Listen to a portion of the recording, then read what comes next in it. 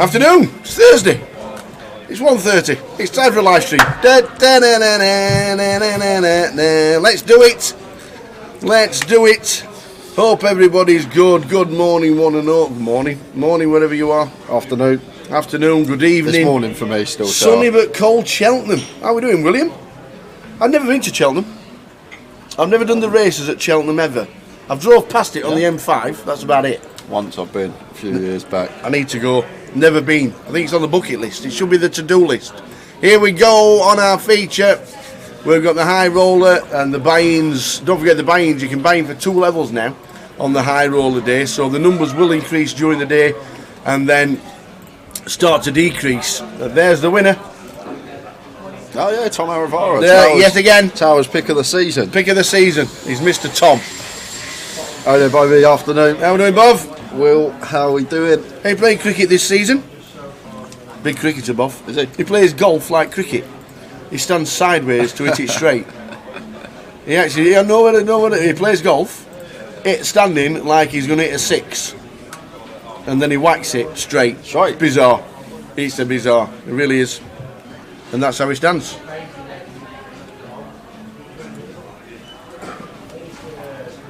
So here we go.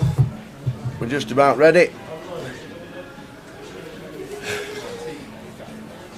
So Jesse opens to 20k into the big blind of Adam to kick things off. There we go. How are Connor? How are we doing, Connor?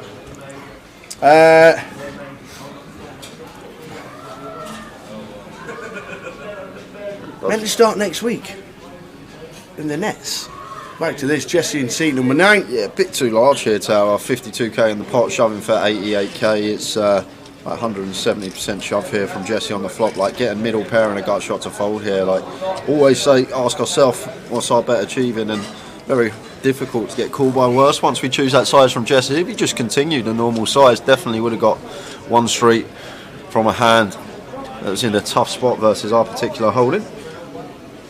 Big TRs on the outer table with Jack Hardcastle. How are we doing, Connor? Connor Reid.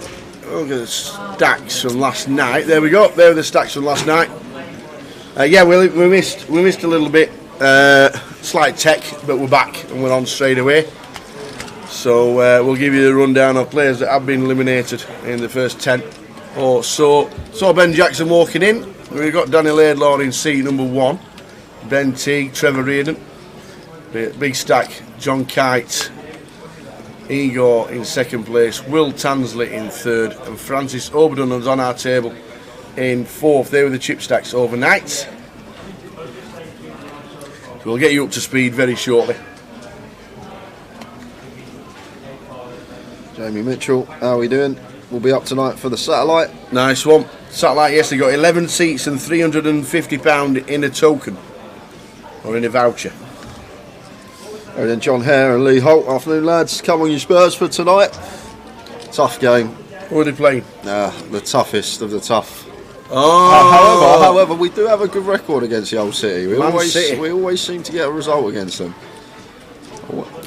Where's it at? Are you home or away?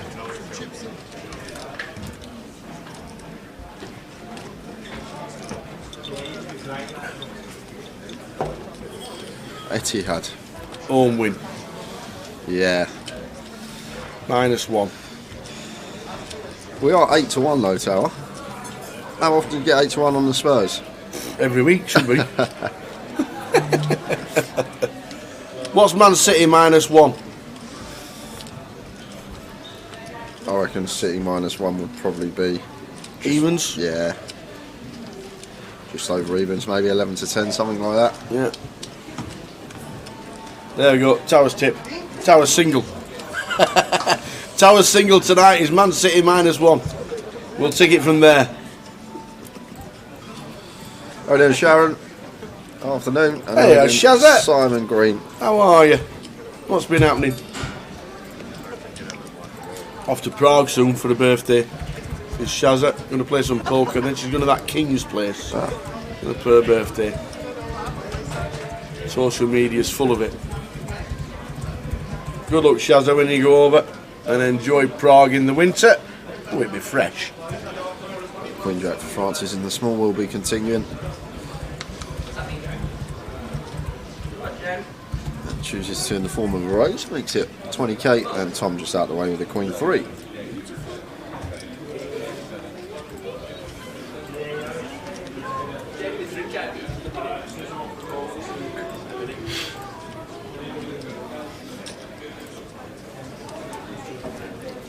Did you know if you did a £100 bet at even money and rolled it over 14 times, you'd be a millionaire if they all came in? Yeah. There we go. Evening Smiter. Afternoon Neil. Neil Wolf, you're watching on YouTube. Cheapest ticket for the Cheltenham Festival is £103. Wowzers. Cheltenham's gone up. Ace King suited for Seb. Nice one to look down at. Going to be opening and makes it 16.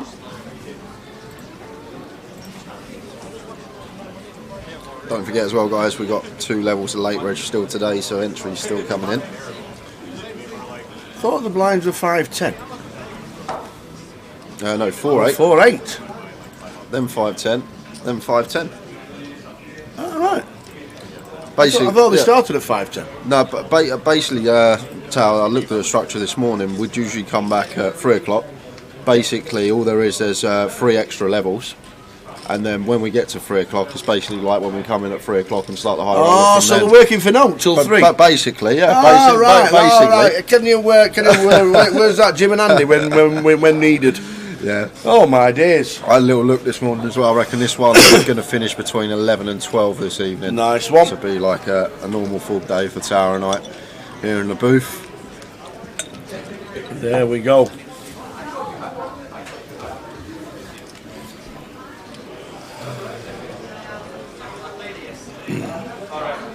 Hope you well, Smiter, tuning in to day 2 of the high roller. I'll give you the prize pool when we get it. Obviously, with people still being able to buy in for the first 2 levels, we won't get that until probably just after the first break. Here he comes. Here he is. The man we love. New Year, St. Francis just finds the raise here on Jack 5-5 with 8-6 off. And Seb does have 2 overs and the nut flush draw, so he is going to make the call. But knowing Francis, if it's no ace king 6 or of diamonds. Well, 4 of hearts. And now check from Seb, and Francis isn't shutting down with 8 high tower. No. We know this man. He's going to make it 105. There's no chance he's checking this one back, and we can see that it's probably going to work. I doubt Seb's going to be finding the hero call here with just ace high. And Francis goes for 65k, making it look like he wants a call here from Seb after some value, maybe a check back Jack X on the flop that he wanted to raise on the turn.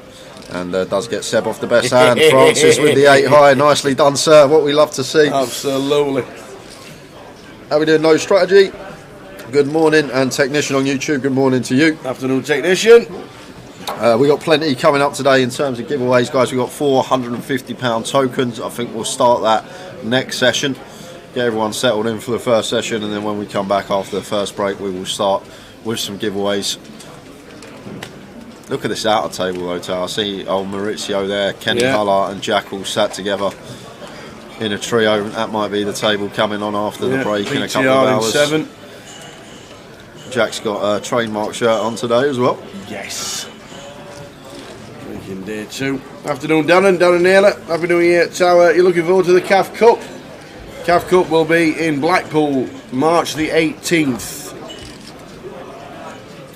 Yeah, I did ask the question, will it have as much impact as it used to have? Obviously, we're on a 4-year delay since we did the last one in 2019. With what happened in 2021 and all that. Fingers crossed it does. Darren, hope to see you there. Charity event in Blackpool, March the 18th. Have to get Jay up. Might get him to sing a song or 2. Won't be happening. So, interesting spot here for Tom. Off of 20, just sub 21. Under the gun open. 2 flats here, and we have ace jack, and so much dead money in there that Tom just happy to take this one for just sub 21, and probably going to get through. Don't think Seb's going to be calling this off for 21 once we've opened gun. 2 flats in between, and Tom finds a shove on the button. And there is the fold, and should be the same coming from Adam and Francis. Yeah, absolutely. There's going to be a lovely pick-up here for Tom Tower. He's going to increase his stack by 50% just from getting this shove through. And once we get through the under the gun player, we feel fairly confident that this is going to be getting through. The original opener's folded, what we like to see. How are you doing, Roy? Good morning. Francis says I've got a right sexy hand here.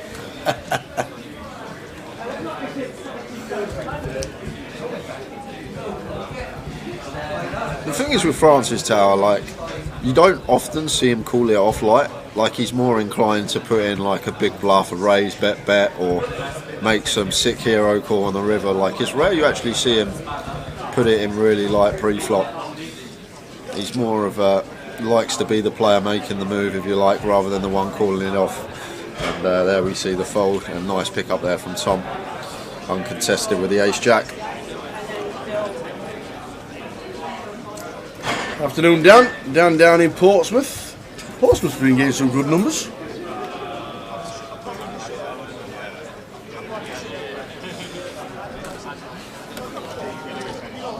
You see on the outer table there, Maurizio Pius. Yeah, looks like he's bust. Wasn't the first out today though, Tower. Before that we lost Florian Guimand, Phil Ward, JC, Jack Wild, and then Maurizio. Lucky Maurizio. Oh, sorry, Maurizio, then Ben Teague, then Tim Slater, then Maurizio again. What? So Maurizio has busted twice today already. Wow. So that must have been Maurizio's second bullet when he sat on Jack Arcas's table. Day 2 buy-in. Yeah. And 2 day 2 buy-ins. We ever had that before? Wow. Morning, Roy. Watching on YouTube. Hope you're well. 22k open here from Francis, and ace-4 suited for Dan Laidlaw against the Francis Open. Might be thinking about taking this for just sub 13, knowing that Francis will have probably the widest opening range here from the hijack, so Dan is going to take the spot.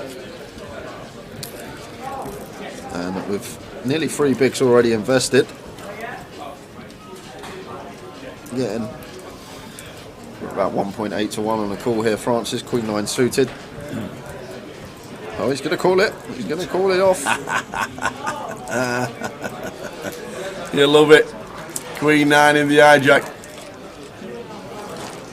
He'll like what he sees as well. It's good shape.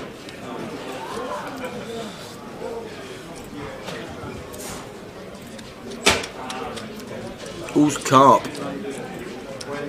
Oh, 9 on the flop. So Dan Laidlaw down to an ace. 3 aces to hit on turn or river. Whoa, now 5. So 7 outs to survive. And it's the 8 of hearts. So I'm going to lose Dan Laidlaw. Unlucky Dan. Well, Francis, I've got another sexy hand, he says. How there, Max Ali? Good afternoon. Jamie Mitchell on YouTube says, are there satellites for the UK Poker Open in Coventry? Yes, loads. Lots. There we go. Sunday the 19th is when they start. Monday, Tuesday, Wednesday, Thursday, Friday. There'll be satellites every night in Coventry. I'm not sure if there's packages online, but I know there's satellites as well. I've got a question. Yeah. Monday the 20th of Feb, main event cash out satellite £75. Is that one 20 extra starting stack and you get a seat? Or is that an error on the... Because main event cash out sat £75.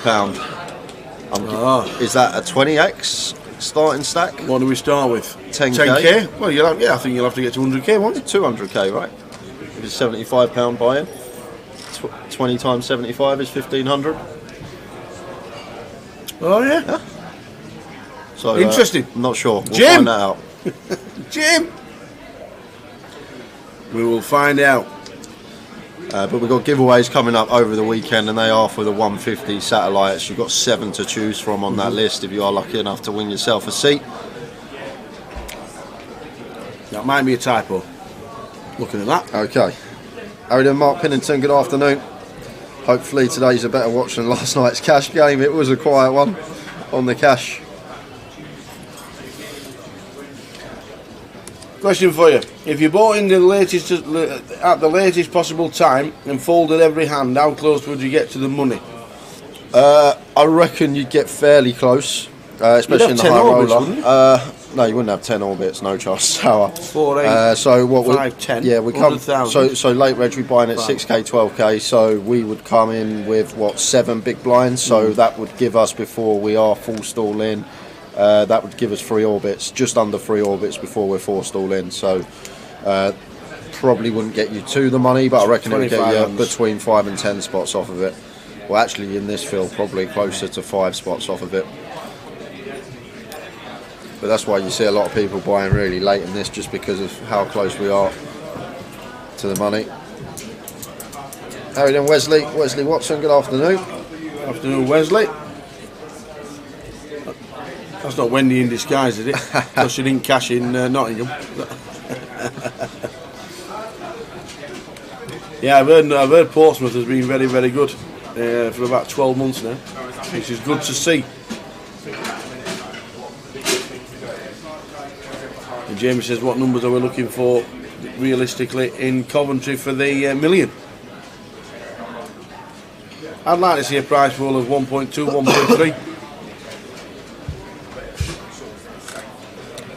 Yeah, one double up, Phil, potentially. One double up and just fold in, I reckon, would put us right there on the bubble.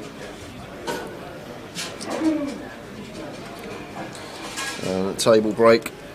So I'm guessing we've lost another. Dave Doherty's on his way over. And we've lost K8 GDPR. Is Dave going into seat 1? Yes, he is.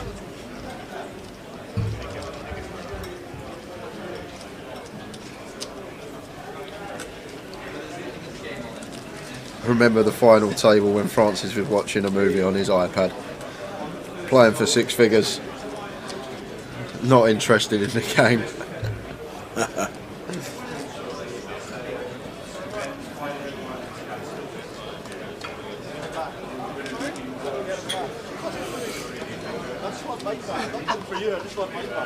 We don't have payouts yet, Mrs. Apocalypse. Still buy-ins. Because we can still buy in for the first 2 levels of day 2.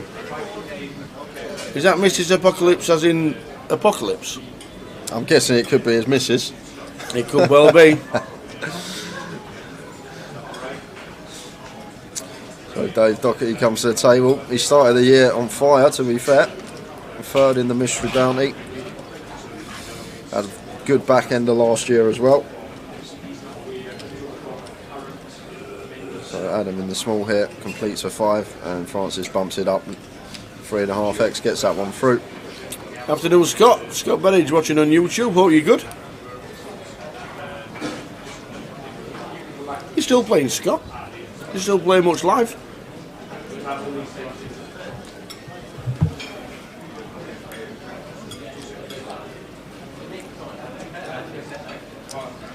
Yeah, I'd love to come back down to Plymouth, I must admit. I really would. We did 3 seasons in Plymouth.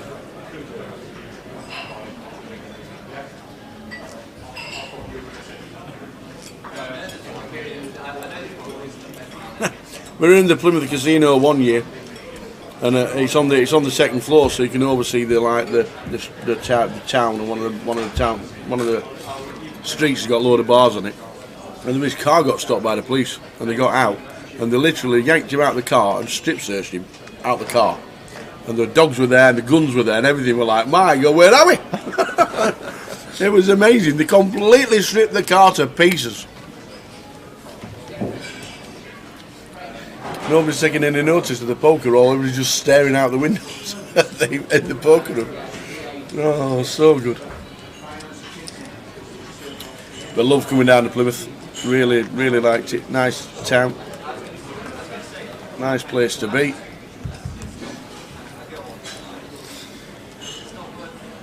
And that's a long time ago. That's 10 years ago plus.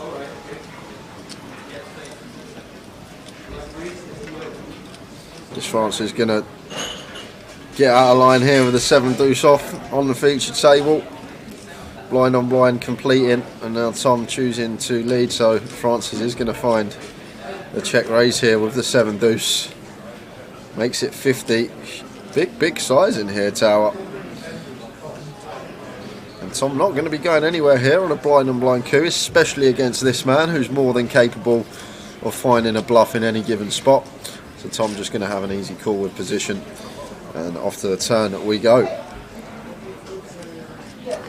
which is the 3 of clubs. And I think Francis is going to shut down now. I think a lot of the time, Tower, once we check raises 10-4-4 rainbow, like Tom here, just going to have 10x or 4x almost always. He might have some ace highs that call once, non-believer. Quick check behind from Tom, and I think Francis is still probably going to be done with the hand. I think once turn goes check check, we're not going to be folding out of 10 unless we go for the lot.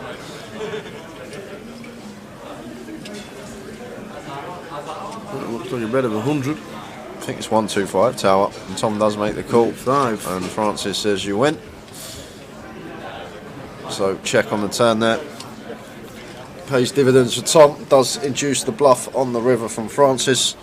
Nice pot going his way up to just shy of 400,000.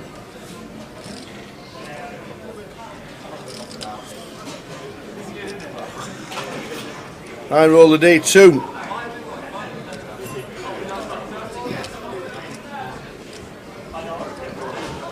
I think we started the day with 26, didn't we? Before buy-ins. Yeah, before buy-ins.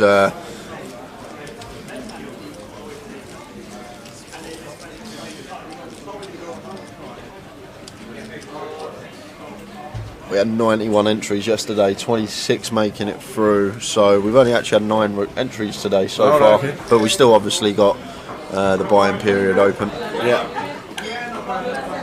Dave here under the gun off of 20. We're in a 6-handed situation, so effective low jack for us here. So Dave happy to open this from under the gun, makes it 23k.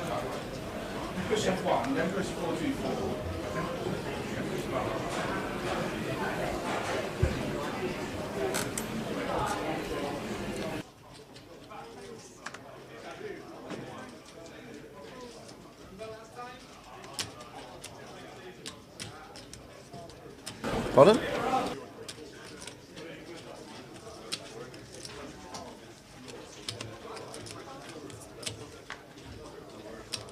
What's that? Cool.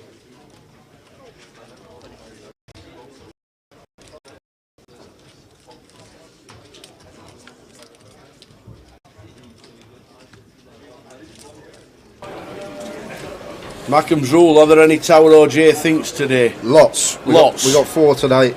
4? 4 150s. Oh, I'm going in the locker, man, so I'm going into the lab. Oh, I'm into the lab, baby. None as easy as yesterday, let me tell you. Well, they're all going to be easy, to be fair. Just sort of let you know. They're all going to be really easy, really easy, Jay. They're all going to be really easy. All my Jay thinks are going to be really easy. They are, honest. Just saying. Dan Reen, this Tom guy is a monster. I think he's got a very bright future ahead of him. Don't know much about Tom, just saw him come onto the scene. I think he's in a university in Edinburgh, I do believe. I think. Top of the morning.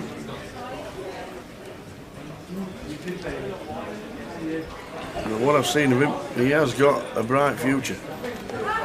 How many are left? Says Lawrence. We'll get a player ticker coming down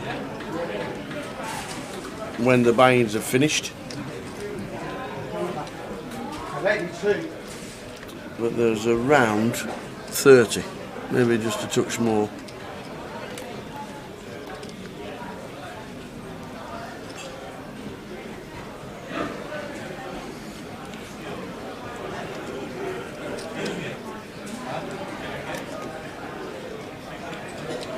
Starting stack was 100k in this one.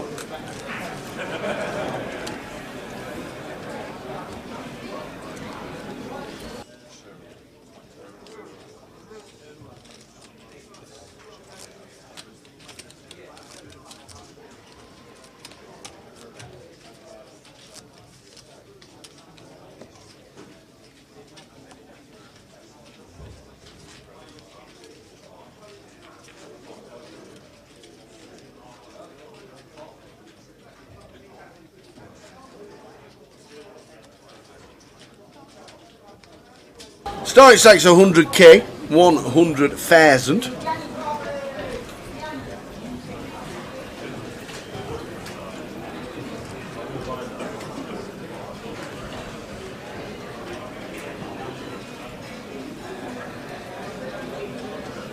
As we saw, Danny Laidlaw going out. GDPR KA bust. And that's where we're up to. Still 26 left.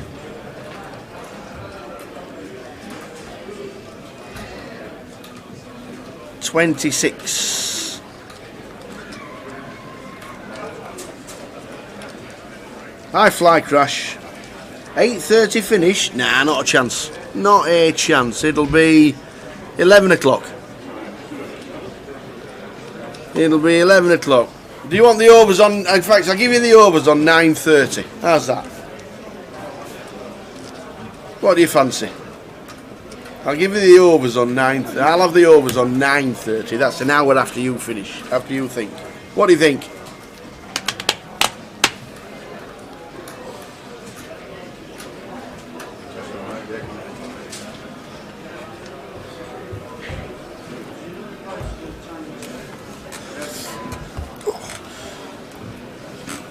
So off this level, guys, we are going to go on a 20-minute break as Lake Reg is closing at the end of level 14. All right, okay.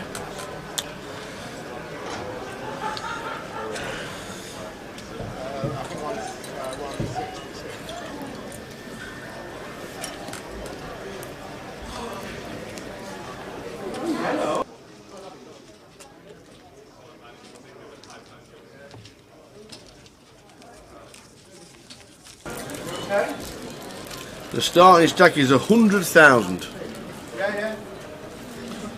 100. The buy-in is £2,000.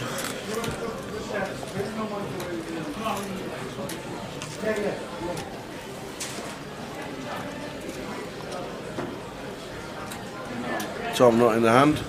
Jesse raises to 25 with Ace King.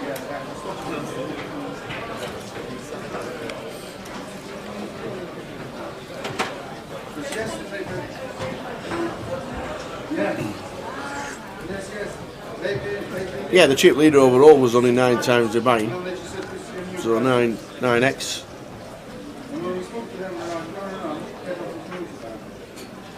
What? Ace King against King 4 for Francis. The King High flop as well. So Francis will be involved in this. Jesse probably going to be getting a double here, tower with stack sizes in question. Like his decision to just continue small here for third on the King 7-3 Rainbow.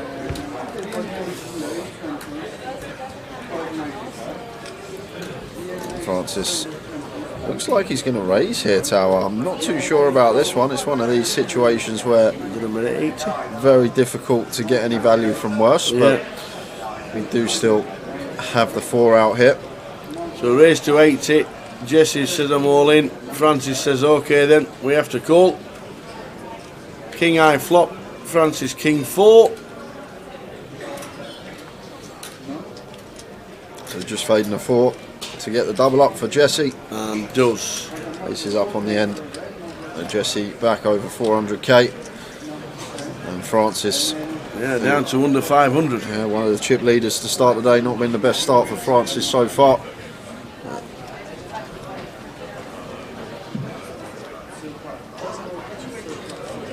So ladies and gentlemen, after the hand in progress, you will be on a 20-minute break. That's 20-minute break for the players and ladies. Thank you.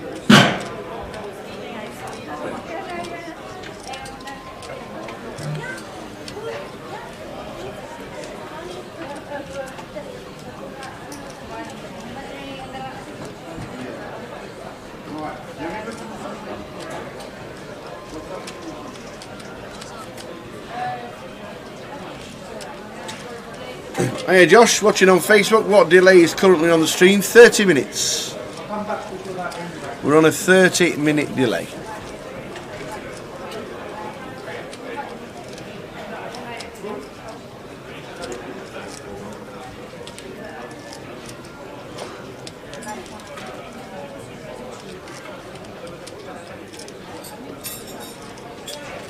Yeah, the king 4 once it comes king high, it's exactly what you say.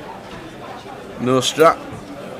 Exactly what you say. You don't know where you are with king 4 on a king high flop. How many total entries were there? 95? 96 yesterday. No, 91 yesterday. We've got 102 so far. 102. Good turnout.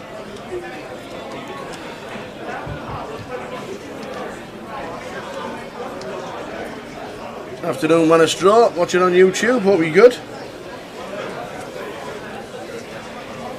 See, Victor Ilyukin is playing the main event today. Got a bit of a suntan on Victor. Walked in glowing, he did. Where have you been?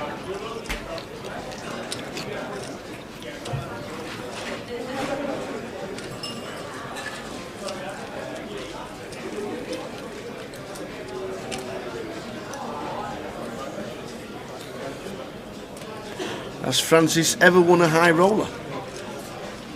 No, not a high roller, I don't think. He's come close.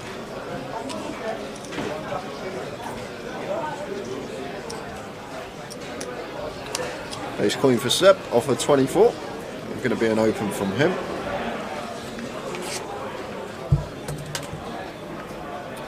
Makes it 20k.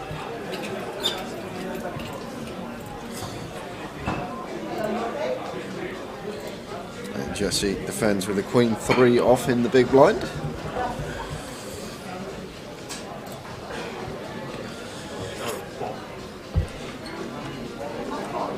Not much reeve-up on the 8-4 deuce rainbow board. Seb might be happy to continue this one. Ace queen high, still likely to be the best hand. So it goes for the 1 big blind bet, and that should do the trick versus Jesse. Jesse does get out of the way.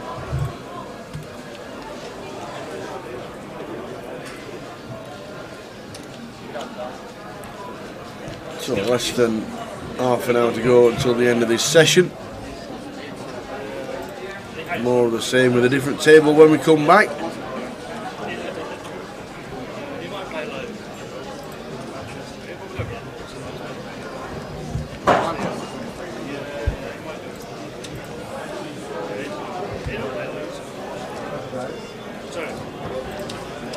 Oh, Mauricio's on the walkabouts again, Tower. No way. Oh my days. That's because he's busted again. Mauricio Paez, 3rd buy-in today. No good. And back off to the cash desk he goes.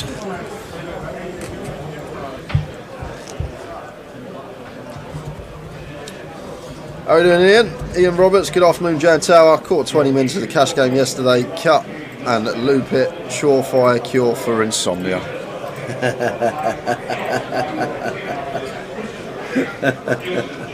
Afternoon, Ian. Yeah, it weren't the best, was it, Ian? That's sometimes how it goes with the cash games. It's hit and miss.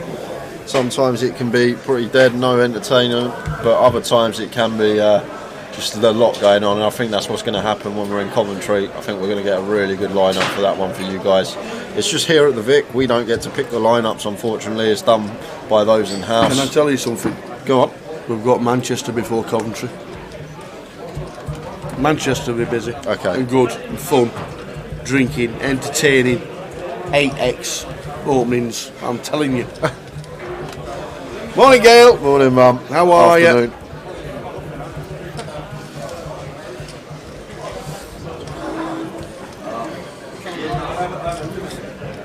Oh, things are good. And so, I'm assuming this went raised from Francis Call in all 3 spots. I'm not sure what Jesse's up to with the 8-3 suited tower. Peeling from the small blind here. And Dave's flopped them up and down. And Tom not called him once with his gut shot there. 12 to 1 on a call with a gutter ball. And position. I might be taking one off there as Tom. Facing a min bet. Decided to let it go. And Jesse now slowing down. Checks it over to Dave Doherty here. Who is just sitting with 5 height. Bottom of the range for him. Still drawing both ends to the nuts here. And is in the big blind to still can credibly represent a lot of hands, Jack 3, Jack Deuce, Deuce 3 suited, this type of stuff, and does get Jesse to fold the best hand. Nicely done from Dave with the 5 high. Afternoon Fletch. Late to the stream, boys. Had to drop the dog off the vets after she ate a load of Scrabble tiles. No word yet.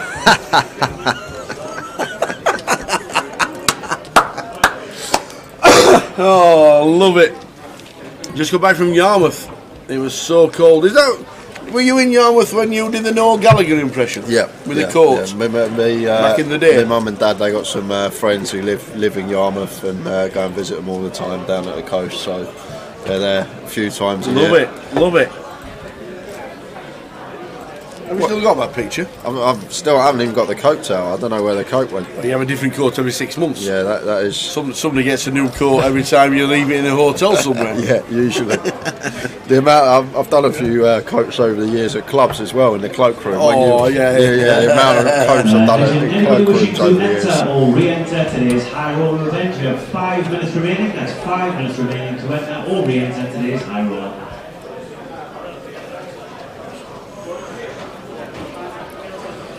Jesse opening 3x with the Jack 10 suited on the button, gets it through.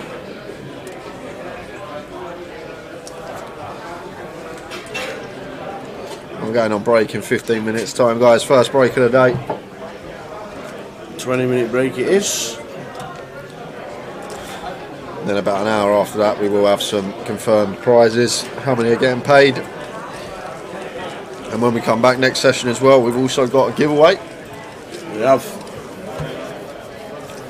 Is it me this time?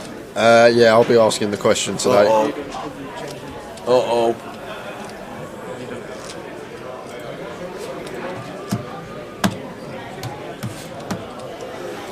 So the blinds are 5,000, 10,000. Francis makes it 22.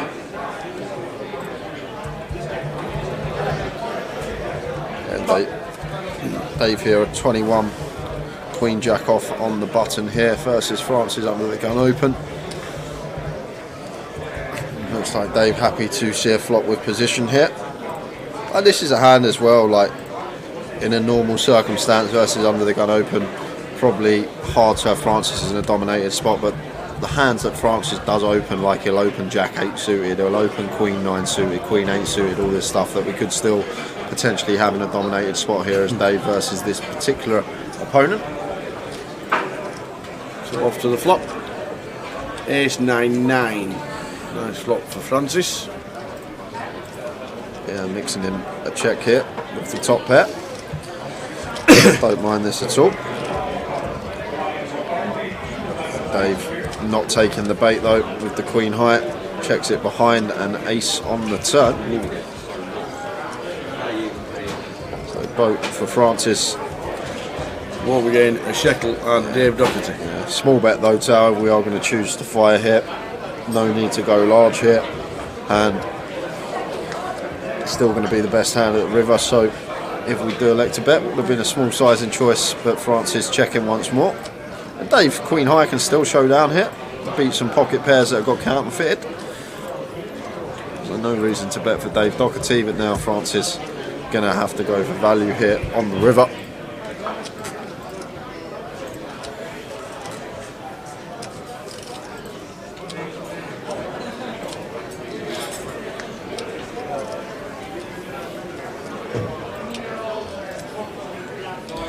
$110%.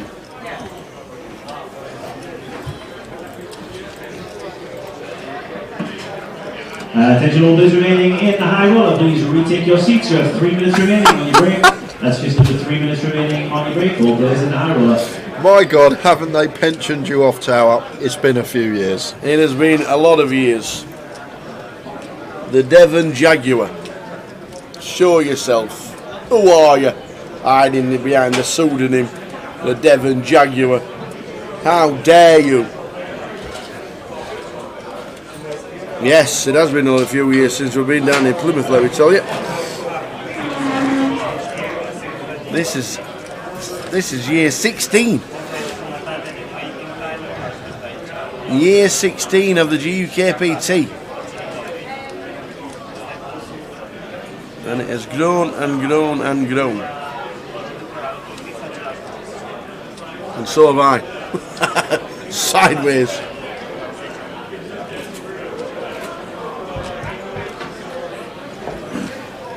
Afternoon, the gas man. What happened at Accrington Stanley? I don't know. Are there any events in Scotland? There we go, Scotland. Edinburgh. 4th till the 14th of May we'll be there. That would be for me anyway. Doing some of that in Scotland, Edinburgh. But there's also the 25-25s and the Deep Stacks. Glasgow has a 25-25 next week. Next weekend in Glasgow. Dundee's got one. Aberdeen's got some. Oh, they're everywhere, man. Everywhere and nowhere, baby. Attention, all players remaining in the high roller. You have 1 minute remaining on your break. Dealers, if you have 2 more players at your table, please prepare your decks. Anybody wishing to enter or re-enter the high roller, you must be in the queue within the next 50 seconds. Oh my god. We've had 7 buy-ins in the space of about 5 minutes. Just waiting. It's a late bench shot when it comes to that break. Gary McGaffney afternoon. Final day in Copenhagen. Back in the UK tomorrow, where they can complain about a £7 pint in Copenhagen and not complain about a £6.95 pint in London. Because it's in England. Afternoon, Gary. Bring home the millions, son. Put it in your pocket and leave the town.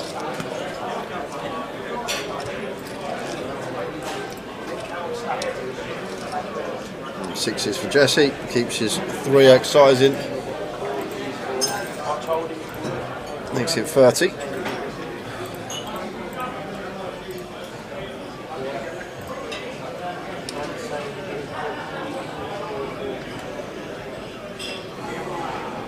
And over to Tom in the big, expecting to defend this one. Against 3x though, Tower, he may be less inclined. But still going to come along. Jack 9 off, definitely one. Can defend versus an open in the big. Obviously Jesse has been opening 3x with his entire range from what I've seen so far, so maybe Tom aware of that as well. And, Definitely calling once. Flopping up and down. Yeah, calling once is Tom. And Jesse continues here for 40%.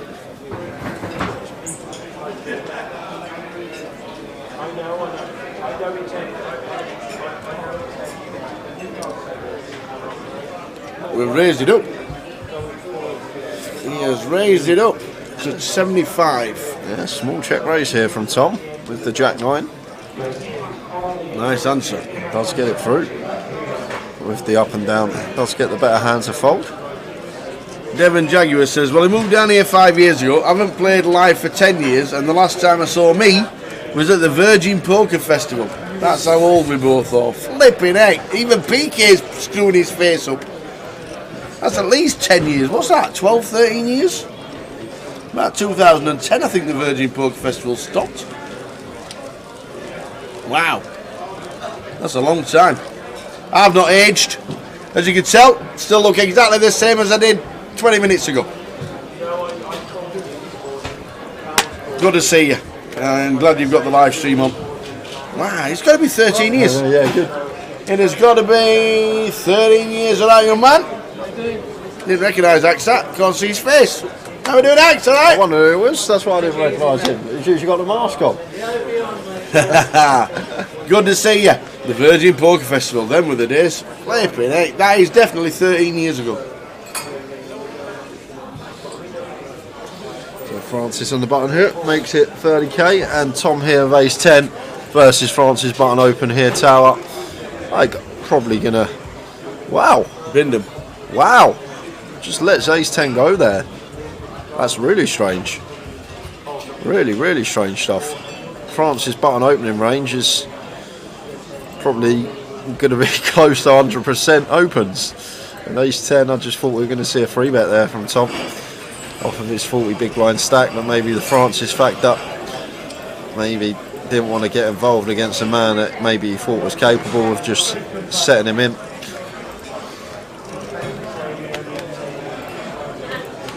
King of Clubs turn.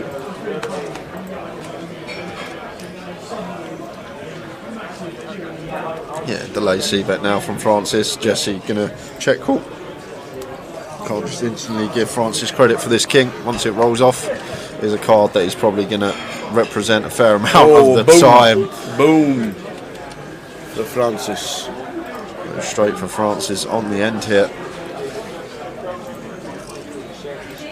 Maybe Tom knew.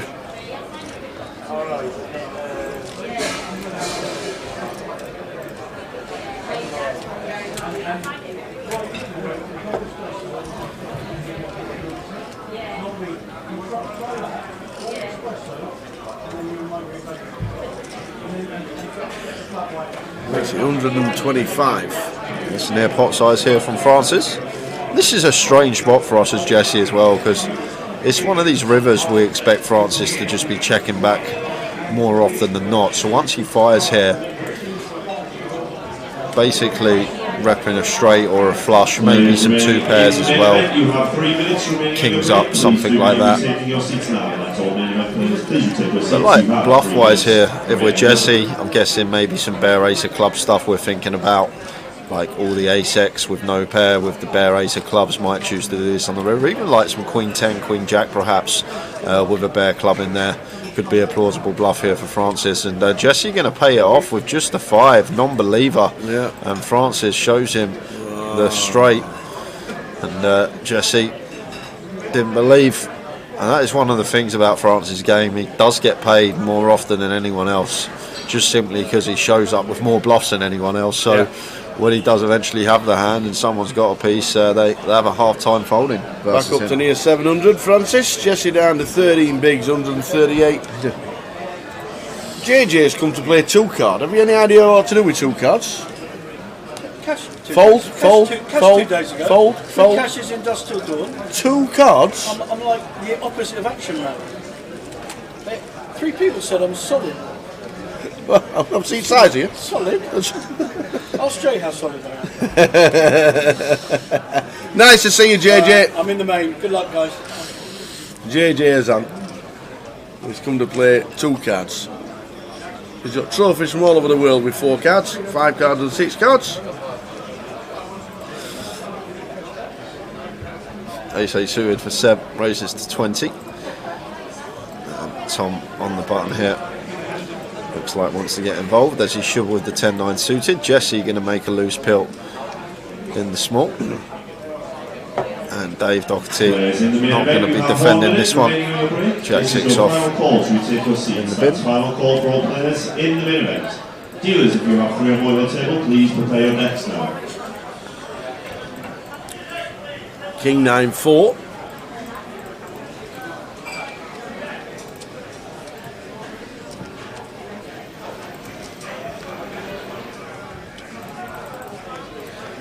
And level after this towers, 5k, 10k as well. So we've got a repeat in blinds when we come back after the break.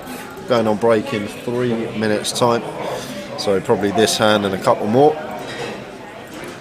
As Seb continues 17 into 80, so just north of 20%. And Tom just an easy call with position here with middle pair on the rainbow board.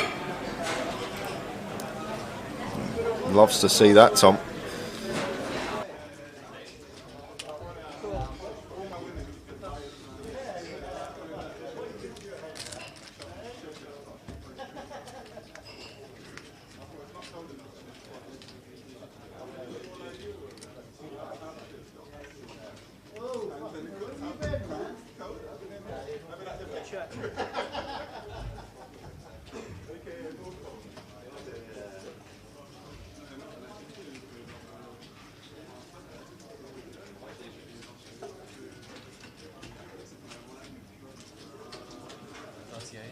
That's 38.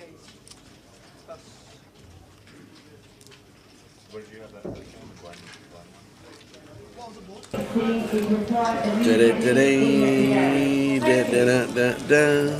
Players and dealers in the main event, you have new blind levels, small blind 100, big blind 200 and 200 big blind anti-lights, 122. Dealers, please begin to deal. Afternoon, Dave. Afternoon, Mick the Mod. How are you? Yeah, it was Jay's fault. Yeah. All of it was Jay's fault. I had a little bit of sleep. A little bit.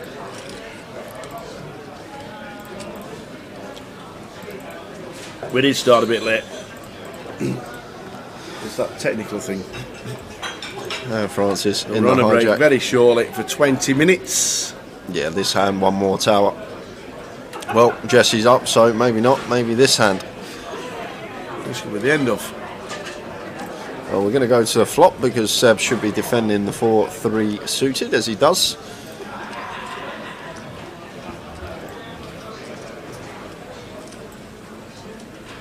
Oh, lovely window card to see with the 4-3 of clubs, but just followed by 2 kings. Jack of spades on the turn.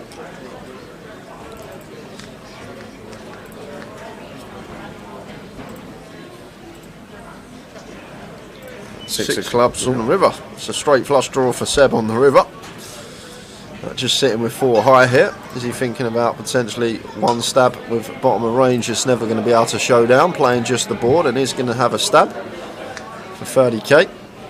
And Francis with just ace-8 high here, going to have a tough time calling. Like a jack could definitely value bet, a 5 could value bet, a 6 could value bet, and does show the ace and gets out the way. So are going to get one more hand in, I believe, guys. And then going to be a 20-minute break from us. So we're going to be back at just before 2:45. We'll say 20 to 3. So 2:40 is when we will return. We will then have some confirmed numbers for the field. In about an hour's time, I reckon the prize pool will be confirmed as well. And when we come back as well, we're going to have a Tower Finks. So Tower better get the thinking cap on.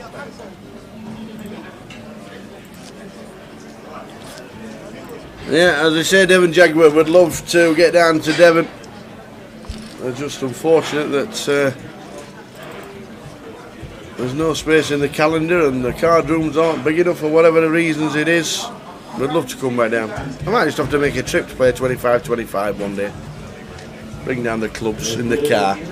Jesse, last hand, boots. Does he get any action? Dave Doherty, as I think. Yeah, 16 here. Tower facing the cut-off open. Could see Dave potentially take this spot with the king jack off. Jesse has opened though. What I will say actually here, Jesse's opened off of 11 bigs. He has announced it as well. Dave's still happy to go for it here. Yeah, he has announced it. Bad timing, unfortunately, for Dave Doherty. He won't be eliminated if he loses the hand, because Jesse is all in. So Dave will have 50,000 left if he loses the hand. Last hand of the session. Timing is everything, Dave. Timing is absolutely everything. It's really annoying for Dave as well, because it means he can't even go and rebuy tower. He's got to come back with 3-4 big blinds. Yeah. But he could get there. That is another route out of this.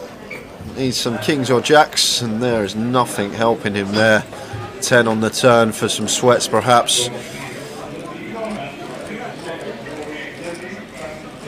That will do it. So Jesse going to double up and Dave going to be left on fumes. We're on a 20-minute break, guys. Going to be back at just after 22, between 22 and 2:45. We have a giveaway coming up, £150 satellite seat, Tower Finks. It's going to start after the break. See you in 20. See you in 20.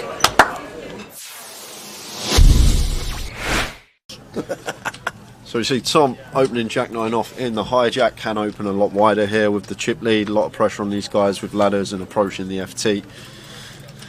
But Matt never going to be going anywhere here with pocket 8s. Easy decision for him in the small, just the call. And it's heads up between Tom and Matt Davenport here. Let's see a flop. Flop time, ace 9-3. Second pair for Tom. Takes the lead in the hand. It's still may bet small here, Tom Hall. This is a board that's just going to favour us a lot of the time here, being the opener. We do have middle pair as well, so we do have some disguised trips or 2 pair when the turn is a jack or a 9. So potential. You can go really small here, as small as quarter potentially.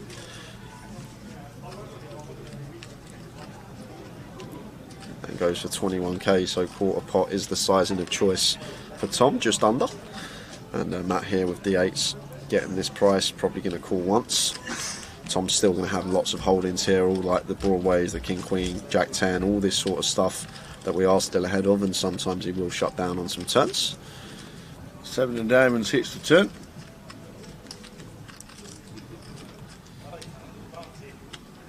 So this is where it's probably just going to go check, check here. Tower. I think Tom may be a bit optimistic to fire our 9 here again. Very hard to get 2 streets from worse now. I think the 8s will fold if we fire, so maybe better to check this one behind. We can also put ourselves in a tricky spot here where we do fire and Matt opts to raise. So just expect to see Tom Hall check this one back most of the time here on the turn. And there is the check. See a river carp. And it's paying 2 pair. Well, it is 2 pair for Tom Hall, but probably going to be very difficult to get value from Matt Davenport here with his particular hand. Matt does have the 8s blocking the nuts. 10-8 could still be in Tom's range. He's going to open 10-8 suited from the hijack, although 10-8's probably going to double barrel turn, something to take into account. But Tom will now just opt for probably a larger size here, I think now. Tower, this little disguised Jack 9 of us, ours somewhere around like 90, 3/4 pot, probably what I expect to see. It looks pretty chunky. That's pot size. That's 105. So around 85-90% up there. And Matt here with the 8s, never going to call this one Tower. Just not putting in a quarter of our stack here with 8s, we lose to too much. Well. Oh, he's going to raise. Matt Davenport. Is he going to find the raise here? What a raise it would be as well, because Tom could still just have some one pair holdings. Matt Davenport, where's he found this shove? Oh my word. And Tom's got 2 pair here. This could be the end of Matt. I'm guessing Matt's trying to target all the 1 pair holdings here of Tom. Like Tom can check back some ace-x on the turn and go for value on the river, and Matt's trying to target this, but Tom's even higher up here with 2 pair. And he's gonna be in the tank here, because what will go through Tom's head, Tower, is we beat value? I don't think we do. Maybe 9-7 might be in there for Matt, but is he going to check rip that? Obviously Matt can still have some ace-3, ace-9, ace-7 defending out the big blind. He might even float a 10-8 as well, wrap round this 9 with backdoors, so 10-8 of hearts, diamonds and spades probably going to be in there. But the question we got to ask ourselves, is Matt Davenport ever going to do this as a bluff, and what are the bluffs, Tower? Once Matt calls on an ace-9-3, there's not many you can come up with. And because of that, I think Tom may let this one go. Simply because of the board texture on the flop. It's ace-9-3 rainbow. What on earth is Matt supposed to have here? He can have sets, he can have 2 pair. And what hand is he going to turn into a bluff? Is he going to rip some 9-10, some 8-9, blocking straights and 2 pairs?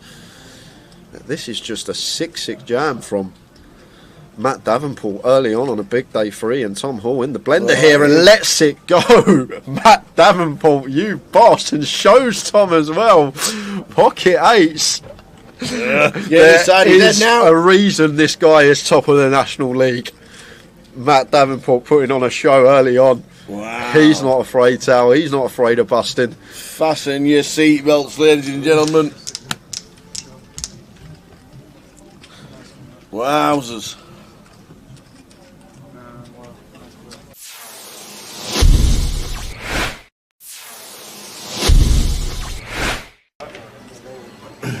The old nut low for Debs.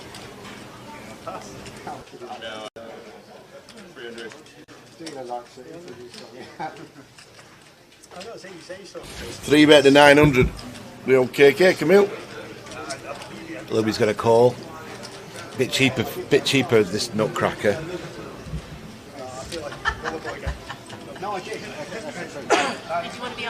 Deborah comes in now. So King's way in front, but it doesn't change much, does it, before they go way behind? Not with the nut low. Deborah's a bit optimistic. Whoa. She's a 3. 3-8-6 is the flop. An 8-6 has flopped top 2, Tower. 8-6 has got 2 pair. Kings. Knowing how KK's been playing, he'll not be folding this in a hurry to any action. Probably coming for about 2,000 here. And usually I think I'd be wanting to peel here, but against someone I don't think could fold an overpair, I'll probably want to fast play it tower and just make it 4k, 5k, and then just get the rest of it on the turn. Yeah. So I think I'd probably raise in this spot. If I was playing online against someone I thought was high level ability, I'd just call.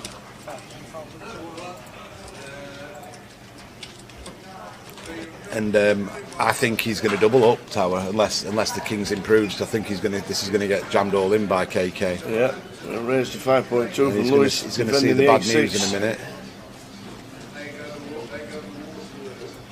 I thought there'd be a bit of a clash, didn't I? I could see it, how it was going on. They're in. Oh no, just call. Has he raised again? Well, he has. Looks like he's raised again, tower. 3 bet at 12.7. Yeah, Louis all in. Yeah, now they're going in, and then there'll be a call. And he's going to call, yeah, and he's going to need to improve. The old 8-6 at the moment, busting the kings. Deb's out the way with a 3-2. And kings are going to need to improve. He's not going to be dead till the river, whatever happens. He's still going to have a couple of outs. Oh! And he's dead as a doornail with the 8-6 tower. Wow. It's just brutal, isn't it? Oh, the 3 as well. Deb's would have made trips. That's just brutal. I mean, what can you do? Wow. You flop top 2, get it in, and yeah. the king just turns it like it's easy. And it's brutal for Louis. He's going to be out, I think, is he? KK got the KK. Is it gone? Yep, stands up. Got the lot. Short lived from Louis. Louis unlucky.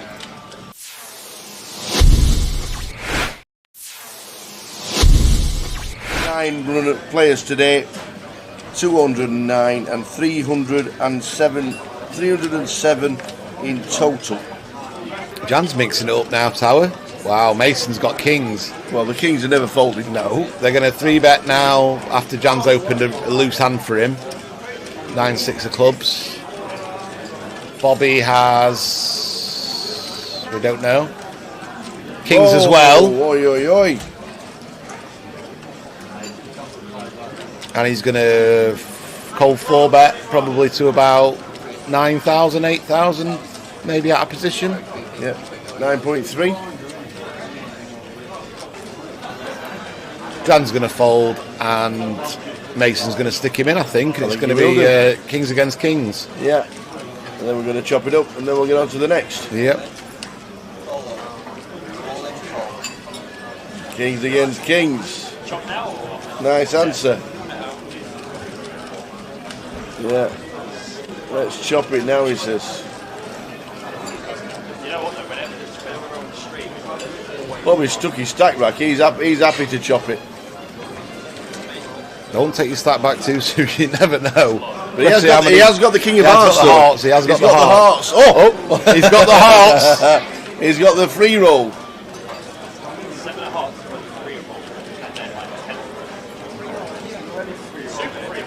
the hearts. He's got the free roll of the hearts. This would be absolutely brutal for Mason.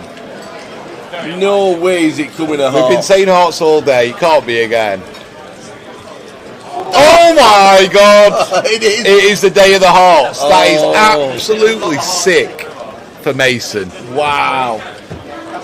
That is brutal. Kings against kings and 4 He's going to stand up and just have a minute there. That's just brutal. That is just brutal. He's going for a minute. He's having a minute. That's shows quite a level of maturity for someone who's 18 just to think, right, I'm going to have a minute away. That's a really ridiculous hand. Bobby. If ever there was a day to have the hearts there, tower, and not the black kings, it was today, wasn't it?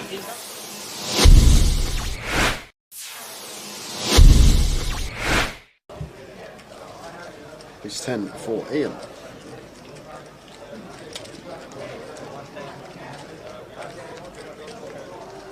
Raises to 1.3 under the gun +1. And Radu here with the ace jack in the hijack. Surprised if he went anywhere this deep with Ian.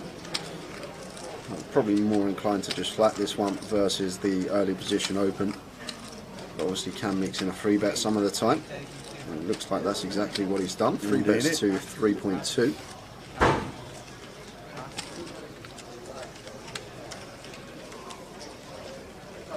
Julie, if you just give yourself a refresh, should be alright, because picture's crystal clear here for us. Yeah. So it's probably just connection at home or wherever you may be. But if you give it a little refresh, hopefully it kicks back in. Yeah, give yourself a refresh, Jules, and let us know that it's alright. Because it's alright on both our laptops. Oh, so it's my word. What's happening here? 4-bet to 7.7. Wow, Ian. Oi, oi.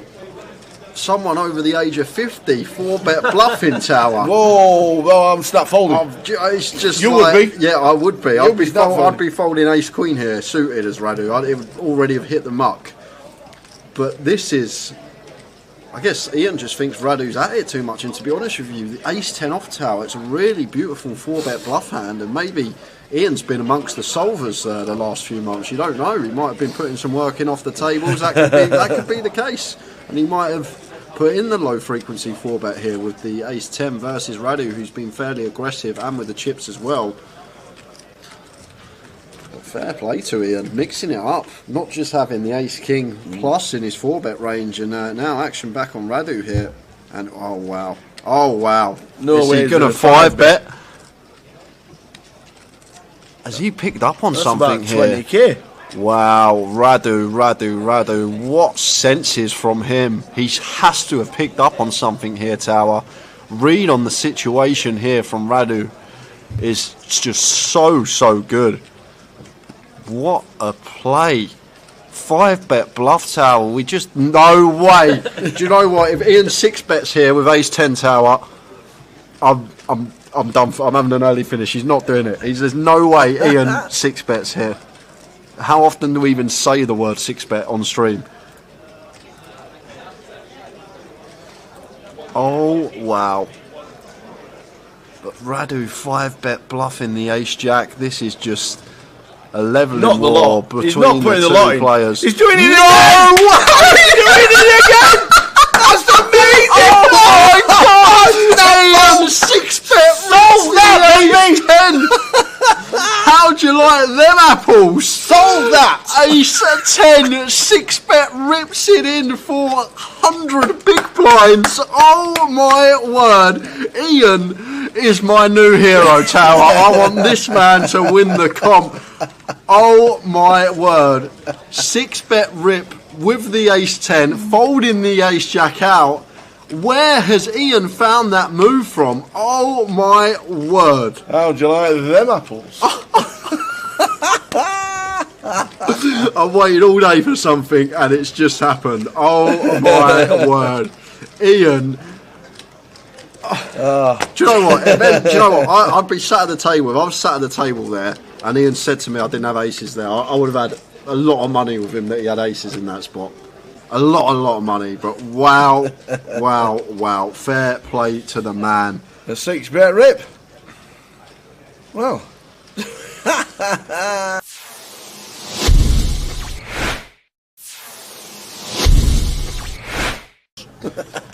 So we see Tom opening Jack 9 off in the hijack. Can open a lot wider here with the chip lead. A lot of pressure on these guys with ladders and approaching the FT.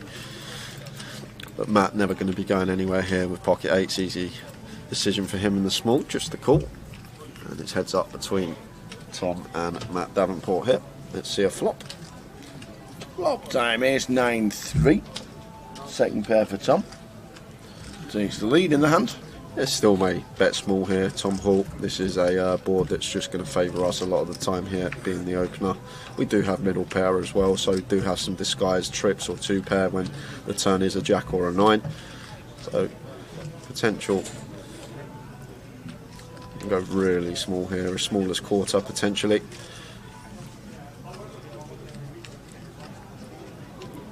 And goes for 21k, so quarter pot is the sizing of choice for Tom, just under. And Matt here with the 8s getting this price, probably going to call once. Tom's still going to have lots of holdings here, all like the broadways, the king queen, jack 10, all this sort of stuff that we are still ahead of, and sometimes he will shut down on some turns. 7 of diamonds hits the turn.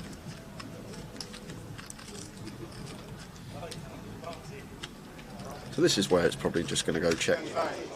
I mean, it's good that you don't, because then you don't see what I play. Oh yeah, I'm not going to see Sometimes when I'm bored and I like it, I might watch you can tell her on it.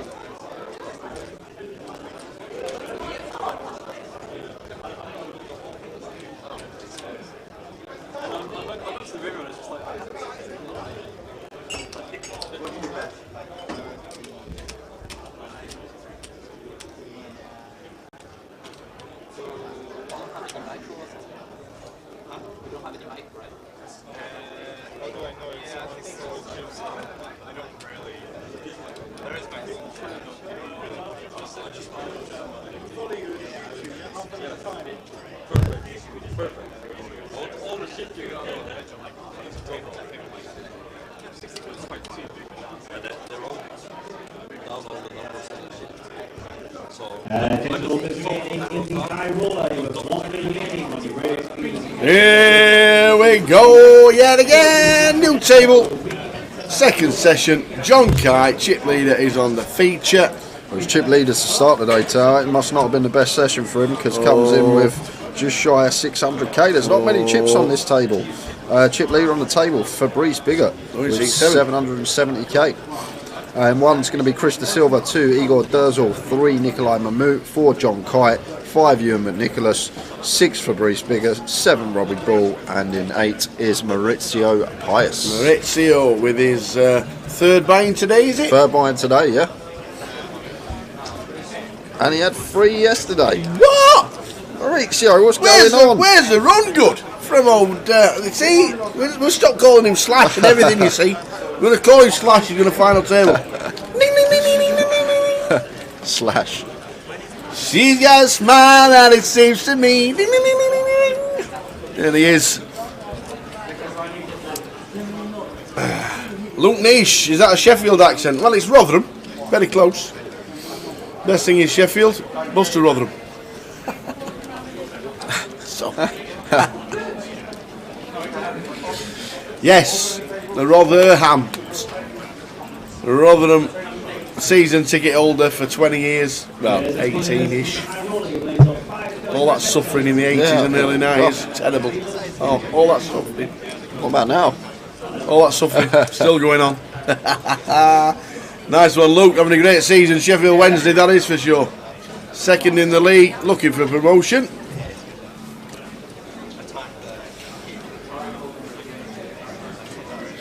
So let's do it again.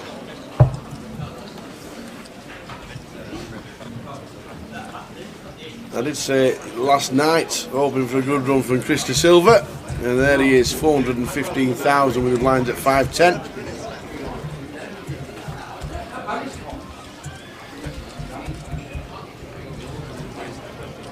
Chris raises it up to 20.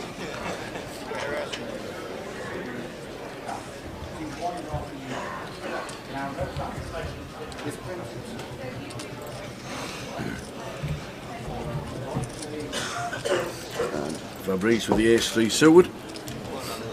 Yeah, going to be continuing, I think, Tower here. With his stack size having Chris covered. Still got a long way to go, to be fair, to the money. I reckon it's probably going to be 12 places paid. I might be thinking about a light free bet here versus the 40 big stack of Chris. Make it 75k, around that sort of remit. Let's wait for a raise. 60. No, 80. Yeah, perfect Tower. 4x sizing, out of position. Nicely done from Fabrice. Really nice hand selection to do it with. And now Chris going to have to get out of the way here. Just opening deuces here from EP and free bet from the small blind. Fabrice repping very strong hand here. I know we can see he does have one of the bluffs in there, but dicey path to be calling here as Chris with the deuces. So does choose to let it go. Nice play from Fabrice, gets the free bet bluff through. Very nice indeed. Is that player count at the top right correct? 33 out of 109. Yes, it is. Yes, it is. There were plenty of buy-ins at the last break.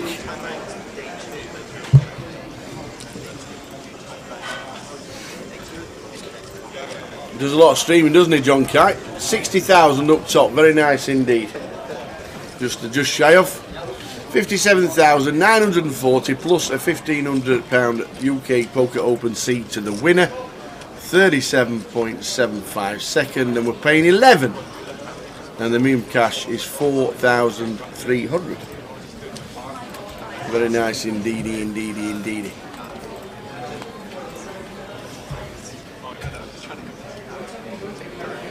And Chris going to be back-to-back opens for him. King Jack of Hearts going to be opening this one.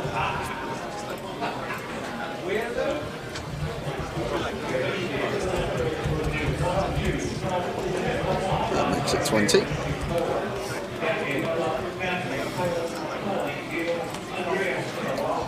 Afternoon, Seafo. Just tune in on Twitch. Have a nice trip to the Bahamas when you go. Right in the Seaf. Whenever that is. And you never know, we might see you in Manchester when we are there. And Fabrice here on the button with the same hand.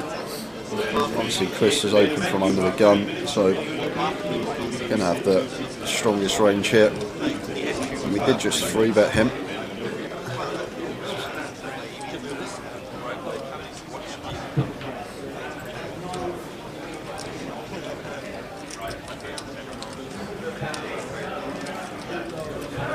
Decides to get out of the way on this occasion. Robbie will do the same in the small. Over up to Maurizio with the 10 deuce. Not going to be able to defend this one out the big, unfortunately, for Maurizio. Seafo won himself a package last night. A 30k package. Well done, Seafo. Was there no Elvis Presley sing-along giveaways this year? Inundating me. You got to vote for me. You got to vote for me. You got to vote for me. So we did. What was that, Seafo? $1 into 30 into 110 into 1,000 into 30,000, or was it some sort of free roll? Well done either way. I'd be surprised if it's any more than 300 buying. I'd be amazed. Well, 300 to 30 tower. That's 100x. So if it's a 300 one, you do well to get a seat in that. You know them arrows in a minute. It'll just fit on the screen. Yeah. Oh, okay. So, Igor here, pocket 8s from under the gun, raises to 20. Buying for this one 1,800 plus 2k total.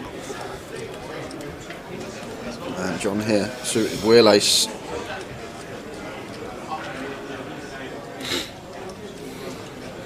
Did just see the light 3-bet with the ace 3 suited from Fabrice, but John just going to let it go. Hewing out the way in the hijack with the king 9 suited. No, it was a quiz question, like who wants to be a millionaire? Really? Why did I not get involved? Oh, when was that?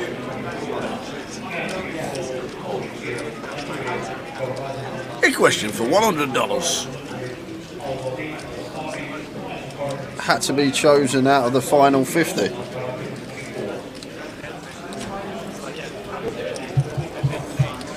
Nice touch, nice touch. And somebody chose a Seafo. And should see Chris defending here. Suited queen, more than viable to continue with, and Chris agrees. Puts in the 10k extra, and off to the flop heads up. King 10-2. Nice board in terms of range here for Igor. Going to have plenty of bets here. Double Broadway Rainbow, somewhere around third, between 15 and 20k. What we expect to see. Like in terms of actual hand, not the best board, 2 overcards for us, but in terms of range, this is a board that going to have high frequency bets on as the under the gun opener versus big blind.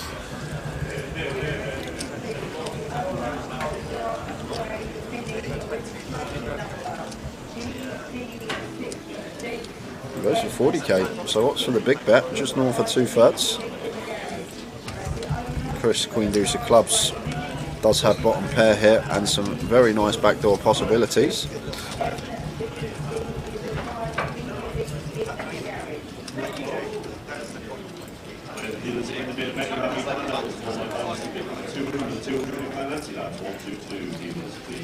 So it does make the correct lay down out the way.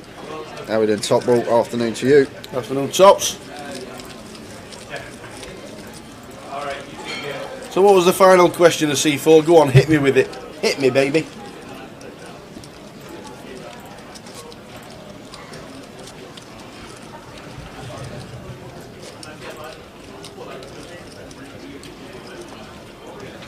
Big TR still in the background. Jack Hardcastle in there.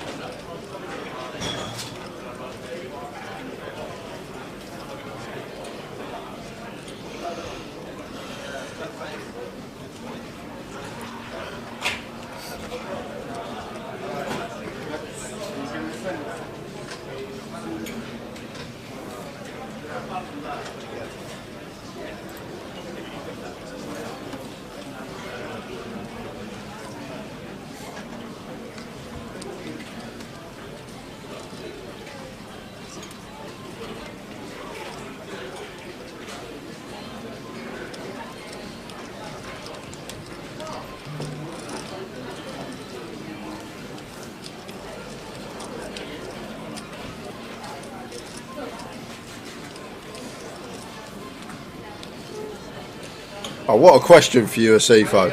You were probably there with your camera and all sorts. He was a fanboy and everything. Name the other winners apart from Ramos Colias and winning the FT of a PSPC in 2019. Asifo was there on it. Well done, Asifo. Enjoy the trip. Bazza, you asked the question yesterday after leaving the stream, so didn't hear the answer. Are there going to be any package satellites for UK Poker Open? Don't know about packages, but we can ask the question to the online team.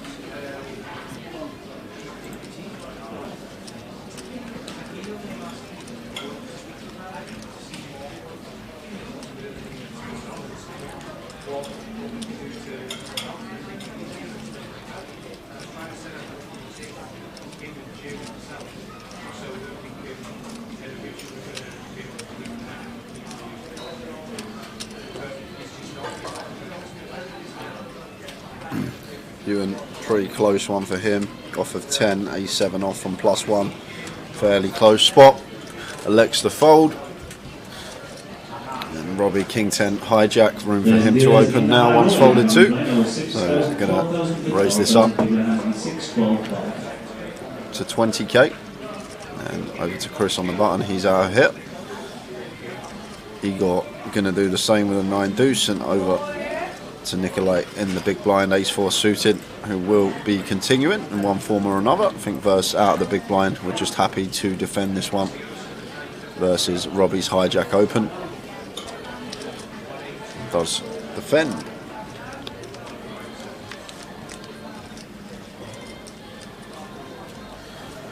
Does catch bottom pair with some backdoor club possibilities. I think Robbie here with the King 10 wrap round that queen and a heart in our hand. This is one that we're going to be continuing fairly often on this particular board.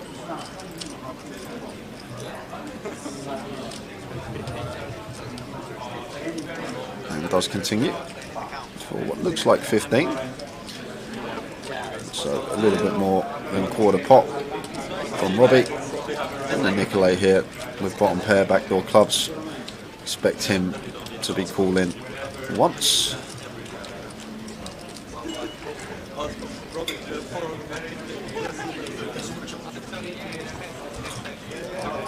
Eight of diamonds turn. Yeah, not the best card here for Robbie. 6-7 completing of our opponent. 8 is perceived to be better for the big blind here with Nicolai. So Robbie may choose to slow down now with the King 10. I think check-in is going to be our way to proceed here most of the time.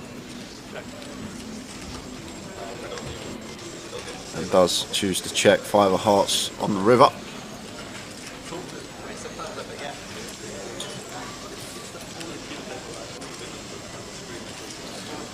Nicolai here, probably just happy to check, hoping to get to showdown, hoping for a check behind from Robbie. You know, Robbie does have this 10 of hearts in his hand here, however this 5 on the river, not the best card I don't think to be bluffing on. Yeah, flush is completing, 5x now not folding. I guess we just target specifically 4x in this spot. We can still beat some stuff like 6-3, ace deuce, ace 3. Sorry, not ace deuce, ace three. We lose to ace high, but the other straight draws 6-3, 6-2 suited.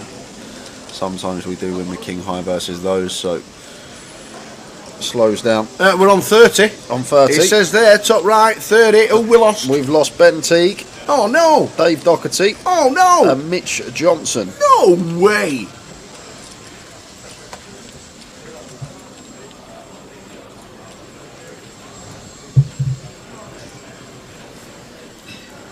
So we're on 30.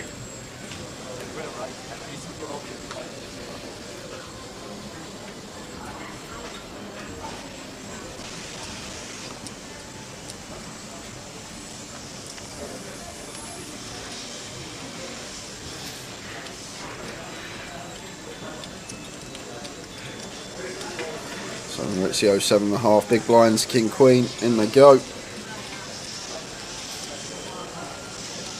Yes, Ben Jackson's still in the mix, Mick.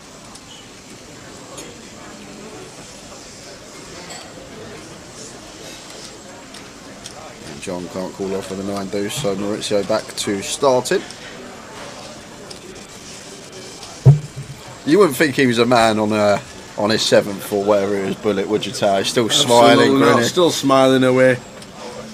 Is Ben Jackson still in? Yes, there he is in the background, directly behind Ewan McNicholas.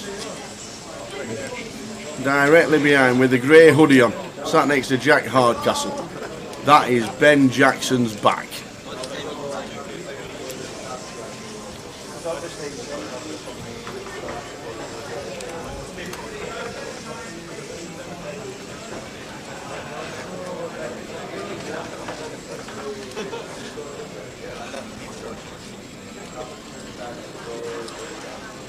So King Jack suited, here we go again for Maurizio. All in for 100k.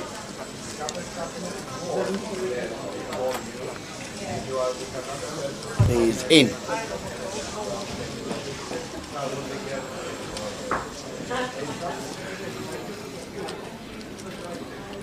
Ewan not calling with a king three. Gets that one through to Maurizio, up to 125. Somebody's either hoovering up near the feature table or doing some drilling. I can't work out which. Hassan Ali watching on YouTube, good afternoon, hope you're well. Just tuned in, you're watching the high roller from London, 2k buying. Ended up with 109 runners and there are 30 players left and 11 get the money.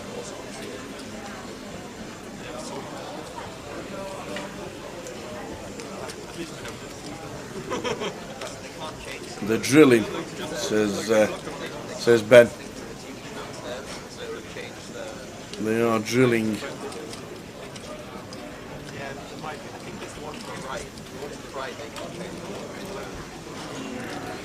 And Chris here, this is a bit loose from EP, ace-8 off. And Chris happy to open this one.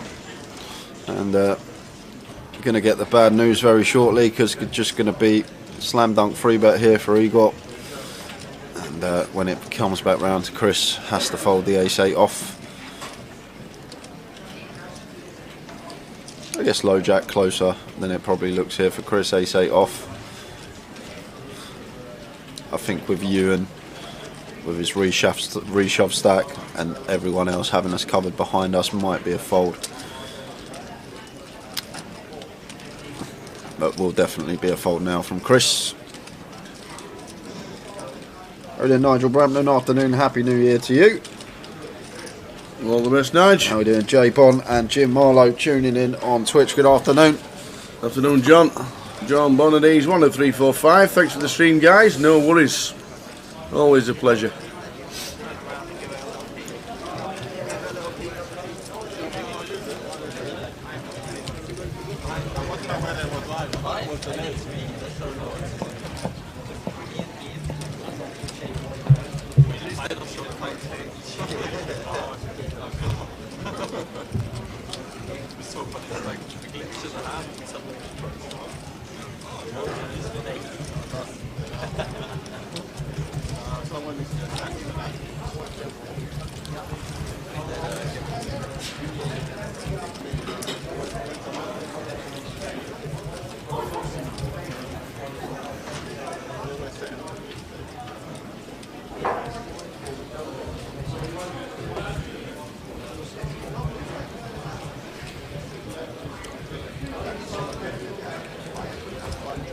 Maurizio, in we go again. 12.5 bigs this time. There's the triangle. Shoving the ace queen from under the gun. What's happening in Cyprus? Jamie Nixon's in a company, still in. Over 1 million chips and in the money. Must be soft. Oh, he's not watching, Tao. He's at the table. Oh, look at this. And Ewan has got the ladies. So he's going to be in. And Maurizio in bad shape here. Ewan set for a double. He's got an ace as well. Yeah, ace into the muck. So Maurizio Pius, 3 entries today, is in for his final 125 with ace queen. But Ewan only has 75, so Maurizio will not be out if the stacks are correct. Oh my days! Wow! No strap. Got some inside information. So it's going to be the end of Ewan. Does have chop outs, and there it is. Chop it up, chop it up. Offsuit ace on the turn. They're going to chop it. Maurizio flopping the straight. No strategy with a spoiler in the chat.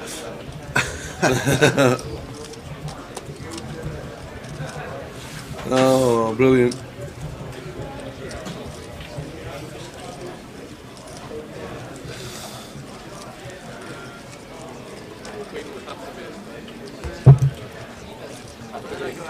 Chop it up. 2 of the short stacks, chop it up.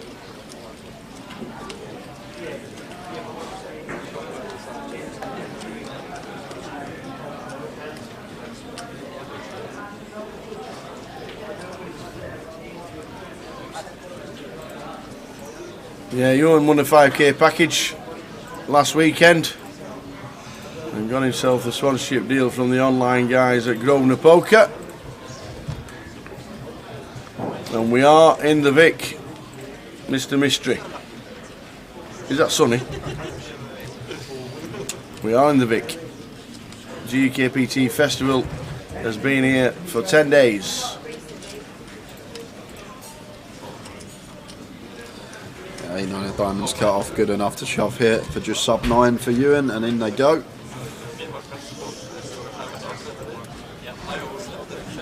Brilliant.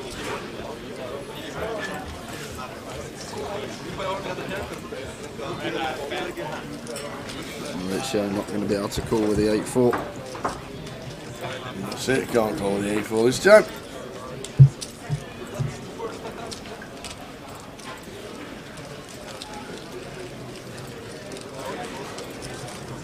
$11 bigs for you and 11 bigs for Maurizio, and then a big gap to Nikolai on 28 Well, not bigs. many chips on this table, Tower, because No. average stack's 45 big blinds in the field, and adding these 3 extra levels to the higher roller structure is actually going to make a big difference, especially when we start getting deeper and deeper. Still going to be plenty of play left in this one. I reckon around midnight, between midnight and 1 AM, I reckon tonight. It's gone up slightly from the prediction this morning because we somehow got 17 entries today. Sorry, 18 entries today. Went from 91 to 109. Igor with the Cowboys raising up to 20.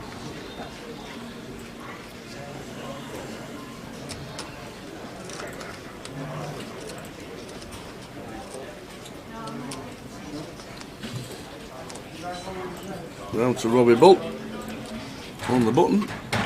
Doyle Bronson's going to be in the muck, that's for sure. Absolutely. Maurizio, Queen 9, going to be doing the same. And over to Chris in the big with the 6-3 of hearts, and one we can definitely defend here. Suited 3 gap up versus under the gun. Opening range, expect just a defend here from Chris the Silver.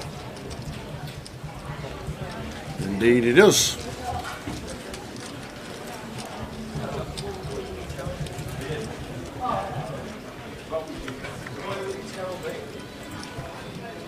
Queen 9 flop, Queen Jack 5.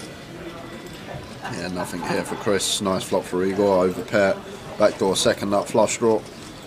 So I think just going to be happy to bet this one. And that should be the end of the hand.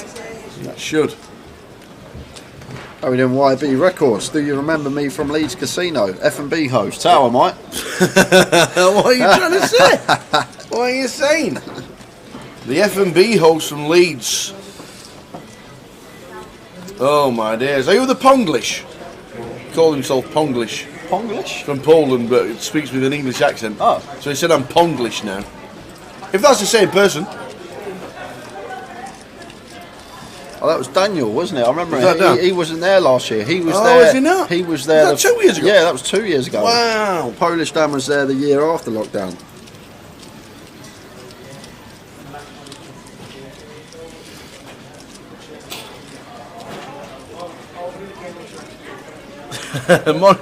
There you go. Penglish Danny. Don't know what's happening in Cyprus, but just come back in from watching and listening while in Tenerife. Brilliant, Morris. 25 degrees in Tenerife. What's everyone in Tenerife this weekend? Sunshine. I think that's Dry like weather. The full fifth person we've had this week on the Summer sunshine. Yeah, winter sunshine. 25 degrees. Not a cloud in the sky. No rain. Warm. That's what's in Tenerife.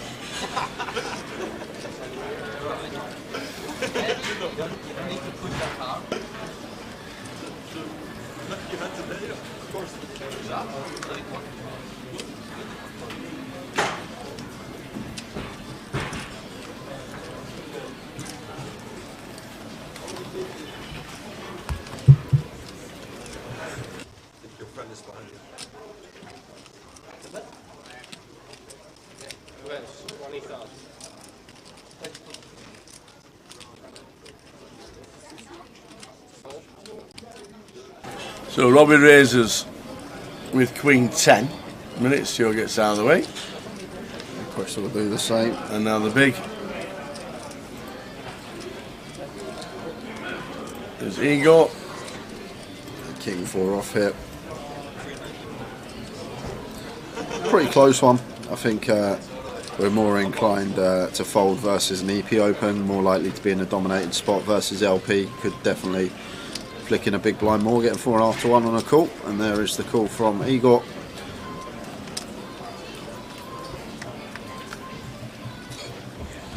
King 4-6 when you defend the King 4. And it's a board that Robbie's going to have high frequency bets on as well. Tower, King High, Rainbow. Board that do expect Robbie Ball to be continuing on. And hopefully Igor can just find the flat here, Tower. I'd really like just to see a call when we smash a board like this. Yeah. When it's perceived to be a lot better for the opponent.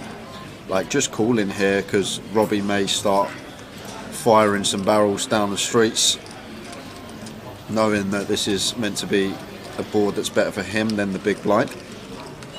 So I'd love to just see a flat here from Igor, keep some bluffs in of our opponent, and potentially win a bigger pot down the line. That does come out raising straight off the bat, and that will be the end of Robbie. Not much we can do now but let the Queen 10 go, fine to see bet, but once raised it would be an optimistic float to say the least if we do want to continue.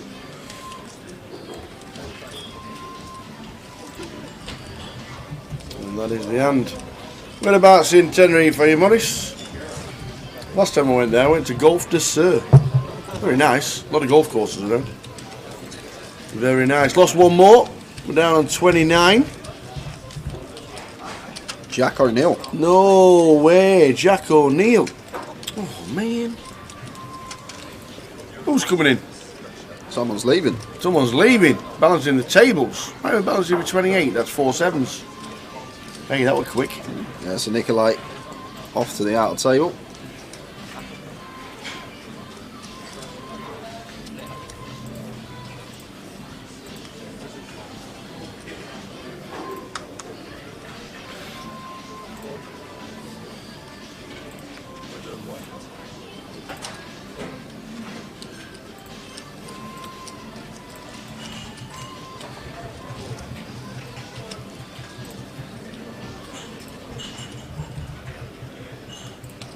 Ace 10 for Maurizio, qualifies.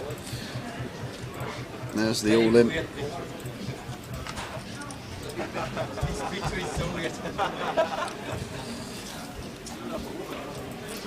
And gets it through.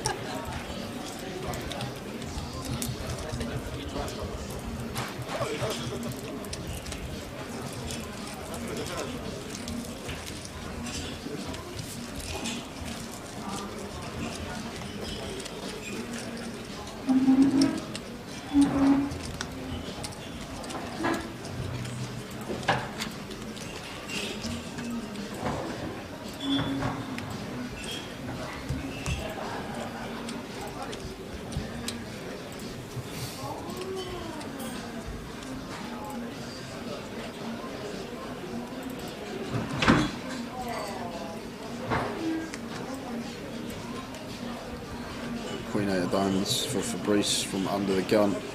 Looks like we're going to open this one. We are 7-handed now, so we can open slightly wider. I think we are the chip leader at the table as well. We have everyone covered.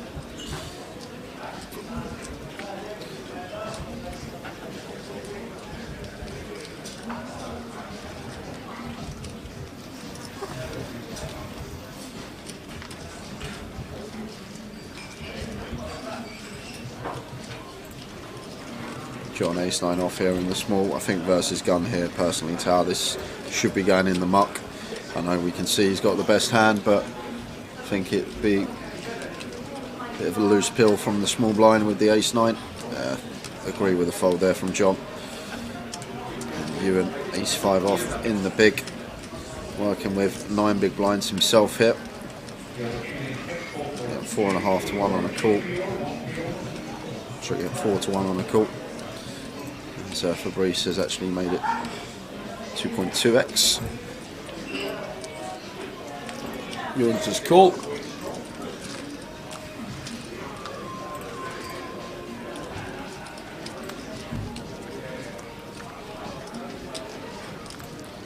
Ace King 2.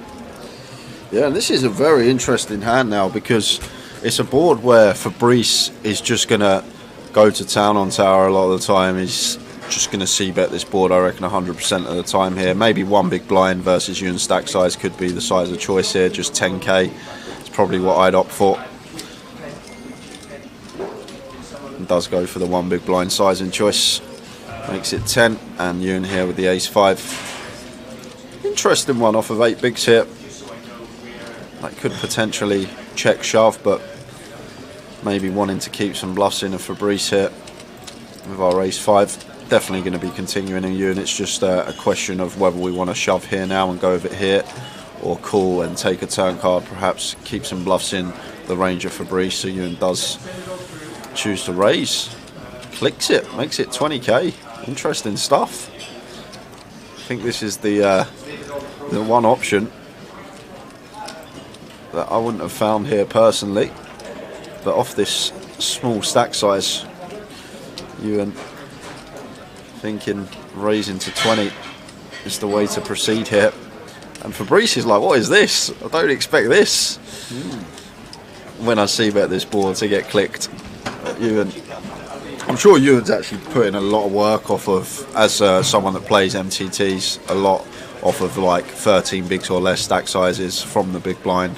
Like, it's a spot that occurs so much in MTTs. When you are short stacked and you defend the big blind, I'm sure Ewan has been very studious over the years regarding those spots, because those are the spots that do count.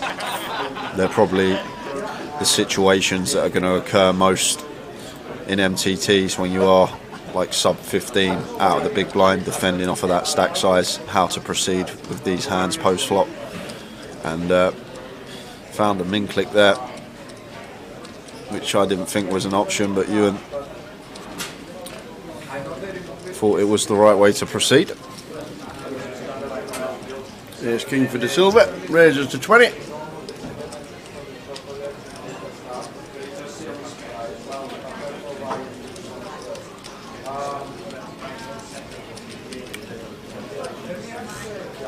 Won't be doing anything with the old Queen 7.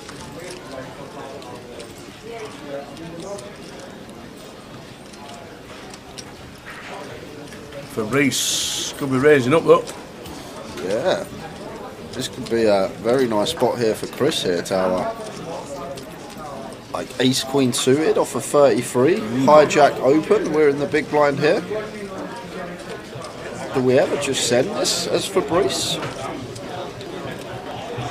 No, he's going to choose to just call. And it's a very, very well... I don't... He has free bet. 70. So I'm guessing we're free betting to call here as Fabrice. I doubt we're ever going to free bet fold. The ace queen suited. Chris has just got a really easy 4-bet shove here with the ace king. Can't do anything else as Chris, no room to 4-bet. So it's just going to be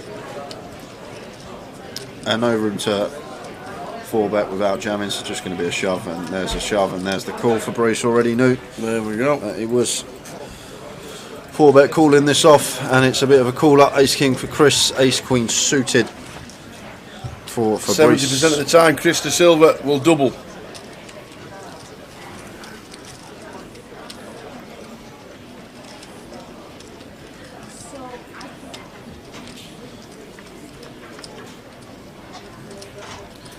Some chop. And then our chop outs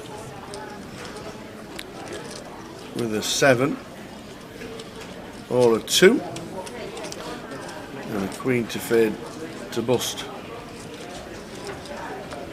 And It's it a isn't. 9, so It's nice. a full double for Chris De Double. Silva. There we go. Best golf course in Las Americas, about 1 mile from you. Nice one, Morris. Nice one. Get on it, Morris. I want to play a lot more golf in the sunshine this year. Ah, Danny. Won't be in Leeds. Gutted for you. Hope to see you around, sir. You were excellent.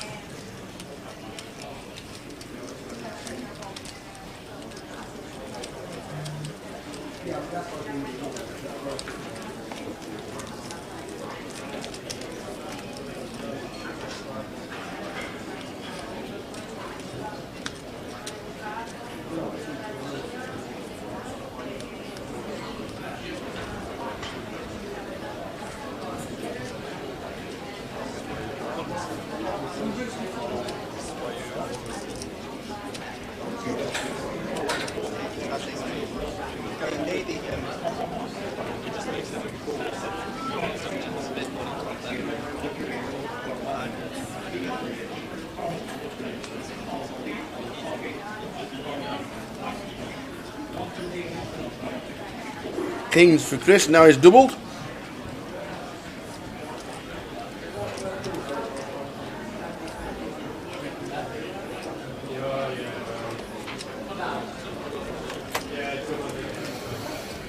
Raises to 20, pretty standard raise from Chris De Silva.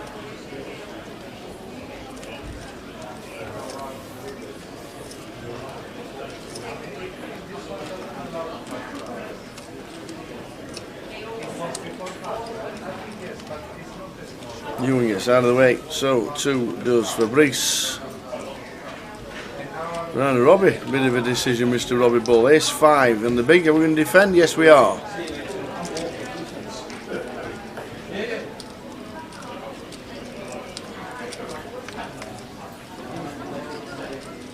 Ten, 7, 2.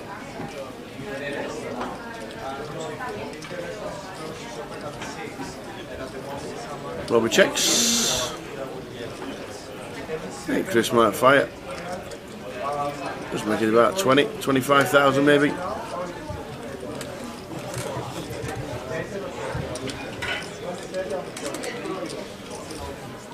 That's pretty small, 15.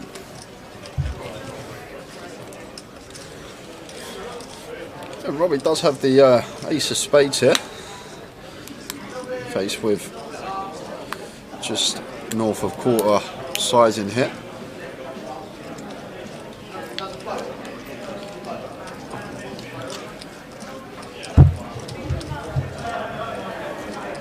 Does choose to let it go. Well timed fold. Would have been a bad time to get out of line.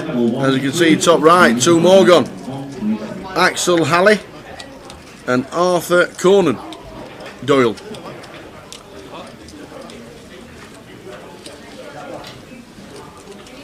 Arthur Conan Doyle has been eliminated. So we're down to 27, as you can see top right of your screen.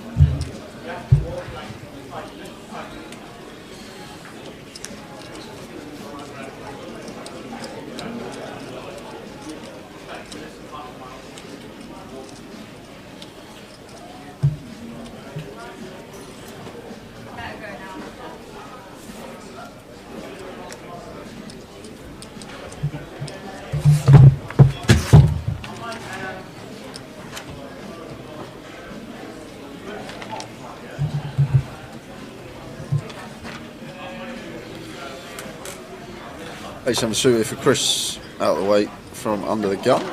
Surprised to see that tower. I think suited ace can open every single one from gun.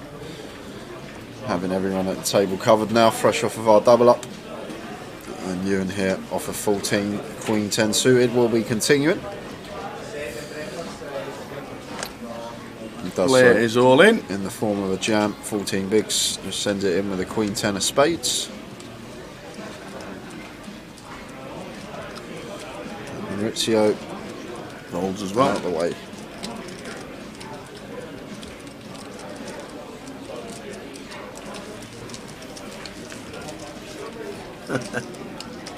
Yeah, I was surprised to see it, Gully.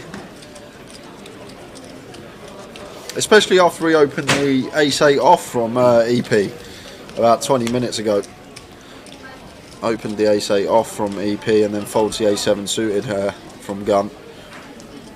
But the a7 suited is a much better open, I think, than the ace-8 off.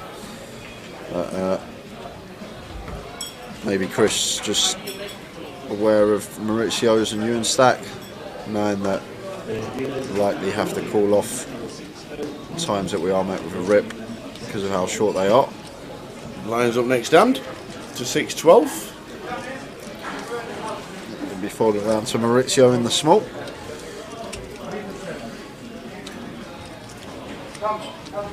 Who's going to have a lot of shoves here. Blind on blind off of 11. Yeah, that's one of them. Queen Jack more than qualifies. It does indeed.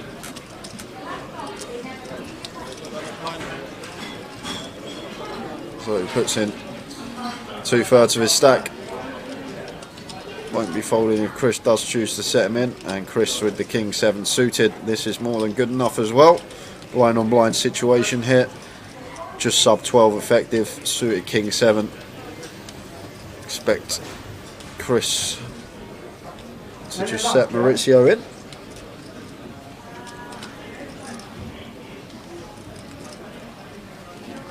Time bank used. Is he just thinking about sticking it in? Sticks 5 pinks in, we know. But Maurizio will be all in. There you go. That's exactly what he's done. So King 7 for Chris, Maurizio Pius, Queen Jack. Maurizio not run well today, I must admit. Does he get a bit of fortune here? Or do we see another one departs at the hands of Chris de Silva? Oh, Chris de Silva doubled up last time, didn't he? 7 doesn't make much difference. No, it doesn't mean a thing. Still fading queens and jacks. We need a jack or a queen in a minute, so he's out the It door. does mean something now. Dead's it. That's it. Ouch. So we are going to lose Maurizio. Oh, and a jack on the river. From the field. Ill.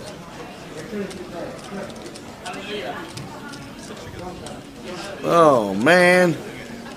7 on the flop, 7 on the turn. And that deads it. Maurizio out in 27th.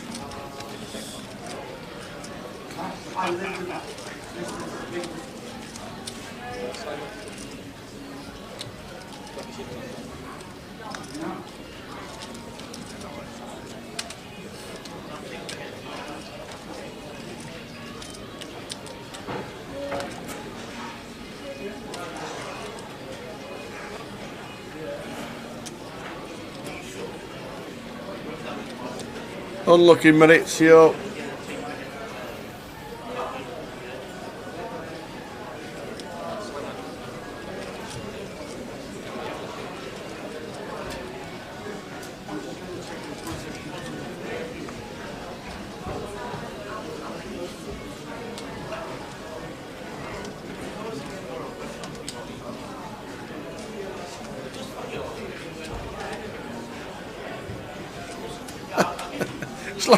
It's like John Kite got dressed in the dark this morning.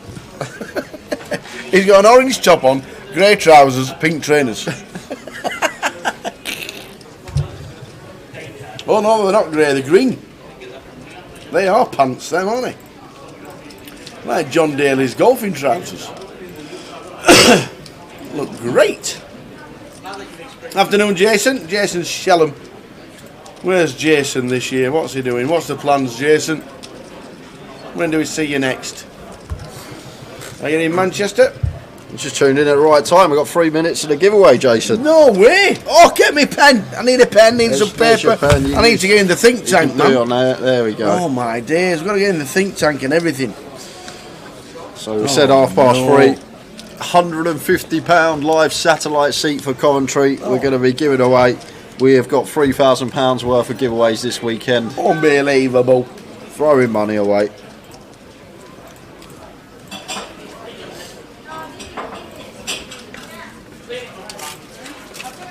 Paper's ready. Tower's brain's not. But there we go.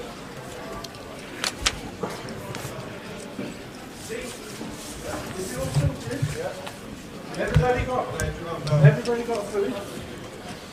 One side has. Yes, nice one, Jason. See you in Manchester. We'll get you the schedule up for Manchester during the day. Next line suited for you in here. We're going to open off of just sub 17.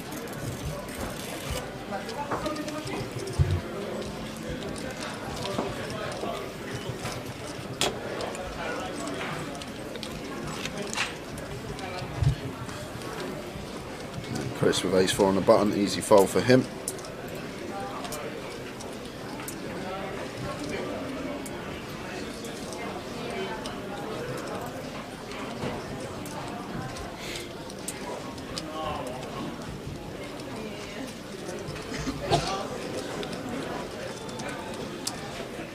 And over to John. I haven't seen anything at John yet, hasn't got involved, hasn't had the hands to, just doesn't defend the 5-3 off. So we're going to have one more hand, guys, and then we have got £150 live token to give away for Coventry.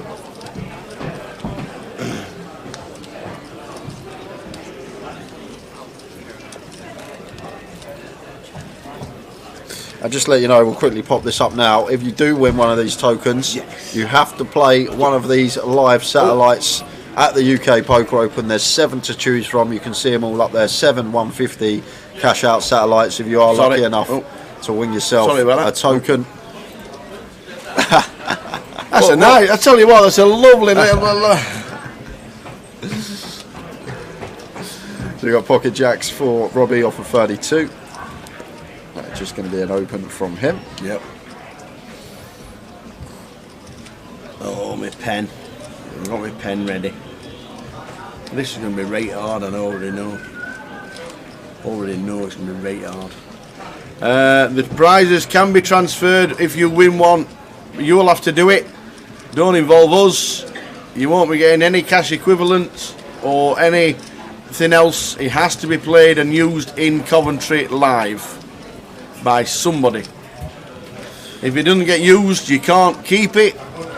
It just gets deleted and taken out of the satellites. So Ewan defending the King Jack as he should be versus the open from Robbie. 2.4x open from Robbie, so extra bit of juice on. Out flop by Ewan. Ewan finds the 3 outer. King 9-6, 2 club board here. That one Robbie will have plenty of bets on. King high is always good for our range versus the big blind, which should be defending widest. So Jack's still very likely to be the best hand here, so looks like happy to continue. Yep. This is 13, 18, 80. That's just south of 30% for Robbie, and Ewan just always proceeding here with a check call. I think Tower. Bit different scenario to the one we had previously with the ace-5. We were playing 8 bigs there. Now we got a few more. Well, he is going to shove. He's just going to move all in here. And now Robbie, this is gross with jacks here. This is a really, really horrible spot because like Ewan can have so many bluffs here. 7-8, Jack 10, club draws.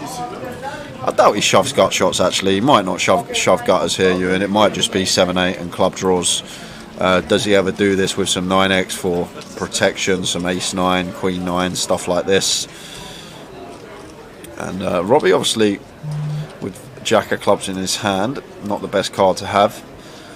Better not to have a club in this spot, as don't want to be blocking Ewan's bluffs as we are here with the jack of clubs. It'll be tough to call off his stack. It's a tough spot, Tower, really tough spot, because Ewan out the big blind, as I say, we'll have all 16 of 7-8.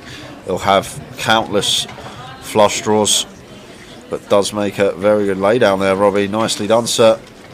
Makes the correct decision with the jacks. Just the one overcard on the board that gets it right. Right, guys, giveaway time.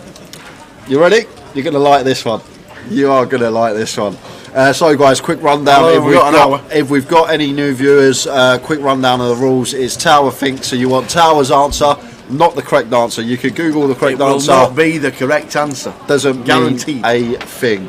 No double guesses either. If there's more than one guess per person, you will be disqualified and you can't win a penny. Winner is going to receive £150 live satellite token in Coventry. And you're looking for Tower's answer. So you ready? Answer sheet. Working out sheet. Okay. So Tower. Go! No, come on, no, give it me, no baby. guesses in yet, guys. Wait till he's got his answer, and it takes him. He has a few extra seconds than me, so wait till his answer's down. Yes. So Tower. Yes. Lunar New Year, 15-day festival, Chinese New Year celebrated over 15 days. All I want to know, approximately, how many people celebrate Lunar New Year worldwide? Approximately, how many people celebrate Lunar New Year worldwide? Get your answer down, Tower. We all do. We all do. Is it in? Do we have to write the notes and all that? Yeah, well, yeah. You can write. We all do. Everybody does. So I'm going to go for.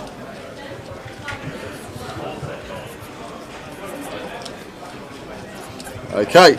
Tower's answer is in. Get your answers in, guys. We will reveal the winner between 1:45 and 10:02. I will give the correct answer out in about 10 minutes' time. Go! Let's go. So there we go. How many people celebrate the what? The Lunar New Year? Yep. The Lunar New Year. Afternoon, Big Bazzer. Don't forget, one guess per person. We'll be checking the answers out.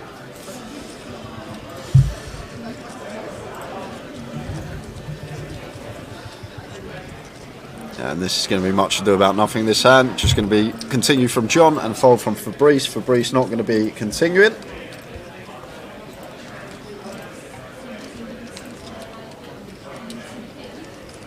So there we go. How many people in the world celebrate the Lunar New Year?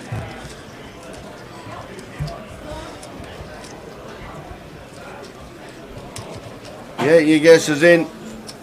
And anybody who is close will double check that you haven't had two guesses. Yep, I am on that. None of that malarkey.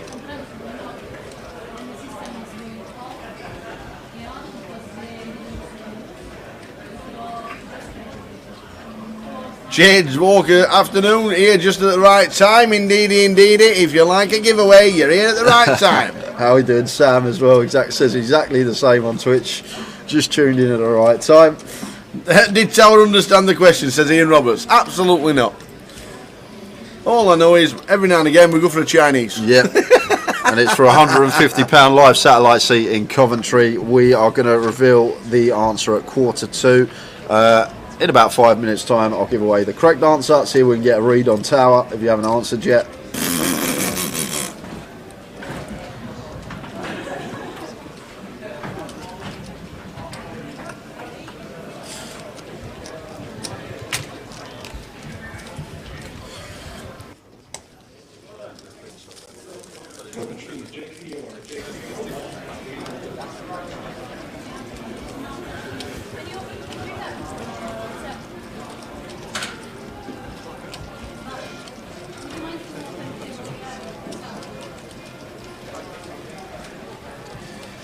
So, for a £150 live satellite token for Coventry and the UK Poker Open, how many people does Tower thinks celebrate the Lunar New Year, which is the Chinese New Year to you and me?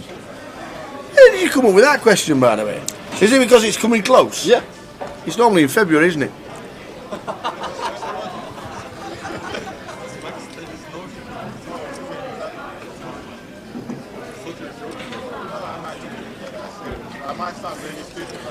To answer your question, how do you participate in the giveaway? All you got to do is type the answer in the chat box. How many people do you think Tower thinks? One guess per person, and we will be checking. We will be checking. Back to the action. We'll still cover the game that's going on. Bubble is at 12 players, I believe, or 11. 11 players. 11 people paid.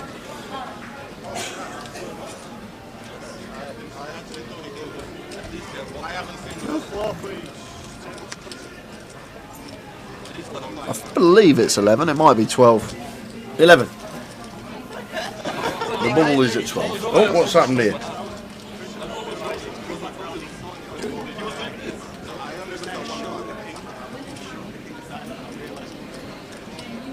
Ah, Chris De Silva's exposed his card because he didn't realise.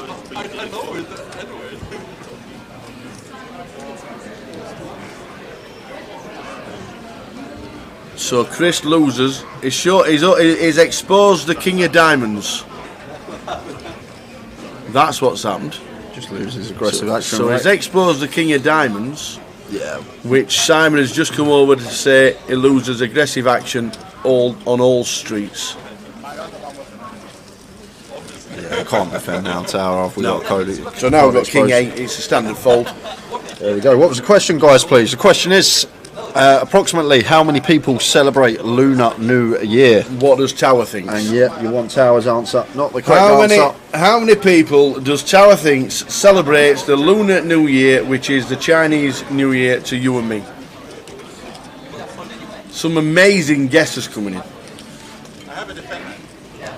Amazing guesses. I like Rob Kemp. 7,352,159,123. I like it, Rob. I like it. I like the preciseness of it all. HQ Hearts for John. Going to be back-to-back opens for him. Opens from under the gun. Blinds are now 6k, 12k, so makes it 26.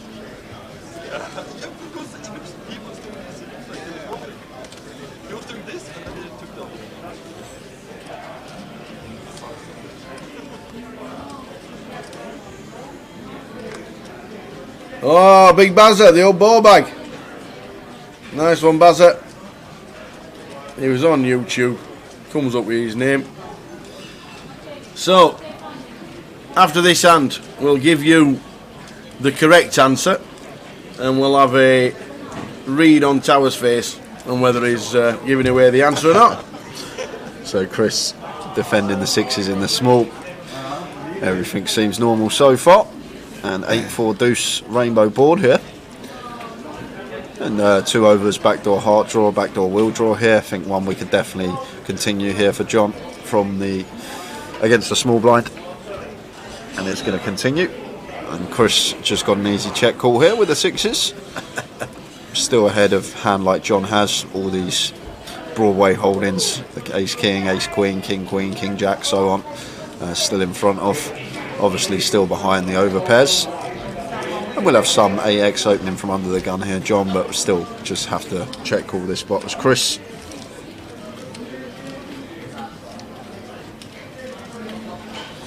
Jack of diamonds on the turn. So not changing anything here. Sixes of Chris still best. Shouldn't really connect with Chris either. This Jack shouldn't really have any Jack X in here, except maybe Jack 9 suited with backdoor flush draw. Might be a plausible float on the flop, but John checking behind. Oh, and that's a lovely sight to see for Chris. Set on the river. Not going to be getting paid here. Like, hard to find bluffs now on this river. Like, what hands here are we going to call flop out of position, get to the river with no showdown? Once we peel in the small blind, there's not really too much I can come up with. Maybe like a 9-10 suited type hand that floated the flop. That's probably about it. So Chris does go for 80k worth of value, and John gonna have a tough time calling this one off with ace high. I just can't really come up with too many bluffs that Chris is going to have in this spot. Like I say, maybe 10-9 suited might be in there. With backdoor flush draw, only really 3 combos of that though.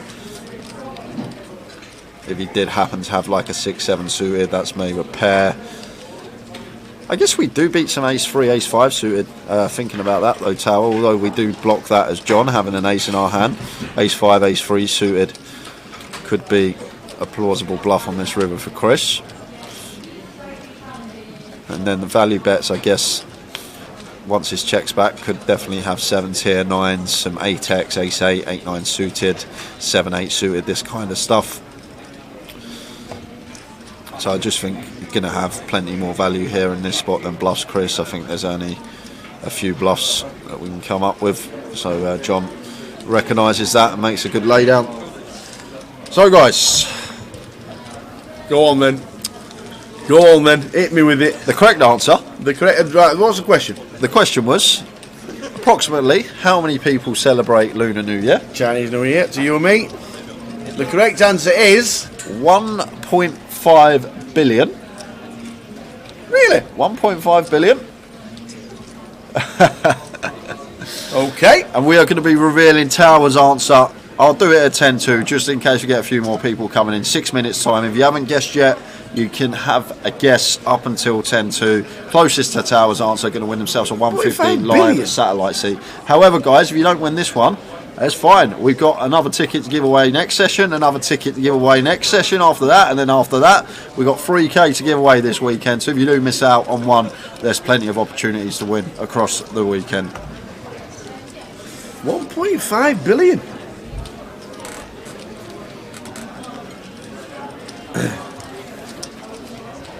John Garlick says it's 1.5 billion, but that's not the answer. It's what Tower thinks. That's why you can't Google it, because nobody can get inside this brain of mine, because nobody can find it.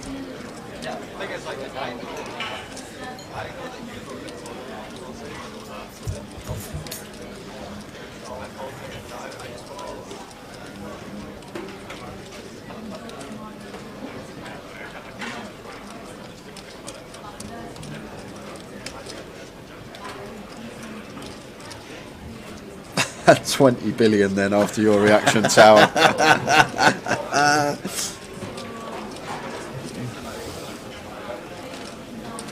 It's what I have written down, because the question is, how many people does Tower thinks? John Kite is in with Queens. Chris has got the Jacks. John Kite has a big chance of doubling up. Yeah, what a big double it would be as well. Be up to over the milli mark, Tower. This is a huge all-in and call. It's a bit of a cold deck, button versus big blind for 45 BBs, but this is going to be a big hold if John can find it. Ace 2-2. Yeah, clean as can be. Clean.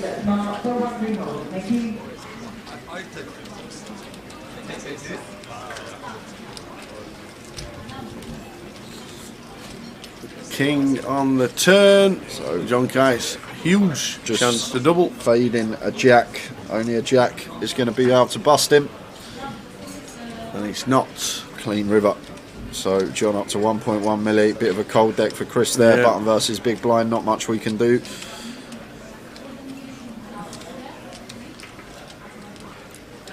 So a couple of minutes left of guessing. Yeah, Straight after the next hand, we'll give you away the answer. How many people does Tower thinks celebrate the Lunar New Year, i.e. the Chinese New Year?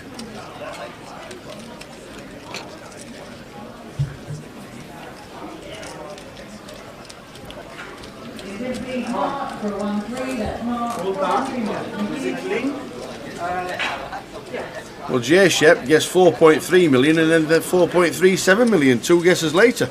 Guess what? Can't win. DQ'd.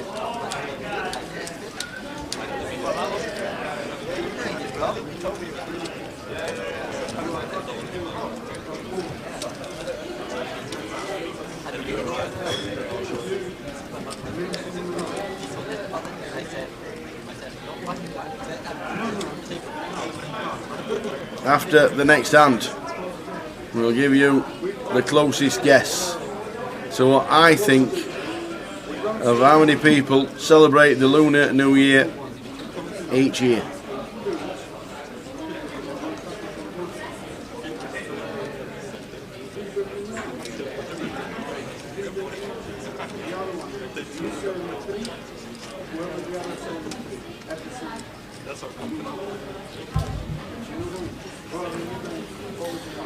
Queen on the hearts for Fabrice. Happy to open this one under the gun. Makes it 26k. Oh, he retracted his guess, did he, J Shep? Okay, you're still in, J Shep. You're still in. Now you've retracted it. You're still in. I'll let you off. So Fabrice opening from gun here. Like John, ace queen in the small. Interesting one for him versus the gun open. And looks like going to take the aggressive route here. Okay, yeah, this is fine from John. Could have potentially just shoved here as well. Yeah. 28 big's the effective stack. Could have just moved in with the ace queen there, even with you and behind, facing the gun open. So are we done, Tower? We're done. Oh, we're done. 10 seconds. 10 seconds. 10 seconds. The last guess at the minute is Craig Mariner on Facebook. 10 seconds. 9. 85 people. Awesome. 87 million. Says Burger. So last guess. Last guess. 10, 9, 8, 7, 6, 5, 4, 3, 2, 1. Woo! Finish it, mate. Finish it, mate. Finish it, mate. Comms closed. MM is the last guess at 3.5 billion people. So the question was, what does Tower think? How many people celebrate Chinese New Year? Hold on, they're still coming in. Wait for somebody to finish. We've definitely finished. Now, no more after Burger. Burger, Rob Nationwide, flicked in 2.99 billion. Last guess, that's it. No more guesses, it's finished. It is done. Rob, you are the last person involved. So,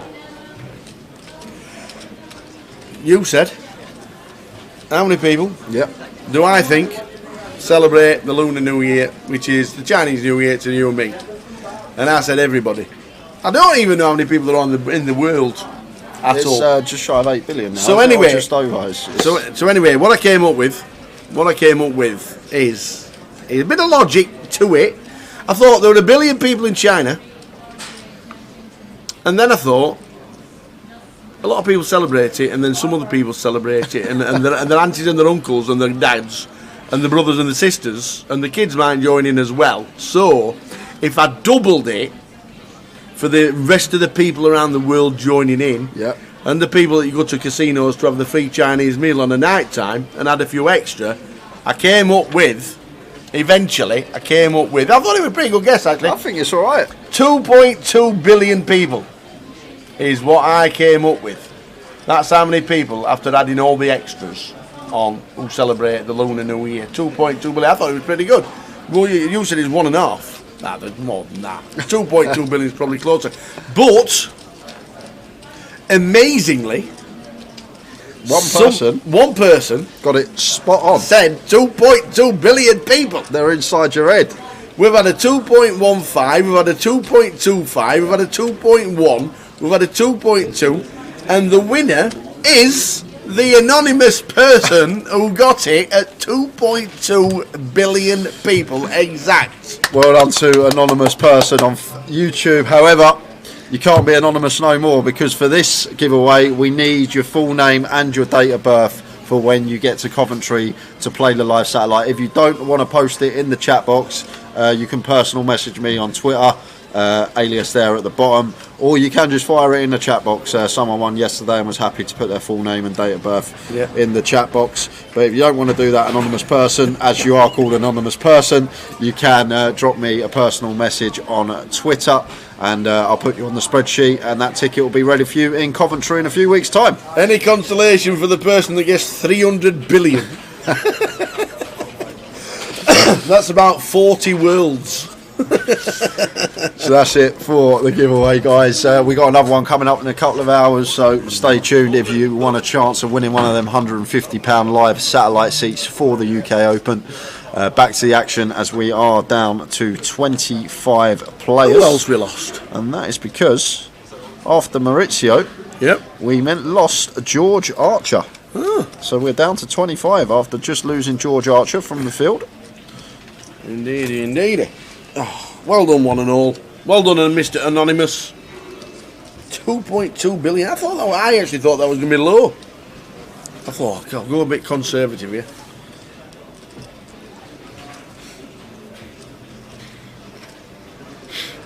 Payouts at the bottom of the screen. F. Johnson. How do you PM on YouTube?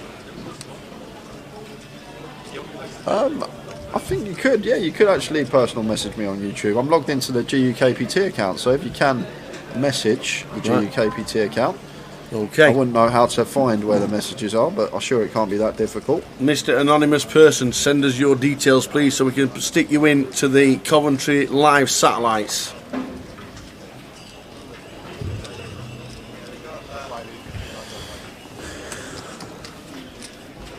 So we've got top pair here versus up and down straight draw, hijack versus big blind.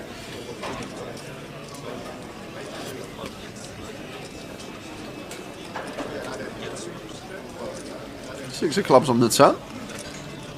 Does bring in backdoor second nut flush draw for Igor here.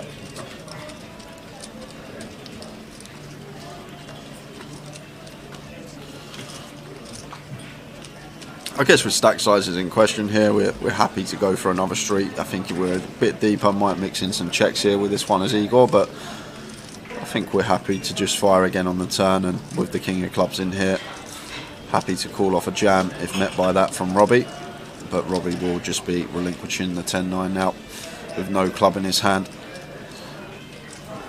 Well, first is this size. It's an interesting one.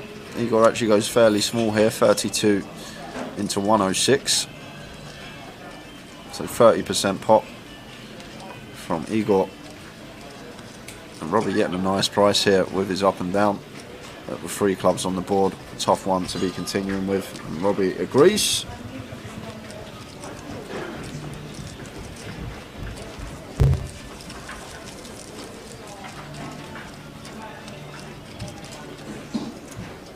Yeah, Nelso 64, you were 0.5 out. I think you guessed at 2 billion. What was the guess? 2.15 billion or 2.25 billion? Very close. Somebody got it spot on.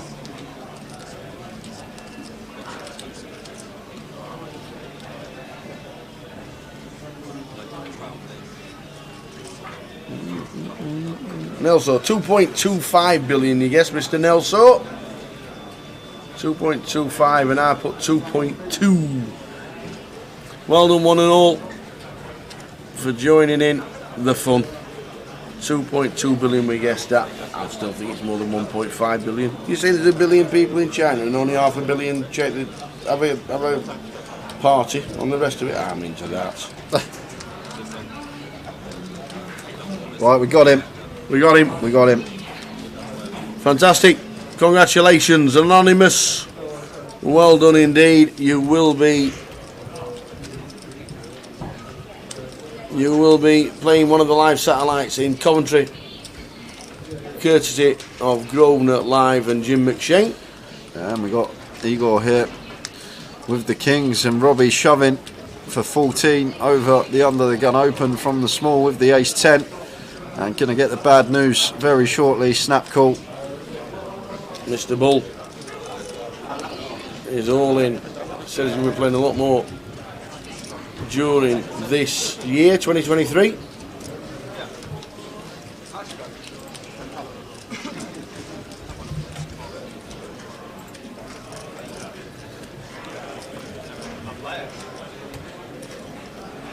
Well, we're at 10, so we've got a couple more outs. So going to need to find an ace or a 10, otherwise we'll lose Robbie Bull from the field. Needs help. Oh, he gets help. Ace on the turn. So just fading 2 outs now to survive. And does. So Robbie Bull gets the full double, and we are going to head over to an outer table because we've got a 3-way here, I believe. 2-way. Maguire and Keith Johnson. King Jack, ace 4. Ace 4's got the triangle at the side of it. Oh. So the ace 4. So Chris Maguire, Max late reg in this one today. He will double up through Keith Johnson. Unlucky Keith. And this looks like another Ollie. Seat 2. That's Yanis. We've got ace 5 against ace 9. Yeah, Keith at risk with the ace 9 after just losing that one. 8-4-4 chop outs. Or fading 5s and 7s. 5 or a 7. And it is a 7. Ouch! So we do lose Keith. Was short after losing that one to Chris Maguire. Unlucky Keith. Unlucky Mr. Keith. So we lost Keith. Let's head out to another one, Tower. What? What's happening here? Doing bonkers. They all want to get involved in the quiz. That's what they're doing. So this is the 3-way all in. Nikolai has got aces, Yanis has got 9s, and Dan Laidlaw with the ladies. Wow. 2 all ins with the aces. Oh. And there is a lady. Oh. So Dan out in front, just fading an ace or running diamonds, and the deuces as well now. Catalogue to fade. And does 6 of clubs on the river. So Dan Laidlaw, that's going to be a big pot going his way. That's nearly a treble for him. And Nikolai. Unlucky Nikolai. Nikolai Mahmood going to be left short. Very similar stack sizes. We're just going to get some clarification on the stacks, but it looks like Dan Laidlaw does have him covered, and looks like he's got close to a milli now. Wow. So is this max late reg for Dan? Because he had a bust out on the feature, didn't he? Yeah, must have been. Must have been, but up to a milli at least there. It's a lovely treble for him. Wowzers. And so lost Yanis Karklings, Nikolai Mahmood and Keith Johnson all in the space of 2 minutes, which brings us down to what I believe should be 22 players, because we've just had the free table redraw. Dan's come over here.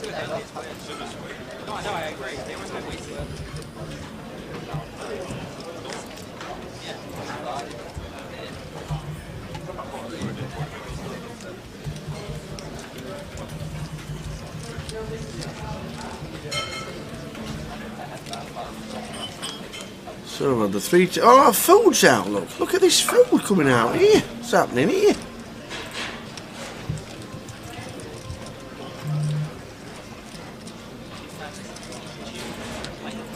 Queen Jack 9, 2 diamonds. Checked. 3 of diamonds turn. 2 pair for Chris. When will the schedule for the Goliath be released? March-ish, I reckon. No word from Jim McShane just yet. We reckon around about March. Check back with us in Manchester and we'll give you an update.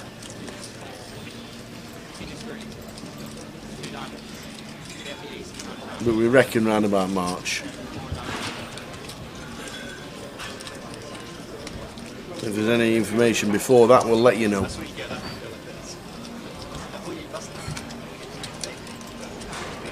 So So we think we're on 22, is that right? Yeah, we're definitely on 22. Definitely on 22. So we just need to update the ticker in the top right. We're on 22. When's Manchester and what are the buy-ins? Quickly show you Manchester as each part of the schedule. There's Manchester. The Very New Road event is 2nd until the 12th of Feb. I think it's on the. I'm just going to check right now because everybody can use the poker like that. Pretty sure it's on the app. We'll check it. Check where we're going. Scroll down to Very New Road in Manchester. BNR. Tournaments. Click on. GUKPT. There we go. Is on the app. All of it is on the app. It's right there. It's all on the app. If you want to check it, it's there. There. It's all on. The Mystery Bounty and Mini Main Satellite on the Wednesday, the 1st of February. Starting the lots. Mystery Bounty Day 1A is on Thursday. The Mini starts on the Sunday. The satellites go on Sunday, Monday, Tuesday. The high rollers on there. The Mini's all there. It is all there. Check it out. We should have a template for this, for the Manchester leg during this week. We'll get PK to sort that out. But if you want to check it out, then it is all on the app. How we doing, Bobby? Hey, Bobby. Good here, mate. Hope you're all right. So he's had a few health issues. Oh, what's up? Not been around. I hope you're all right, pal. Stop that boxing, mate. It'll do them looks in. Hope things are good, Bobby, and we'll see you in 2023.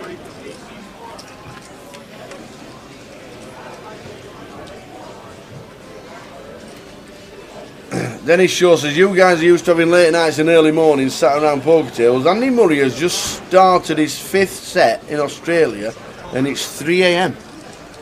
Who's watching at that time?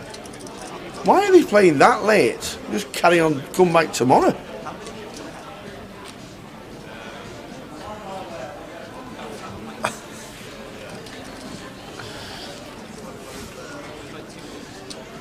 So we've got a world draw here for Fabrice, who just chose to flat the ace-queen suited pre for a spade on the turn. So it does actually bring in flush draw now for John, and this is a nice spot to delayed c-bet here for John as well, simply because like we will have some checks with overpairs on this board once we go freeway with big blind involved as well. So once we pick up this flush draw and just sat here with 10 high, going to have to see a delayed c-bet here from John, and he's counting out chips. Delayed c-bet incoming.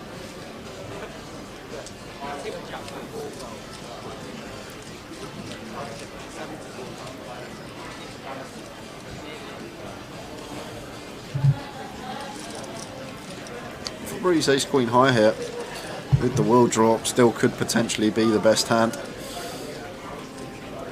Maybe aware that once flop checks through, that is a card that the original opener is going to have delayed c-bets on fairly often with a lot of his range, so might be thinking that the ace queen could still be the best hand here, and Fabrice is going to make the call for that reason. Good senses from him.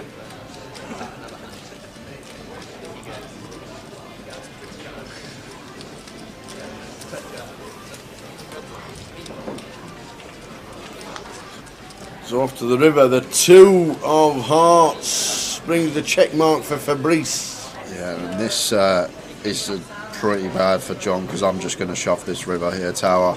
Like, I don't really expect Fabrice to call too many ace highs on the turn, other than specifically like ace queens, ace jack maybe, ace king's going to free bet pre. So if I'm John here, I'm just going to move all in. We're a lot more likely to have the ace x in this spot. 6x shouldn't really be a thing. If Fabrice has got sixes, probably happy to bet the flop when checked too. So I think if I'm John here, I'm just going to be moving all in, tower, and he'll get the bad news that he's run into it if he does elect to go for it. But I'd be shoving here, simply because I don't think Fabrice is going to have too much ace x, and there is the exactly, that's what he's done. Put him all in. All in, and there's Fabrice the call. calls. And John says just 10 high, and Fabrice with the ace queen is going to be good. But John's played that hand fine, I think, Tao. I think he's played it perfectly. I'd play it exactly the same way. Delayed c-bet turn, shove this particular river simply because Fabrice isn't going to have too much ace-x in here, I don't think. I think ace-queen, and that's about it. Maybe some ace-jack, might call once turn.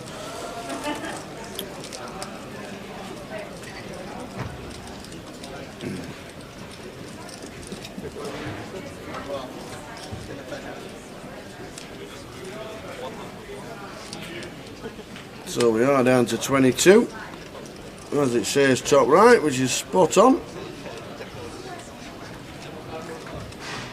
And we're moving. Mr. John, splitting the tables. Which to me means we're down to 21, because we wouldn't be moving him on 22. We'll find out who the elimination was soon. John Kite, being moved from the feature, is going to balance the tables with 3 tables of 7, is what I'm guessing.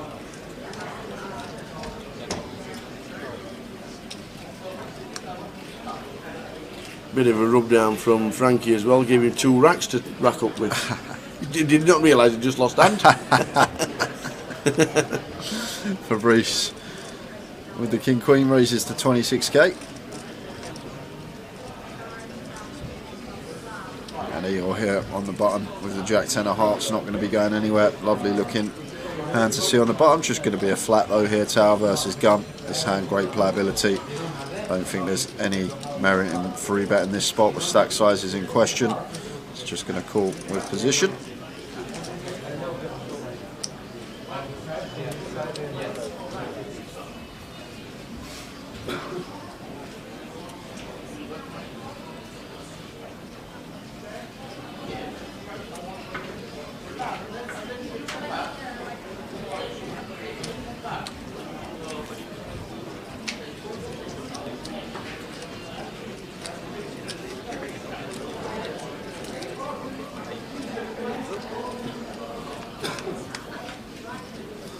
There we are, 22 players left, updated finally. 8-8-6 flop, 2 hearts, Igor, flopping flush draw. They're going to be going on break, guys, in just over 30 minutes time. like I told you, the same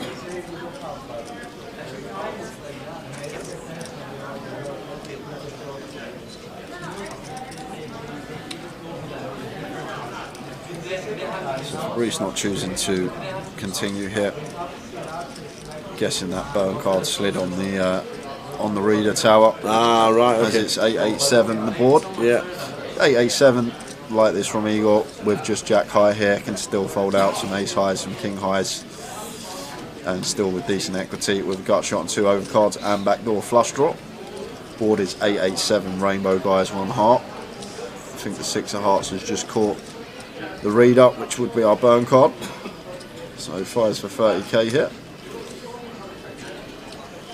Fabrice just check folding the king queen. Does get him off of a better hand. Nicely done from Igor. Nice one.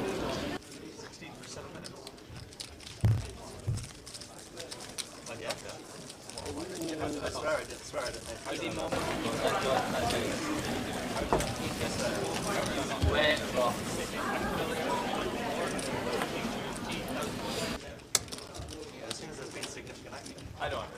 If I was on the ball, you're on the ball. Okay, I spotted it. I kept quiet. Yeah. Give it 1%. 1%. That's like, I said 8k, which is like 8% of a starting stack. Yeah. You know, so. Good luck there. I might defend it if it was actually spot for me. It's good. 16,000 cool. Thank you, sir. Back to 31. That's my guess. No. Close or not close? No. 25.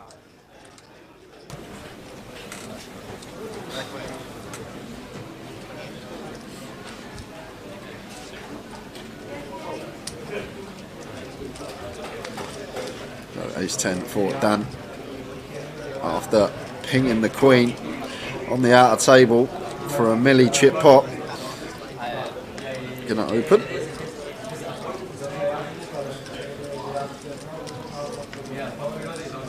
Raises the 32. Blinds at 8.16.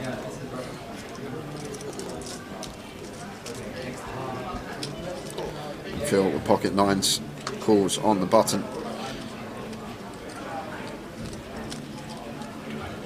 Yeah, this deep with Dan, I think just going to always be calling the nines here as Phil. No need to free bet this one when we are getting closer and closer to the money. Only 50% of the field to lose now of what left in before we're at the bubble. And Fabrice thinking about defending the 8-6 off.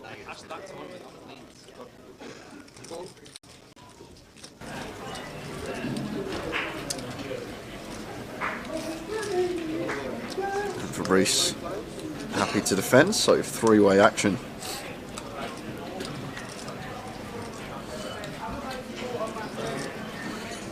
Jack 6-3 here. I think Dan's more inclined to check this one with the button involved. No spade in our hand with the ace-10. Obviously got Phil behind us who can plausibly have a lot of Jack X on the button. So might be happy to proceed with a check here. And Dan does check it over to Phil. One overcard to our nines here, but still may fancy a bet once checked to. Denying equity to some potential overcards. Potential to still get value from some hands that we are in front of. Like Fabrice here with middle pair might be happy to take one off with the 8-6 with a spade in our hand as well, so potential to maybe bluff some runouts when the flush does complete.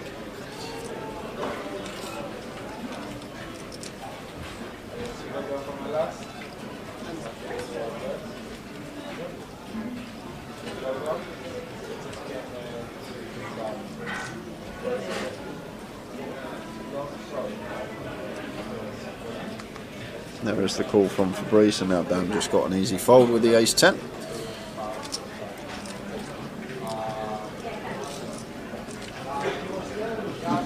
Three of clubs on the turn. And Fabrice here.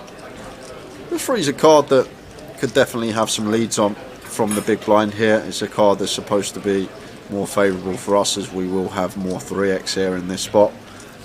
So in terms of range, guessing we'll have some leads here, but in terms of actual hand, just thinking about trying to get to showdown as cheaply as possible.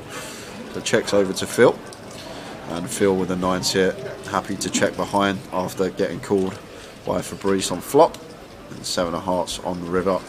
And I think this is just always going to be going check here now. Fabrice still beats some hands, some like random king queen, queen 10 start holding, so wrap around that jack that c-bet once flop and give up on this free turn.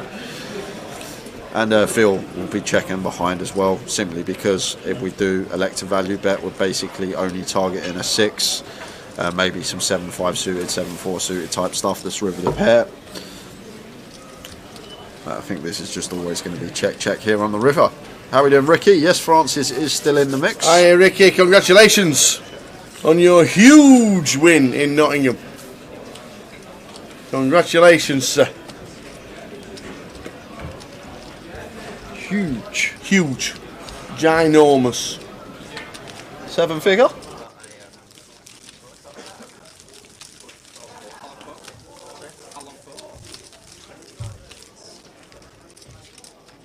Well done, Ricky. Yeah, fantastic effort, Ricky. Very well done, great Ricky. to see you in the winners' enclosure yet again. Well done, sir. Great effort.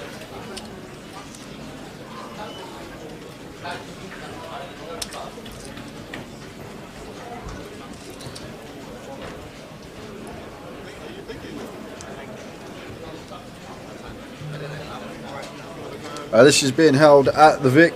We are here, Edgware Road, Victoria Casino. This is day 2 of the high roller. We are streaming this down to a winner today until we crown an eventual champion. But we are here all the way through till Sunday evening. We've got 5 days of live coverage this week. We've got £3,000 worth of giveaway. Giving away a £150 live satellite every 2 hours. We're giving away a £1,500 UK Open seat over the weekend. Yes, the Grosvenor. As Phil makes it 34 from the cut-off, and Ewan here with the ace-8 on the button here off of 14. This must be close here to our cut-off open. We've got this ace-8 in here. Gonna be ahead of Ranger Hansfield opens, but Ewan decides to let it go, and it's a very well timed fold.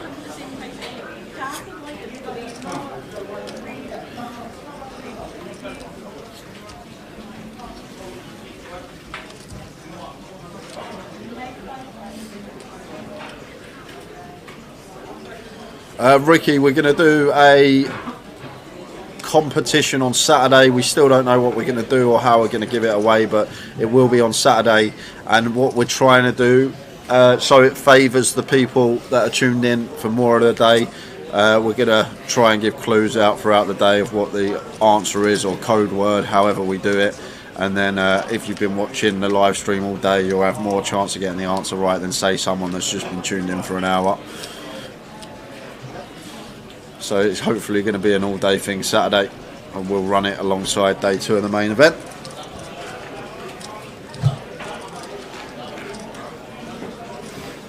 So Dan's been moved onto the feature. He's been there for about 20 minutes, Tower. Has he? Yeah. I was just looking at the, I remember in the last video on the outer table. He just played the pot with ace-10 versus... I was doing the tea run. Yeah. I was on the tea run. Well, what? Was you? Was he on the tea run? Yeah, Does that look like a full cup of tea to you guys? He didn't want one. I don't want one. I'm ordering food in 20 minutes, he says. So what's that going to do with drinks? To be fair, yeah, you're right, actually. You did offer me a cuppa. You are correct. I did decline.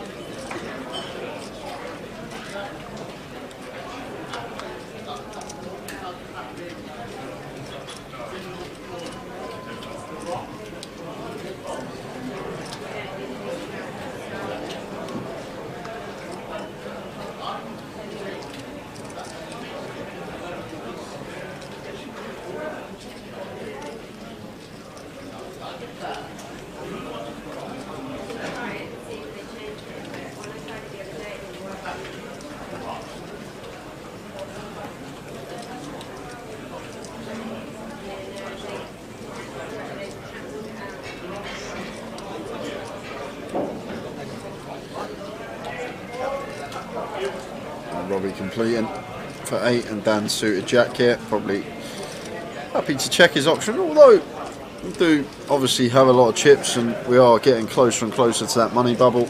May have thought about applying a little bit of pressure. Robbie sitting with just north of 20 bigs.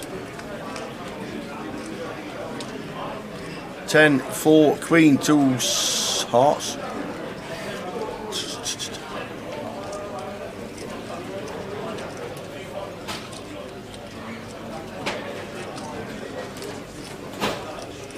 To be fair, Dan blends into the dealer.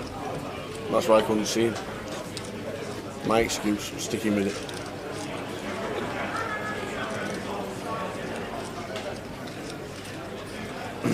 Can't see Robbie's holdings. We bet 16k. Dan Coles with the Jack 3.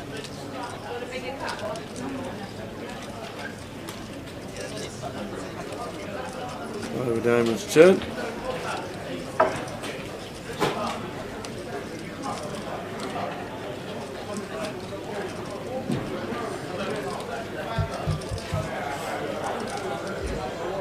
Players in the main event, you are now on a 40-minute extended break. That's all players in the main event. Buffet time. 40-minute extended break. Nope. Just the high rollers guy yesterday. Tom Howe, what would you say is a good win rate at 1112 live cash? Well, I guess any win rate's a good rate. If you're sporting a profit over the long run, that's what you're there to do. Like, even if it's 1 BB per 100, you're still winning. Obviously, in live cash, you can get super soft gains where it could be 10 BBs or more. But if you're winning, that's a good enough win rate for me. That's even if you're making 1 BB per 100. As long as you're in the green, sir, that's all that matters. Absolutely.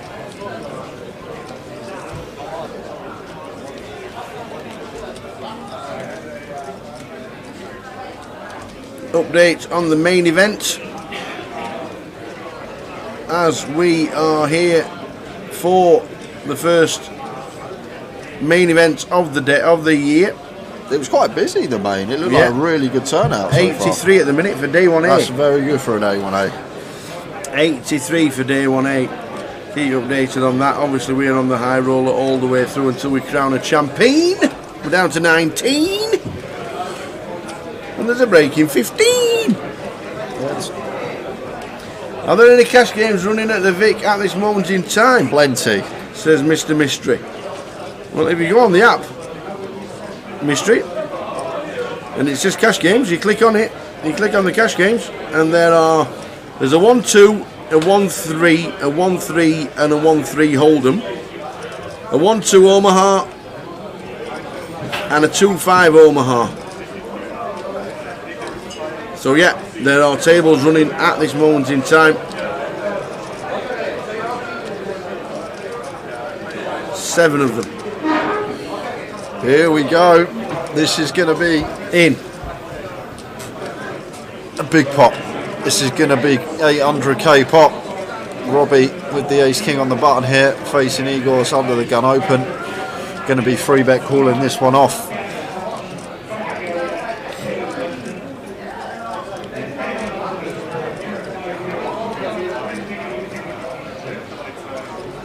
Just chooses to rip.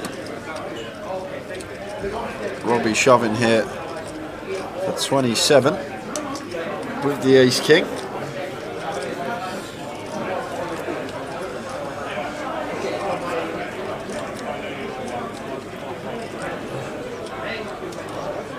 Like, I don't think Robbie would ever do this with aces or kings here for 27 tower, so I can't see how Igor's going to fold here. Yeah, queens might be the worry, but obviously 10s, 9s, this type of stuff still going to be in there, so going to have to call it off. And there is the call from Igor, and this is a huge flip. Robbie with the ace king, Igor with the jacks. Really who flips best? Important pot here.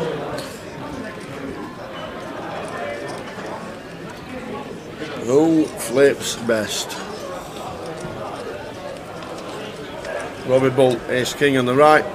That's a good window. Boom. That is a beautiful flop to see. No runners for the jack, so just fading jack on turn or river, and it's going to be a big double for Robbie Bull. 10 of clubs on the turn. And it is huge double for Mr. Robbie Bull. I'm going to leave Igor short, unfortunate. Need to win your flips in these spots. Robbie, who was 1 foot out the door, had the ace 10 versus the kings and found the ace on the turn. Yep. Now up to well above average stack and working with 54 big blinds, leaves Igor sub 10. 15 minutes until we head out on another break. We're on 19.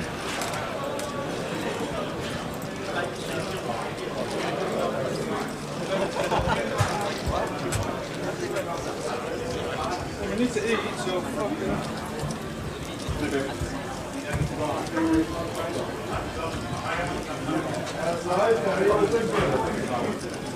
$83 in the main event. They're on a 40-minute dinner break.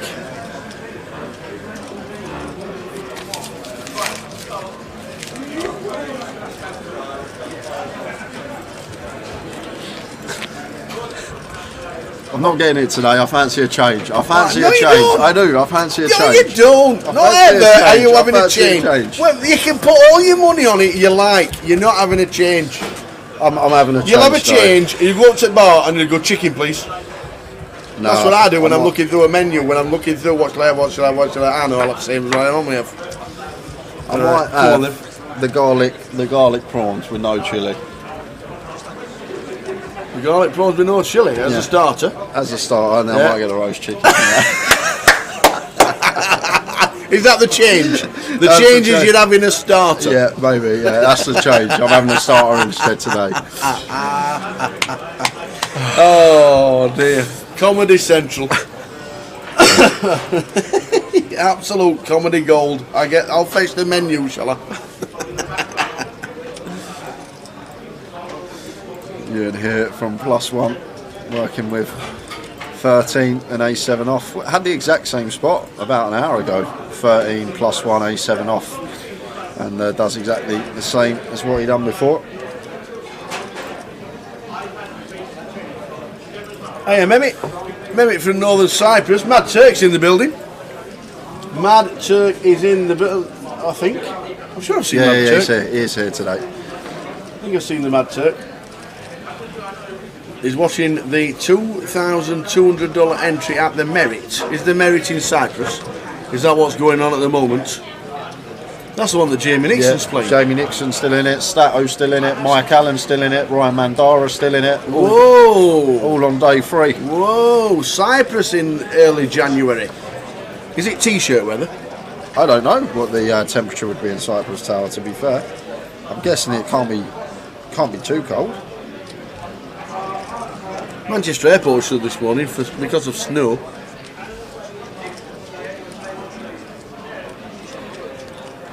Yeah, Jack Harcastle's still in Billy. You can see him on the outer table. He's got the shirt on ready.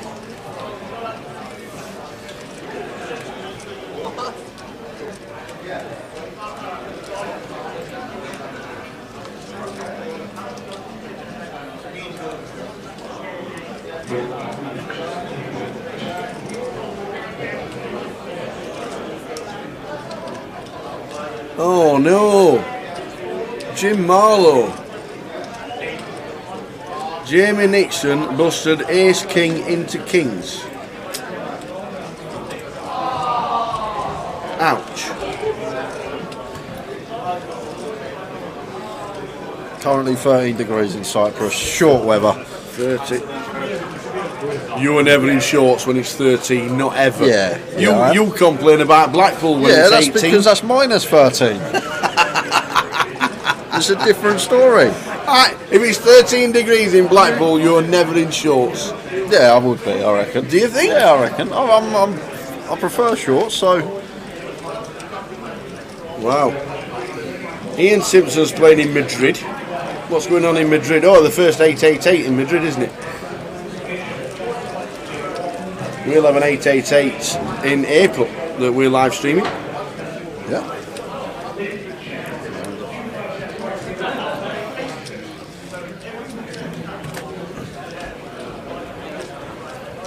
But one thing for sure is we'll all be heading here to Coventry. He's still checking out the menu. There's no point. There is no point. Are you having a starter? Yeah, I might get started. I don't know, I fancy a burger today though, but I also fancy the roast chicken today. That's the problem I've got. Well, you can't have the starter as a burger. I and then the roast know chicken. that, Tower. So I'm a bit torn at the moment. I might get a burger. I might change it up. Might change it up. We'll see. That there is the UK Poker Open, the full satellites and the full schedule for the big one in Coventry. £1 million guaranteed main event, and plenty of chances to get in. With 10 chances to get in the satellites via us. And here with Nicholas with the aces.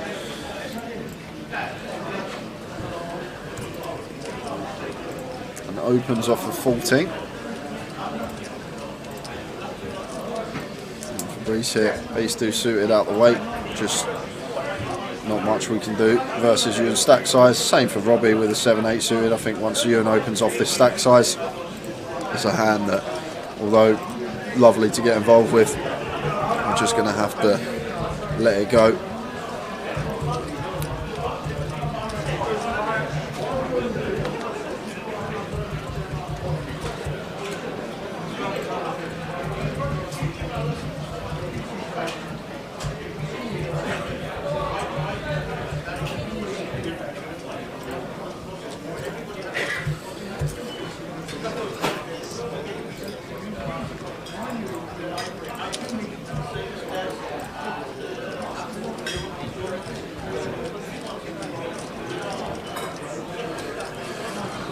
Going on break in 10 minutes, guys. When we return, probably about an hour into the session, we'll do another giveaway. We've got so much to give away this weekend, it's struggling to fit it all in. If we had a poll, Yep. on 2 choices for dinner, Yeah. would you let the punters decide what you had for tea? Yeah, I'd let the punters decide, yeah. Would you? Yeah, they've only got 10 minutes so So far. there's only 2 options. Yeah, roast chicken or burger. The roast chicken or burger. We'll go 1 for burger and 2 for roast chicken. The first one that gets to 10 is what we'll have. There we go. Oh. One for burger, 2 for roast chicken. Oh, God. Guess what's coming in? 7-3, 7-4, 8-4, 9-4, 10. The burger. It's burger. It's the burger. Burger. Paul Hukoff says 3. Trying to shift some Christmas weight, and you guys aren't helping. You're on the burger. All right, I'll have a burger today. There it is. That's a lot easier. Get you guys to decide.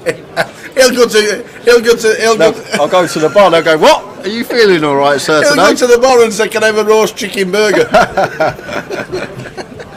Burger it is. Even Susie's joining in. Good afternoon, Susie. Thanks, Gary. Thanks, Jeff. Dowie says burger as well. You're on it. You're on the burger. And we'll show you that he's eating the burger. Oh.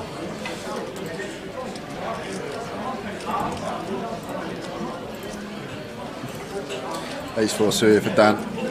We'll be opening this one from the hijack once folded 2. Makes it 32.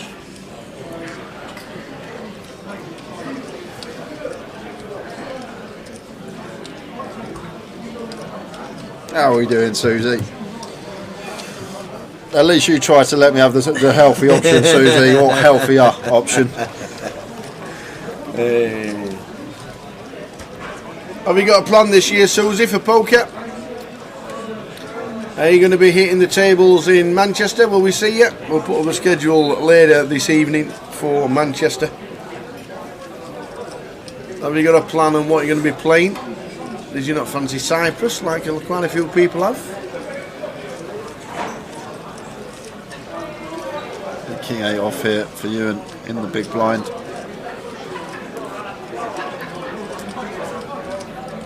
Does defend versus Dan.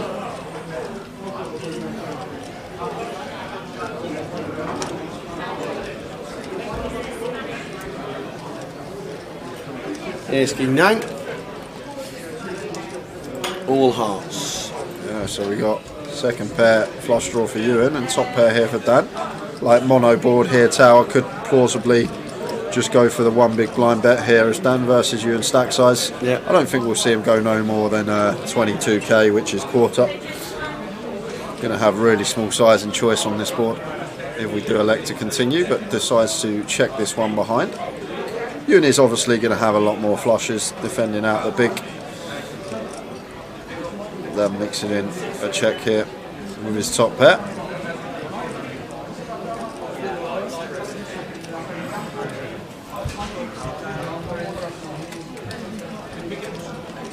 Predictions for City Tottenham. I can't see us winning. Tower single is -1 Man City. Yeah, I'd love for us to obviously get a result, but I really can't see us winning after how we performed in that first half versus Arsenal the other night.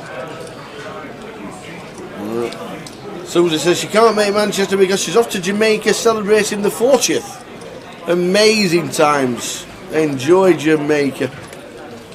Yeah, Dan likely to get paid now. The way he's played this one, checks twice and river in trips.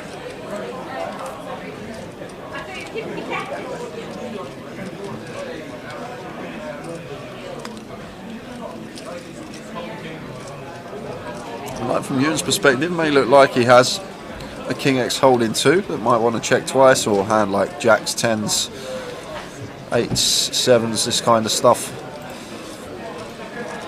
And Ewan goes for 22k, quarter pot on the end.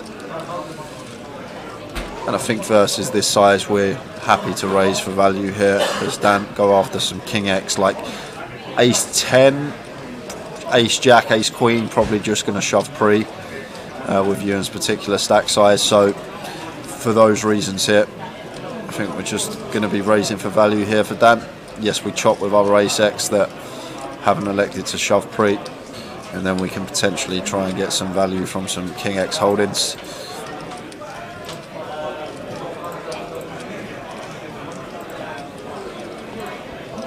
Does just make the call, and Ewan sees the bad news.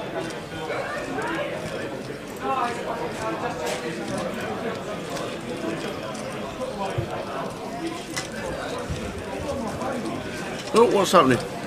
We're moving one. Fabrice is on the march. Yeah, and that's because we have just lost SV from the field, which leaves us with 18 players. 18. Danny Ryder's not in the high roller.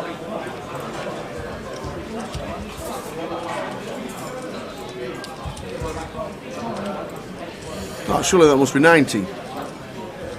18. Must be 19 because you'd have 2 tables of 9, wouldn't you? No, it was 18. We're 8-handed in the high roller. Oh, high roller's right, 8-handed. okay. Okay. That makes sense. So we're on 18.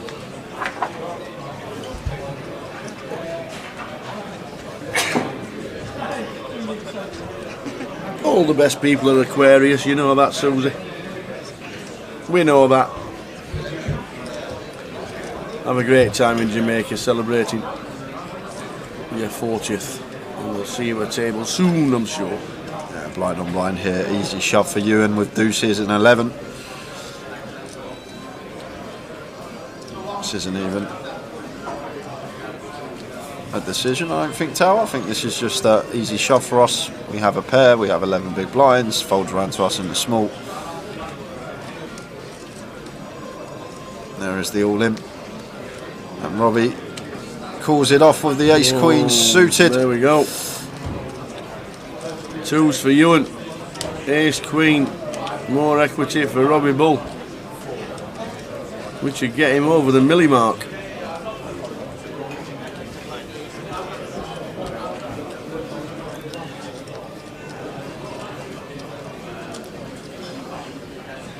No help Clean. there. Yeah, really, Clean for Ewan. really nice flop to see for Ewan here. Yeah. Oh, Done it not again! the turn. He keeps turning aces for fun, Robbie Bull. Deuce needed for Ewan, and it's the queen of clubs. Backdoor 2 pair. Ouch. Unlucky Ewan.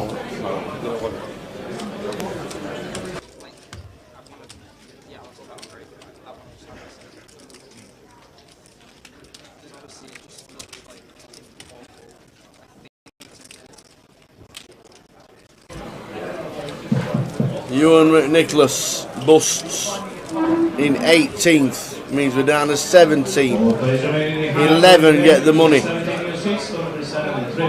Oh, it's going to be a 30-minute break as well, guys. Is it? 30-minute break in the high roller.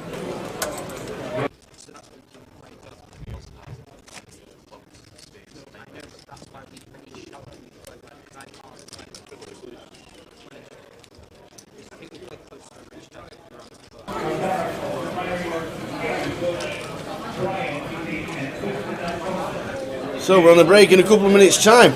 Yeah, I'm guessing just a little extended break if the players want to get themselves something to eat. Yeah. As today's going to be a long one. Just looking at chips in play, structure. It's going to be a lengthy one for us, I think, today. I reckon between midnight and 1 AM finish. Obviously, we're used to finishing the high roller around 9-10 o'clock, but extra 3 levels added to the structure. It's obviously going to affect that, making it a longer structure. meaning stacks won't be as shallow. So Igor here is all in. Yeah, it's done. For 5 big blinds, and Dan calls it off with the 8 deuce versus the 5 big blind shove. Does the 8 deuce do miraculous things? Or does he get a double up to near 200,000?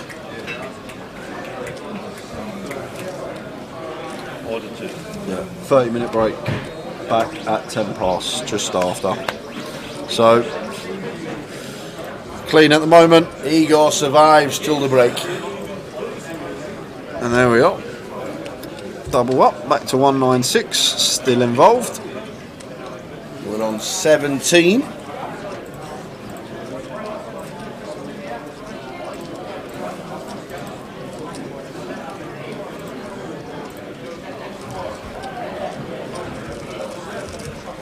I'm guessing they'll leave the chips where they are and then just do a 2-table redraw when he gets a 16. Makes sense.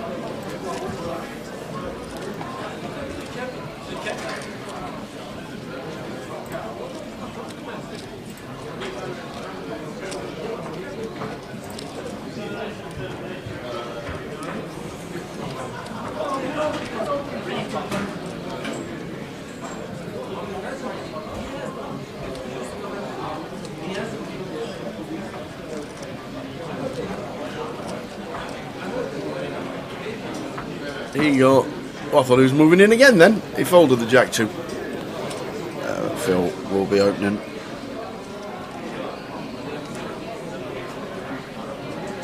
Raises to 34. And interesting here, because we are obviously just sitting 5-handed now. So ace 10 here on the button for Robbie. You could potentially see a free bet incoming here from him. Just 6 off the money now, having Phil covered. Cut-off opening range of Phil should be plausibly wide. So, like to see this from Robbie. He's going to find the free bet.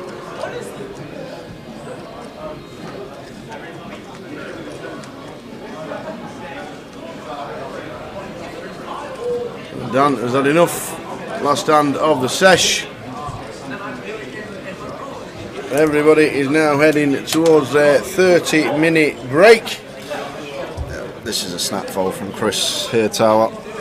Is thinking about it. We are getting close to the money, so may see a bit of tanking from players as well. 15-20 seconds for each decision. Oh, back over to Phil, suited ace-X. Definitely viable to pill here in a 5-handed situation, but obviously get out of position to Robbie here. Could be in a dominated spot. May just take the full half-hour break and think better of it and come back still with a very healthy stack. And it's going to burn through a time chip.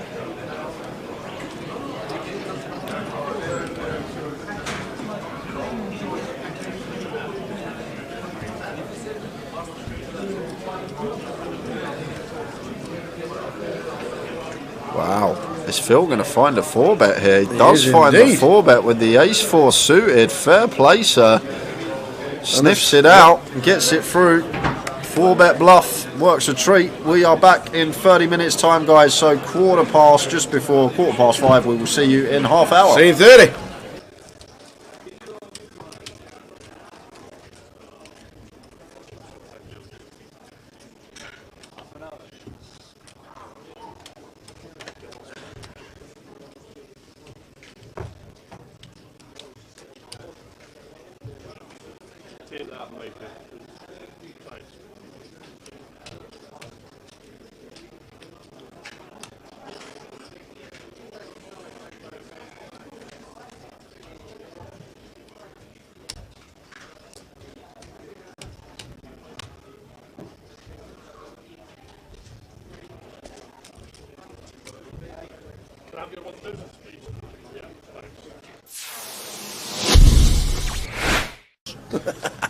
So we see Tom opening Jack 9 off in the hijack. Can open a lot wider here with the chip lead. A lot of pressure on these guys with ladders and approaching the FT. But Matt never going to be going anywhere here with pocket 8s. Easy decision for him in the small, just the call. And it's heads up between Tom and Matt Davenport here. Let's see a flop. Flop time, ace 9-3. Second pair for Tom. Takes the lead in the hand. It's still may bet small here, Tom Hall. This is a board that's just going to favour us a lot of the time here, being the opener. We do have middle pair as well, so we do have some disguised trips or two pair when the turn is a jack or a 9. So potential. You can go really small here, as small as quarter potentially.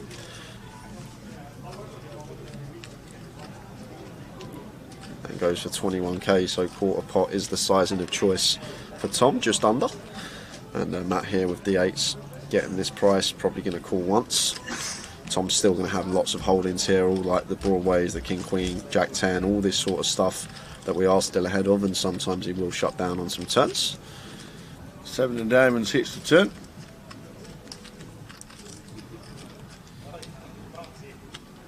So this is where it's probably just going to go check, check here.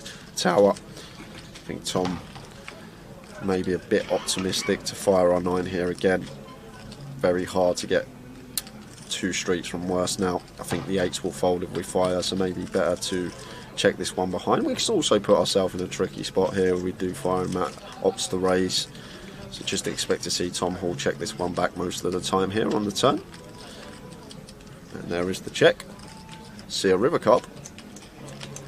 And it's paying 2 pair. Well, it is 2 pair for Tom Hall, but probably going to be very difficult to get value from Matt Davenport here with his particular hand. Matt does have the 8s blocking the nuts. 10-8 could still be in Tom's range. He's going to open 10-8 suited from the hijack, although 10-8's probably going to double barrel turn, something to take into account. But Tom will now just opt for probably a larger size here, I think now. Tower, this little disguised jack 9 of us, ours somewhere around like 90, 3/4 pot, probably what I expect to see. It looks pretty chunky. That's pot size. That's 105. So around 85-90% up there. And Matt here with the 8s, never going to call this one tower. Just not putting in a quarter of our stack here with 8s, we lose to too much. Well. Ah. Oh, he's going to raise. Matt Davenport. Is he going to find the raise here? What a raise it would be as well, because Tom could still just have some one pair holdings. Matt Davenport, where's he found this shove? Oh my word. And Tom's got 2 pair here. This could be the end of Matt. I'm guessing Matt's trying to target all the 1 pair holdings here of Tom. Like Tom can check back some ace-x on the turn and go for value on the river, and Matt's trying to target this, but Tom's even higher up here with 2 pair. And he's gonna be in the tank here, because what will go through Tom's head, Tower, is we beat value? I don't think we do. Maybe 9-7 might be in there for Matt, but is he going to check rip that? Obviously Matt can still have some ace-3, ace-9, ace-7 defending out the big blind. He might even float a 10-8 as well, wrap round this 9 with backdoors, so 10-8 of hearts, diamonds and spades probably going to be in there. But the question we got to ask ourselves, is Matt Davenport ever going to do this as a bluff, and what are the bluffs, Tower? Once Matt calls on an ace-9-3, there's not many you can come up with. And because of that, I think Tom may let this one go. Simply because of the board texture on the flop. It's ace-9-3 rainbow. What on earth is Matt supposed to have here? He can have sets, he can have 2 pair. And what hand is he going to turn into a bluff? Is he going to rip some 9-10, some 8-9, blocking straights and 2 pairs? This is just a 6-6 jam from Matt Davenport early on a big day 3, and Tom Hall in the blender here and lets it go. Matt Davenport, you boss, and shows Tom as well. Pocket 8s. There is a reason this guy is top of the National League. Matt Davenport putting on a show early on. Wow. He's not afraid, Tower. He's not afraid of busting. Fasten your seatbelts, ladies and gentlemen. Wowzers.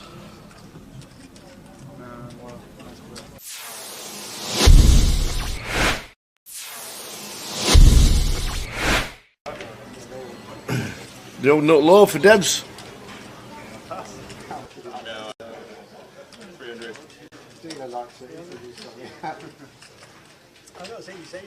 Three bet to 900. The old KK Camille. Louis going to call. Bit cheaper this nutcracker.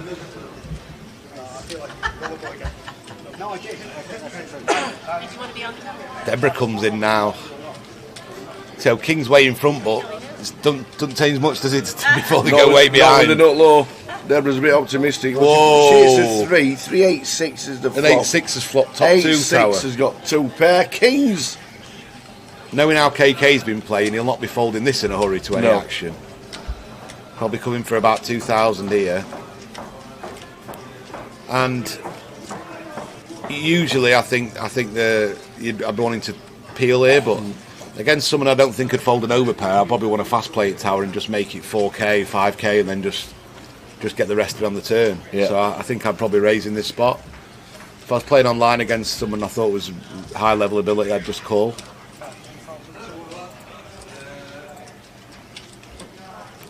And I think he's going to double up tower unless the King's improves. I think this is going to get jammed all in by KK. Yeah, raised to 5.2 from Lewis. He's going to see the bad news in a minute.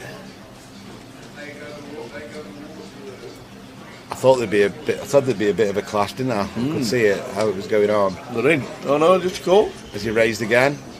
Oh, he has. Looks like he's raised again, tower. 3 bet at 12.7. Yeah, Louis all in. Yeah, now they're going in, and then it'll be a call. And he's going to call, yeah, and he's going to need to improve. The old 8-6 at the moment, busting the Kings. Deb's out the way with a 3-2. And Kings are going to need to improve. He's not going to be dead till the river, whatever happens. Still going to have a couple of outs. Oh! And he's dead as a doornail with the 8-6 tower. Wow. It's just brutal, isn't it? Oh, the 3 as well. Deb's would have made trips. That's just brutal. I mean, what can you do? Wow. You flop top 2, get it in, and Yeah. the King just turns it like it's easy. And it's brutal for Louis. He's going to be out, I think, is he? KK got the KK. Is it gone? Yep, stands up. Got the lot. Short lived from Louis. Louis unlucky.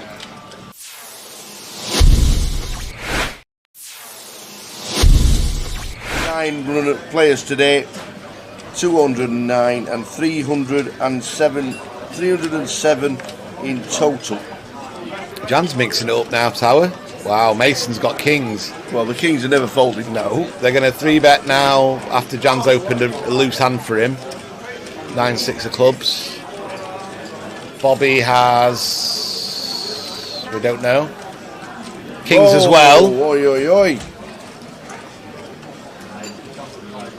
And he's going to cold 4-bet probably to about 9,000, 8,000, maybe out of position.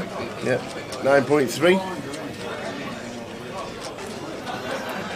Jan's going to fold and Mason's going to stick him in, I think. And it's going to be Kings against Kings. Yeah. And then we're going to chop it up and then we'll get on to the next. Yep.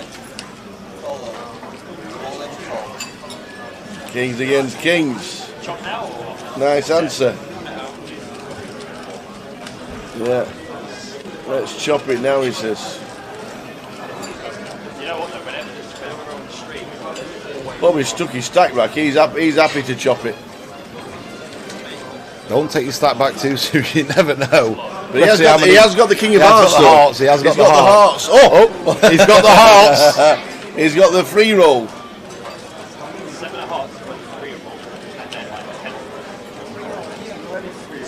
got the hearts. He's got the free roll of the hearts. This would be absolutely brutal for Mason. No way is it coming a heart. We've been saying hearts all day. It can't be again. Oh my God! It is. It is the day of the hearts. That is absolutely sick for Mason. Wow. That is brutal. Kings against Kings and 4 He's going to hearts. stand up and just have a minute there. That's just brutal. That is just brutal. He's going for a minute. He's having a minute. That's shows quite a level of maturity for someone who's 18 just to think, right, I'm going to have a minute away. That's a really ridiculous hand. Bobby. If ever there was a day to have the hearts there, Tower, and not the Black Kings, it was today, wasn't it?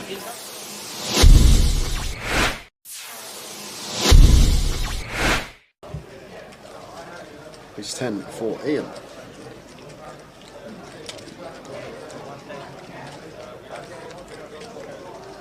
Raises to 1.3 under the gun +1.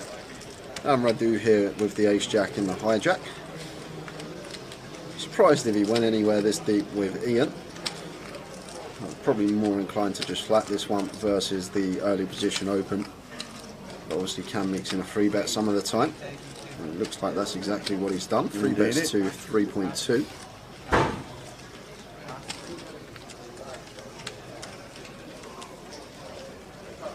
Julie, if you just give yourself a refresh, should be alright because picture's crystal clear here for us. Yeah. So it's probably just connection at home or wherever you may be. But if you give it a little refresh, hopefully it kicks back in. Yeah, give yourself a refresh, Jules, and let us know that it's alright. Because it's alright on both our laptops. Oh, so it's my Monday. word. What's happening here? 4-bet to 7.7. Wow, Ian. Oi. Someone over the age of 50, 4-bet bluffing Tower. Whoa, well, I'm snap folding. It's just You like, would be. Yeah, I would be. You'd be snap folding. I'd be folding ace queen here, suited as Radu. It would already have hit the muck. But this is, I guess Ian just thinks Radu's at it too much. And to be honest with you, the ace 10 off Tower, it's a really beautiful 4-bet bluff hand. And maybe Ian's been amongst the solvers the last few months. You don't know. He might have been putting some work in off the tables. That could be the case. And he might have put in the low frequency 4-bet here with the ace 10 versus Radu, who's been fairly aggressive, and with the chips as well. But fair play to Ian, mixing it up, not just having the ace king plus in his 4-bet range, and now action back on Radu here. And oh wow, No way. Is he gonna 5-bet? Has he picked up on something about here? 20k. Wow, Radu, what senses from him. He has to have picked up on something here, Tower. Read on the situation here from Radu is just so good. What a play. 5-bet bluff Tower, we just, no way. Do you know what, if Ian 6-bets here with ace 10 Tower, I'm done for, I'm having an early finish. He's not doing it. There's no way Ian 6-bets here. How often do we even say the word 6-bet on stream?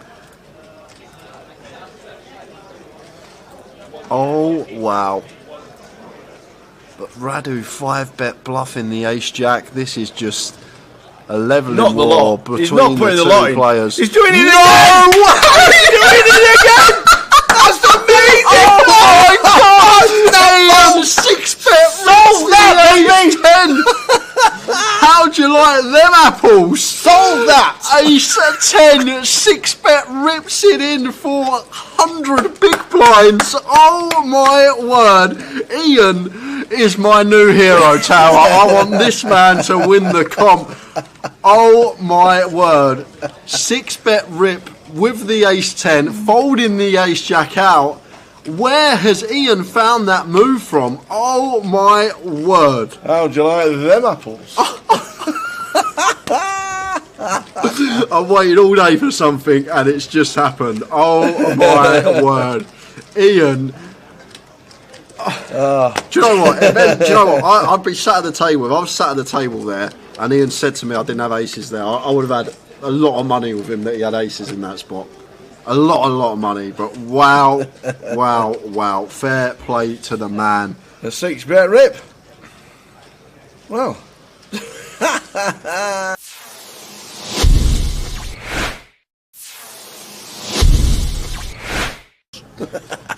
So you see Tom opening Jack 9 off in the hijack, can open a lot wider here with the chip lead, a lot of pressure on these guys with ladders and approaching the FT.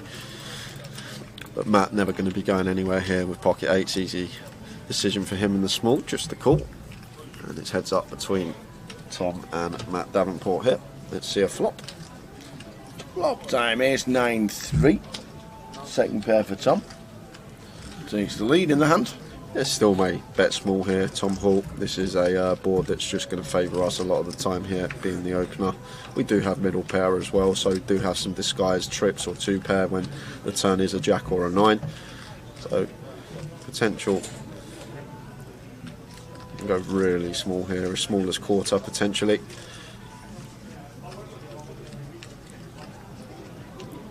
And goes for 21k, so quarter pot is the sizing of choice for Tom, just under. And Matt here with D8s getting this price, probably going to call once. Tom's still going to have lots of holdings here, all like the Broadways, the King Queen, Jack 10, all this sort of stuff that we are still ahead of, and sometimes he will shut down on some turns. 7 of diamonds hits the turn.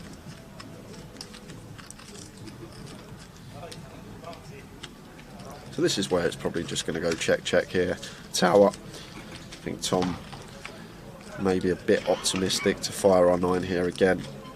Very hard to get 2 streets from worse now. I think the 8s will fold if we fire, so maybe better to check this one behind. We can also put ourselves in a tricky spot here. We do fire and Matt opts to raise. So just expect to see Tom Hall check this one back most of the time here on the turn. And there is the check. See a river card. And it's paying 2 pair. Well, it is 2 pair for Tom Hall, but probably going to be very difficult to get value from Matt Davenport here with his particular hand. Matt does have the 8s blocking the nuts. 10-8 could still be in Tom's range. He's going to open 10-8 suited from the hijack, although 10-8's probably going to double barrel turn, something to take into account. But Tom will now just opt for probably a larger size here, I think now. Tower, this little disguised Jack 9 of us, ours, somewhere around like 90, 3/4 pot, probably what I expect to see. It looks pretty chunky. What's pot size? It's 105. So around 85-90% up there. And Matt here with the 8s, never going to call this one Tower. Just not putting in a quarter of our stack here with 8s, we lose to too much.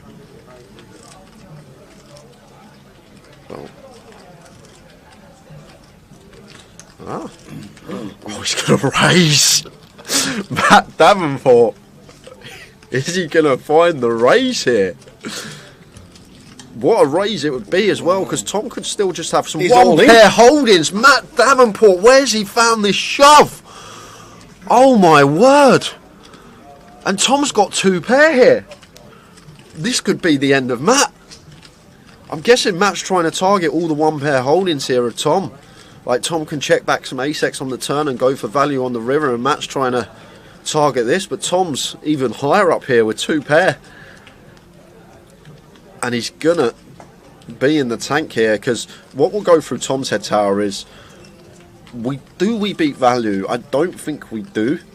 Maybe 9-7 might be in there for Matt, but is he going to check rip that? Obviously Matt can still have some ace-3, ace-9, ace-7 defending out the big blind. He might even float a 10-8 as well, wrap round this 9 with backdoors, so 10-8 of hearts, diamonds and spades probably going to be in there. But the question we got to ask ourselves, is Matt Davenport ever going to do this as a bluff, and what are the bluffs, Tower? Once Matt calls on an ace-9-3, there's not many you can come up with. And because of that, I think Tom may let this one go. Simply because of the board texture on the flop. It's ace-9-3 rainbow. What on earth is Matt supposed to have here? He can have sets, he can have 2 pair. And what hand is he going to turn into a bluff? Is he going to rip some 9-10, some 8-9, blocking straights and 2 pairs? This is just a 6-6 jam from Matt Davenport early on a big day 3, and Tom Hall in the blender here and lets it go. Matt Davenport, you boss, and shows Tom as well. Pocket 8s. There is a reason this guy is top of the National League. Matt Davenport putting on a show early on. Wow. He's not afraid, Tower. He's not afraid of busting. Fasten your seatbelts, ladies and gentlemen. Wowzers.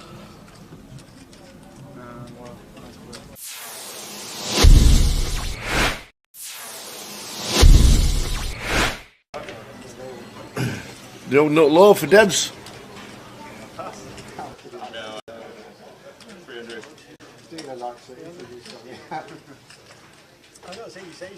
Three bet to 900. The old KK Camille. Louis going to call. Bit cheaper this nutcracker.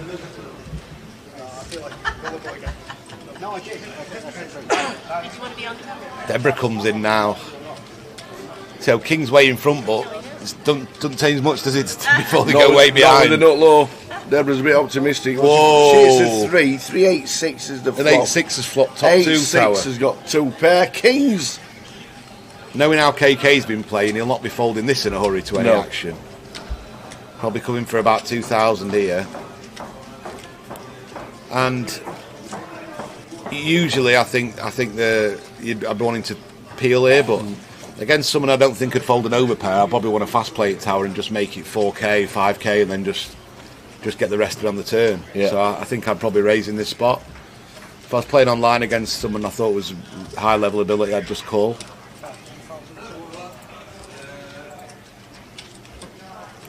And I think he's going to double up tower unless the King's improves. I think this is going to get jammed all in by KK. Yeah, raised to 5.2 from Lewis. He's going to see the bad news in a minute. I thought there'd be a bit of a clash, didn't I? I could see it, how it was going on. They're in. Oh no, just call. Has he raised again? Well, he has. Looks like he's raised again, tower. 3 bet at 12.7. Yeah, Louis all in. Yeah, now they're going in, and then it'll be a call. And he's going to call, yeah, and he's going to need to improve. The old 8-6 at the moment, busting the Kings. Deb's out the way with a 3-2. And Kings are going to need to improve.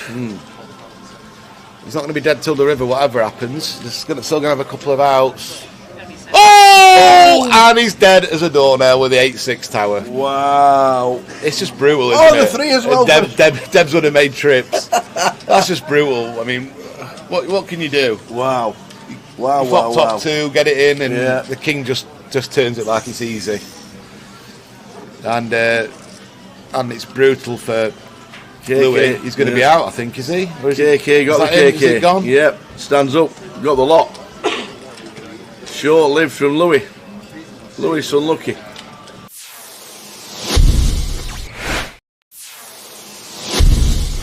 Nine players today. 209 and 307 in total. Jan's mixing it up now, tower. Wow, Mason's got Kings. Well, the Kings are never folded. No, they're going to 3-bet now after Jan's opened a loose hand for him. 9-6 of clubs. Bobby has... we don't know. Kings as well. Oi, oi, oi. And he's going to cold 4-bet probably to about 9,000, 8,000, maybe out of position. Yep, 9.3. Jan's going to fold and Mason's going to stick him in, I think. And it's going to be Kings against Kings. Yeah. And then we're going to chop it up and then we'll get on to the next. Yep. Kings against Kings. Nice answer. Yeah. Let's chop it now, he says. Bobby stuck his stack back. He's happy to chop it. Don't take your stack back too soon, you never know. But he has got the King of Hearts. He has got the hearts. Oh, he's got the hearts. He's got the free roll. He's got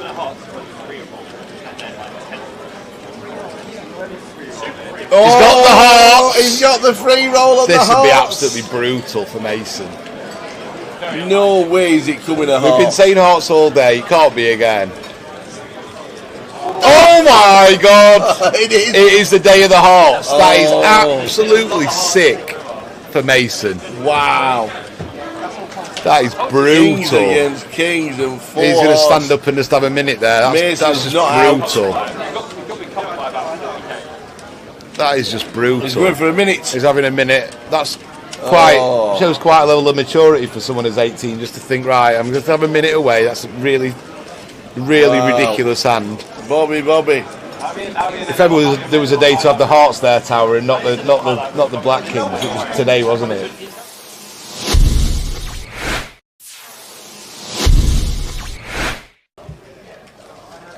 It's 10 for Ian.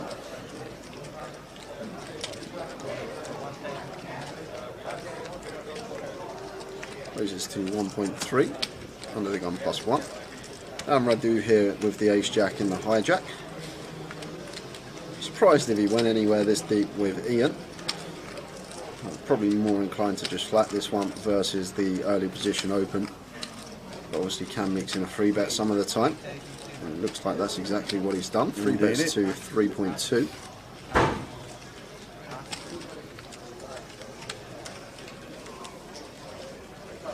Julie, if you just give yourself a refresh, should be alright, because picture's crystal clear here for us. Yeah. So it's probably just connection at home or wherever you may be. But if you give it a little refresh, hopefully it kicks back in. Yeah, give yourself a refresh, Jules, and let us know that it's alright. Because it's alright on both our laptops. Oh so it's my word. word. 4-bet to 7.7. Wow, Ian. Oi, oi.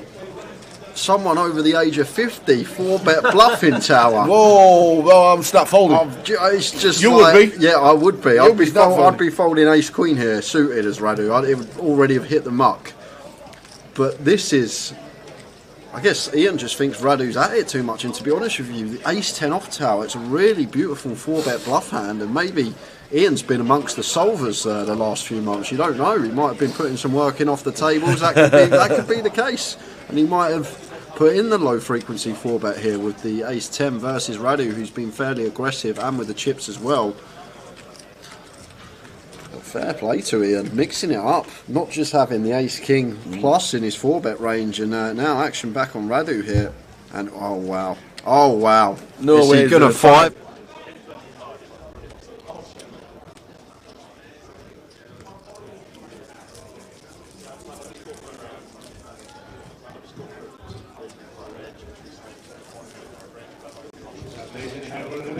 Level 10,000, 20,000, 20,000, 10, 20, 20.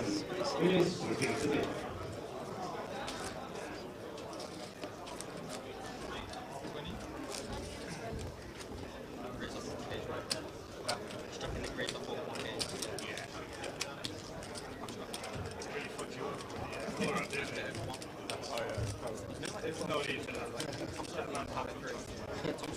Yeah, some sort of talent, so I just let you know.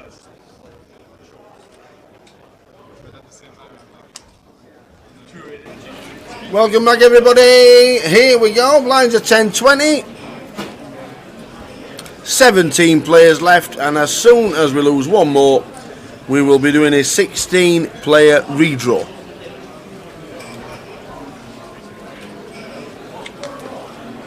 Whenever that will be, and whatever table it's on, you will see it. But we are now back.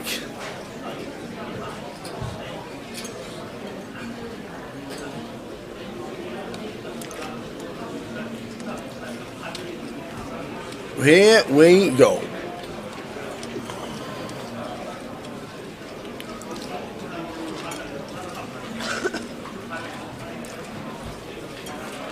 Good evening, one and all, wherever you may be watching.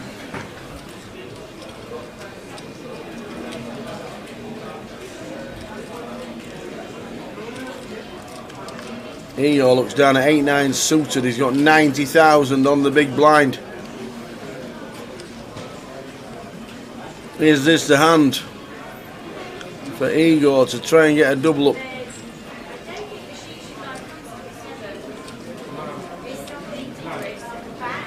There has been a raise by Dan Laidlaw, using a time bank to have a think about it.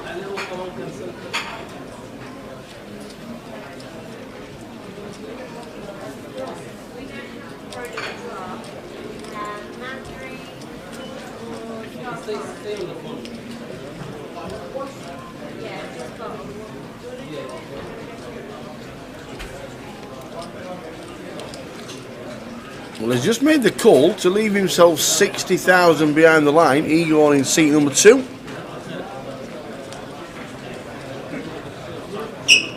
(6-3-3) flop. Igor's option. You got none of it. No redraws. Well, 7. 5-7 maybe. Definitely he needs a 7.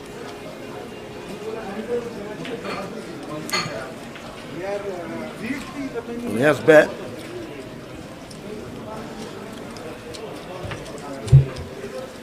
Oh, they're in. And Dan just says I've got Queen Eye. So Igor is all in. He needs to hit an 8, a 9, or running 5-7 or 7-10. The turns the ace of clubs. 6 would do it, Tower. So 6 would chop it. And it's not, it's another ace. Aces and 3s with the queen will do it for Dan. And Igor Dussel has just been eliminated. First hand back. 2-table redraw. Did we get the burger? Yeah, I've just finished How was the burger? Big. Big. I want to sleep now. Off you go. So now, first hand in, we are now doing a 2-table redraw. As we do that, we'll show you what we're streaming. There we go. Tomorrow, back to the main events and back in at 12:30, Friday, Saturday and Sunday. Rest of the schedule looks like this. The main event tomorrow is main event day 1B and day 1C is the Turbo. The GUKPT Cup is a £550 side event. That's on Saturday and Sunday. And then Sunday we've also got the seniors and also the PLO 456 as a side event to finish proceedings. Yeah, 456 bounty. Something different to finish off with here in London. So all the players now, full redraw. Jack Hardcastle's coming to the table. We will get all the players sat in.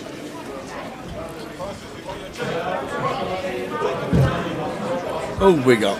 Oh, will we end up? Now I see Nick Marchington still in. Did we get the chippies? Oh, we did. Beautiful.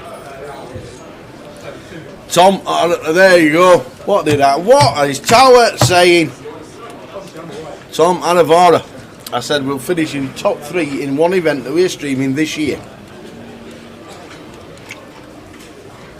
Phil Ward, Nick Marchington, Daniel Aidlaw over a mill. Robbie Bull just under. Big TR, look at that. 885 for Big TR. Jack Hardcastle. We just lost Igor. John Kite on 210. Ben Jackson still in the mix. That's 17 players left. We do start the money at 11, so the bubble will be at 12. Francis Overton bang in the middle. Fabrice. Chris Maguire still in the mix. Chris De Silva. Wozers. So our redraw is taking place. Mikey will have to input all the players before we can start, and the chip counts. And then he goes, listen, when I was talking to you, they called me there. Who wins it from there, Jay? Anyone, Tower. Who's who, isn't it? Who's left in? So many names. Pretty much everyone on that list I know, other than 2 faces. That's literally it. What you expect in a high roller when we're 2 tables out? To be fair, a lot of notables in the field. I like to see little Chris Maguire get close. No poker's taken a back seat for him recently, but still a very good player. He started producing on stage. He's got a show coming up in Manchester. He's got his own show. Amazing. Anybody in Manchester wants to go and see Chris Maguire's new stage show, he's the man. Well, this is a great lineup. Look at these. Seating draw. Yeah, so our table that we are going to have, same seat. In 1 is Chris De Silva, 2 John Kite, 3 William Tansley, 4 Dan Laidlaw, 5 Trevor Reardon, 6 Phil Ward, 7 Jack Hardcastle, and in 8 is Robbie Bull. Amazing. 16 players left. 11 get the money. I don't know much about it. If we get Chris in the chat, and we would like to promote it for him. And it's a stage show. It's at a theatre, and he's producing it.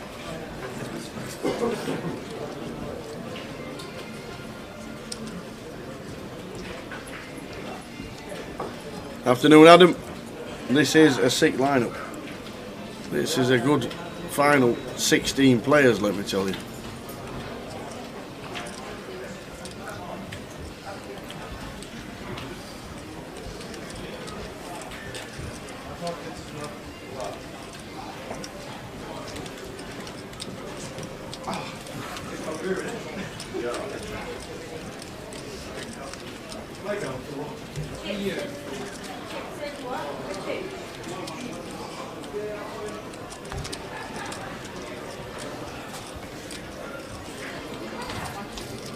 Let's have a party. I don't do trance. Is trance the one with no words? Yeah, I think so. It's like The electric yeah. stuff. I don't mind a bit of drum and bass. I'm not really into trance. I like music. I like guitars and drums.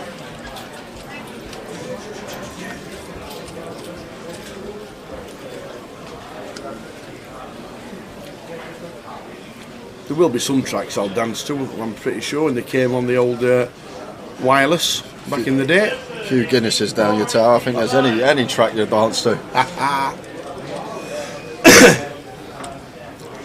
So John shoving hijack there, suited king for 13, gets it through. If I was to say, name me a trance song that I know, what would it be? I wouldn't know a trance song.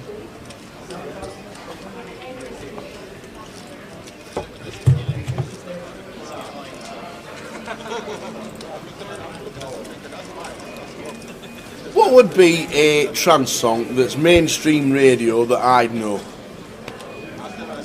Yeah, the City West. Oh, we can bust shapes like Jay says. Bust some shapes when you've had a couple of Irish Guinness. Oh. Yeah, it's a shame it's not at the City West again this year, but it's a new venue, the Irish Open, 3rd till the 10th of April. Castles in the Sky's not trance, is it? I know that one. So do I. I wouldn't have classed that as trance. I wouldn't. I thought that was like Clubland. Yeah, that's probably, yeah. There's not many mainstream.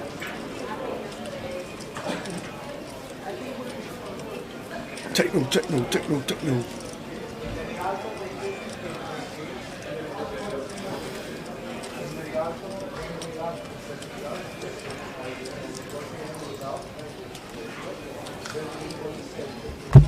A bit of Darude and Sanson. See, that's very mainstream. That was played at every wedding that I did. Every wedding? Back in the early 2000s. Yeah, you got to play a bit of Sandstorm, a bit of Darude. What about Faithless? Is that trance? It's Faithless. I can't get to sleep. That one.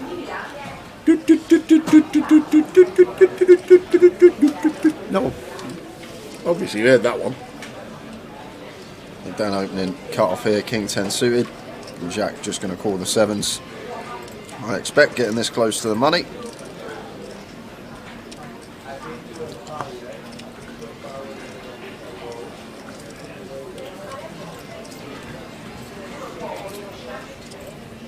The triangle's in. Just rips it in for 35. Gets it through. The dancers are having none of that. That's the one, Insomnia.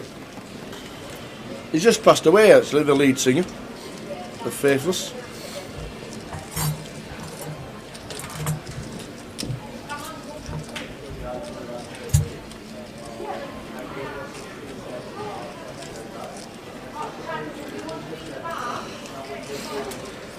$16 left in the high roller. We're going to be crowning a champion at some point today.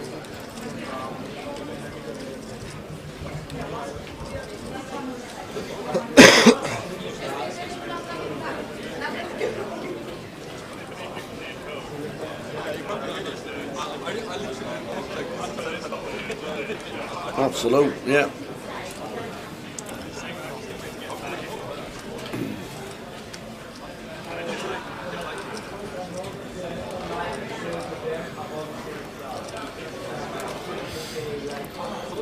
Suited here for William, offered just sub 21. A lovely looking hand, but this stack size is pretty awkward to wake up with this suited connector. Could see him going either way here, Tower. I think fold, never going to be a bad thing. 10 with the 10-7 of spades here in the hijack. Stands out of there. Over to Trev with the Jack-9 off. See a lot of Trev on final tables last year. He's in the hunt for another one. First one to kick off 2023.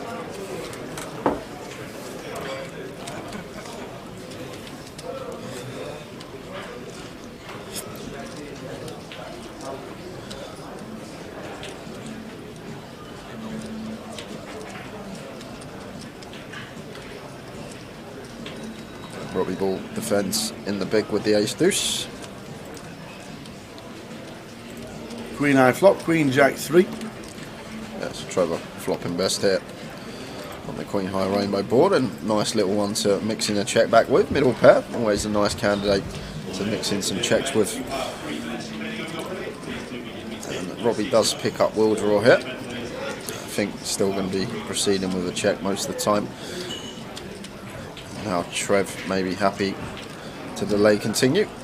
Looks pretty likely that we have the best hand with Jack X, so going to try and get some value from our hand. I think Robbie here going to have a tough time continuing, and there is the fold. Well on the Trev. So 16 players still in the mix.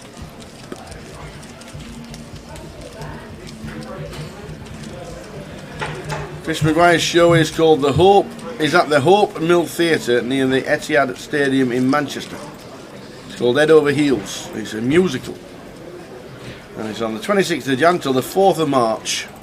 The Pimbo Panthers. Thank you very much. Happy New Year, says Richard Glue to Tower and Jay from the Royal Oak in Bracknell. Enjoying the live stream.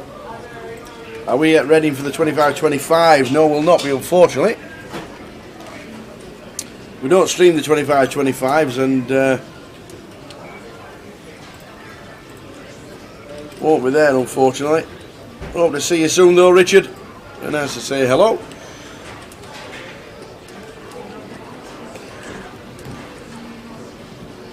John with ace king under the gun, raises to 40.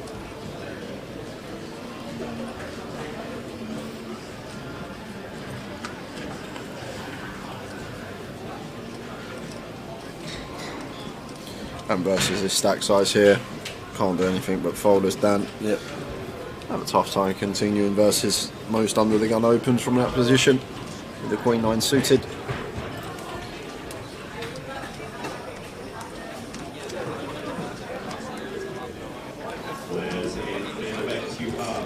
There's the Mad Turk in the building.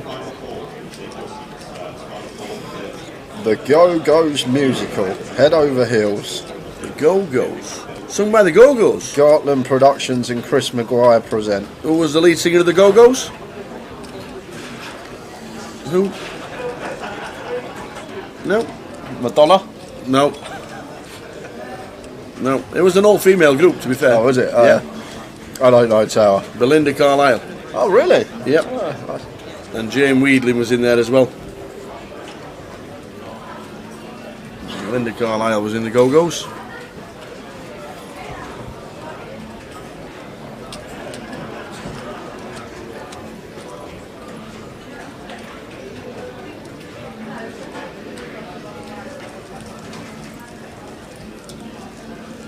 Amazing. Good luck, Chris. And the pot washer senior will be at the White Lion tonight, telling him how he managed to get 2 big blinds over the line again.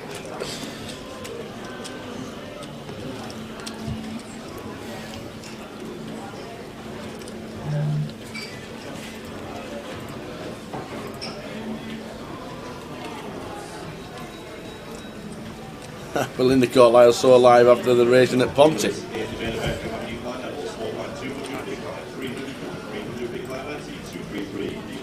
I saw Status Quo one year. I'm pretty sure there were more people watching Status Quo than there was at the races. It was amazing. 16 left in the high roller. This is 8 of them. We've just had a table redraw. Jack seeing pretty with 770. Yeah, average stack's still at 45 bigs as well, Tower. So much play in this one. Extra 3 levels added to the structure does make a big difference. It does indeed.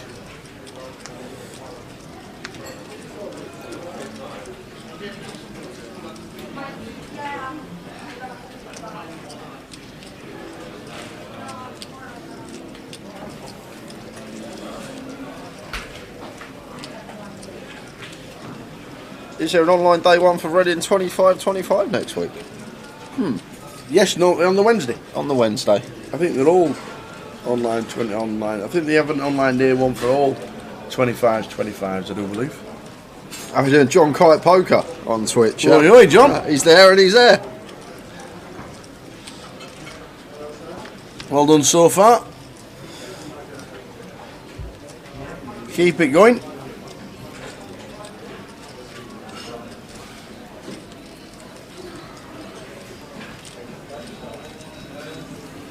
Queen 7-3, 2 heart board here. Both players were middle pair. Chris starts with a lead and John just got an easy call here with position. How did Nick Miller? Yeah, all is good here. Afternoon, Nick.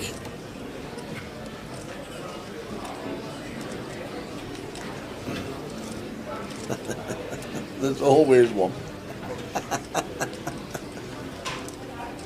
Then T says, are you allowed to watch the live stream while playing? He's not, to be fair, he's not watching it. He's listening. And he might not be there in half hour, we don't know, do we? We don't know what's happening live, Ben. If you are watching, John, just give us a quick thumbs up. Evening, James Gill watching on YouTube. And James.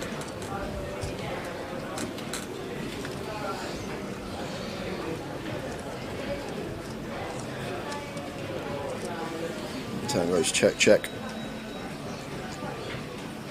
So Chris might fancy value betting this one. Once turn goes check. Feels like our 7's going to be the best. Try and target some 3x, some ace high, that type of stuff. But John will be making the call unless Chris goes for some extortionate sizing, which he doesn't. Chris actually checks here. Now if I'm John, I think I've got the best hand.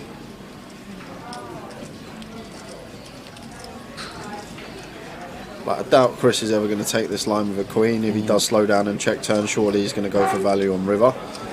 So never going to have 8s through jacks because they're just going to shove pre with a stack size in question. So if I'm John here, I'm happily value betting this spot and does go for value.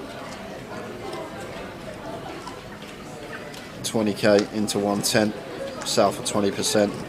And Chris, I think this is not really much of a decision getting this price tower, 6.5 to 1 on the call.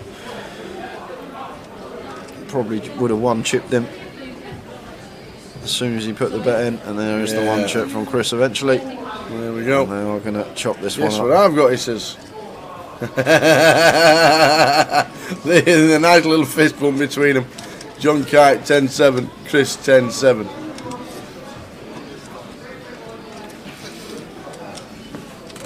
Hiya Tim, watching on YouTube. No one watches on Facebook. Even Facebook can't be down, can it?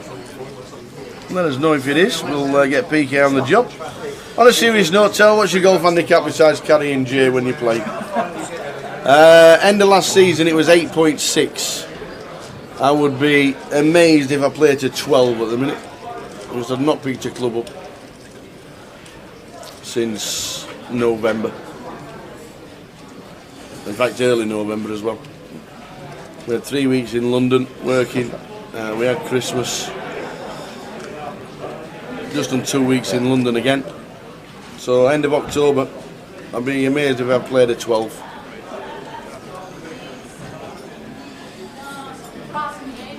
Well, if I was you, John, I wouldn't go and watch the last session back. That's all I'm going to say. Some of the stuff Tao was saying. I wouldn't go and re-watch the last 2 hours before this one. John knows we love him. You didn't get notifications on Facebook today? Ah, okay. Well, we are live on Facebook. Hopefully somebody on Facebook can just say hi to make sure it is.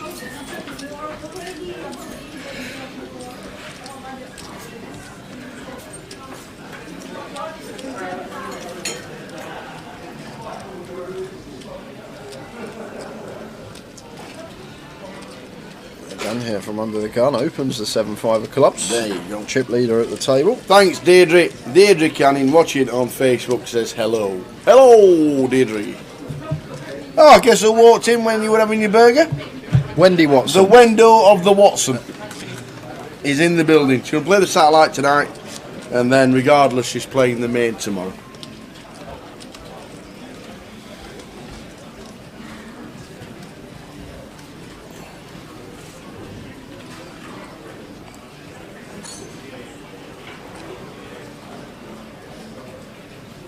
Line's 10-20. Big TR making another deep run. We're not in the money yet. Money starts at 11. There it is, scrolling across the bottom.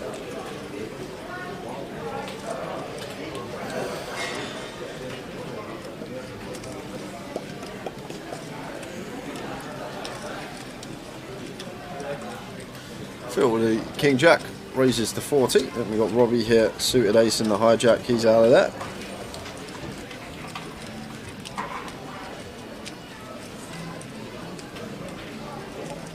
And 15 players remain. Ooh, because we have just lost Adam Miller on the outer oh, table. Oh, Mr. Miller. So 15 remain. 4 off the money.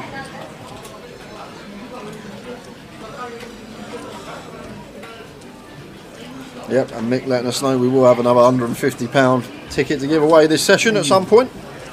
Tower's got to come up with a question.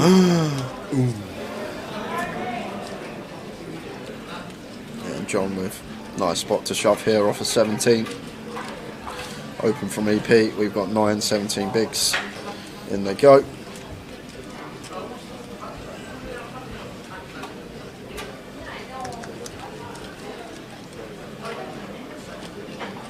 For Ben, and Phil will be folding as well. There we go.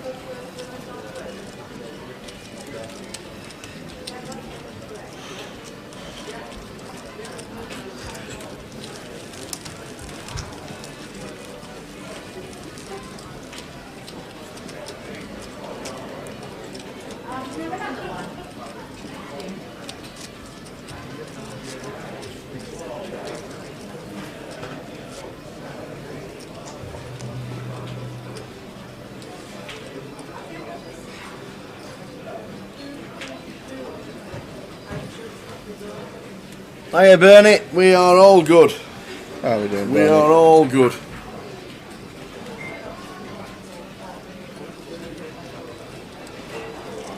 What subject do you want the J thinks on? Anything. And now I'm going to give you an option. Anything. Anything? Anything. Anything. Aeronautical engineering. I don't even know what that is. It's like architects for aeroplanes. Okay. Anything you want, Tower.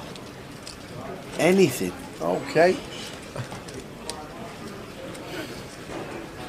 How many Chinese lanterns are lit up for Chinese New Year? That's not a bad one. Billions. Chris has to shove it, and he shoves most of it. He ain't folding. Leaves himself about 30k behind.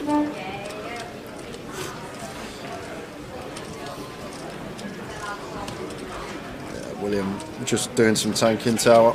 I think we'll see this from these stacks just taking 10 seconds or so each time it's on those, hoping something occurs on the outer table.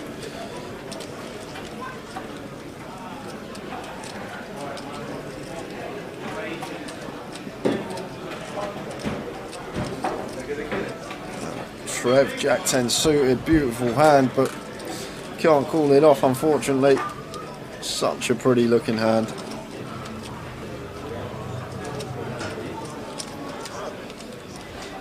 Bob Stevens says, Tower and J, score predictions for the City Spurs tonight. I said City -1. It's even money. If you want my opinion from not a Spurs fan perspective, I reckon we'll lose. I reckon 3-1 City. If you want to buy a Spurs fan prediction, I reckon we'll win 3-0. I love it. Yeah, Bernie, we're going to do a giveaway probably in about 45 minutes.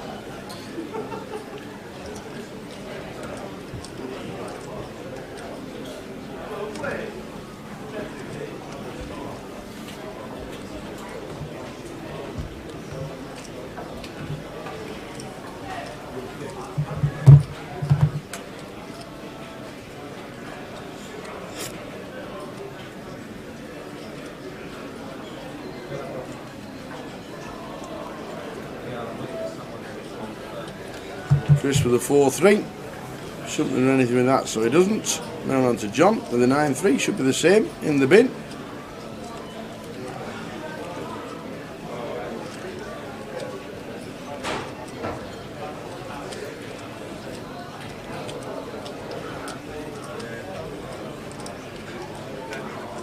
Yeah, and this is just a tank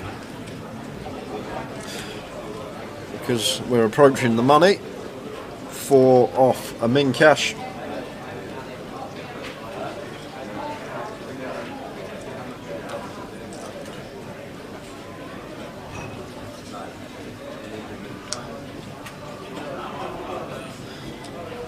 And down here, King 8 on the button with all the chippies. Should be opening this one once folded too. Does raise it up. Makes it 40k. Trophy with King 3 in the small. Be surprised if we saw him continue here. Well, if we are going to continue, it has to be a free bet. Can't be flatting. Have to put that king blocker to use. I much prefer that, just the fold, and feel not going to defend with the 9-7 off.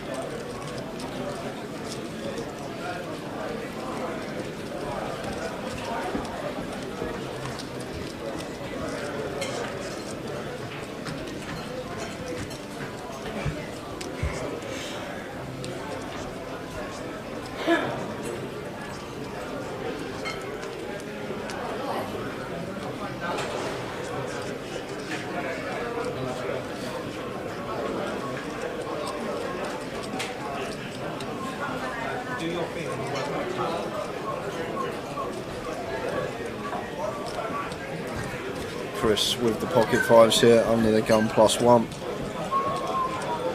17 bigs. I personally just fold here, Tower, but Chris is going to choose to move all in, which is fair enough. Leave himself 35,000 behind the line again. I just think when we're obviously 4 spots off the money, we're now full ring again, we've got the whole table to get through, no blockers to call in range, like the small pairs from EP here off these stack size. I think it's going to be just a fold a lot of the time, but Chris is going to choose to go with the fives. Shoving for 17, well, he's got 17 bigs in his stack.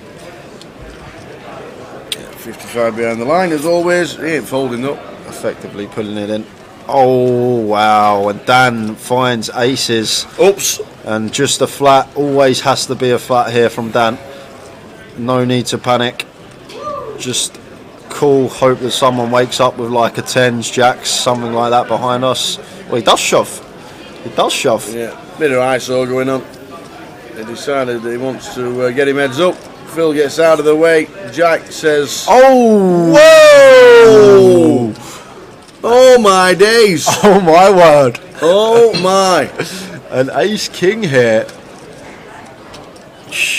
Has to be a call, right, Tower? Well, 730,000 and all in an ISO, and he's made the call. He has made the call. Nanny Chris. It's far too many of the money to be folding. He's still 4 spots off the money. Jack's all in with Ace King. Dan sees the good news. Ace King for Jack Hardcastle. Aces for Dan Laidlaw. And 5s for Chris De Silva. We could be losing 2. And we could have a huge chip leader. Yeah, massive. 2 million chip pot. 2 million chip pot.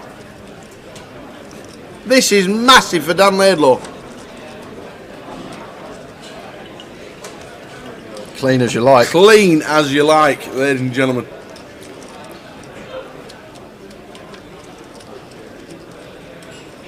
Still clean as you like. So we're going to lose Jack Hardcastle. Chris De Silva needs a 5. And it's a 3. Wow. Dan's going to have a massive chip lead. 1.9 milli. Massive. Not much Jack can do there. So Chris De Silva eliminated. And then Jack Hardcastle in the same hand eliminated.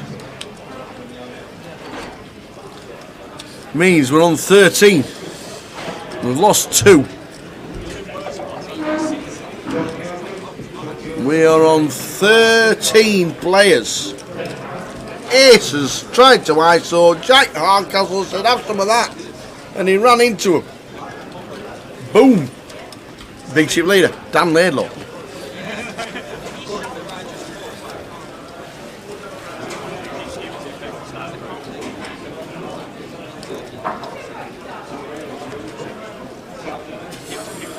Jack says there weren't any stacks of the same size as Dan behind. If they were, they're flat, but doubt there's call/folds versus other stacks. Phil's got 900, Robbie's got 800, but I'm guessing, yeah, maybe Dan hasn't got any cool folds when someone shoves a 900k behind.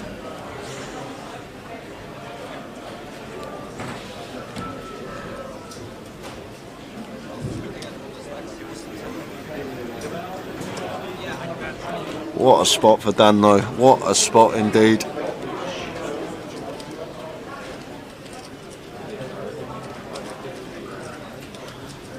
Things you dream of.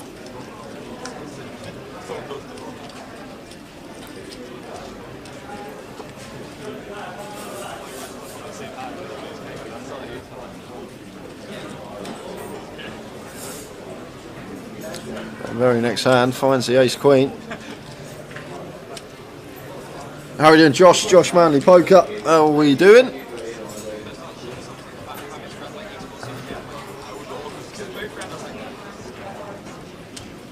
So now 13 remain. So yeah, only 2 spots off the money, guys. Bubble, bubble.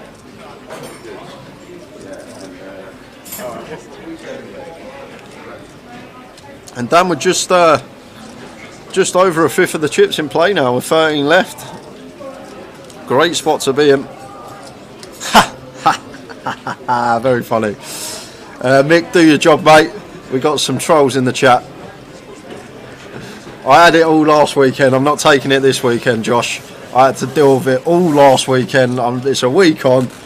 We can forget about it now. So last week. It is so last week. So last week. How are we doing, Josh? Good to see you. I've been watching your little clips you keep sticking on Insta and stuff like that. I love how you jump out of the chair when you win a hand. I think it's great. Normally when you suck out on people. It's only what I've been watching. How are we doing, Josh? Hope to see you again this year at some point in some lake, wherever you are, and get you in the comms as well.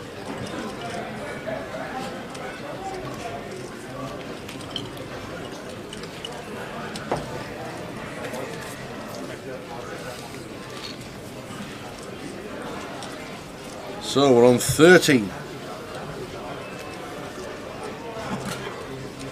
Yep, Chris Maguire's still in. He is. Lucky bucket.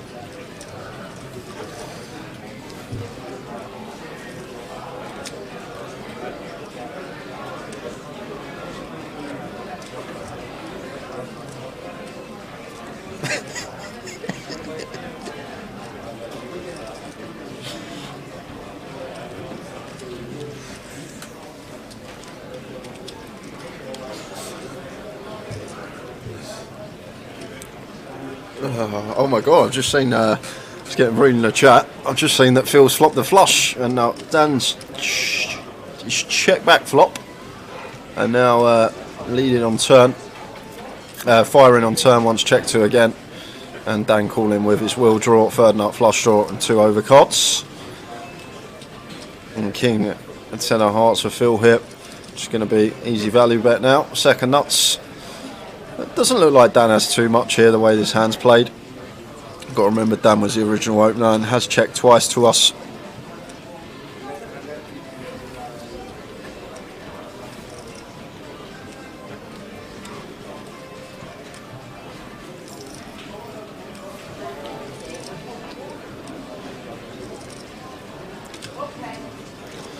About 3, 2, 5 on the river here.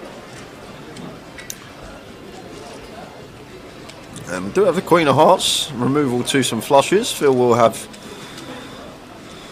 obviously a few more suited hands than us, perhaps, that call.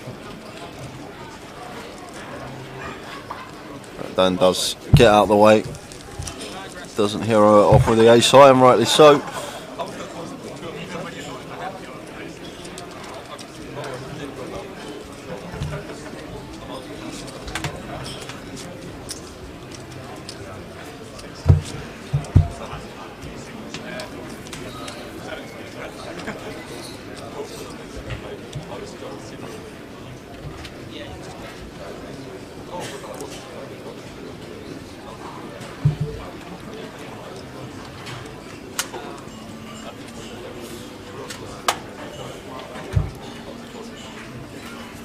Scrolling across the bottom are the payouts.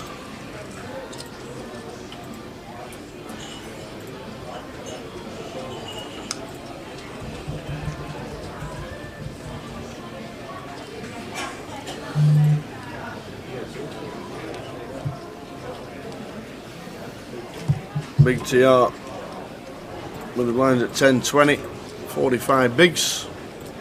Raising up with the old King 6. Yeah, suited King, effective cut-off with dead button in play. Raises to 40. Well, we vault. Looks down. They've been fairly quiet since the 2-table redraw, Robbie. Back down to John with the 10-3. Can't know much with that. They are suited. So we are going to defend. I'm not sure, Tower. I'm not sure. I think like I'm already in the mud, ready for the like next one. usually versus a min click, suited cards, any 2 in the big blind, fine to defend. But once this is a scenario where we're 2 off a min cash and we've got a stack which can plausibly fold our way into the money, a couple of shorties on the outer. I think of the 6 players on this table, we are the short stack, but in the field I don't think that's the case.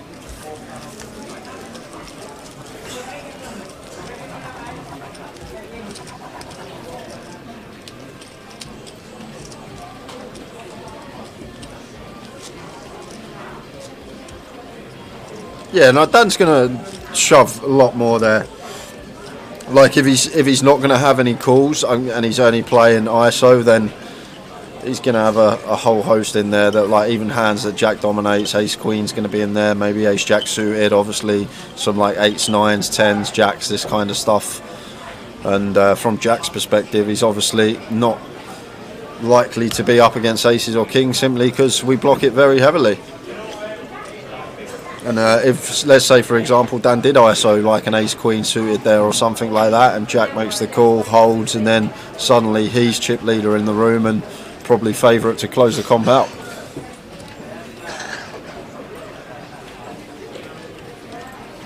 Phil Ward says have some of that.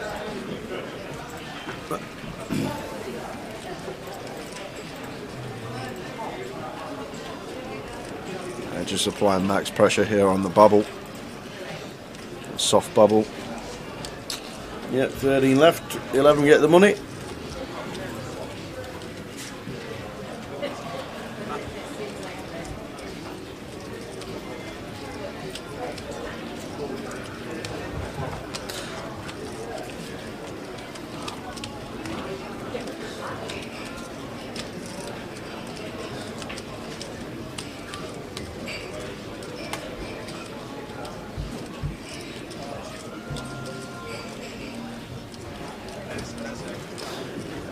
John just back in the tank, just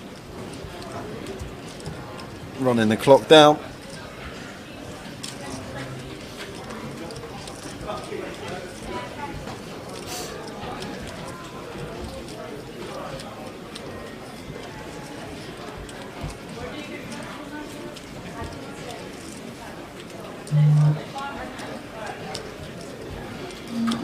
And William going to be doing the same. Just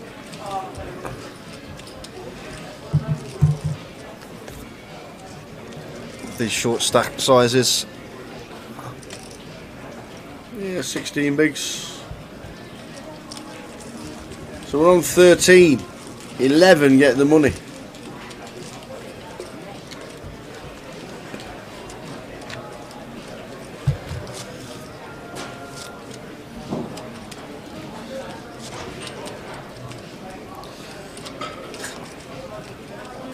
It's only ace high, Jack, to be fair. It is only ace high.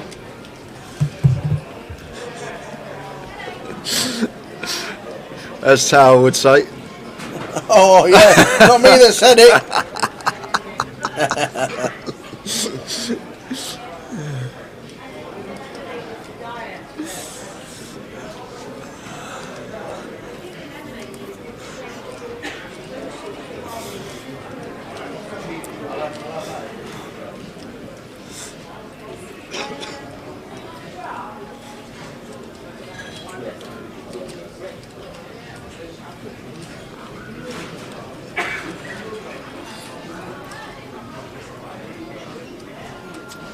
But things are going to slow up a bit now, guys. This could be a lengthy 2 players to bust. Could take a while. Absolutely. Obviously, it's a decent sized min cash as well, so players within their right to use their 30 seconds on their shot clock. We have a king jack here for William, off of 15, blind on blind. But from a normal circumstance, chip EV, we are just going to rip this one. But it's not a normal circumstance with 2 off the money here. And we've got the big chip leader on our direct left in the big, but is still going to take the spot.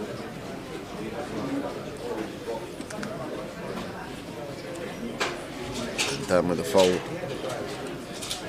Let's have a look, Mick. Let's have a look. Am I going to 25 Coventry? When's that? When Next week? Maybe. I might pop down. Next weekend. It's only half an hour from you, isn't it? Yeah, literally 25 minutes. 25 minutes, half hour, yeah. Half an hour if you slow down a bit. Yeah, I might actually might go and see what's happening. Coventry, Liverpool, Glasgow, Reading South and Sheffield Deep Stack all next weekend. Every one of them. And then Bury New Road will be Manchester for the GUKPT. And then the week after, Blackpool, Walsall, Portsmouth, Newcastle and Dundee. And then Cov for the big one.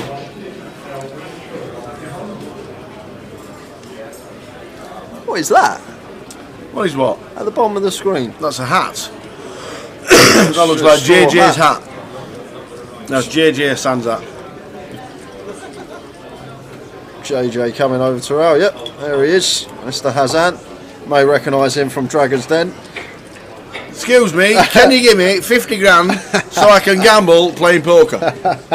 So you want me to give you 50 grand of my money so you can gamble it away? The best bit about that sketch is when he walks in, he goes, "Hi, my name's JJ, and I'm a poker player, but I'm not just a poker player, I'm a very good poker player."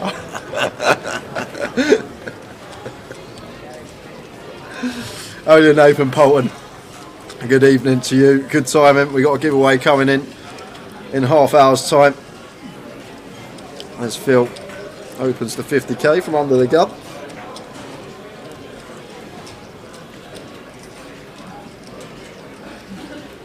And William here, ace 10 on the button. Could potentially just let this one go. Getting close to the money, and does.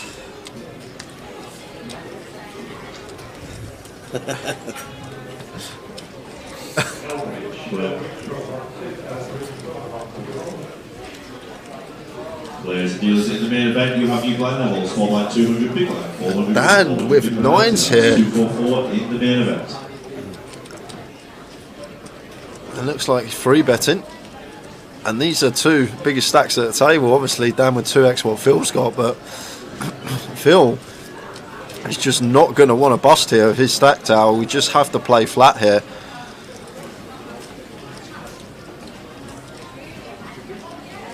Oh, he's going to shove. Wow, he is going to shove. He just thinks Dan's going to be picking on him, but I thought he was just always going to flat that spot. And Dan now with the nines. Probably wasn't expecting the jam from Phil. Like I say, 2 off the money and snap fold from Dan for a little bit of deliberation. Maybe Phil just thinks Dan's going to be at it too often versus him sitting second in chips, but the times that Dan does actually wake up with it there, potential for Phil to bust, even up against like ace king, something we're flipping against, potential to bust. Yep. And with a stack that is pretty much certain to cash. Ever 38 says, is there a link to that list of tournaments? Sorry, caught the end. This one. This is the list. What you want to do right now is take a screenshot. Ready? Ready? Take the screenshot and have it at your leisure. Put it in and stick it there. There we go. That is the list of side events, 25-25s, weekly events, all the way through to May when the GUKPT is in Edinburgh. Oh!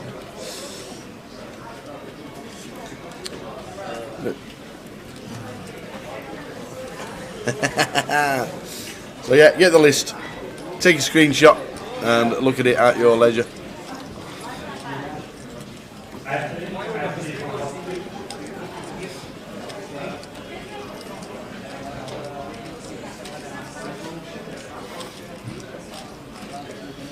Favourite part was Deborah Meaden thought he was a whale. Giving him that look like, are you sure?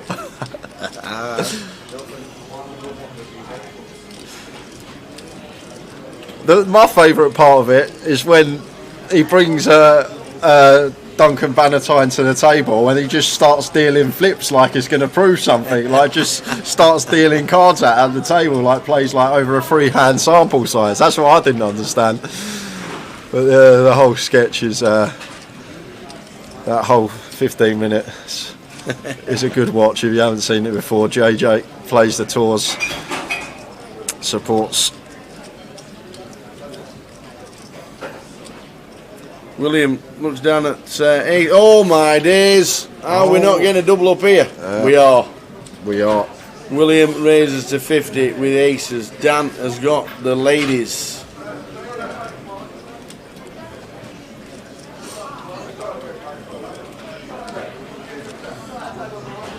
He says, here, have some of that. 3 bets to 150. The aces are going in. Dan is calling. And William is off to a double. That's how it could work out.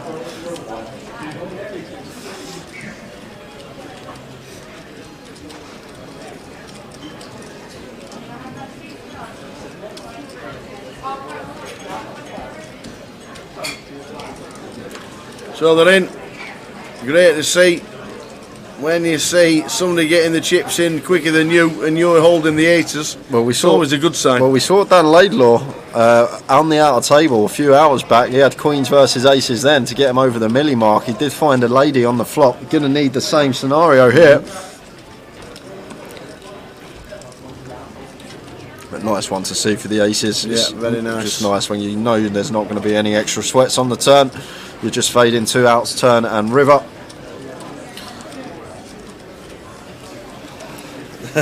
Shakes the queen.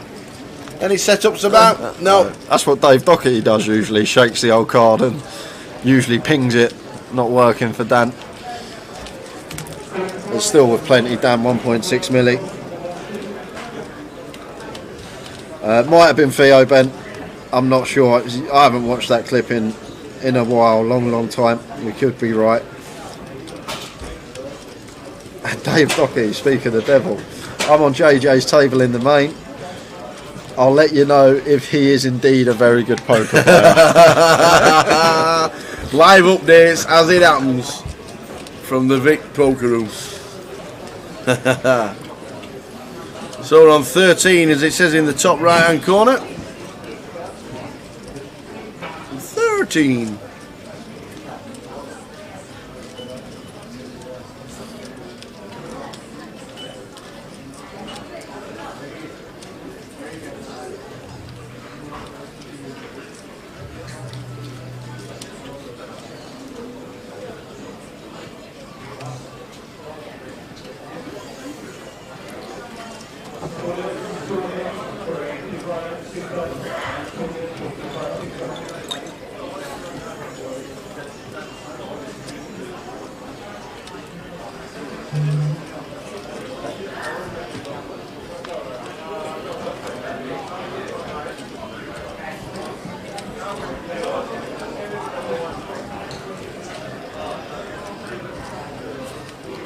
So William fresh off his double, few more chips to work with now. Suited king in the hijack. See him going either way here. Obviously we've got Dan on our direct left, maybe less inclined to open for those reasons. Usually king 8 suited from hijack could definitely open, but this close to the money. Chip leader on our left just gets out of the way, and Trev on the button hasn't really been involved too much in the last hour or so. Can't see him getting involved now either. Out of the way with the 4 deuce.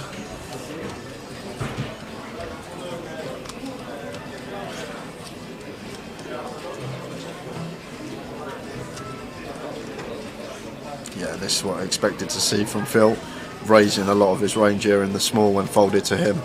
Having Robbie covered here in a blind on blind situation makes it 85k, and Robbie jack 9 suited here. Very nice looking hand.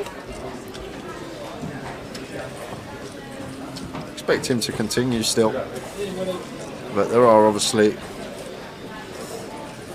a lot of spots we can get ourselves in. Having Phil having us covered might be happy to put the pressure on us. However, we do get a nice flop, flopping 2 overs and flush draw. 7, 6, 3, 2 spades.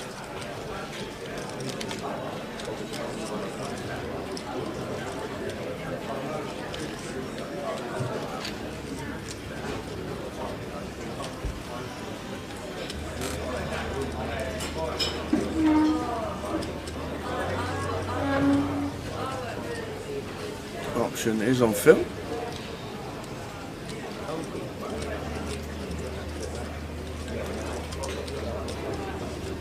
$140,000 is the bet.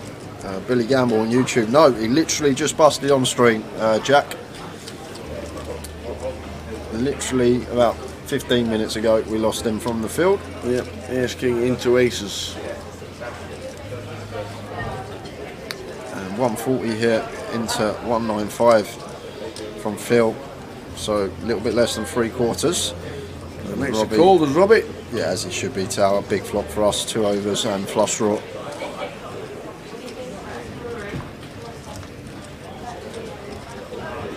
There it is. Instant service. Boom.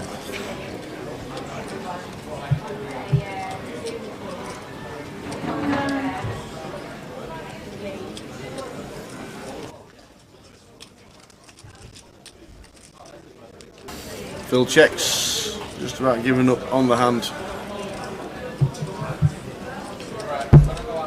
Probably could check.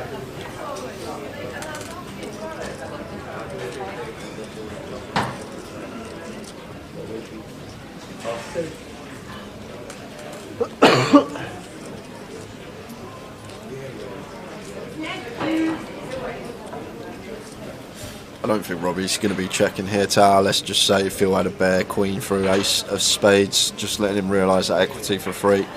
But I don't think we're ever going to see Robbie jam. I think it's probably going to be small size and choice with such a strong hand here, blind on blind. Obviously SPR we're working with 1.2 pot left behind. Would we ever shove as a bluff here ever? Would we have like a, let's say ace 5, ace of spades, ace 4, ace of spades, this type of thing? And like this a lot, this size and choice, 135. Nice small bet on the turn. And Phil, just a quick fold from him. Eddie says, how much is a pint of beer and a nice juicy burger with fries in the casino? I'd say just south of 20. Yeah, I'd say, yeah, I think that's about right. Just south of 20 quid. Very standard these days. Nice burger as well. Jake could recommend it. Yep. Oh, what's happened? What's Joe saying? Well, we've lost one. Because if you look in the background, Francis, who was in seat Oh, no! seat 7, or seat 6, is no longer there. Francis Oberdom is out in 13th place. So down to 12, hand for hand, is just about to start. Wow. So we're hand for hand. Any eliminations or any action? Look who's in the top left. Oh, go to the outer table. Wandering round. Oh. William, 4 hands ago had aces, now found kings.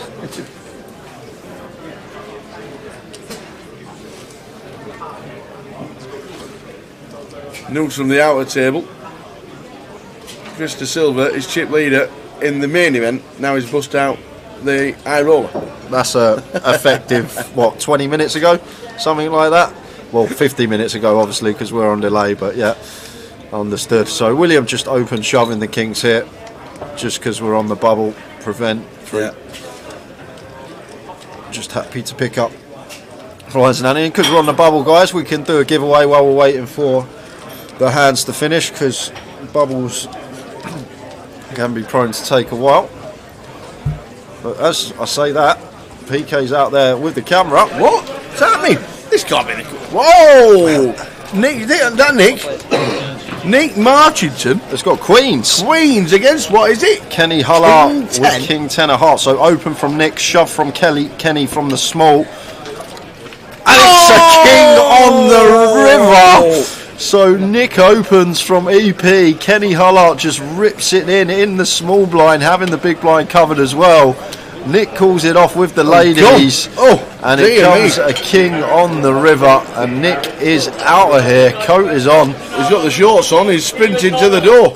Get me out of here, he says. That's a nasty one. He was off. 4,300 min cash. He definitely got trainers on.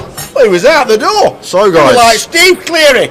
Shoot, get me out of here. So as I say that, no bubble. It's done. So we can do a giveaway. I'll tell you what, we're doing in 15 minutes time. We are going to give away another £150 live satellite seat for Coventry. 6:30, that's coming up. And Tower, he's got a question. He's been racking the brains. Why were we there? I've got an ace question. It's ace. It's rate ace. Oh, I can't wait. Don't get me wrong. Unlucky Nick. Not nice to bubble, that is for sure. Definitely not nice to bubble these events, and it's always good to see Nick Marchington. Got a great game. Final table of the main event of the World Series of Poker 2019. Saw him last year in Vegas. Hope to see him a lot more. Very unlucky for Nick. He is gone.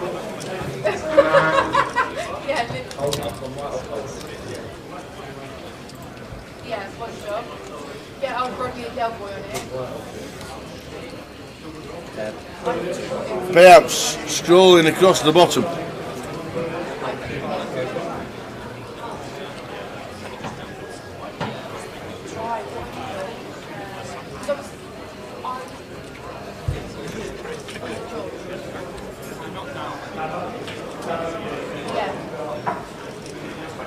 No bubble. No? None. One hand. One hand. £2,000 was the buying for this event.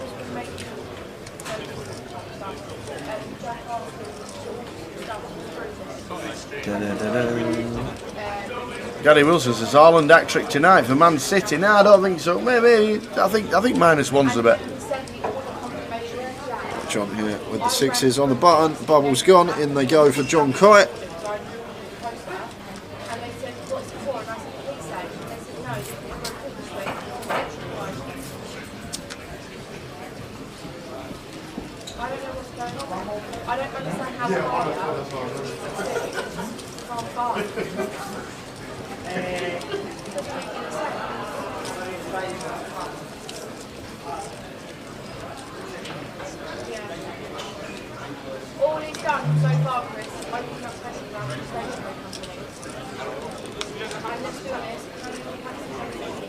That'd be a great number plate. M4R5T3IN.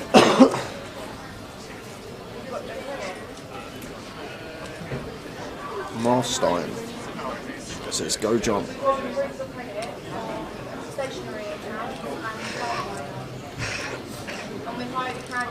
So hand for hand, last in one hand. So no more tanking. Should be pretty prompt decisions now. Well, the easy decisions at least. And Robbie here, Queen 10 of Spades, should be opening here from the hijack.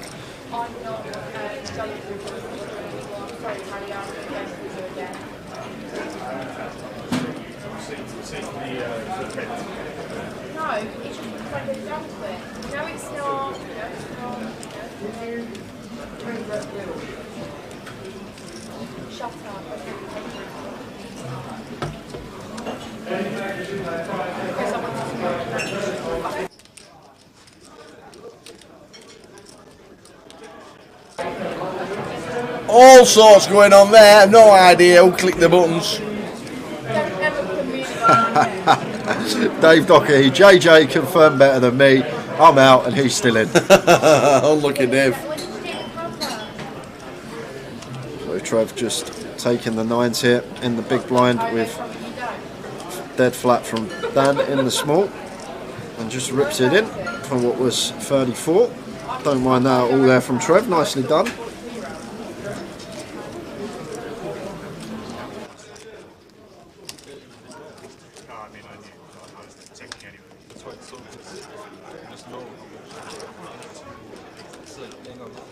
Sometimes it's slightly off, so I want to double check. Yeah, I had like 34 instead of 80. Yeah, sometimes it's not just going to be a big blind now. Yeah, it's been very. So the money has been made for all the players from now on in. £4,300 as a min cash. Robbie opens with the ace queen, raises to 50.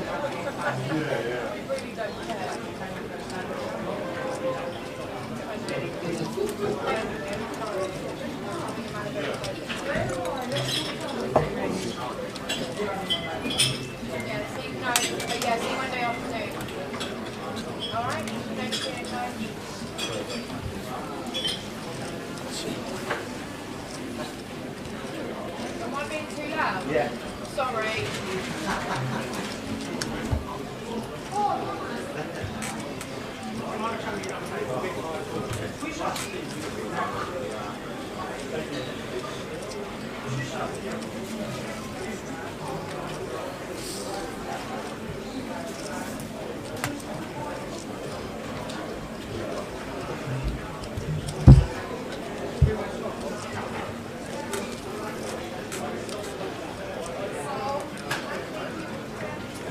Phil defending the 6-5 off, facing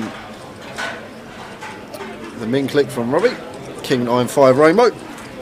Board that we're going to have lots of bets on as Robbie. Going to be high frequency C bet on the King high rainbow as the opener versus big blind.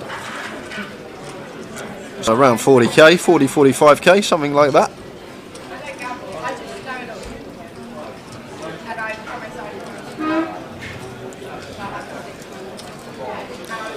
Does go for 40k size and choice, and Phil has caught bottom pair here. However, it's a board that he'll know is much more favourable for Robbie as the under the gun opener here. Like, the thing about this particular hand, we're not really loving any turn other than a 6 or a 5, and it's not going to be able to withstand the heat of a double barrel.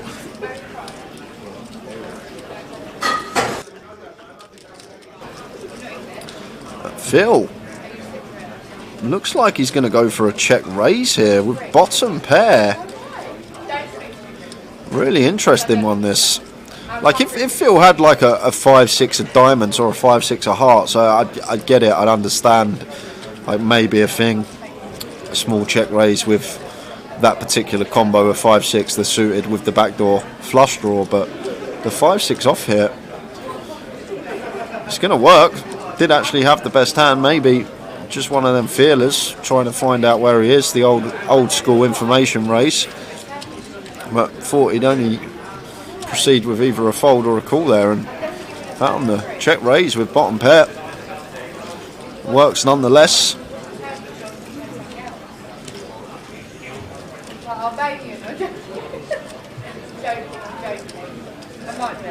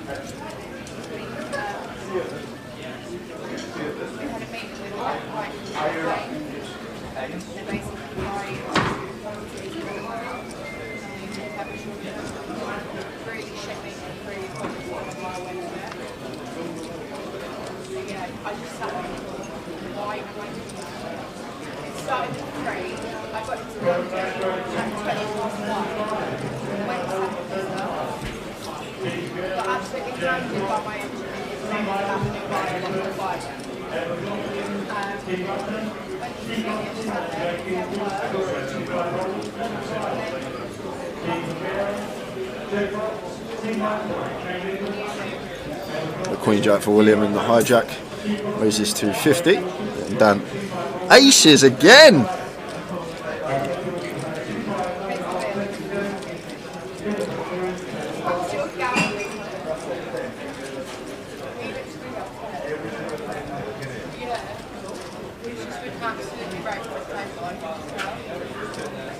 That makes it 150. And that will be that for the hand.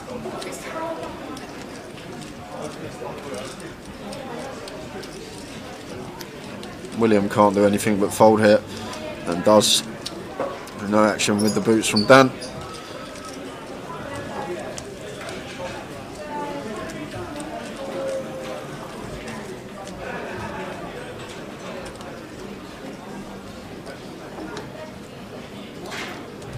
So it was up to 2.3 milli, Dan, but then did have the call up queens versus aces and gave some back, but still chip leader on this table, and might be in the room as well. I think Kenny Hullart, actually, you can see in the background there, he's got probably close to 2 million himself.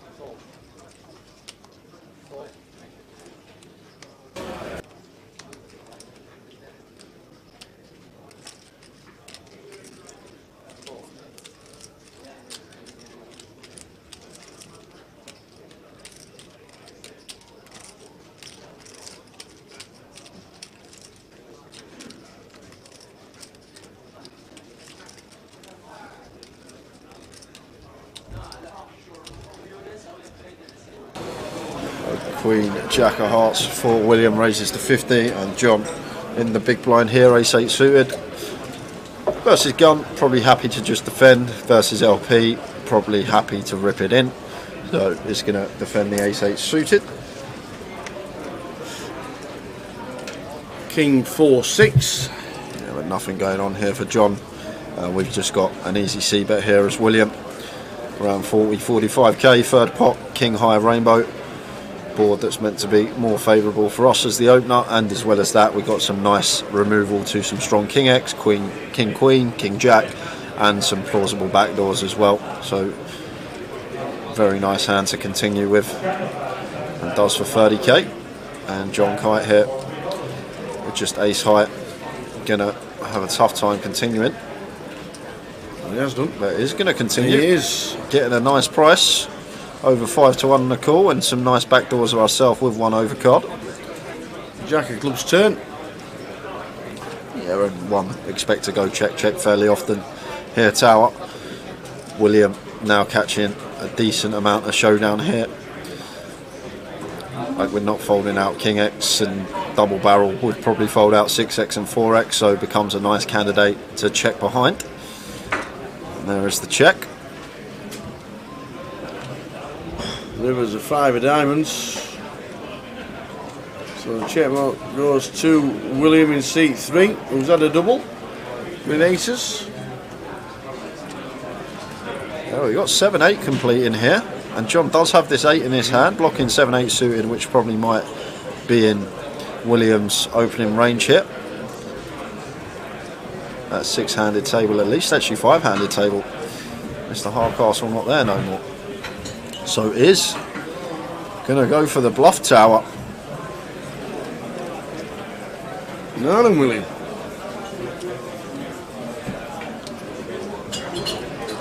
And it's a big bet here, 250 into 195, so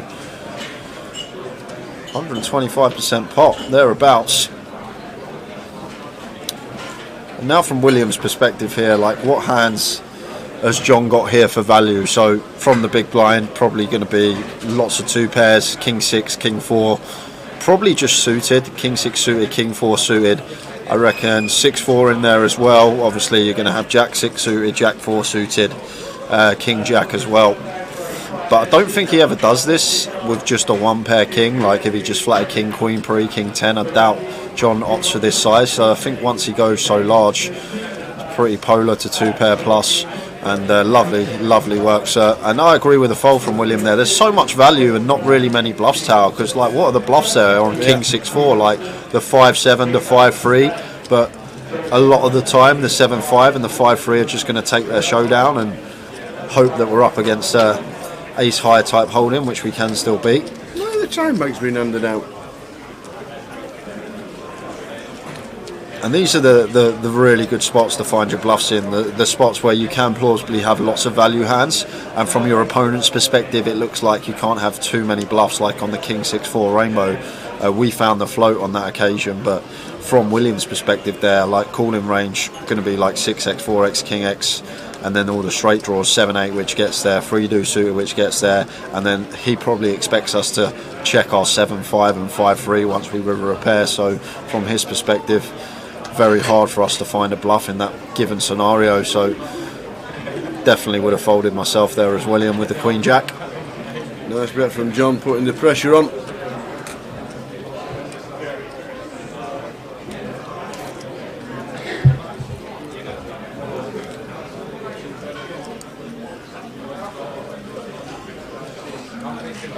Robbie looks down at Ace King on the button. You're not supposed to get a hand on the button.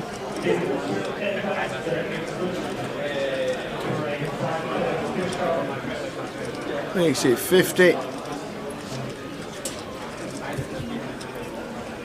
Twos for John. Yeah, this is probably a shove tower. Well, it's not probably, and I think we have to take this as John. Any pair here off of 18 versus a button open should be going in the middle. It would have been a bit different if we were still on the bubble. Yeah. Then we would be playing tighter to lock up that min cash, but now that we are through the bubble, once Robbie's open button, I think we're just going to be shoving here, and puts in most of his stack. Yeah, he's running everything apart. Yes, he has moved all in. The all of it. And Robbie's going to be snapping it off once he comes back round to him, and John will actually like what he sees after he gets snapped. Yeah, so Robbie's in. Bang 50-50. Twos for John.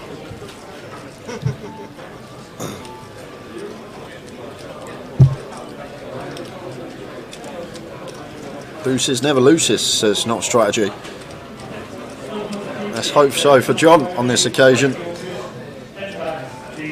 Oh, well, we got the deuce of spades. 2 of spades is now in the mix. Yeah, so still going to have around 40% here, Tower, with every spade live as well as a deuce and backdoor will. But that's not a good turn to see. So John Kite down to a deuce or a spade to survive in the high roller. And it's not, it's the Queen of Clubs. It pairs on the river. John Kite, great effort. Gets in the money, £4,300. Great to see him playing on the tables. Yep. And as that happens, guys, we're going to head over to an outer table because we've got an all-in and a call, all-in pre-flop. Chris Maguire with the jacks, Kenny Hullart with the ace, king of hearts, queen on the turn. Chris won't want to be making a set, fading aces, kings, jacks. And it's a 9 of spades, so 1.5 million chip pot going the way of Chris Maguire, winning a huge flip deep here in the high roller. Very nice. And we're down to 10, 2 tables of 5 after just losing John Kite, and a nice big double up there for Chris. And it's giveaway time, guys, as well. We said half past, but we just had a couple of hands and we're running late. Can we? I missed my cue. You missed your cue? Yeah. What, you want to think of a question? I wanted to say that John Kite had been blown away. How long have you been waiting to say that? I've been building up all day for it. Missed the cue. Oh, great to see. Right. Go on then. I'll give Tower 2 minutes to think of a question. We're giving away £150 after this hand, guys. If you are going to participate and it's your first time, we will run you through the rules. Just shake the answer, but I think I know my question. I know it all. I've got the lots. I'm on it. So after this hand, throwing away £150. It's for the live satellites in Coventry for the UK Poker Open, and going to be the usual. Tower J thinks going to be me answering the question. Going to be Tower answering it. Or is it the other way round? Oh, you're asking it. I'm answering it. I'm asking this one. Okay. Just be nice. Remember, we've got plenty to give away this weekend. £3,000 worth of giveaways we got for you guys over the next few days. What do you mean, be nice?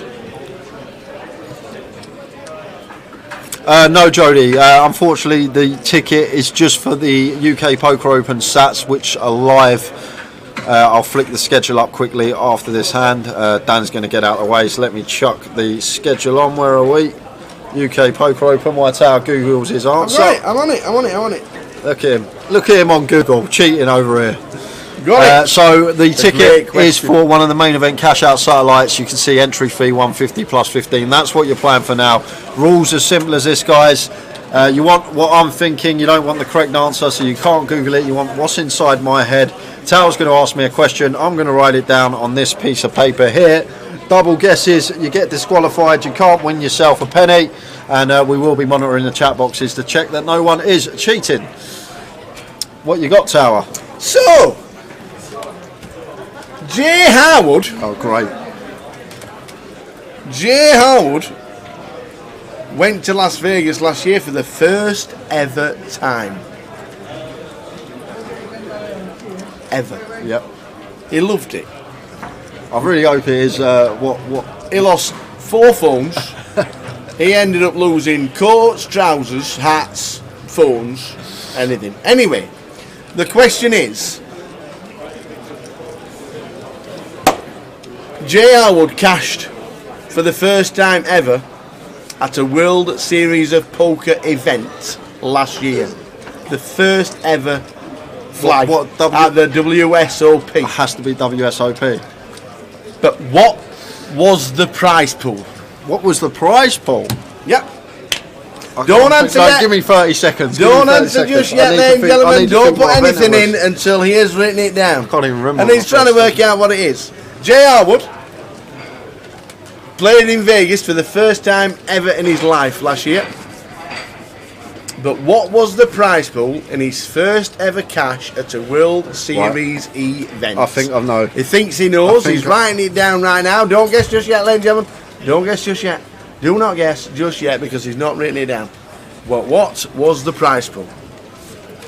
Right, we're in, guys. You can get your guesses in. We are in. You have got 10 minutes, between 10 and 15 minutes. We'll write it down.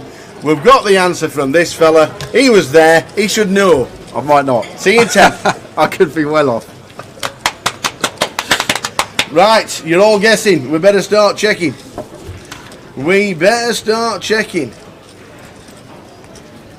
Jay Howard's first ever cash in Vegas in the World Series events. I know I played the Win Summer Classic. I remember that. That was your first one. What is this? That was your first one.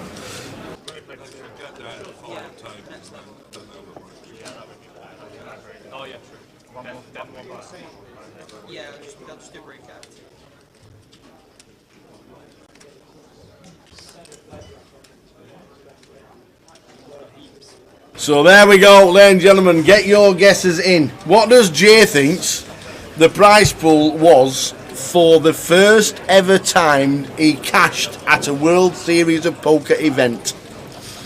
Get your guesses in, ladies and gentlemen. And don't forget, it's not the correct answer. It's what Jay thinks when he was there is the correct answer. This is for a £150 live token. You have to be able to play in Coventry, or you can pass it on to somebody who can play in Coventry, but you can't have any alternate prizes. So some great guesses coming in. What was the prize pool?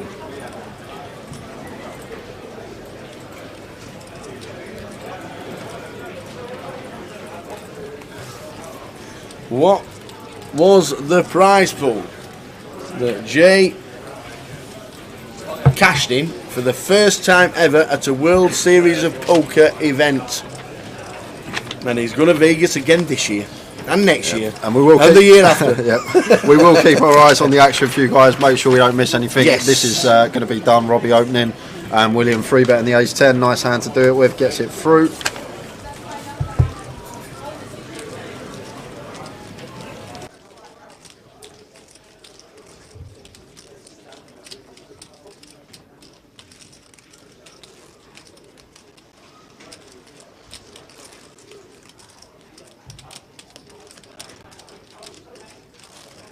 So, the question is out there. Jay was there.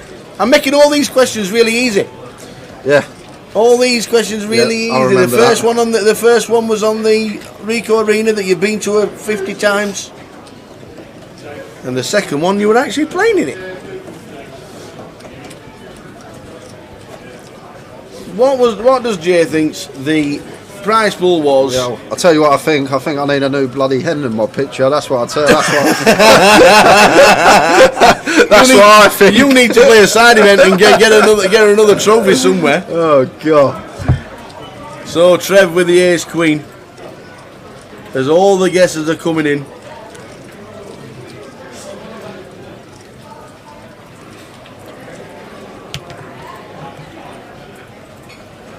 Yeah, loads of guessing this one, guys. Good luck if you get involved. If you miss out, we've got loads coming up this Loads weekend. coming up.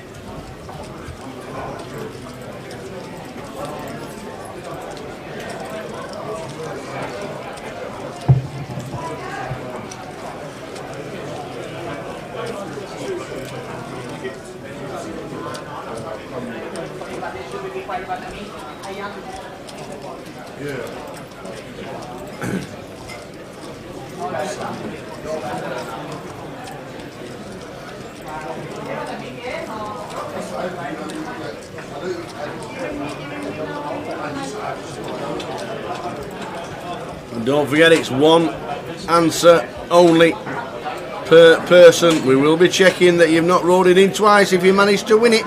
Wendy Watson's playing the cash out satellite, and she's playing it. She's playing the guess here. Like it, Wendy. Like it.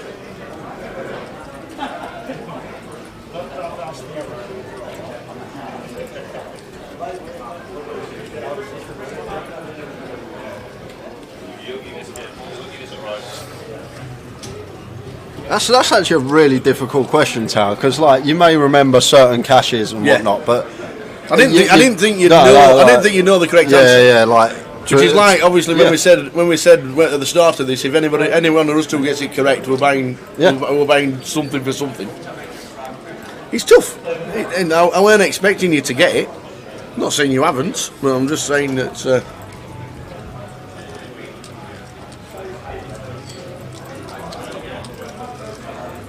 You wouldn't be to be fair, when you were playing it, you wouldn't have been concentrating on the actual prize pool. But you were there. And you got one of them flaggy things. Yeah, I got a couple of flags here and there.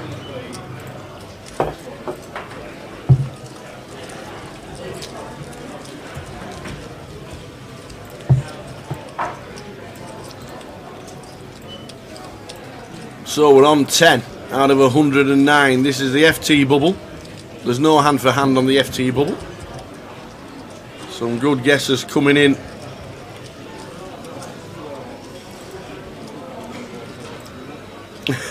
Red Tooth says he loves the hat. That's why you were called the hat. Yeah, that was how it started, the old hat.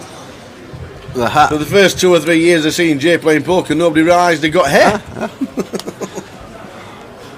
I remember when I was playing on stream one time, Tower, and my mum was in hysterics as one of the things, you and Joe Beavers were doing the comms together, and she was like, what they said, and I listened to it back, and you were talking to Joe. I was on a feature about the hat, and Joe was like, yeah, rumour has it he doesn't even take it off when he goes to sleep. Yeah.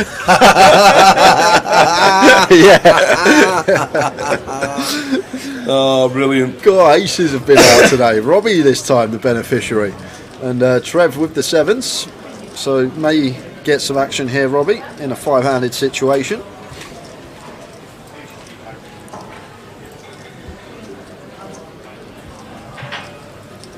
So after this hand, we'll give you the correct answer. That sounds good.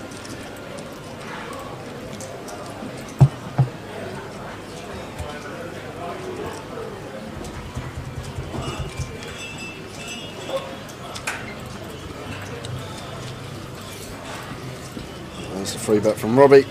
Makes it 185. Stephen Haynes. If Stephen Haynes is correct, I shall give him. I shall buy him in myself. Stevie K, I'll let Tower roll off the question as he's the quiz master. The giveaway question was: Jay Harwood played in Vegas last year. What does Jay thinks the prize pool was for the first time he cashed at a World Series event?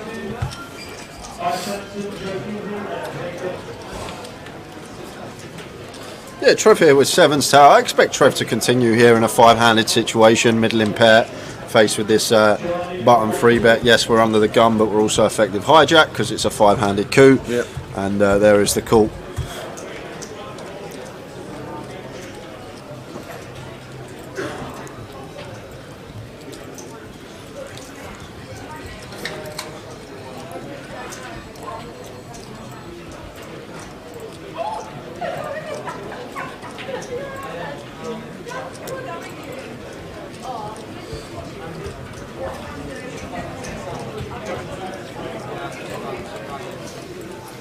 Look at this, these boots for Robbie.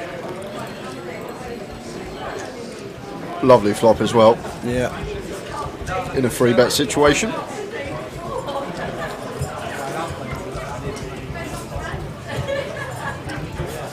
C bet incoming from Robbie. 120, 225 is that? Or is that 125? 225. Oh, 125 is 125. It looked like there's an extra chip there with the logo. Yeah, the old backbeat jackpot looks like it's a red chip, but it's not. And Trev with the old information raise here, Tower. Raises the 7s to 300k, so I'm guessing this is just if Robbie does have like an ace king, ace queen, king queen type hand, just denying equity to those. Going to get the bad news fairly shortly, and Robbie may believe that Trev now has like a 9s 10s hand that didn't want a 4-bet pre, and he's happy to go with on this board. The thing is, we got aces, no ace of diamonds, so could definitely be up against a flush draw that Trevor could have here. So Robbie never folding, he's just deliberating whether to go with it here or flat, keep some of Trev's bluffs in, potential to get the lot down the line.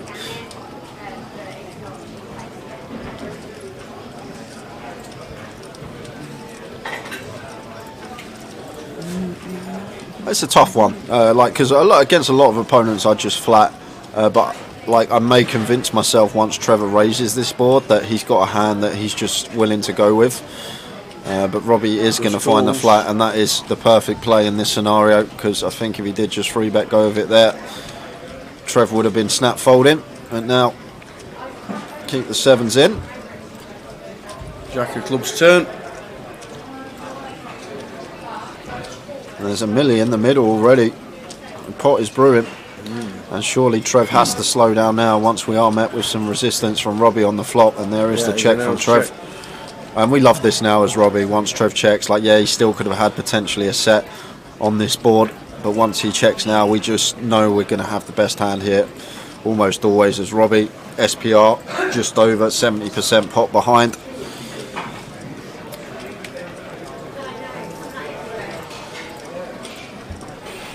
The question is, Karen, my first WSOP event that I cashed, what was the prize pool?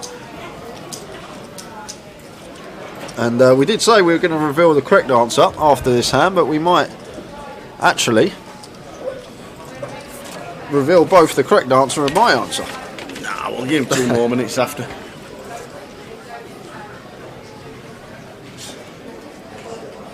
Well, Robbie's made the big one. Robbie's made the big move. And now we know Trevor's got a fold. Yeah. We know Trevor's got a fold.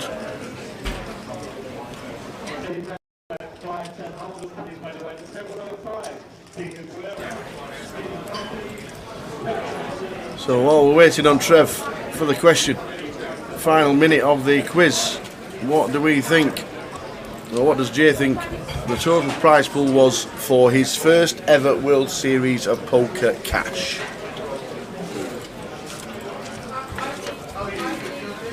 Well, this hand is going on. It's a biggie. I can't see how Trev's going to No, call I those. can't. Like, I guess we do beat some like King, Queen of Diamonds, Ace, X of Diamonds, this kind of stuff as Trev.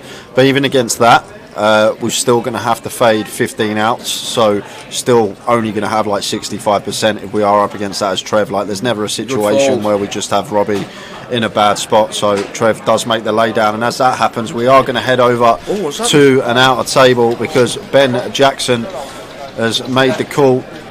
Blind on blind here. King 8? King 8 for Must Chris. have been short.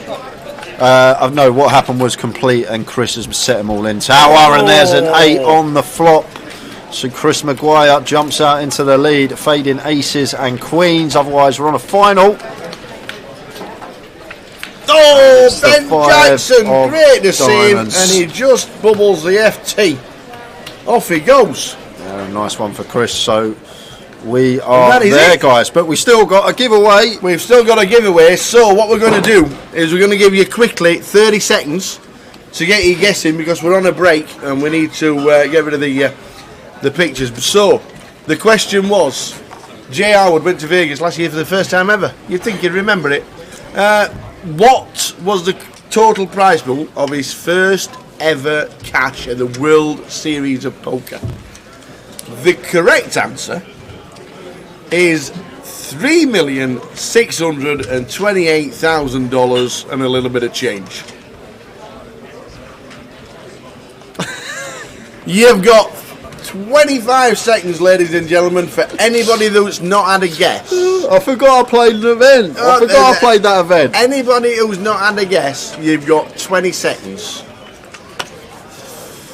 And we'll give you the answer straight after, because we're now on a break for the final. We're going to get Dave Dock in the comms for half an hour as well during the FT. So the final 20 guesses are coming in. Hope you've not had a guess already. Last 10. 9. Nicola Griffiths, 8, 17. No more, don't forget, only one guess. We do check. We check everything. It flashes red if you've had 2 guesses. 10, 9, 8, 7, 6, 5, 4, 3, 2, 1. Boom! That is it. So the last guess was Sean Harper on 1.45 million. So your first prize pool, which you're not really looking at, I must admit. Like, it didn't even occur to me like what it would be. Was the 3K. Yep. There was over 1,000 runners. Yep. Obviously, with all percentages taken out and the cost and whatever it is, end up at 3.6 million and a bit of change. Your answer was obviously 3.6. No. 1.6 million, which we've no idea where it came that from. I don't know either. I forgot that I played the 3K freeze out. To be fair, Yeah. It was just a out blur. of my mind. Yeah, It was out of my just a mind. blur. And I might have gone a bit higher if I remembered I played that. But don't forget, it's not what you Google, It's how you get inside this man's head, and guess what? Guess what's happened? 2 people have got inside it. 2 people, and we can't have 2 people winning, unfortunately. No, we can't. Have I got a coin? Oh. So what? Are we going for a coin, or are we going for it? Are we going for it? Oh no, I haven't got a coin today. Right, I'm going to write down 2 names. So we've got. Who are the 2 winners? Right, so the winners are Crosby6541 on Twitch. So we've got 2 names. And we got Dazlow on YouTube. So Dazlow on YouTube and Crosby6541. What we're going to do, I'm going to pick one of these pieces of paper. I don't know who's who. If you don't win, I will send you a £30 token to your Grosvenor account. Inside one of those is a £150 token. I'll go furthest away. That one is the winner, which is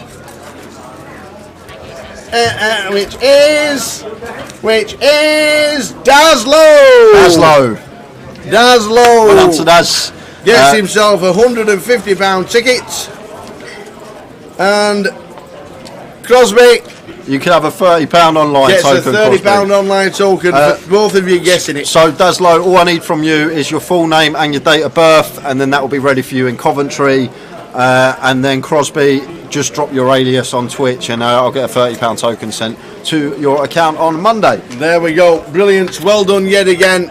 Well done for getting inside this lad's head. Unfortunately, he couldn't remember the prize, but it doesn't matter. It's like you said, when you're playing comps like that, you don't look at the prize pool. You don't look at the prize pool, but it was that. So well done, Daz. And Crosby got him £30 as a bit of a bonus. We're back in how long? 15? 10 minutes. 10 minutes. We're back in 10 minutes with the final of the high roller. We'll see you in 10. See you in 10.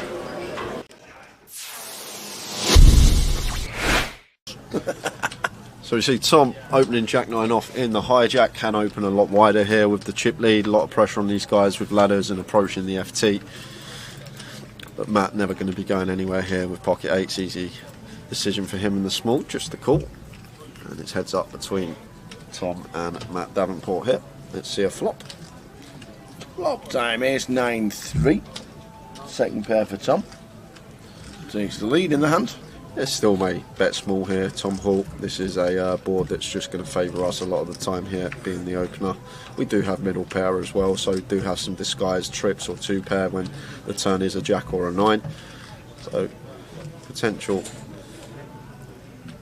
You can go really small here, as small as quarter potentially.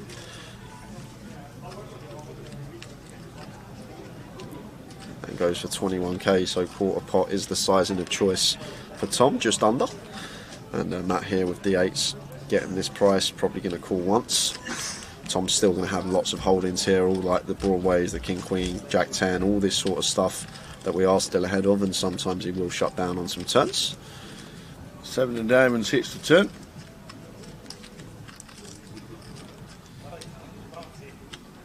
So this is where it's probably just going to go check here.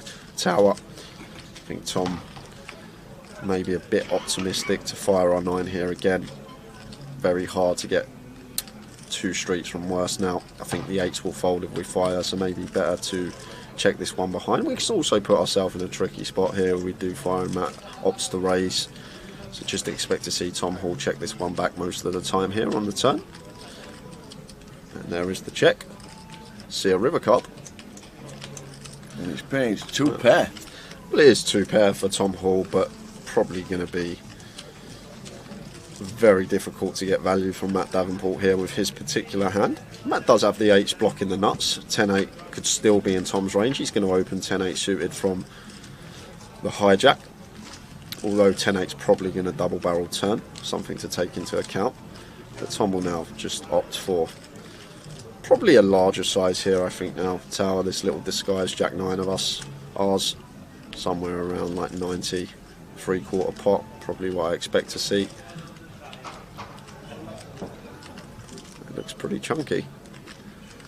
That's pot size. That's 105. So around 85-90% up there. And Matt here with the 8s, never going to call this one tower. Just not putting in a quarter of our stack here of 8s, we lose to too much. Well.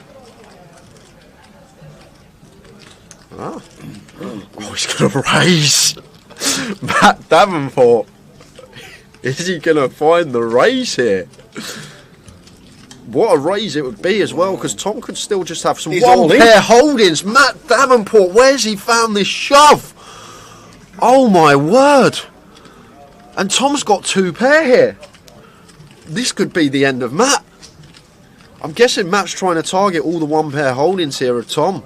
Like, Tom can check back some ace-x on the turn and go for value on the river, and Matt's trying to target this, but Tom's even higher up here with 2 pair.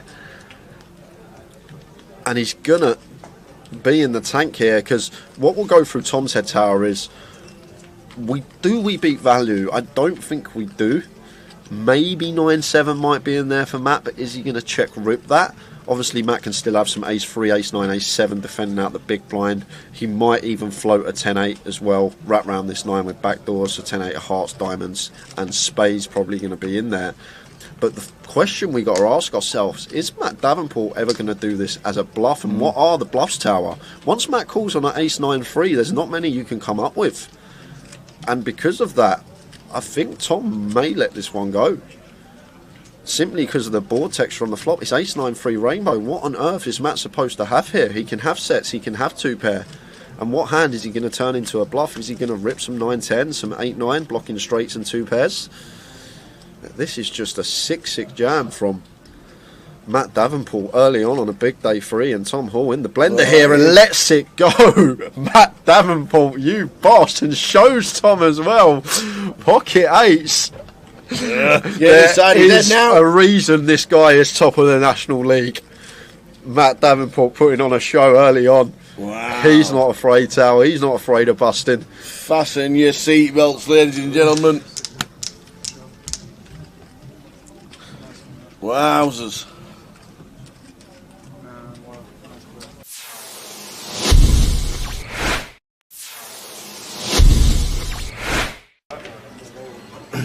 The old nut low for Debs.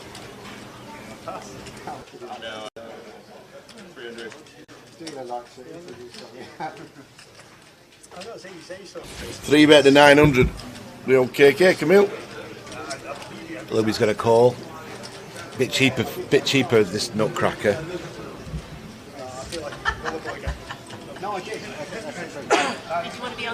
Deborah comes in now. So King's way in front, but it doesn't change much, does it, before they go way behind? Not with the nut low. Deborah's a bit optimistic. Whoa. She's a 3. 3-8-6 is the flop. An 8-6 has flopped top 2, Tower. 8-6 has got 2 pair. Kings. Knowing how KK's been playing, he'll not be folding this in a hurry to any action. Probably coming for about 2,000 here.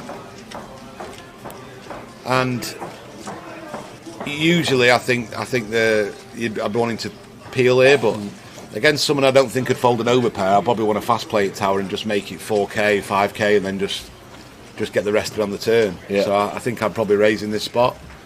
If I was playing online against someone I thought was high level ability, I'd just call.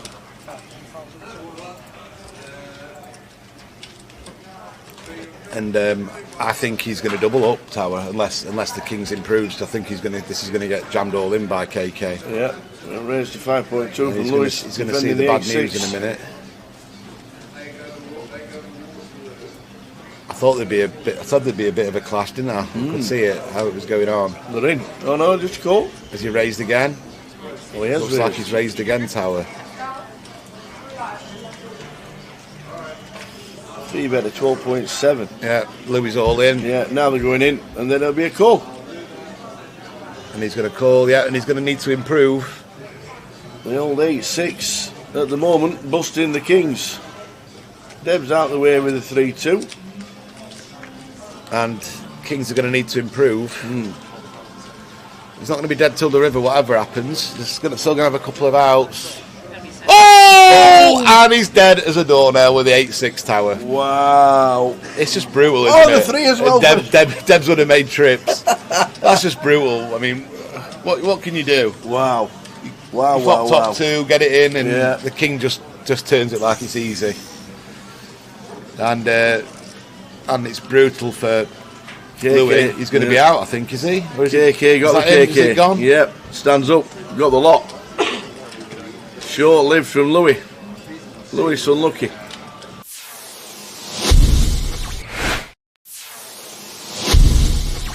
9 players today.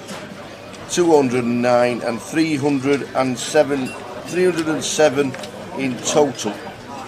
Jan's mixing it up now, Tower. Wow, Mason's got kings. Well, the kings are never folded. No, they're going to 3-bet now after Jan's opened a loose hand for him. 9-6 of clubs. Bobby has... we don't know. Kings as well. Oi, oi, oi. And he's going to cold 4-bet probably to about 9,000, 8,000, maybe out of position. Yeah, 9.3. Jan's going to fold and Mason's going to stick him in, I think. It's going to be kings against kings. Yeah. And then we're going to chop it up and then we'll get on to the next. Yep. Kings against kings. Nice answer. Yeah. Let's chop it now, he says. Bobby's stuck his stack back. He's happy to chop it. Don't take your stack back too soon, you never know. But he has got the king of hearts. He has got the hearts. Oh, he's got the hearts. He's got the free roll.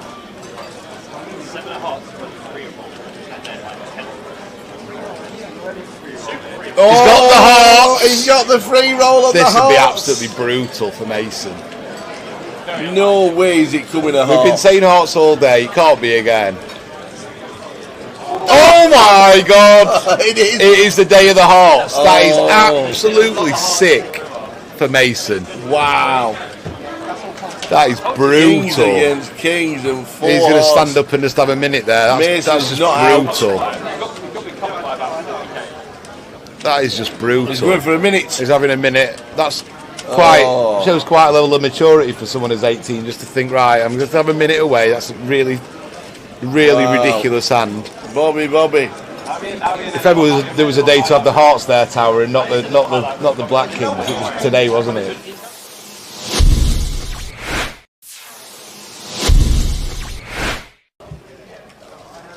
It's 10 for Ian.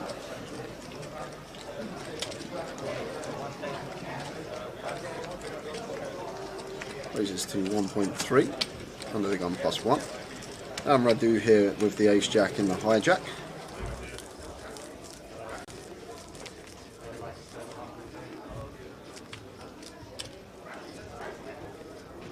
Here we go for the FT, ladies and gentlemen. Ladies and gentlemen, for the FT.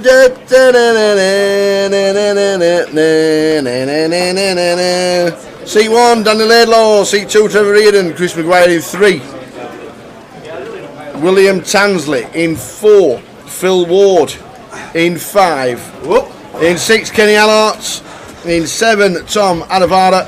In 8, Mr. Robbie Bull. And in 9 is Fabrice Migo. There we go. And Tower's leaving us for an hour. I've kicked him out. Oh, okay. I thought it'd be nice to have a GUKPT champion in the booth for the high roller final table. Where? Where's one of them? Where is? Oh, there's here. Here he is. So Tower's going to take an hour. Dave's going to do an hour with me, hour with Tower, and then that will bring us up to the break. Nice one. Who is it then, anyway? Dave Doherty. Dave Doherty. Dave Doherty's coming in. Has he won one? He has won one. Unbelievable, Techers. Yeah, Dave's coming in right now, so I'll see you in 60 minutes' time. Enjoy Dave and enjoy Mr. J. Harwood because they know what they're on about. Cheers, Tower. Enjoy your dinner, mate. Thank you very much. Do you want to sit here, Dave? I don't mind. Yeah, go on. You want to... I think I'm slightly louder. Slightly. I'll take Tower's seat. I've been demoted to Tower. So Dave joining me for the FT first session. Tower, just run you through who we've got. Got a few friends on here, Dave. Yeah, both Robbie Bull and Dan Laidlaw are like basically we're in a little 4-way group chat. Me and Jack Hardcastle and those guys, and we've got a little streak going that you might not have noticed. But Robbie Bull won the Blackpool High Roller. Yeah. Jack Hardcastle won the Grand Final High Roller. Oh, okay. We've got 2 from the group chat on the final table again. Yeah. We're going for 3 in a row. And I'm kind of hoping Dan wins it, because if he wins it, it means I get to win the Manchester one. To be honest, Dan hasn't really had like a substantial score yet since he's been playing, so he is due. Coming in second in chips to this FT, Kenny Hullart with plenty. Yeah, I mean, obviously, like, they're both good friends, so I'd be happy with either of them winning it. But like, I think even Robbie would let me off saying I'd love to see Dan close it out. Yeah. So starting the action, Tom in the cut-off raises the ace-9, makes it 60k, and Fabrice here with the ace-10 in the small blind off a 24, just up. I don't know what the stat distributions are here, but I heard they were like fairly tight. Yeah, so at the top and you know, like these sort of hands are like ones that you could just use as a pile in late position. It's very, very difficult to get called off light. Fabrice did just fold though. So just raising take for Tom. Do you know much about Tom? Youngster in C7? Tom Aravara, yeah. I've played with him a couple of times. I don't know too much about him, but he was on the feature table with me a little bit earlier. In this one, but I don't know. I know he lives in Edinburgh, but I don't know too much about him. Buying for this was 2k. Dwarf on YouTube.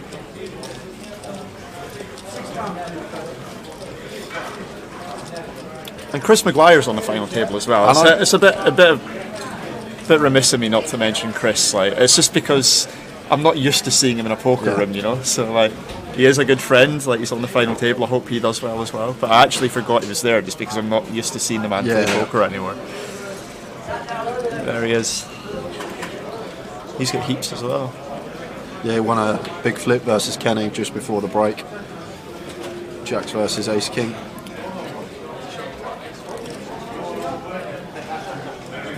Phil with the Ace 10. Going to be opening.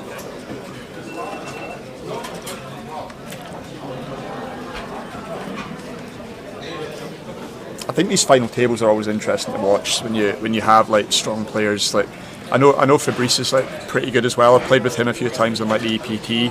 So you're going to have like, you know, players that maybe not everyone knows, but that are going to be ICM aware, and it's a bit different to maybe a main event final table when you get more recreational players there that maybe don't know how they have to adjust on final tables. So it's going to be interesting. I think with like people like Robbie and Fabrice and Dan and Chris on there. Kenny especially. Kenny, of course, like Kenny for sure has like the best resume on the final by a mile, I think. Yeah, he goes way back. He's like been playing longer than me, I think.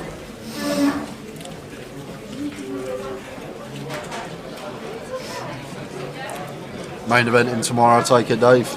Yeah, I did 2 billets off today. I played 5 hands across 2 billets. Didn't get anything going. The high roller, hopped in the main twice. It's just not my day today. It's going to happen when you sat at a table, not just poker players, but with very good poker players. It's going to happen, isn't it? Of course, yeah. I have to say, I was moaning a bit too much probably about it because like, I did get 3rd in the mystery bounty the other day, so I'm still winning comfortably on the trip so far. But yeah, it was one of those days where I was like almost a bit jealous of the fact that like 3 of my good friends, well Chris as well, like so many good friends were like deep in this, and I was the only one not there, you know. I sort of felt like I had my nose pressed up against the window.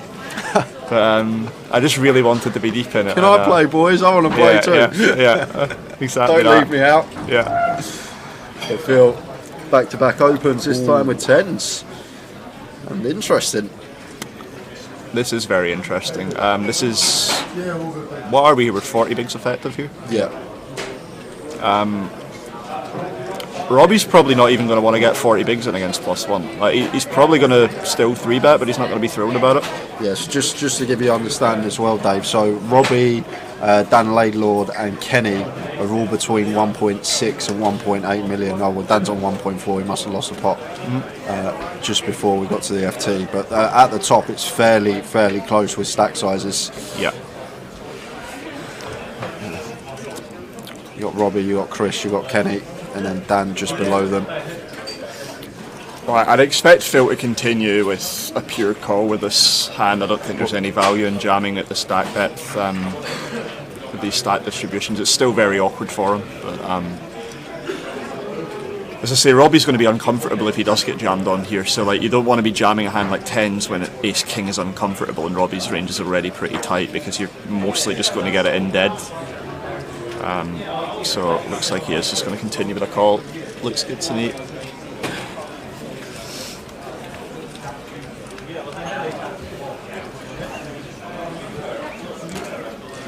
Couple of bits of paint on there.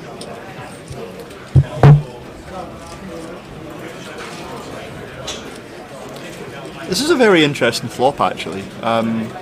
You might think this will just go bet and fold from Robbie, but I wouldn't be shocked if he mixed in a check here as well. I'd like a check here as well, especially with the ace of diamonds. This one that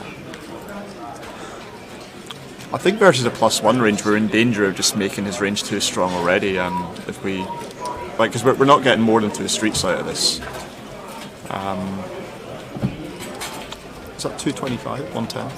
It's a 110. Yeah, I'm thinking the blacks are 100Ks in the main, aren't they? So I was thinking. So just south of 25%, quarter pot, and Phil here with the tens, with the 10 of diamonds, getting 5 to 1 and a call, just under with a gut shot.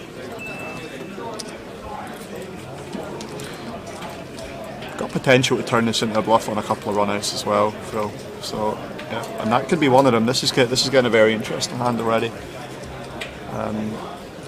You can't do any turn leading here because Robbie can just have pure aces, but like once this goes check, as I assume it will, Phil doesn't beat any of Robbie's value range anymore, but like he's at the bottom of his own range, so it wouldn't be crazy, I don't think, for Phil to try and turn this into a bluff on the river if Robbie does check back. We're not less inclined to be bluffing the chip leader at the table as Phil sitting middle of the pack. You are, but it's like we're getting a very good price on the flop, and like this is going to literally be the worst hand that we arrive at river with, I think, because like we're not peeling a lot of like suited connectors in that situation, you know. Like I'd be surprised if Phil still had a hand like, you know, 10-9 suited at this point in the hand. I feel like that would just be a heavy fold pre given the ICM situation. So I feel like if I expect Robbie to check this back on turn, or he might go bet check as well as an option. But I would expect more check backs. He is just going to go for the bet, so it does just end the hands. It would have been interesting if Robbie had checked back to see whether Phil had bluffed that on river or not, but he's just going to fold now. Tiny as well, once more. Goes quarter. And now Phil out of there. And Robbie up to 2.2 million. Extends his chip lead, so there you are. There's the stack sizes. No one's really short. There definitely is some benefit to Robbie just doing that, because like he does want to just put more money in the pot when he has, you know, aces full and he unblocks Phil having a queen, and it stops him having a very difficult river decision if Phil does just bomb it on river. You know, like Phil's never going to take the betting lead away from him on the turn, I don't think so. Yeah, like we should never get raised on that turn as Robbie. Yeah, we shouldn't. Yeah. So like Robbie just actually buys himself a cheap showdown with that turn bet, but also maybe gets a shade of value out of a hand like Ace Jack or something.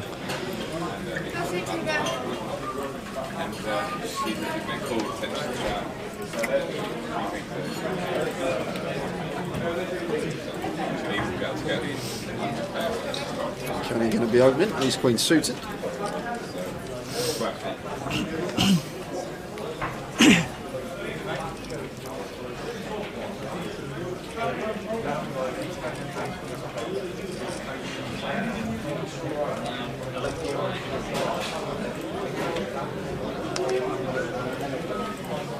This one, number 1 for the Saturday is being wheeled tournament test. That's old number 1 for the Saturday to the tournament test.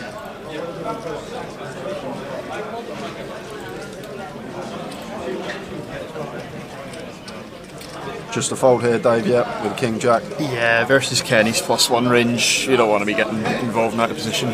With 3 and 9 as well. Kenny, one of the few that has us covered as Chris. I think your 3 bets want to be a bit more linear than that at this depth as well. You don't really want to be playing 3-bet pots if Kenny peels that position with King Jack off. These sort of stat distributions, so yeah, I think Chris just has to fold that one.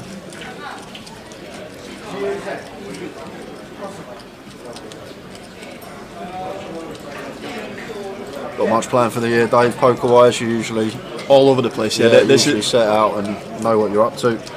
Well, I made a Google Calendar because some of the lads were like, talking about how we should like collate our trips and stuff to try and like save a bit of money on the expenses. Like London in particular, like the prices for hotel rooms and stuff are just through the roof at the moment. So we're trying to book as far in advance for a lot of stuff as we can. So yeah, I made a Google Calendar with like basically every event that we might play for the full year in it. So I've got like all my accommodation, all my flights booked all the way up until like late April. Yeah. So just a lot of playing around the circuit. I've got like Manchester coming up next month, but I can't make the UK Open because I'm going to Australia on holiday. So yeah, just lots and lots and lots of travelling planned. Looking forward to it. So Trev, Queen 10 in the cut-off. It's funny that I played this tournament and I keep misreading bet sizes because I should know what the blacks are, but I'm just so used to the blacks being 100k's in the main that I thought Trev had just open shoved the cut-off here. Thankfully he hasn't. Just going for the steal.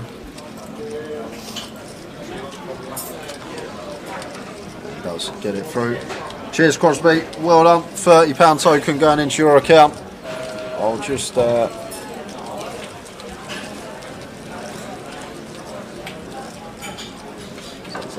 the flop. Flop the flop.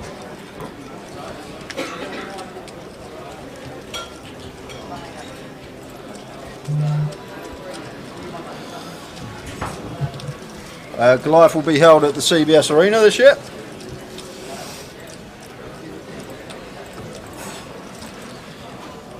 Where it has been for all previous years, just a name change with the stadium, not the Rico anymore.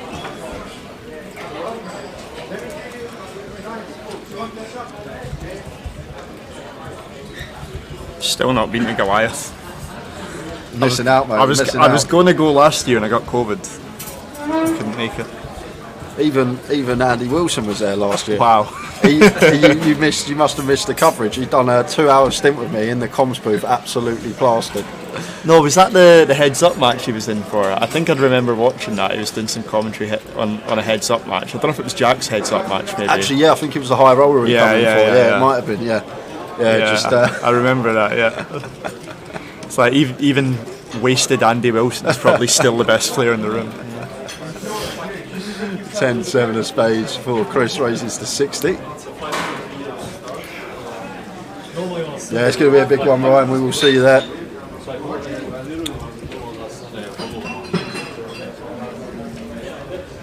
Phil with the ace-8 here. Just going to be mucking this a lot of the time. Yeah. Sitting 6 of 9. He's gone from a 3-bet. Okay. There's a minute remaining in the main event. We have 1 minute remaining. Oh wow, $500,000. Oh shit. Oh wow, and Kenny's got kings behind. Apologies for the language. I don't think Dave was expecting that.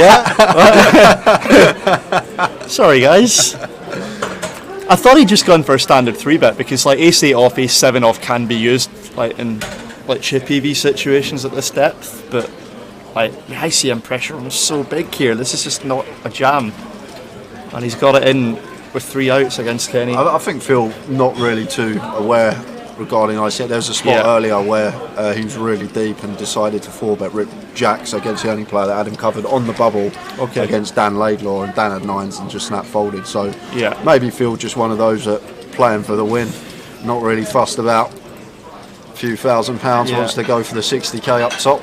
But can still find an ace, it's not over yet.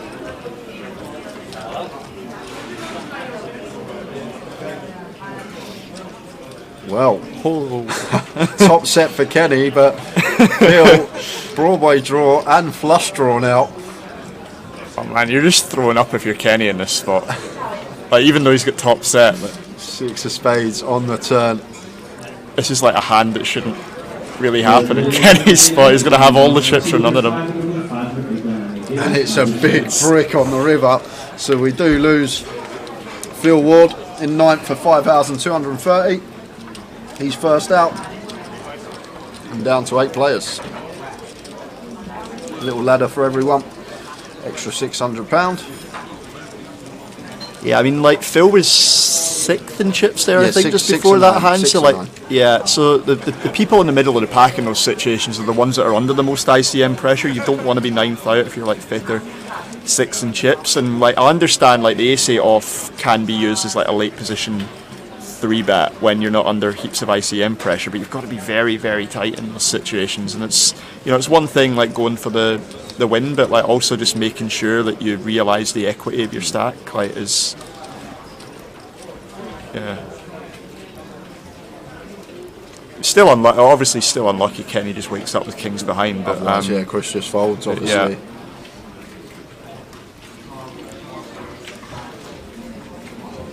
Yeah, I keep forgetting this is a family stream, Jay. So Yeah. Well, when you see something Yeah, that you're not expecting to see, it can. I thought he was just going for the 3-bet fold, which, you know, like, although I wouldn't do it, I can understand it, but yeah, I didn't expect a $500,000 3-bet. Ace-8 suited for Fabrice. Opens to 65. Dan out the way with the 8-9 suited.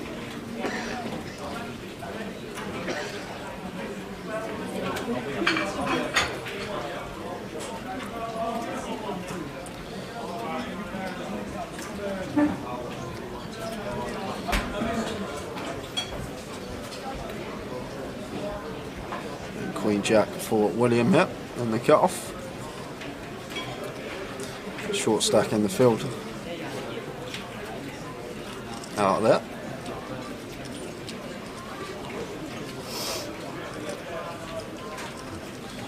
Pocket fives for Kenny here in the small blind. I think he will be calling, but it's getting towards like that awkward depth where you don't want to be doing heaps of calling versus these sort of stacks opening early position.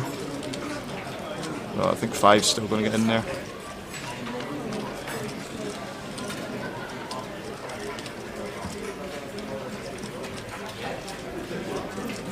Complete whiff for Kenny.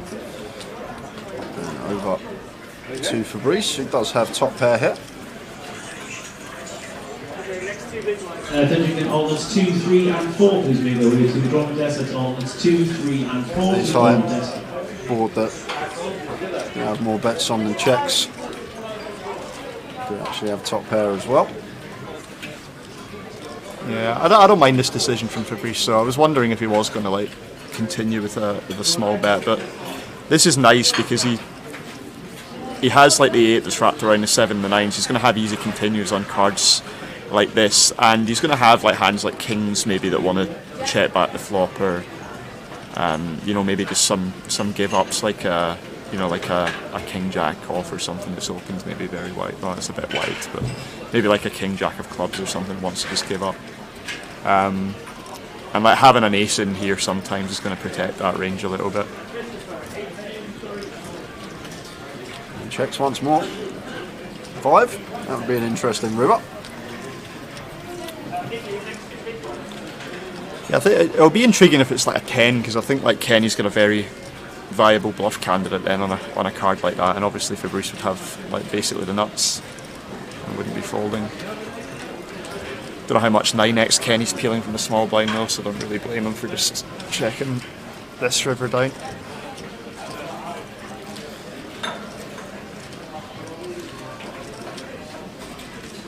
And now has to go for value here, Fabrice. It's kind of interesting though, because like I'm sort of wondering what Kenny can still have in here that's calling. It just feels like he's folding his whole range at this point. I don't think Kenny's going to be peeling too many wheel aces in the small blind, so it might be more like the 3-bet. I think wheel ace probably just going to shove there with Tom with 30 behind him. Yeah. So yeah, it's actually in a weird way, even though if Fabrice had just given up, like that might be a good spot to bluff river, because I can't think of too much that Kenny still has in his range that can call actually on that particular run out.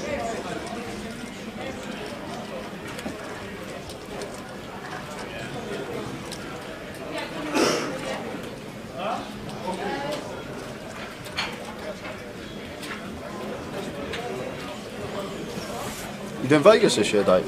Are you going to go? I don't know yet. I'm not doing the main event because like one of my friends booked their wedding on main event weekend. How could they? Yeah. How could they? So I can't do the main event this year. But I don't know. I actually hadn't planned to go, and then a couple of people were saying, why don't you just go for like the sides and the mixed game events and stuff? And I was like, actually, I've never been to Vegas during the series and not played the main. It's kind of like the cherry on the cake. You kind of do want to be playing it, I think, if you're over there. But I might go in June for a little bit. I'm not sure. I'll probably leave that. It's on the calendar, but I'll leave that one to quite late before I make a decision, I think. Bernie, joined by Dave Doherty. He's going to join us for some of the FT. Tower's just having an hour to get some food. Trev opening from +2, King 10 suited, Robbie defending the Jack 10. Oh, good, Bernie. Thanks for asking it. Robbie Toro for the win. What's happened to the flags? I don't know. It's the flags on there. I think because Mikey puts them in from the action tracker. I think now because he's got to do the player count as well from the action tracker, he's got a bit too much to do. I think that's all it is. He's got to put in everyone's picture, input everyone's picture in. I think he'd just forget. It's a lot of work for the action of course. tracker. Yeah. So King Height going to be best here for Trev after it's checked all the way down. But I like to see Trev just stab small on the flop. I think here just like fold out all of Robbie's trash and clean up her equity. But yeah, King Height showdown once this line gets played out is just going to be the winner quite a lot.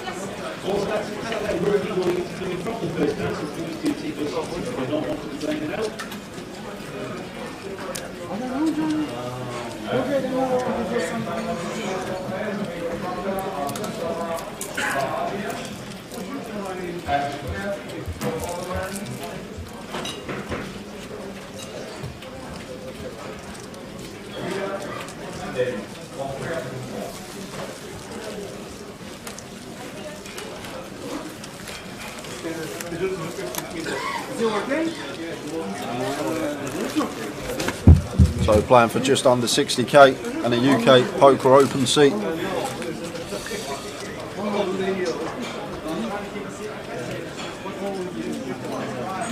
Stevie K says, evening Dave, good to hear you in the comms from the booth with Jake. Yeah, I played a lot together the other day at the Mystery. Yeah, I trust you got home okay, Stevie. Sorry for busting you, mate, or like essentially busting you, but hope there's no hard feelings.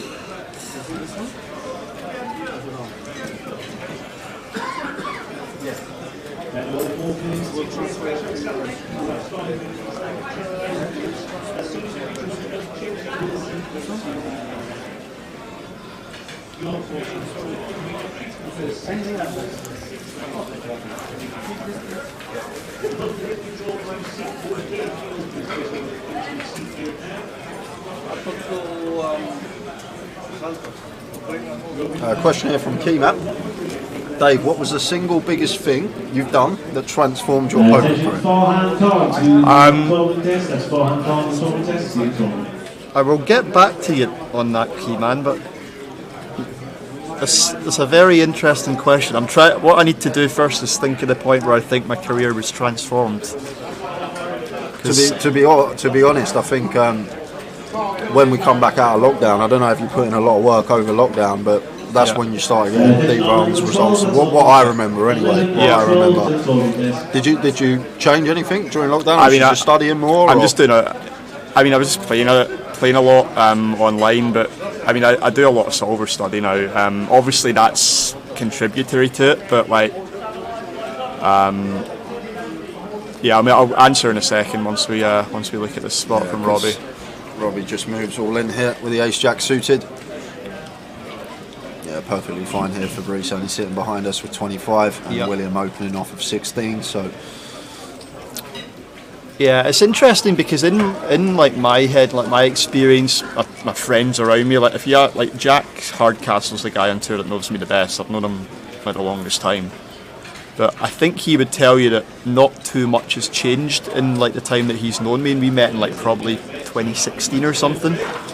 But it's just the nature of like live poker. Like when like before I won Luton, I had a couple of deep runs, so like people were starting to notice a bit more, and then I won Luton, and like people just remember that more, and they see you like having deep runs after that, and they're more likely to remember you because they've seen you winning a tournament. Now, obviously, I'm a far better player now than I was 5 years ago, and that's all down to solver work, which I think anyone that wants to get very good these days has to be doing. But so, how would you go about your session? Like, if you say to yourself, do you have like a set spot you're going to do each day, or do you just randomly wake up one day and go, oh, I want to work on this, or do you have it all planned out? No, I don't have it all planned out. It's sometimes it might just be like a certain discussion that sparks something. I might see a hand history of like something that was interesting to me that I hadn't thought of before, and then I want to like study that spot. So just to give you an example, like last night I was looking at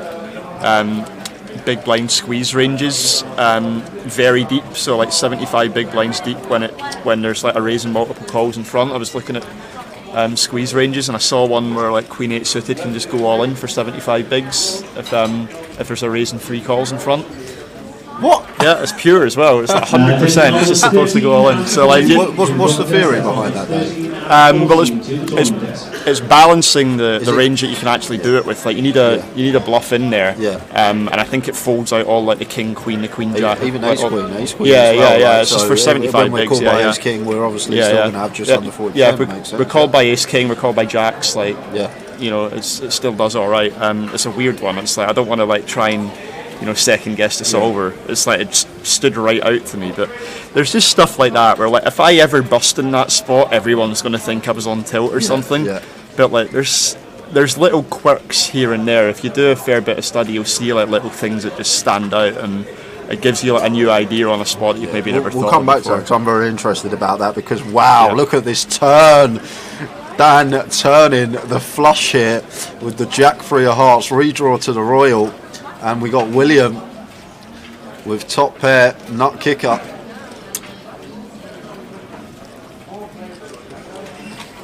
Once Dan calls flop and this 10 of hearts rolls off on the turn, is this just always a check here, Dave, with the ace king? Simply because it's so weird, isn't it? Like, I mean, I don't even want to say it's always. I would probably keep betting because I wouldn't expect Dan to have many raises. So I would probably keep betting right now, and then make my decision as to whether to make a tight check back on the river. Yeah. You just want to like clear up some equity as well. Like if Dan's got like a jack 10 or something, even like you want to try and get that out of there. But yeah, this is very tricky for William. I mean, if he goes broke here, I don't think he's made a mistake. It's obviously a thin value jam at this point, but Dan is going to have like some King X in there as well in the big blind. And if Williams just got the ace of hearts himself, I mean, like he's bet small in position. This is third 125. Yeah, Dan just calls. Yeah. Yeah, the natural size is to shove there, but like William maybe recognising he's only targeting a select few hands for Dan to call him with, and just trying to squeak maybe a wee bit more value out of a queen jack or a king 5 suited or something. Yeah, that makes sense. I use DTO, Dennis. That's like I've got subs to a couple other ones as well, but like I just favour DTO over everything. I think it's just in my view, I mean, people have got different opinions, but in my opinion, it's just the best one out there at the moment. So back to that spot, because I'm intrigued now. So yep. If Queen 8 suit is a shove for 75, what are our value shoves like, if you like, for 75? Ace King goes in there, pure. Pocket Jacks, Pocket 10s, Pocket 9s are in there. Because they're the ones that don't want peeled in a big 3-bet pot, essentially, as well. And I think, if I remember correctly, I think King Queen suited was in there as well, although technically that isn't a value shove. That's just, again, that's like maybe something to give you a bit more equity against like Jacks and so on. Blocking Kings and Queens, so I mean, that's a very funny spot. You know, you just get ones. Do you know what? If I was sat at a mind, table and I didn't know someone and it went open, call, and they shoved Queen 8 suited in the big for 75 and ran into like aces, I'd look at them and think, I'd text mate, I've got a great table here, mate. Yeah, like, yeah. Great table here. Like, Yeah. just seen someone rattle it in with Queen 8 for 75 PBs. Yeah. No, I mean, it's interesting stuff. Yeah, I mean, there's also the question in that situation of do you even adhere to that? You know, like, do you just look at your table, think this is soft, I don't want to stick 75 bigs in here, I'll just call with a Queen 8 sitting instead. But like in theory land, it was a pure shove. I was like, what the hell is it? I took a screenshot of the chart and sent it to the lads. So Robbie with another big hand here, Ace Queen this time, and Chris has opened under the gun with chip leading here. Just going to call. Yeah, I think you can go both ways with this. I personally prefer calling if you want to use it as like it's essentially a 3-bet bluff versus Chris's UTG range, just to give you like the betting lead, like fold out a few things in his range, put him under ICM pressure, fold out some stuff that has good equity against you. But like I think this is better, where you just keep all the dominated Broadway stuff in the ace-X and can win you a nice pot on an ace or a queen high board.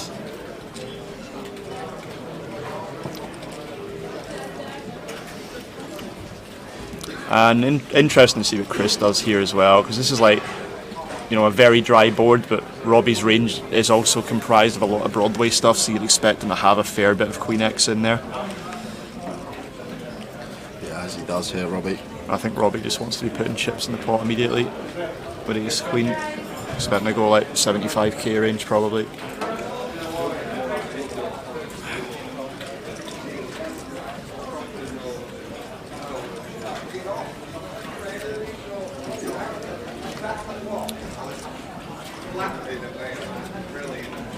Spot on Dave, just north of 75, a little bit more than quarter. See, the thing is, like, it's kind of, I'm assuming this is going to fold, so I was going to like answer Thomas High's like point there, but like on the face of it, if you run an aces, does it look like a punt? Absolutely it does. If I ever bust a tournament like that, everyone's going to think I'm a whale, like quite rightly maybe. But the thing that generates, like, you know, you were saying like, how do we balance it out with value shoves and stuff, but like I think probably where we generate like the most EV from a shove like that is because people are going to overfold to us. Yeah. Like the solver's going to call like ace queen and nines and stuff, but I don't think real life people ever do that. So like you're actually, if you think about it, you're often against like three capped ranges, and it's just you're trying to fade the under the gun. If I'm in that spot, I don't even love calling ace king. I don't even like calling ace king there. I don't think if I open call shove for 75 from big, it's definitely not calling ace queen. Well, listen, I don't want to start a new trend, guys. Right? I don't want anyone firing GUKPT main events and busting like with Queen 8 suited. It's like, yeah, Thomas is right. Ali Malou will call with Queen 9. Like the thing is, as well, Ali Malou would probably shove the Queen 8 suited. He probably would. Maybe that's why he's always top 3. Maybe he's just been ahead of the game all these years. Imagine. We find out that would be a great story if he like imagine it was like Ali Malou, like HRC was actually his software. And no one had realised it. He'd just been crushing for years. Dominic Nietzsche put his name on DTO, but Ali Malou's the brains behind it. Yeah. So Jack 10 for Fabrice in the cut-off. Makes it 90, blinds up now, 20k, 40k.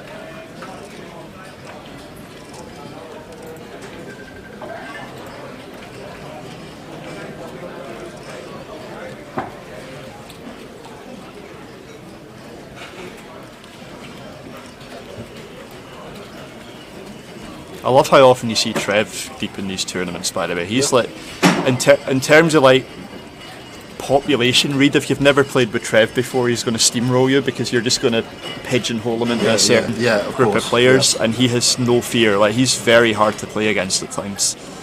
He just runs on you.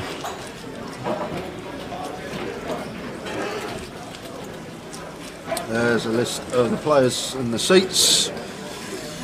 Dan Laidlaw in 1, Trevor Ealing in 2, Chris Maguire in 3, William Tansley in 4, Kenny Hullart in 5, Tom Aravara in 6, Robbie Ball in 7, and in 8 is Fabrice Bigot.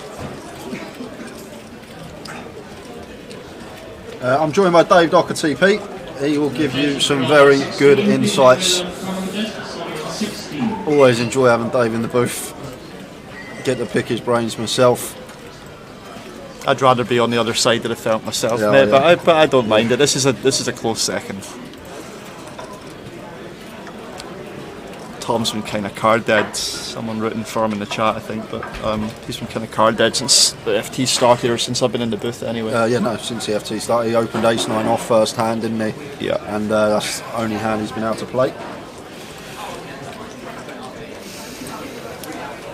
This is the final table pick, though. This is the FT.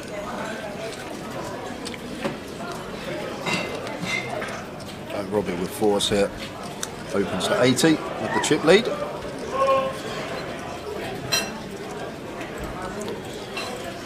These are the kind of spots where, like, I think Trev's just going to fold here, but it also wouldn't surprise me if he just made it like 200k. It's like, you know, it's very Trev to just like stick it in the eyes of these young We have guns, got you know? Will there with 4 big, so. Oh, well, I didn't notice that. Yeah, that's the other thing as well. Yeah. Obviously, Will just losing that pot. Just sat there. Yeah.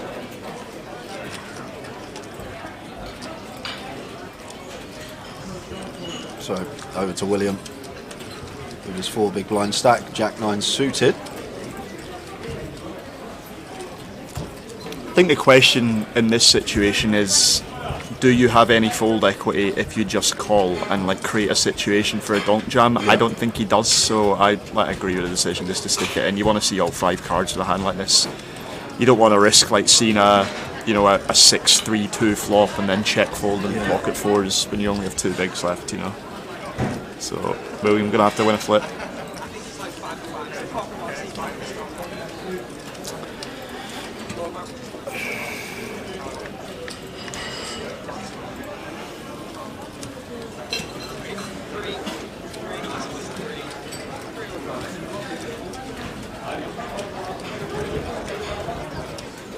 And there's the 9 and 6 on the turn. Not sure what's happened with the flop cap. Just fading a 4 to get the double William. There it is.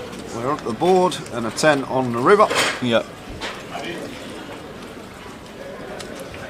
Keyman says, played with Tom before in a £200 comp, told me he was thinking about leaving uni to play full time.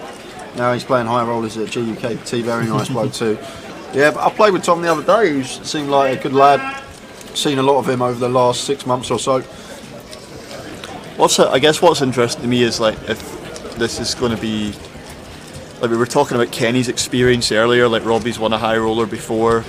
I don't think Trev's won the GUKPT. Yeah, Trev's not going to be influenced by like the pay jumps as much as maybe some of the other guys.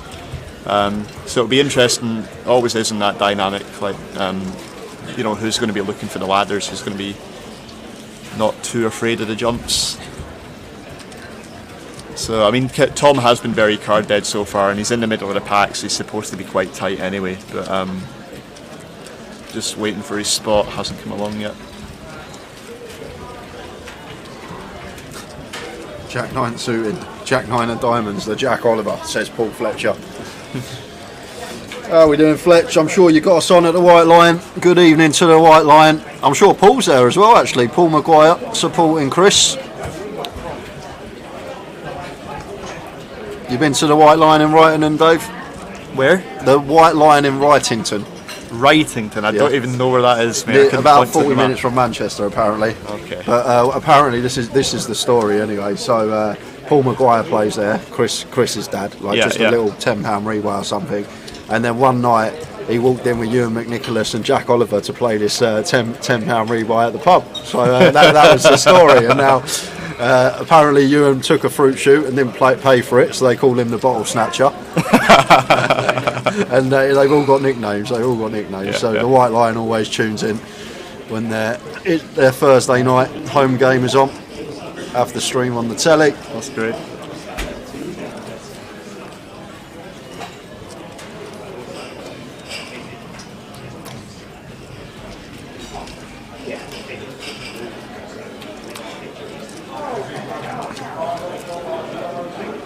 These are the ones that I think you can potentially shave off as Trev. Like you're opening the chip leader's big blinds, you're under a good bit of ICM pressure, and your hand doesn't have a lot of playability. Does have a blocker, but it's going to be very close to the bottom of your opening range here. So think you can shave these type of ones off. And Kenny unblocking both the flush draws with a gut shot to the nuts here is probably just going to take off on this turn, I would think, versus Trev's check back. Trev's range is going to be capped now because he's going to bet all his strong value hands on this wet of a board. Kenny having a heart and a spade. And he goes for 150 into 230. And now Trev just can't do anything but fold here.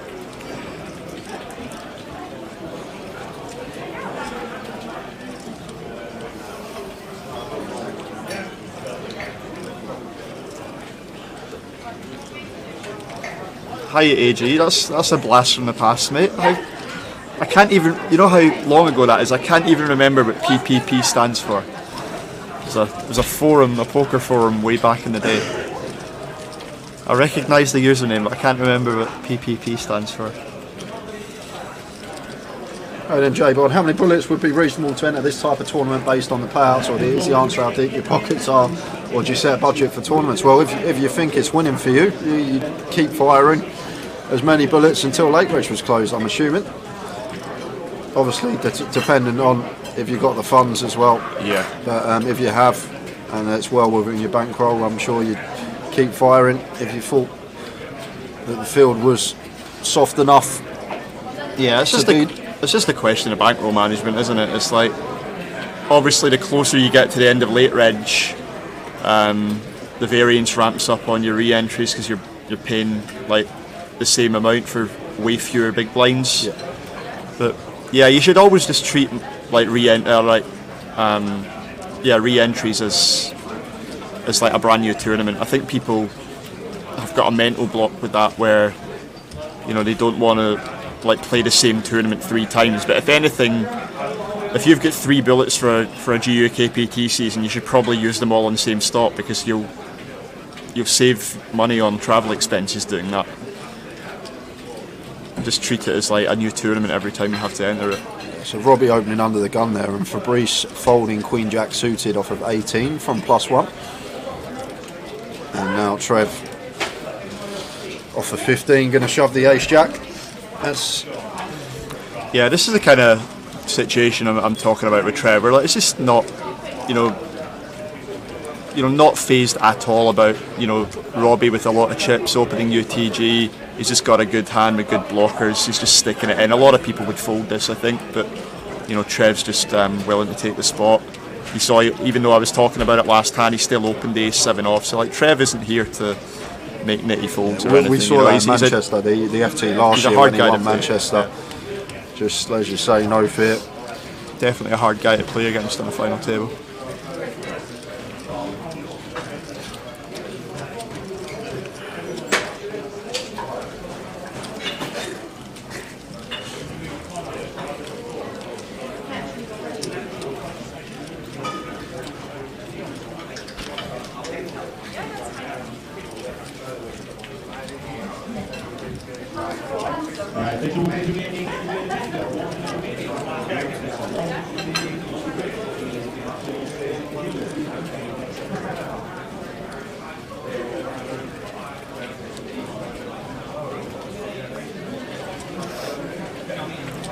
What are you planning to use your 5k on then, Jay?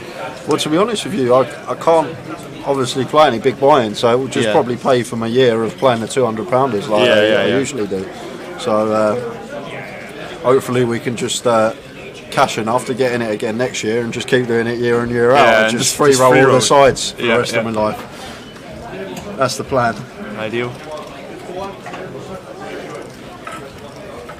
Was that the first time? Well, obviously in your pre-commentary days you were on the feature table a bit, but like, is that the first time since you've been commentating? No, back in 2018 I made the final 2 of the Heads Up Championship. So what they done, they put it on the feature table. I ended up playing Julian Davis in the final, and Tower was obviously in the booth. Didn't win, unfortunately, but that was the time we was on the feature. And interesting spot here.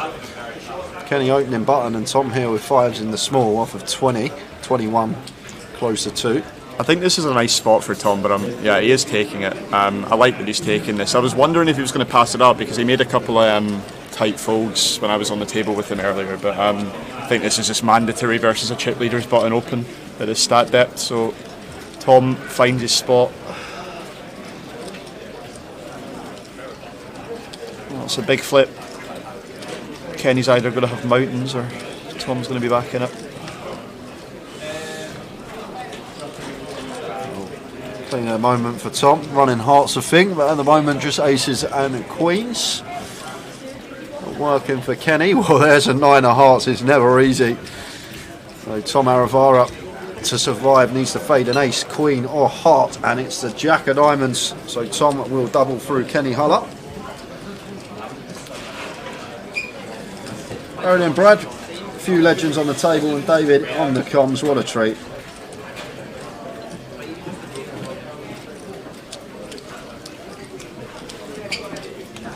So that puts Tom up to 1.8 million. Now you got Robbie, I think, with 2.2, Kenny with 1.9, Tom with 1.8. Just as tight at the top. There we go. Yeah, and William's sitting there with 8 bigs as well, so a lot of those guys. Basically, with Fabrice and Trev now, we're just waiting to see what happens with William. Yeah. Unless obviously we do get dealt a monster. But we're not really too incentivised to be getting involved.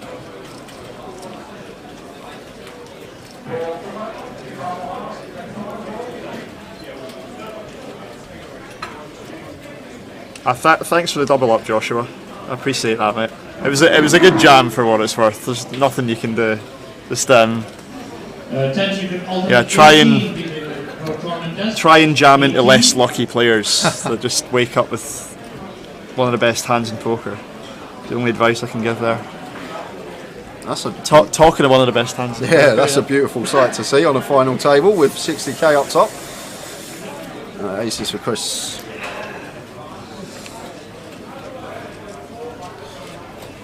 Making it 80.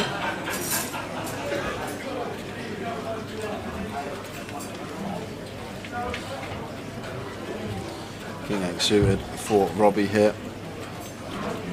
Out the way and over to Fabrice. Uh-oh.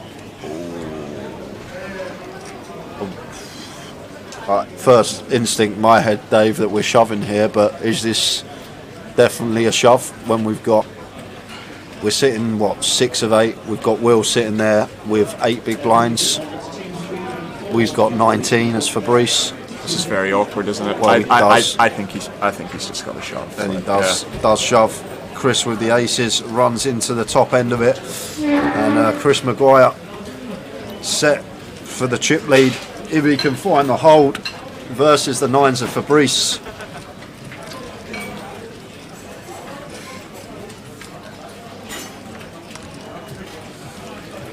And that's a good flop to see.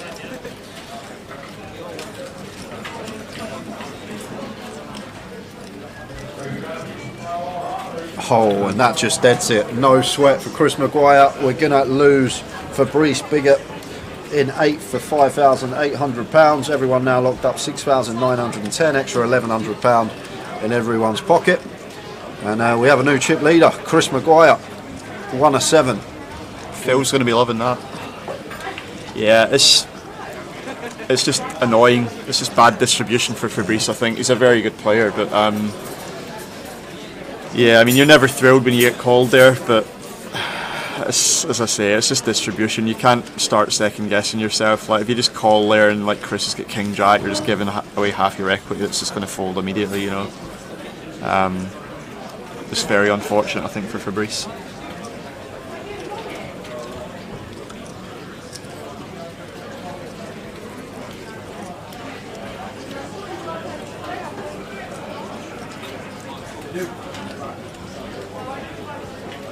And selfishly, I don't mind seeing that, to be honest. It's like Chris Maguire's had a lot of crossbars in the last couple of seasons in his GUKPT where he's got unlucky final 2 tables or whatever. So like seeing him with the chip lead on a high roller is like quite nice. He had so many deep runs a couple of years ago. Chris kept coming 11th, 12th, 13th. Like you say, so many crossbar goal line clearances, VAR overturns, whatever you want to call it. Chris has had it. So it would be nice to see him close one out. I did actually, when Tower asked me at the start of the day, who'd you fancy? I did say Chris, even though oh, nice. He was very short because he had the day 2 buy-in or max late reg. Yeah. So it'd be nice to see Chris do well in this one.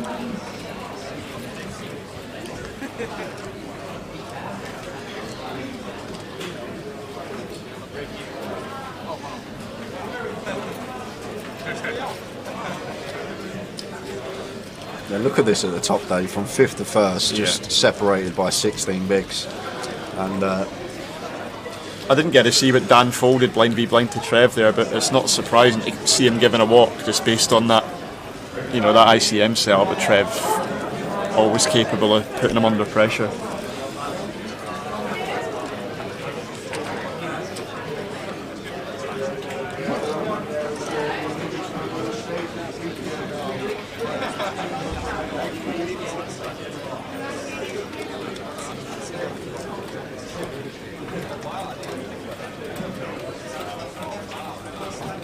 I'll see you there, Bernie. I'm going to flick in 3 minutes yet? You're early. Flipping heck. You're early. Overtime. Do you want a drink or anything, Dave? You want tea, coffee? Just a can of Coke. Can of Coke, That's fine, yeah. Cheers, mate.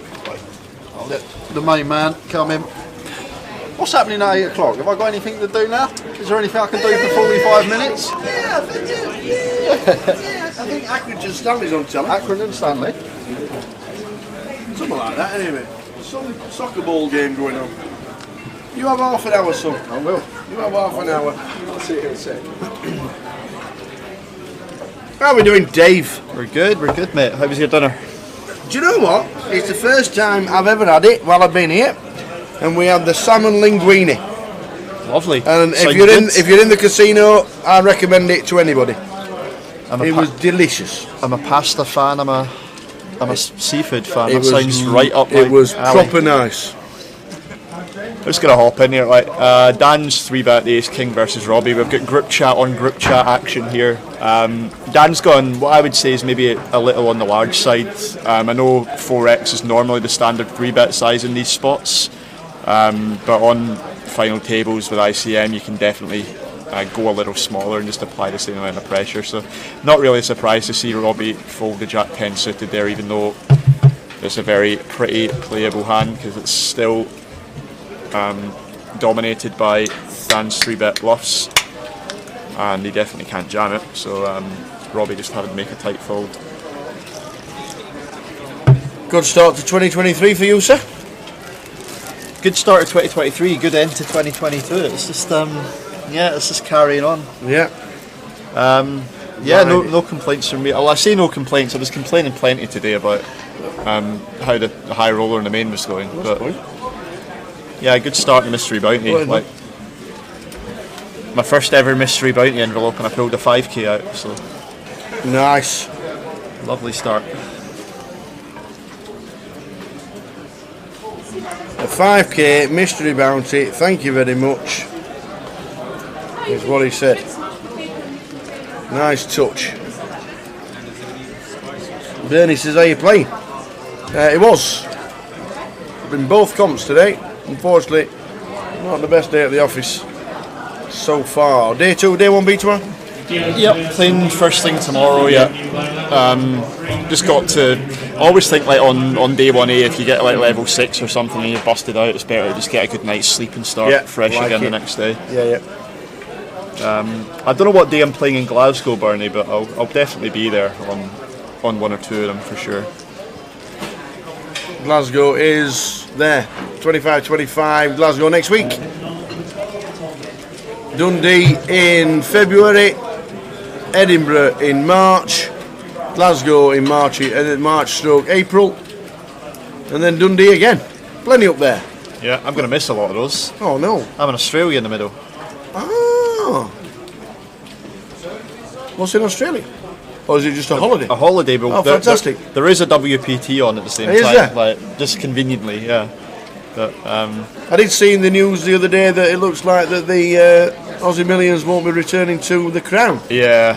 I'd heard that for a couple of years. Now, what I'm really hoping is that I don't think it'll ever be in Melbourne again, which is very, very sad because I've played it twice. Yeah. I'm a huge tennis fan. Oh, right, okay. And the Australian Open's always on at the same time. Did as you the see Aussie the Millions. match this morning?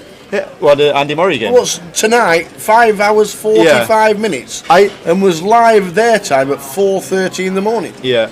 Someone was watching it on the table next to me, and Murray was 2 sets in a breakdown, and I just thought, well, he's out now. Yeah. And I didn't pay any more attention to it. And then I came back in later to play the main, and he was like...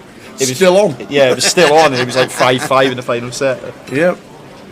Absolutely incredible. 5 hours and 45 minutes. And that was with no lengthy fifth set either. Yeah. Yeah, most of the really long matches you've seen over the years were at Wimbledon. Before you had, like, they introduced the tie-break rule in the fifth set at Wimbledon recently. Yeah. You used to have to win by 2 clear games. That's right. 2 clear Then they have games in the something like a final set. 72-70 or something like that, which changed the rules. Nicholas Mahou and John Isner. Yeah. Yeah, changed the rules, didn't it? They said we're never doing this again. But the chance of that ever happening again is like, gee.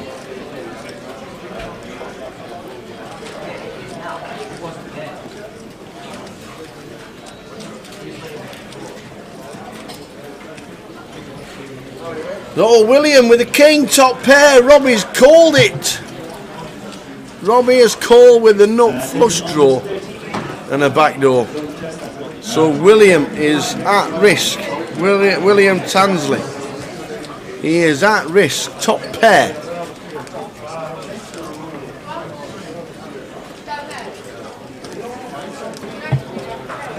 Robbie Bull. Well, that pair's the queen. So 2 pair. So a jack or a spade. Oh, it's a spade! 3 pair doesn't beat much. Yeah, the board's double pair, but that's not the one he wanted to see. Absolutely not. So the flush, the nut flush for Robbie Bull on the river, taking out William Tansley for 6,910. We're down to 6. Look at those stacks, though. Like, there's 50 bigs deep, nearly all of them, apart from Trev. There's 18 blinds separating first from 5th place, which is basically 1 3-bet pot. Yeah. So with 5 left, the average stack is 50 bigs. I know they added 3 levels into this tournament to make it a little bit better for day 2 buy-ins, but maybe they've added a level in too. Well, 50 bigs average stack. It's a great tournament for you guys playing these events. Yeah, it's phenomenal. I mean, I like the structure change personally. Yeah. Like, I know it's 50 bigs deep at 8 o'clock. It might be going on a little while longer, but yeah, this is a big improvement. I think, this structure. I hope they keep it. Well, the numbers said, why don't we keep it? Well done to everybody so far. 6 left.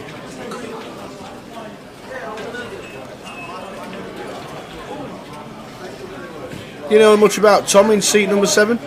No, Jay was asking me the same thing. I know he's from Edinburgh. Or Yeah. like, I don't know I if think he's he from studied, Edinburgh. he's Yeah, in maybe the he just uni, lives isn't there. he? Yeah. But I played with him a little bit today in the high roller, and I played with him in a couple other stops last year. Yeah. A little bit, but like not too much, not enough to like have a strong opinion on his game or anything. But yeah, he's one of these faces that you keep seeing, like, you know, like deep in these fields. Yeah. He had a final table recently, right? Yeah, that's right. Yeah, couple of months ago, maybe. Yeah. The one Ewan was on Blackpool, right? He was on the final table, Ewan in Blackpool, I think. Yeah, Yeah, he ran deep at the weekend as well. Knocking In the on the mystery door. bounty. I just love his demeanour at the table. Yeah, very calm. Arms very down by the relaxed. side, doesn't say much, and just gets it.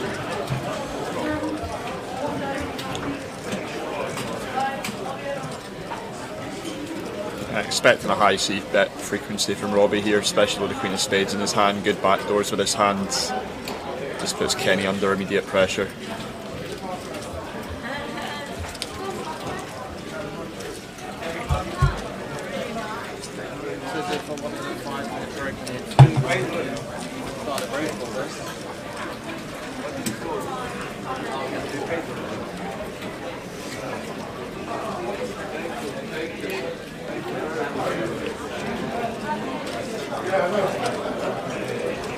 So 6 left.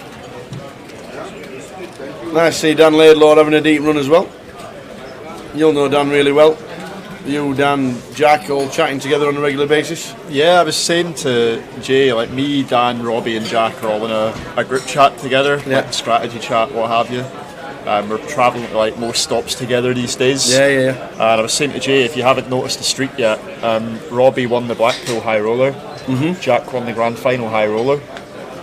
Okay. We've got 2 people in the group chat in the final 6 for the 3 in a row. So I'm hoping Dan wins it. If Dan wins it, the third one, that's you next. Yeah, it puts me under pressure to win Manchester then. Yeah.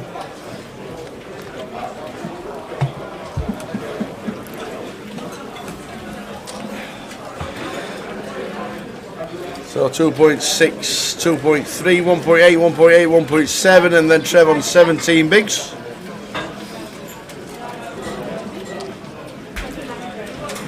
At the end of this level, there's a 10-minute break because the guys needed, I think they just needed a breather. So they have I don't know whether it's an official break, but I think it's an unofficial 10-minute break. I'm not sure what they're doing with the breaks after that, but at the end of this level, so in less than 30 minutes time, there'll be a 10-minute break. Callum saying he still hasn't got over me busting him in the mystery bounty. I'm sorry about that, mate. No. I remember the hand, and I know you probably thought I was punting a bit. Maybe I was, who knows, but it was like quite a big button jam you made, and in a mystery bounty I just assumed that you were going to have a lot of small pairs or like a lot of small ace-X. So I thought I was in good shape against your range with a bounty on the line. I would never have called you in the main event in that spot, but I thought I had like 50% or something against your range, so just thought I'd take the flip in a mystery bounty. That's the way Jack Veal played it last week. Won the mystery bounty. Robbie with the boots.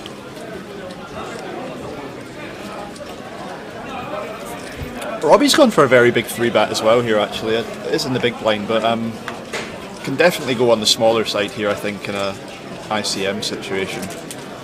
But let's just take it against Dan.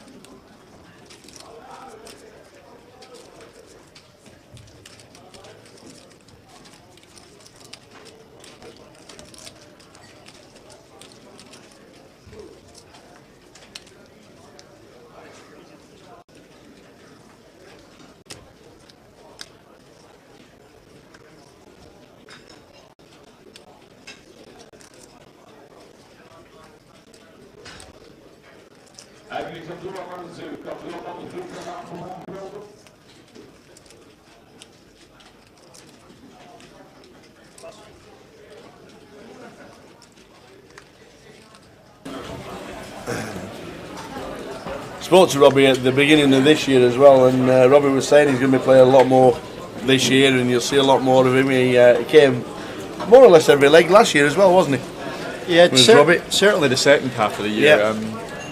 Because I'd bumped into him a couple of times. I think in Blackpool, and then he was on my table in Edinburgh, and like we were friends like 10 years ago or something. We used to travel like a different group and catch up with each other. The UKIP's about 10 years ago, isn't it? It might even be longer. It's longer than that, yeah. Robbie, he won UKIPT London, I think. I want to say season 3. Was that about 2011? That would have been 2010, I think, maybe 2011. Maybe actually maybe 2012 actually, now that I think about it, maybe 2012. But yeah, Robbie's he took a bit of time out the game, and I know he was heavily into crypto, but he came back and he's improved very, very quickly. I mean, not that he was always a good player, but like he's made some very fast improvements to his game in the last year. Any more giveaways tonight, says Carl John, watching on YouTube. There might be when Jay comes back. Depends what mood he's in after the Tottenham Hotspur first half. See what he says. I think in this situation, if this wasn't a final table, you'd see Dan do a bit of check raising here versus a button range with a good top pair hand. But 3 of spades turn. I think correctly he's just going to play it as a call versus Tom in the wrist deep. Dan just has a very easy station down if Tom decides to empty the clip here. It's definitely a hand he could do it with, unblocking spades as well. Wouldn't be bad for Tom to go for 3 barrels here, I don't think. Certainly would be correct for Dan to call him down as well. I think he's just said 220. Or is it 120? No, 220. Yeah, I don't mind this at all from Tom. I think this is like good hand selection.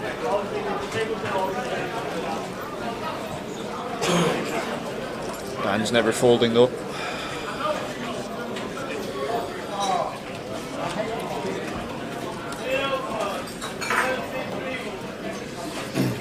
And the question is, now I don't think Dan's ever folding this hand on river, unless it's like a very particular river, but let's see what it is first. Alright, he's never folding on this river, Dan. No. But the question is, does Tom have it in him to empty the clip here? Because a lot of people will fire 2 barrels but won't have it in them to fire the 3rd one. And I think this is even though he's going to get called, I think this would be a totally fine bluff from Tom. So very intrigued to see whether he goes for it or not.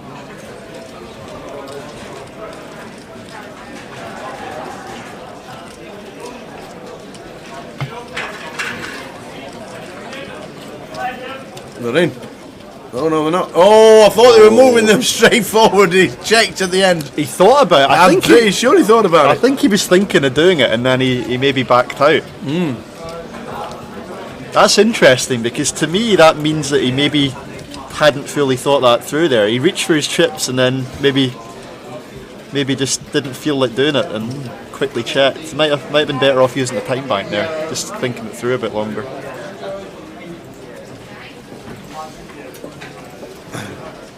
Here's the guy in the bluish jumper, Irish. Chris Maguire, no, he's from the northwest, I think, isn't he?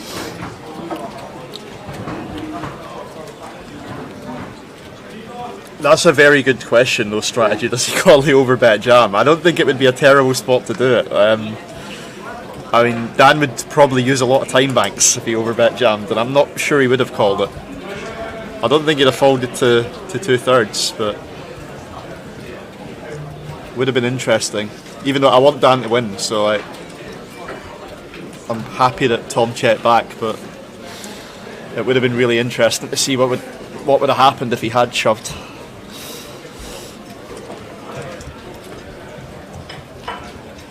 I like this from Dan as well, like the temptation here to 3-bet. You're 6-handed versus Chris's low jack open. 9's is likely to be the best hand when Chris is a chip leader, but just keeping Chris's range wide. Don't want to have to get 9's in pre here. 9-5-4, 2 spades. That's nice alright, many flopping sets. 50 bigs deep. That's alright against Chris. This is a board that could, like, there's definitely cards here where Chris could start emptying the clip as well. Like, Dan's going to have hand. You're looking at this hand and he's got top set, but Dan's just as easily going to have hands like 6s, 7s, 8s that are going to be under a lot of pressure versus a double barrel. So if Chris turns like any equity here, this could certainly get a big pot pretty quickly.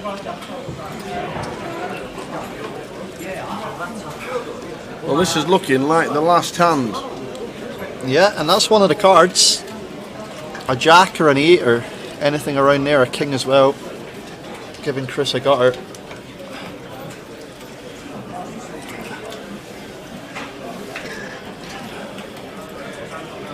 But Dan's going to have some king X of spades in his range. It's not as though Chris is going to go mental, but it's certainly a card that he would be very justified in firing a second barrel on. So just interesting to see whether he goes for 2 now or whether he just checks back and tries to realise his equity on the river. Got a time bank use from Chris. Yeah, understandable. It's a tricky situation. I mean, even if you had a hand as strong as, like, let's say King Jack here, you might be a little wary of putting more in and just strengthening Dan's range too much. Looks like 300. Could be 4. It is 400. My question here is, I would like to see Dan not call too quickly here, because this should be a very difficult decision for a lot of hands in his range. Yeah. He's got a hand like 10s or 8s, or he's called very quickly. I'm not sure about that. I mean, it's definitely a call. Just to be clear, guys, it's definitely a call. But it's like try and disguise it. Is tens calling that fast? I'm not sure. Now is Chris going to empty this? He's definitely got all the bladed hands in his range. He can definitely rep ace king here, aces kings, maybe even down to ace queen, but or ace 9 suited, ace 5 suited. He's got a lot of strong hands here, Chris. It wouldn't shock me if he shoved, but I just wonder if he's going to knuckle because of how quickly Dan called the turn there.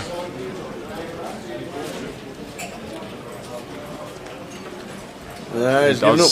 Yeah, this is your win. He certainly does.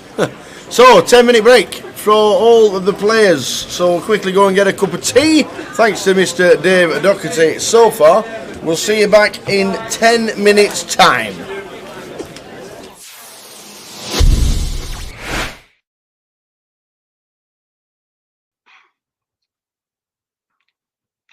Welcome to another hour with the Tower, and we have had to go to Vegas for the next special guest because, regarded as the best online MTT player in history with 16.5 million lifetime total earnings, under the legendary nickname Moment One, which now means you know who it is, 5.9 million in lifetime earnings, holding 2 of the 3 Triple Crown. He's got a World Series bracelet and a WPT. He's 9th on the all-time money list in England, but that doesn't matter because for an hour with the Tower, it is the one and only Mr. Chris Moorman. Thanks for having me on the podcast, Phil. Oh man, how you doing? How's Vegas? Yeah, good. Like it's getting hot here actually. Oh well, obviously it's summer, but actually it's not as hot as it normally is for the you know the World Series every summer. It's been quite chill. It's actually you can go outside and not sweat your balls off, so it's been nice. How's lockdown been? Yeah, not too bad actually. Like I was quite fortunate because just before it all went down, I was away. I was in England in the whole of January. I was playing a couple of live tournaments. I had an 8-at-8 tournament in Madrid. And I was playing a big tournament at Dusk Till Dawn as well. So I was away for the whole of January, and then just before it all kind of went down, I got back and I was in Vegas because obviously it would have sucked to being sort of away somewhere and not being able to get back home and being apart from my wife for like months. So yeah, I was kind of lucky that I was back home and at least I wasn't lonely. I had someone to hang out with, and yeah, no complaints really. You've been in Vegas a couple of years, all right? Yeah, like on and off. I kind of split my time between traveling the circuit still and and like staying here. Brilliant stuff. We're going to start basically at the beginning because how did you learn? Where did you first start playing poker, and when was it? God, it feels like a lifetime ago now. Guess it was like I was at university at Essex University studying economics, not doing too hot. Like kind of failing. I was getting distracted. Like at the time, I was getting distracted by pool. I'd always played pool growing up, and then we at university I joined the pool club. We had a pretty good team. We played in the national championships every year, and I guess this was it was up in Derby, I think, the national championships, and we'd gone to Derby, played that year. I think it was my first year at university. And on the way home, one of my friends saw in like the student newspaper about this free tournament on Victor Chandler Poker that all students could play. It was free to buy in, and the winner would get. I think the winner got the equivalent of about $500, but they also got a seat in this big live tournament in London. So me and my friends didn't even know the rules of poker at this point, but we decided, okay, we'll give it a spin. It's free to enter. It was on a Monday night, so there was not much going on campus that night. So me and my like 4 flatmates went on Yahoo because it wasn't even Google back then. We went on Yahoo, printed out a set of rules, started playing amongst ourselves with like two pence coins, and yeah, just played the free roll every week. And first sort of 5 or 6 times did absolutely nothing kind of thing and lost every hand. And then I actually came second one week for like $120. Obviously, I was gutted to come second because I missed out on the live seat. but still $120 was good money to me. I was a broke student. So now I had the dilemma of whether I cash out and sort of take my money and run, or sort of play around with it and see what happened. And I was really 50-50. I kept asking everyone because I didn't want to be determined as a gambler kind of thing. And in the end, I just decided to sort of have fun with it. And yeah, it went from there, really. You've turned into, obviously, the early days of poker, you've turned into the number one, an absolute phenom. We've looked back at your pocket fives. Do you know exactly or roughly how many online cashes you've got on pocket fives? There might even be more that's not been on there, but would you like to have a guess? God, I don't know, like maybe 10,000. I don't know. It's just 11,594. That's to date. So that's a lot of poker, yeah. A lot. That's a lot of poker. That's a lot of cashes, by the way. Yeah. That's a lot of cashes. Your first on there is fifth for 13,000 in July 2006. I'm not being funny. That's 14 years ago. Yeah, that's not a bad first cash either, right? where is it? Apart from the years, where have they gone? 13,000 as a first cash.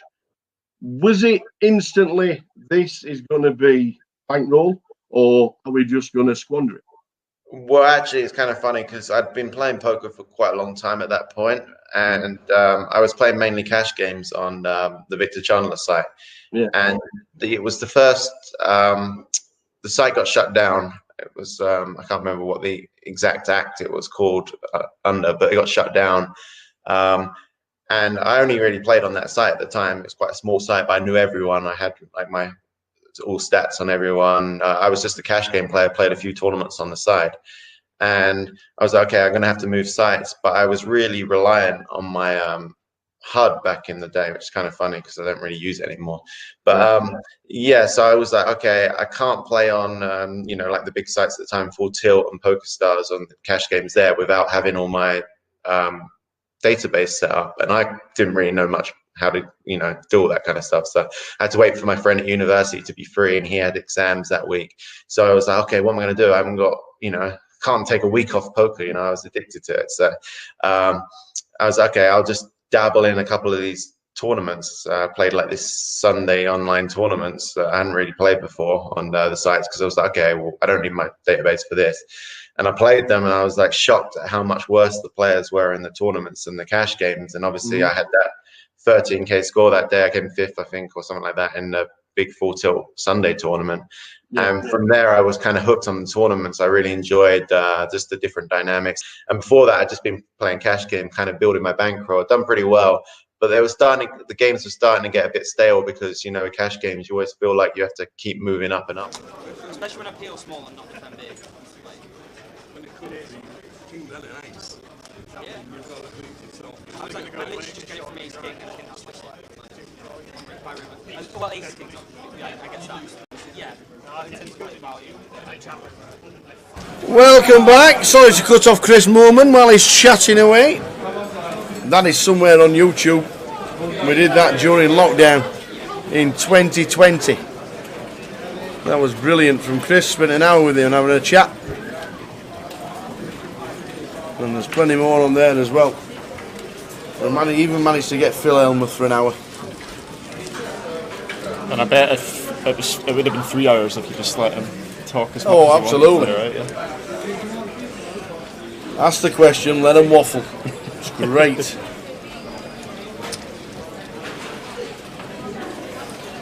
So we're back on the way. Back on the way. Dan Laidlaw in 1, Trevor Reardon in 2, Chris Maguire in 3,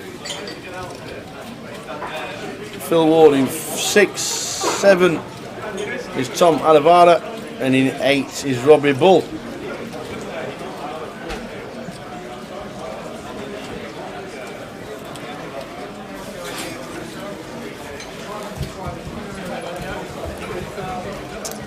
I had a funny situation with Helmuth this summer actually, where I was doing a bit of filming in Vegas. Yeah. And we were talking about him, and turned round and saw that it was behind us. All right, okay. So I just gave him a wee. He obviously heard his name, so I just gave him a wee nudge, explaining like they weren't like berating him or slagging him off or anything like a lot of my generation do. I was like, no, we were just talking about like how impressive it is, like, how many bracelets you've got, Phil, blah blah blah. And I was like, you know, I can't remember how it got to it, but he'd like asked me if I had any. And I was like, oh, I've got 15 less than you, mate. And he said, well, having one is like really good. You've done well to get one. And I was like, I didn't have the heart to tell him that I thought he had 15 bracelets instead of 16. So he congratulated me on my bracelet and took off. That's it. That's what you got to do now. You got to win a bracelet for Phil Elmer. Yep. Brilliant. Oh, that's so funny. So back with the action, 10 minutes the guys have had.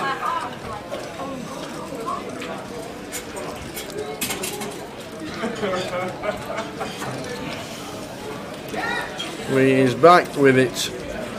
Ace 7-3, all clubs. Attention to alternate number 38, please remember in the tournament list. That's alternate 38 in the tournament list. So the tricky thing here is a lot of Trebs. I'd be surprised if Chris is folding this. He's looking back maybe just to see if he has a club, but I wouldn't be folding this in Chris's shoes. A lot of backdoors, albeit a small club draw. But what I was going to say is that I guess the tricky thing in Trev's spot here is off his stack size at 50k big blind, he's going to be shoving a lot of his ace-x pre, and he's also going to be shoving a lot of his suited hands pre. So he doesn't have a lot of flushes or ace-x there. I would not have folded the 5 of clubs in Chris's shoes, but does just get it through. Like Chris is the one that's... No one really has an ace in that spot, because at that stack depth there are only 12 bigs deep to start the hand. At that stack depth, if one of them has an ace, it's all in pre. So like the ace on the flop's almost a brick. And Chris is going to have way more flushes than Trev once it goes limp check, so... Surprised to see Chris fold there.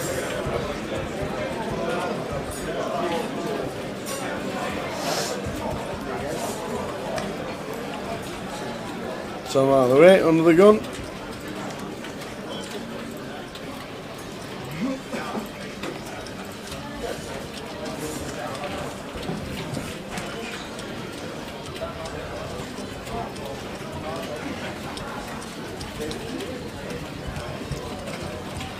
Holding down to Trev on the button. I think Dan can open the 10-6 suited there if he wants as well. Don't think it's too out of line with the amount of chips that he has.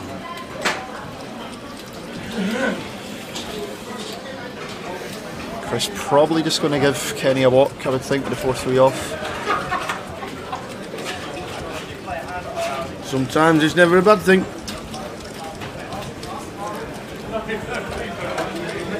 My boys, 1 and 2. Absolutely. All on the group chat. Yeah.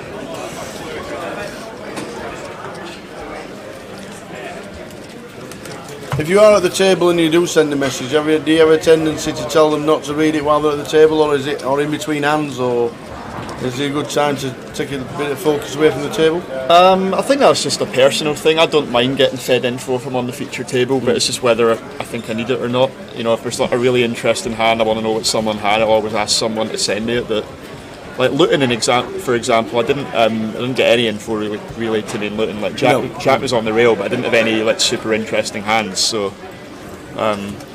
yeah, I didn't feel the need to do it there, but I've definitely done it in other situations for sure.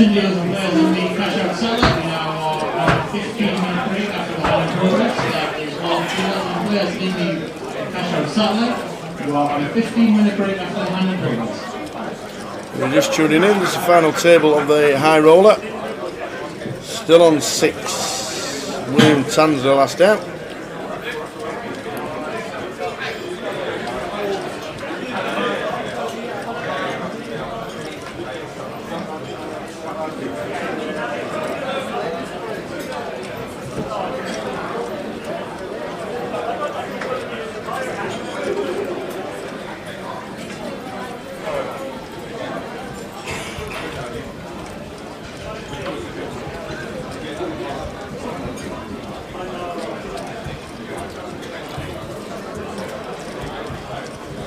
Mr. Hallett says I'm all in. 1.8 mil.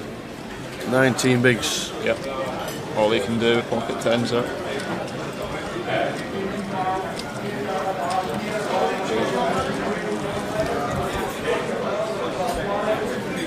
I'll tell you what I don't want to happen, Tyler. I want Dan or Robbie to win it. What I don't want to happen is for them to get heads up and deal. I want blood. They want blood in the group. Yeah. No love lost between friends. Just go at it, boys.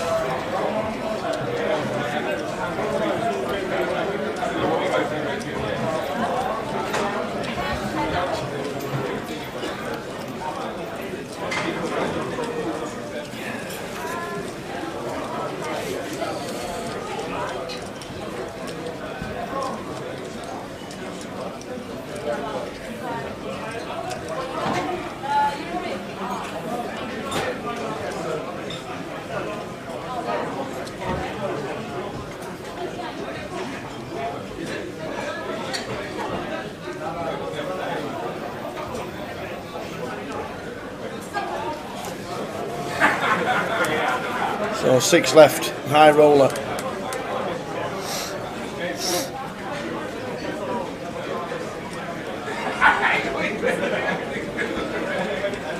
Big TR short stack in the room.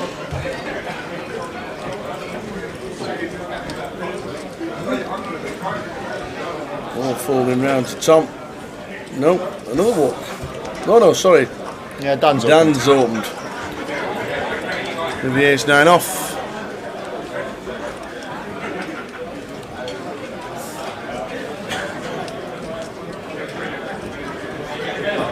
I think it's fine to defend this from in Robbie's shoes. Might just give it up though, not want to tangle with Dan and with the two chip leaders.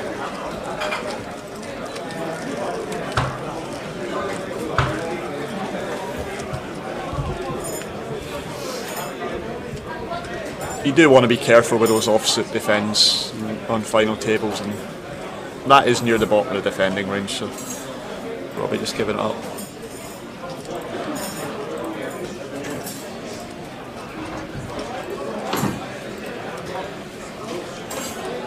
Six players left. Will Tansley was 7th, Fabrice Bigot was 8th, and 9th was Phil Ward. Good to see Kenny Allett at one of our final tables.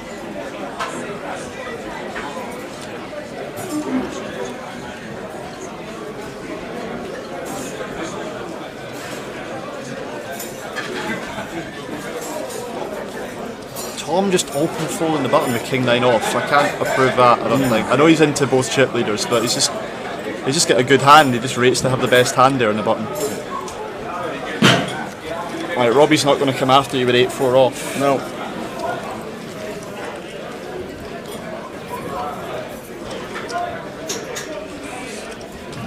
So 2 walks in 4 hands. All is quiet on the Western Front.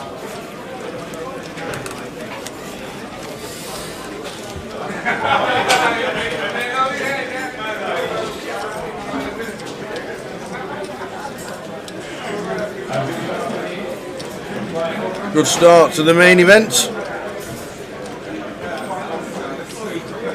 113 for day 1A, 50 players left during level 8.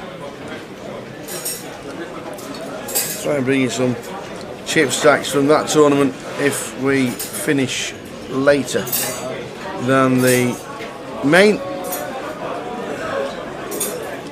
The one we are covering is the high roller 2K buying.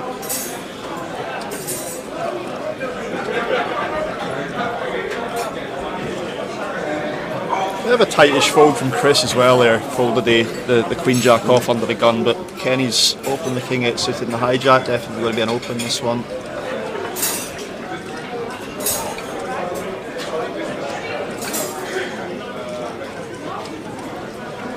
Dan thinking about the ace-4 off, but I don't think you want to be using that when Trev sat there with 605k in the big blind. Yeah. It's horrible for you if you just wakes up. For Trev.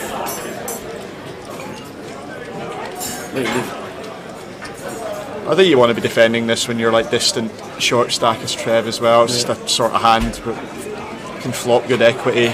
You've still got fold equity post flop with his stack, so Trev going to C3.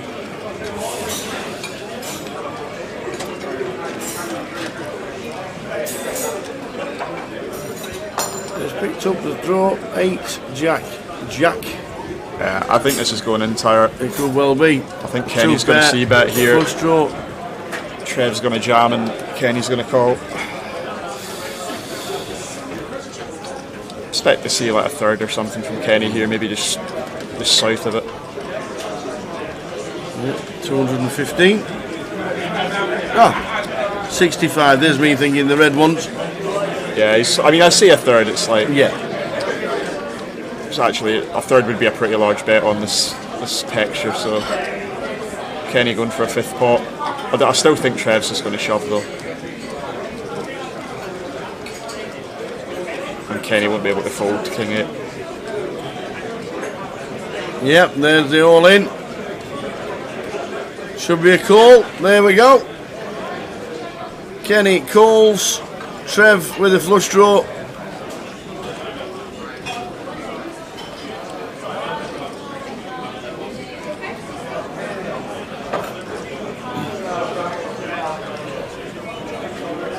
Instant service for the flush, and the ace of diamonds river means Trevor gets a full double to 1.4 mil, and that's really evened it out. Absolutely. Look at them. Dan still chip leader, Robbie in second, 30 bigs for Chris, 27 for Trev, Kenny 26 and Tom 24. 24 big blind short stack. If the short stack doubles through the chip leader, we've got a new chip leader. That's how close it is.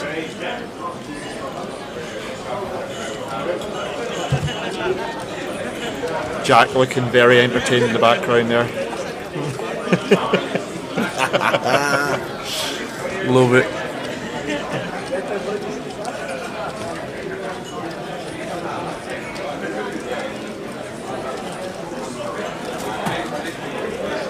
We're texting Dan. Keep your head down, son.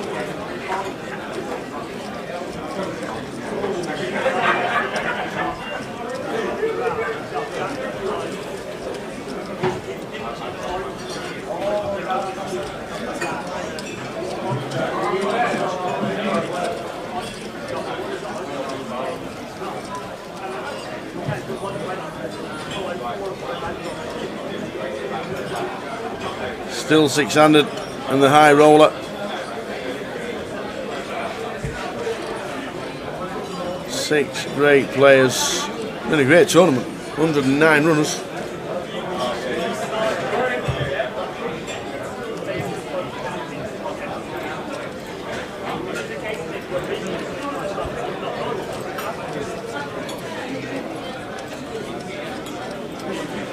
There's definitely been a few tight open folds while I've been watching, but I think that is related to just how close the stacks are. Like, you're kind of disincentivised from playing too many post-flop pots at the moment when the stacks are so tight.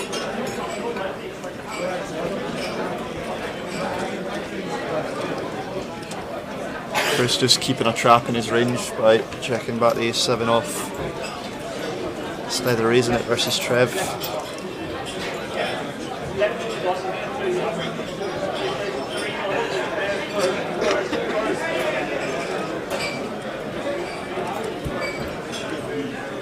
Trev going to stab at the bottom pair. Chris won't be folding yet.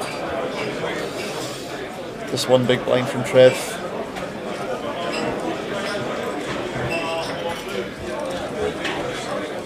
Yep, call from Chris.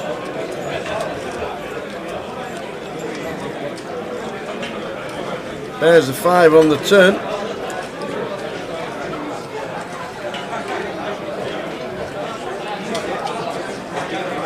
I'd expect this just to get a showdown unless one of them improves on the river. No real reason for anyone else to put any more chips in here.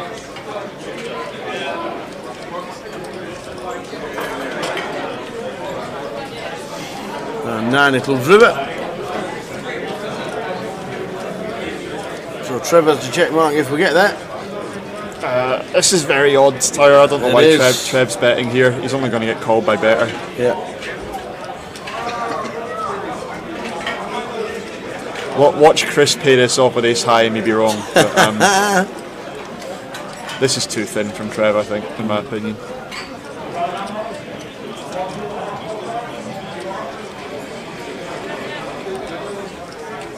Well, he does get it paid. He does pay him off. Fair enough. And he says I've got one pair. And the ace high of Chris pays off Trevor Reardon. He went big as well. That was 60% on river with bottom pair. I mean, fair play to Trev. I wouldn't have got that value bet for sure.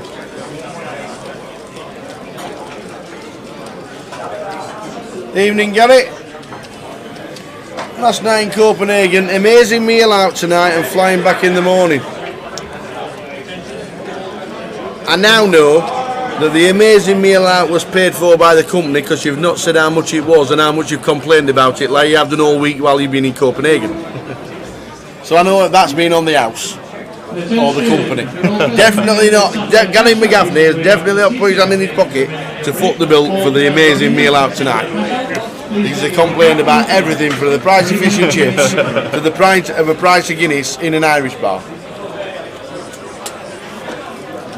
Yeah, I've not been to Copenhagen for a few years, but £19 for fish and chips. Yeah, I'm not surprised. I remember paying £27 in the airport for a burger and chips.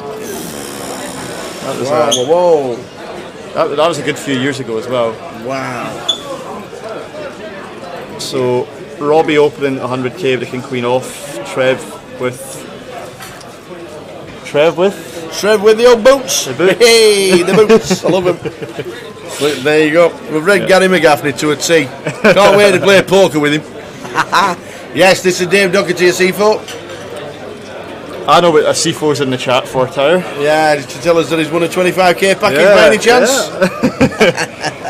I was in that little competition as well. Was you? Yeah. A C4 beat me to the punch for that. Brilliant. Well done, mate. Hope you enjoyed the trip.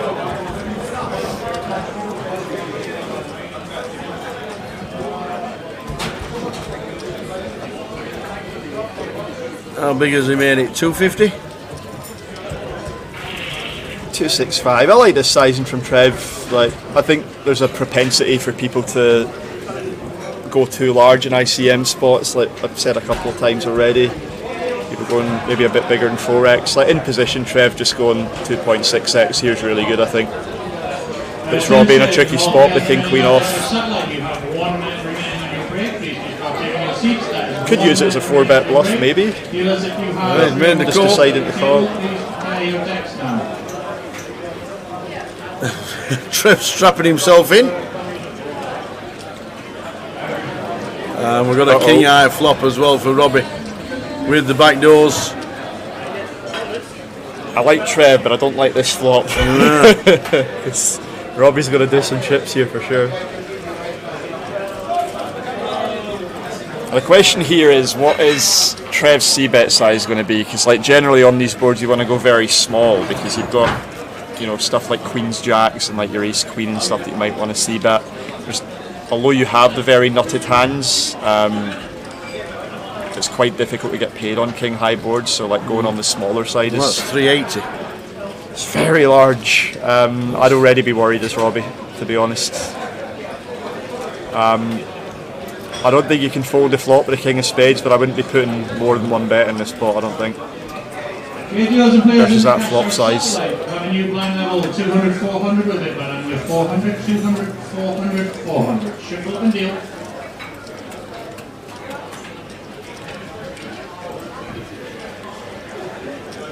Robbie using a time bank already, like. I mean, I don't want to like start predicting outrageous things, but like if Robbie could read into the strength of that bet and like be thinking of folding, but he is going to call. I wouldn't fold here, but like if he just thinks Trev's sizing there is always value, it wouldn't be ridiculous to consider it. But the king of spades keeping Robbie involved. 7 of hearts turn.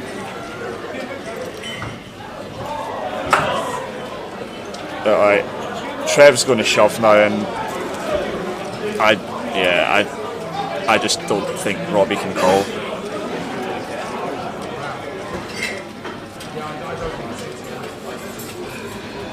It's more so. This is a setup, Tower. Like, don't get me wrong. This is a setup, but it's more so.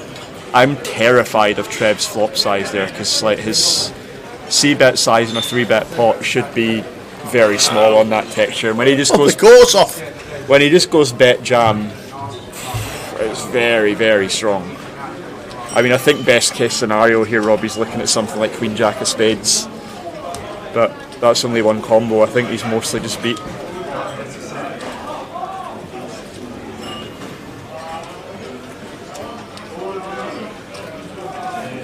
Robbie.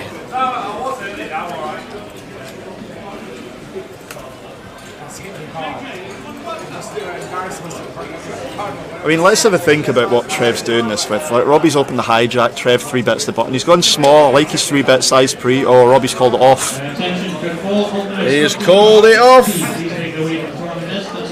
He looks annoyed at himself, just reaction-wise. It looks to me like he felt like maybe he couldn't fold, but his instincts was telling him to do it. But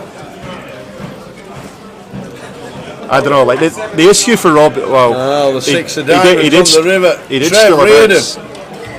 What? Where has Trev got all them chips from? Trevor Reardon, where have you been? That was a long burger and chips and a drink. Deja vu. I thought it was Peter Crouch and Eunice Cabal from 2010, the goal we just scored, honestly.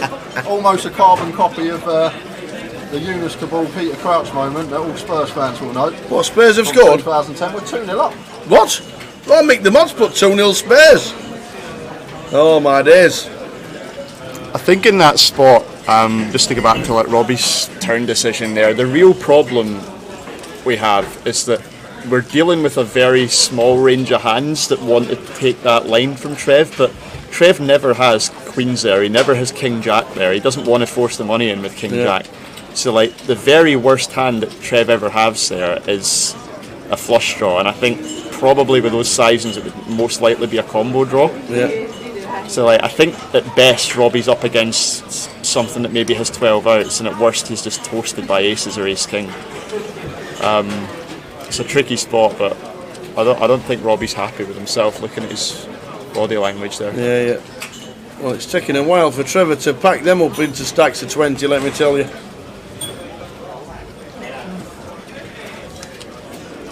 And just to be clear, that's a really ill spot to be in, but Robbie will think himself capable of getting away from that for sure.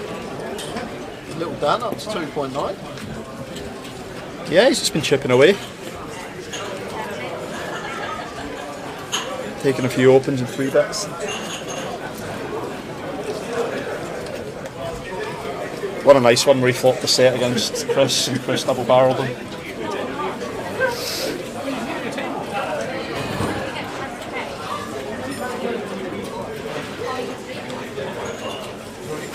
I like this decision from Tom here. I think there's temptation to just rip the fours. Robbie's the short stack now, of course, but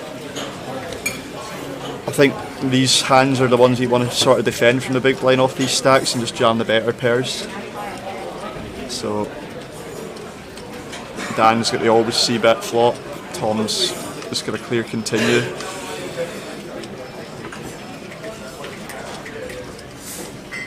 He could check raise the flop as well, Tom, just to clean out some equity. Wouldn't be crazy to do that, but he is just going to call. Ace of spades turn.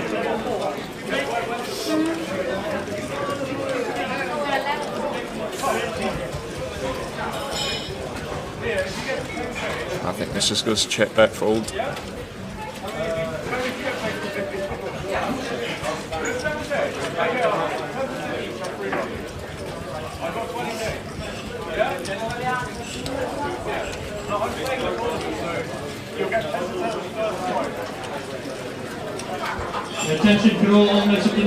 So there's the prize money, £57,940.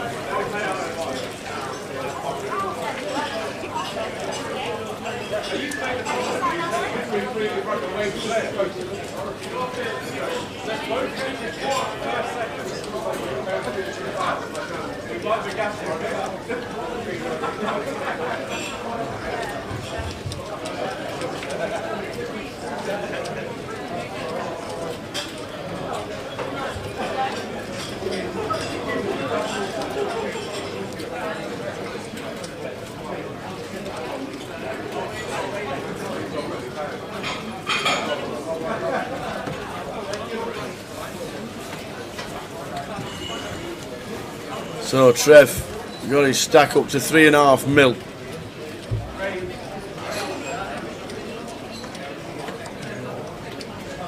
And chip leader.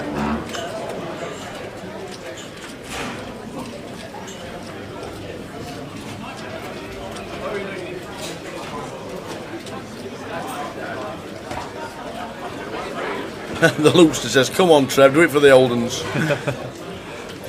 Won a GUKPT for the first time last year, did Big Trev. Kenny's been about a good while as well. Yeah, he has. Watches the streams quite a lot, does Kenny? Is this the FT? Yes, it is. We're down to the final 6. Jay's coming back in. Are you coming back in? What's happening? Come back in. What's happening? We'll swap over for half an hour. Are you alright, Dave? Yeah, are you enjoying it? Yeah, I don't mind. Yeah, she's been texting his mates about telling us, auntie. So, how's the football going in the first half? Yeah, good. Look at the smile. We weren't a better team, but we took our chance, and then Edison threw us a second goal as well. Brilliant. It was literally, any Spurs fans out there, it was not quite a carbon copy, but it was very similar to the Yunus Kabul when he Peter Crouch 2010 that got us into the Champions League for the first time against Man City as well. Funny enough. Wow. Well, there you go. So we had a 10-minute break. So we don't know whether it was unofficial or official. We weren't sure. When was the 10-minute break? After the last level. So they had a 10-minute break after the last level, so we're not too sure whether it was an unofficial or an official break. Well, Robbie's going to be all in here. I doubt Trev's calling, but I mean, it is only, what, 14 bigs? Yeah. He's got the chips. He might fancy having a flip.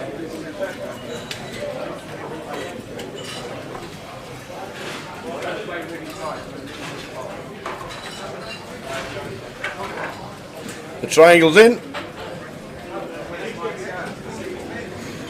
How much is it, says Trev? Tell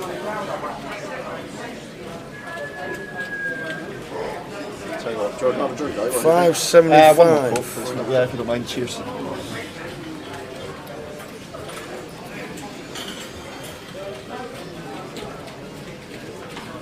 Just shy of 600. I think we can fold this. This is probably the spot where Robbie's range is strongest. Small blind versus Trev's under the gun open. Could maybe argue big blind would be stronger, but King Queen is flipping against a bunch of Robbie's range, but it's also crushed by a bunch of it as well. Like, it's not as though Robbie can slow play aces here or something. Like, all of his strongest hands that he can have are in his range here, so Trev could be flipping as he is, or he could be toast against a hand like ace king or aces or something. So Robbie's all in for 695. Looks like he's quite out. I'm folding. Trev's a cash player. I'd fold here, but like I can see why Trev's considering it. Like, he is going to be flipping against enough stuff. He says, I've got some of the chips. Do you want some back? Yeah, you can see Robbie's pretty sick there. Yeah. Expecting that to fold. And I'm folding if I were Trev, but I would too. But like, it's what you call a fake flip, where you end up flipping for your tournament life, and maybe you shouldn't have been. But Robbie's going to have to fade a king or a queen. Flop. Clean flop for Robbie Bolt. Still clean. You got some chips back off Trev Reardon. He's back in the game. Back in the game. Now he's glad he called. Absolutely. Quick swap over. Here comes Jay for 20. Dave's just staying. Yeah. I don't need a break. I've had plenty of breaks today. In between billets. You must be buzzing, mate. Yeah, no, it's good. Well, to be honest, just scored 2 goals on 45 minutes. Literally, it was 0-0. Yeah. Thought it was going to go 0-0 at half time and just nicked 2 right at the end. Literally nicked as well. So, Think about any Arsenal fans celebrating? Aaron Lightbourne, good power mine. He's a gooner. He come up. I was watching on the terrace. He come out. He started cheering. He was like cheering with me. Like, this is weird. I don't have a horse, but I'd just like to see Kieran Tierney win it. Like, ex-Celtic legend, I would say. Like, a lot of people didn't like that he left for Arsenal when he did, but I don't grudge him it. Obviously, he isn't getting a regular start at the moment with Zinchenko in there, but I'd still like to see him win the league down there.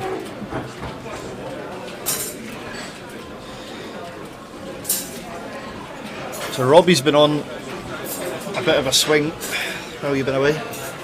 Yeah, I saw he was short when I come back. When I left, he was chip leading. He's short when I come back, and then he's just doubled. So,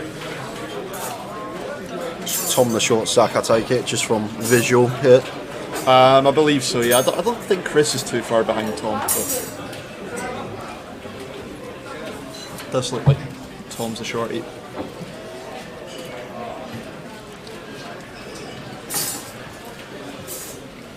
No surprises, guys. Across the bottom of your screen.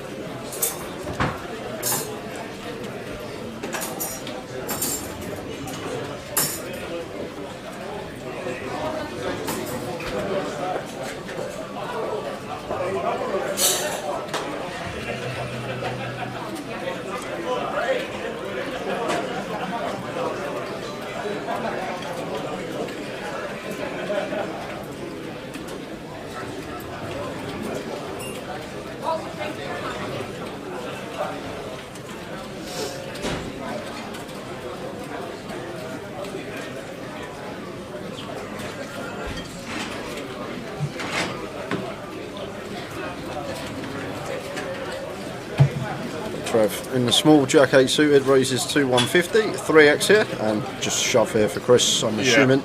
Yeah, no inducing at this depth. No slow playing. Let's put the triangle out there.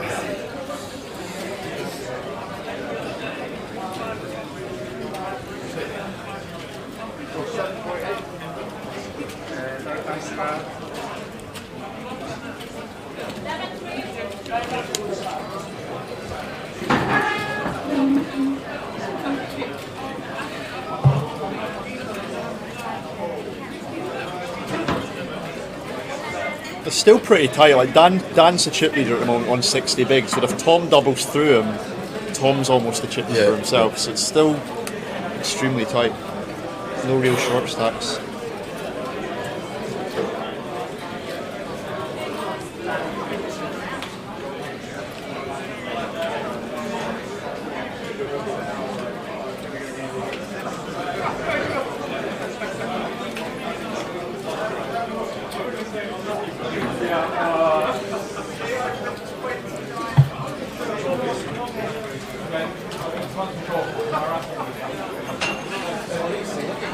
And lovely one to look down at. Ace King suited with the chip lead on the button.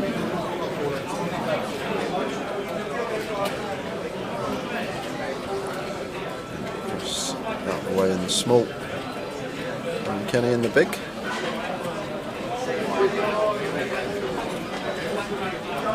Is this just always a snap fold from Chris? No, I don't mind using it as a 3-bet. Oh, action's actually still on Chris. Dealer's looking at Chris, so yeah. No, the camera's changed. I wouldn't shove it, but I don't mind using it as a 3-bet bluff. There you go, Dave. Right on cue. There is the 3-bet bluff from Chris Maguire, making it 300k. Smaller sizing choice, obviously, because we're at the FT. ICM implications, don't need to go as large as we would at standard point in the tournament. And Dan just going to be 4-bet ripping this one with delight.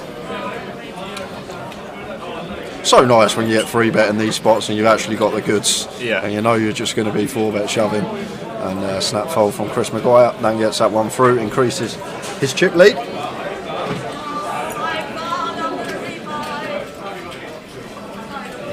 just going to give a tip of the cap to Chris for snap folding as well versus the jam. The number of people who like know they're folding, but they want to take 30 seconds and pretend they've got a decision. It's okay to bluff. Chris knew he was bluffing, knew what he was doing against the jam. Just the funniest one's when you're at the table and like you open a hand and someone shoves on you, and they're like, "Oh, so you're bluffing?" Then or you like raise them on the flop and they shove on you and you fold. And they're like, "I knew you was bluffing." It's like one of them when you snap fold. Always important, say it all the time on stream, to know what you're going to be doing before you make the original action.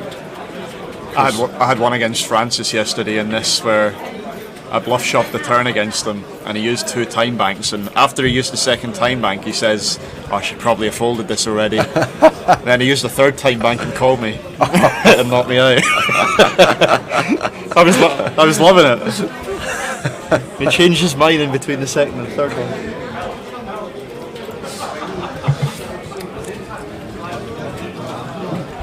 That makes it 100.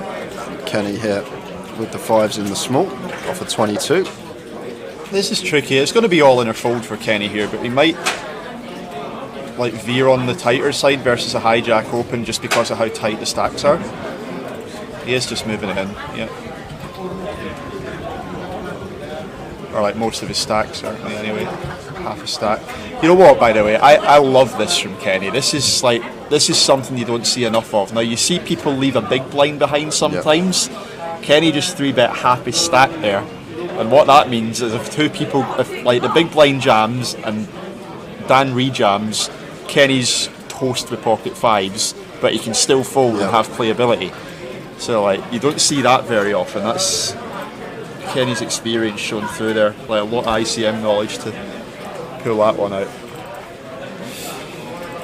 What was the hand versus Francis out of interest? I open cut off with ace 10 off. He 3-bets the button. I call flops 9-8-3 rainbow. Oh, no, sorry, 9-8-3 2 diamonds. I've got ace of diamonds. Check. He bets like 40%, I think. Call. Turns an offsuit jack. Check. He barrels for a 3rd, and I jam on him, and he calls with ace 9 and busts me. It's too good, that man. Yeah. Yeah.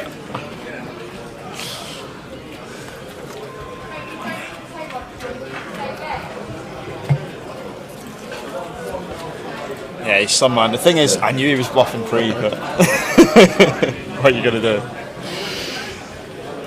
Yeah, he's got the better than me a couple of times, Francis. I've been called a bit of a loony for bluffing him, but like you gotta do it sometimes. You never bluff, you never get paid, right? In theory. King, Queen suited for Tom in the small here. Yeah, lovely spot for Tom.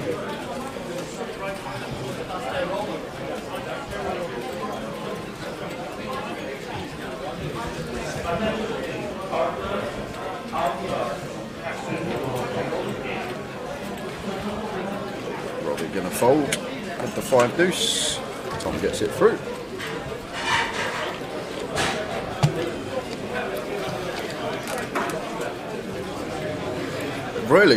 Really tight stacks.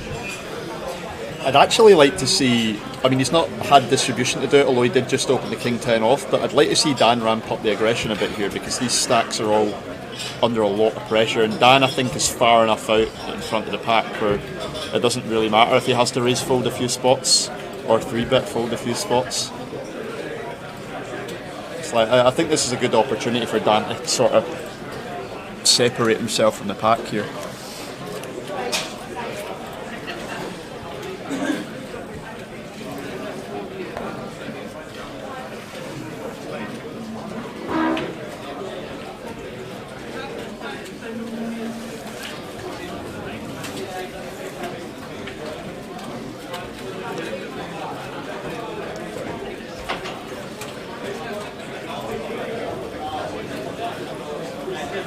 Chris aces again for Mr. Maguire.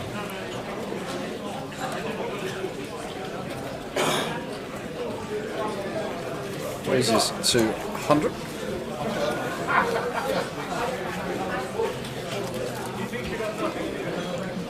Oh my word. Well, the stacks are going to be even closer now. Yeah, this is going to really even things up.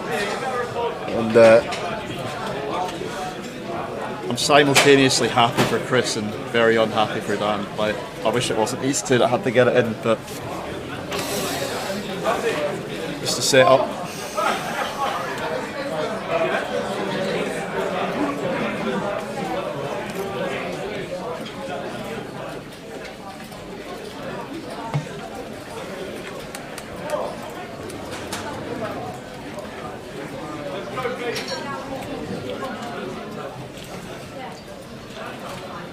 I said about 20 minutes ago if Tom doubled through, Danny was going to be the chip leader because the stacks were so close. I wonder how close they're going to be after this, assuming Chris holds. Because Chris was like quite near the bottom as well, right? Yeah, and that will be the hold there. Running Kings is the only way we're going to wiggle our way out of this. And dead on the turn, so no sweat for Chris Maguire. Twice now been all in with aces and had it dead on the turn. Up to 2.3 million. And I think Trev's now chip leader with 2.5. But like you say, Dave, I'm really interested to see stacks now. Because it's going to be so tight at the top between Dan, Chris and Trevor. I think Tom will be isolated as a short stack now at the bottom. Maybe, like, but I think the other five are all really similar. Maybe Robbie's a little shorter after the big one with Trev. Kenny's only got 1.2, hasn't he? 1.2, 1.3. Oh, you're right, actually, yeah. He's got one of them deceiving stacks, Kenny, where it looks like he's got a lot more than what he actually does. Yeah. Smaller denominations, but there you go, top of the pack. Separated by 7 bigs, the top 3. Yeah, the tournament's almost split into 2 different tournaments now. The bottom 3 are like trying to not bust before the other 3, and then, I mean, even so, like the top 3 are, like, it's just so tight that the top 3 are under a lot of ICM pressure as well. This could be going a while.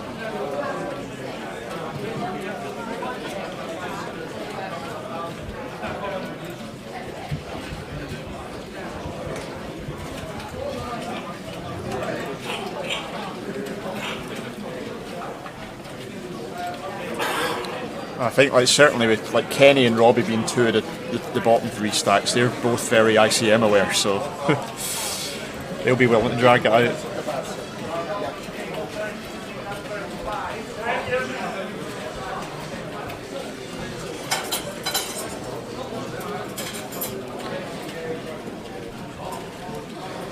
Short stack Tom in the cut-off here with the King 10 out of the way. That's a reasonable candidate to raise fold, I think. Like, you can still have, I know he's got to be tight, but you can still have raise folds off that stack. That's not a bad one to choose. Passes it up.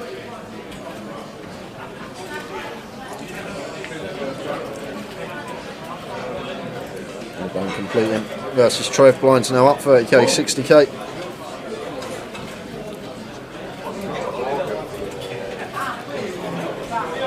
Saw Chris check back a middling ace in a similar spot when Trev went blind B blind versus him as well. I'm kind of intrigued as to why people are doing that, because small blind is just going to raise fold a lot with the pressure on them. Not going to have, like, or they're going to have fewer limp calls than they normally would have.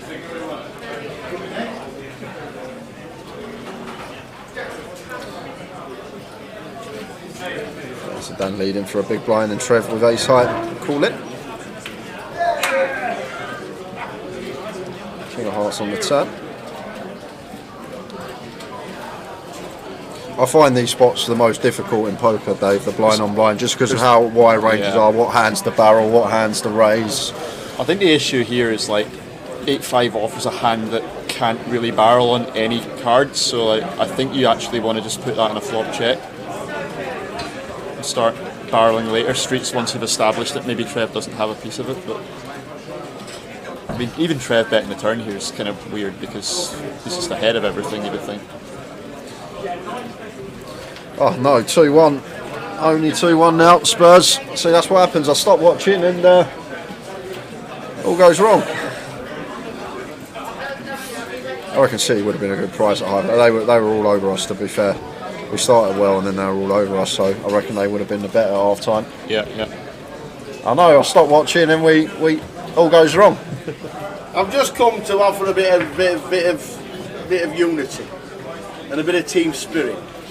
Do you want to watch the last half hour? I don't mind. Do you really want to? I don't mind, Ty. It's up to you. No, it's all right. It's all right. Dave says you might want to have a look at the chat first. Dave's just texted me. He says he's nearly in tears here. 2-2. We need to watch. Go on, off we go. It's 2-2. What? It's not. It's 2-2. Won't be. Come on. Come on. They'll score a winner. All right, I'll tell you what. I'm doing it for the team. If we go 4-2 down, I'm coming back in, so I'll see you in 10 minutes. Yeah. Come on. How has that happened? How? Doing it for the team.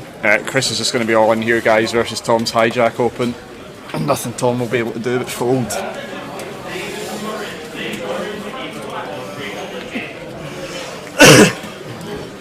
Good bit of distribution for Chris Maguire in the last 30 minutes or something. He's had aces twice, knocked one person out with him. Got a big double through Dan Laidlaw, and now he's at tens.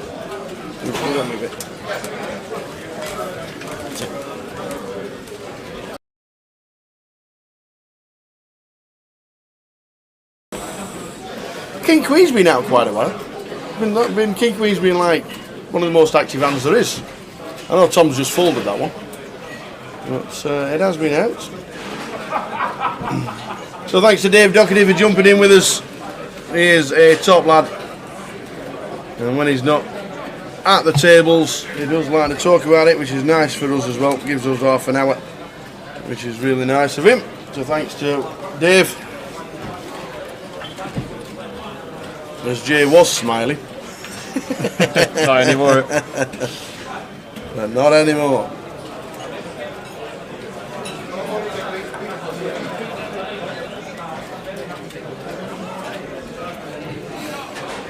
Good numbers in the main event as well that we'll be starting covering from tomorrow. 118 for day 1A, which is good numbers. We're on the high roller. Robbie with a pretty clean open with ace jack off. One of those ones again though, where like the way the stacks are distributed here, you're not even happy getting action with ace jack off in any sort of way. But looks like Trev's called with the king 10 suited.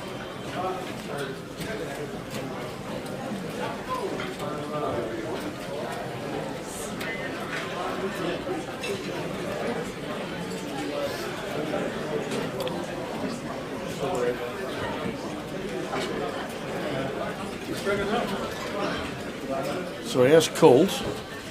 We do have a flop as well.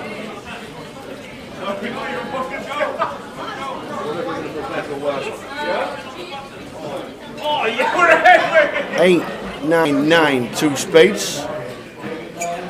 Goes check, check. 3 of diamonds turn.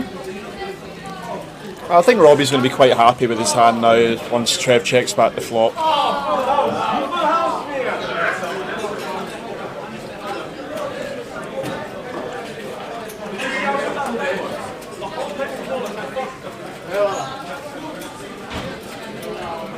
So Trev's going to call him bet look something like 250.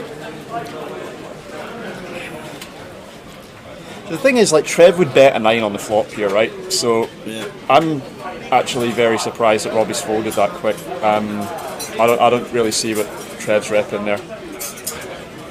I think we can definitely call one versus that line.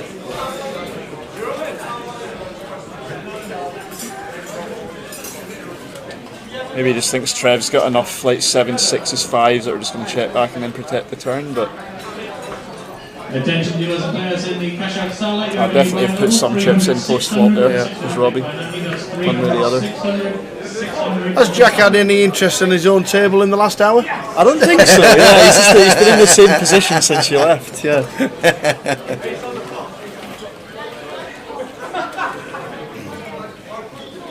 He's sitting there like a French girl from Titanic, isn't he? Ian Needleman, 7-1 Man City half time to win the game. Not on Betfair.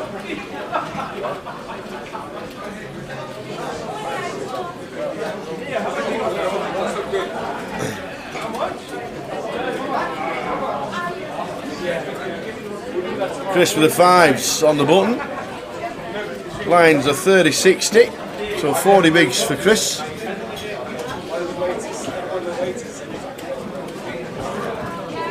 Attention for alternate 66 and 67. This at 66 and 67. Now then, Tom. Ace 7. Tom, Ace 10 suited. I think this is going to go entire. I don't see how Tom can fold here. I think Chris is going in just better aces, so like he's going to have. Yeah, they're in. He's going to have pairs. He's going to have king queen. He's going to have, you know, the ace 4 suited, ace 5 suited. Yeah. So. Tom Avara at risk again. Chris Maguire in seat number 3.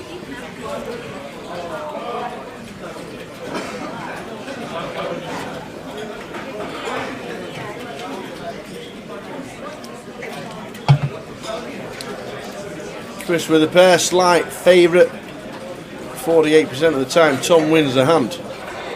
Hiya Colin, this is the final 6. It might be the final 4. Oh, what a flop. King 9-4, all 2 clubs with the ace 10 of clubs all in. Ooh, that's a brick. We need an ace, a 10 or a club to survive. And it's not, it's a jack. Chris feeds the world somehow. Well done, Tom, another great effort. And we're going to see a lot more of you, I keep saying it. Well done, Tom. Yeah, £9,350. We're down to 5, Colin.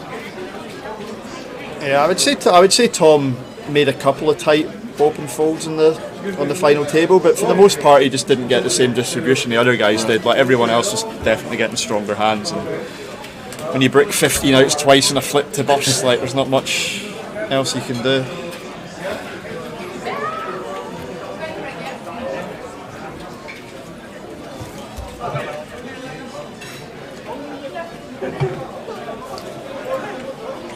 I wonder if there'll be a deal discussion at any point, because these guys are all very good players, all pretty even in stacks. Wonder if there'll be anyone who'll opt out of it.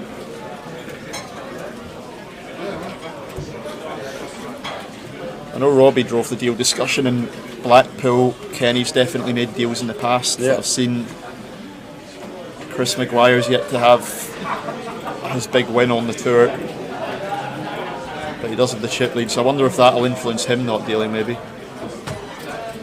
This is going to be a grim spot for Dan, because Kenny's just going to shove here, and this is not ideal.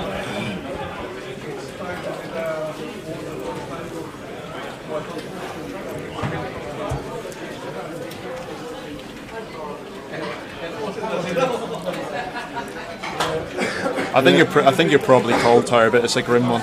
You see he's reaching for his time bank chip straight away. Yeah. Well, I said I thought he was going to call, but he maybe doesn't expect Kenny to do this, and if he's not played a lot with Kenny, or he hasn't seen a lot of this on final tables before, he might start making inferences about what he thinks Kenny has when he does this. I think Kenny's just going to do this with his whole range, but Dan does pass. Can't really blame him there. No, I don't mind the fold as well. 20 big short stack. And Kenny did that a minute ago as well, but like again, the reason is like if you see people leave one chip behind sometimes, like the reason Kenny's doing that is if Robbie wakes up and then Dan has a big hand, Kenny's probably drawing very thin against those 2 ranges with ace queen, but he's left himself a playable stack and he might get a ladder out of it, so that's just very smart from Kenny. He's obviously, I mean, I've played with him a long time, so I know. Does he also give the other players an impression that they're not as strong as what they could be if they just put the lot in with kings, aces, queens, maybe? Someone like Kenny's not going to do that. He's just going to like do the same thing with his whole range. Yeah. He's just going to construct a range around like that.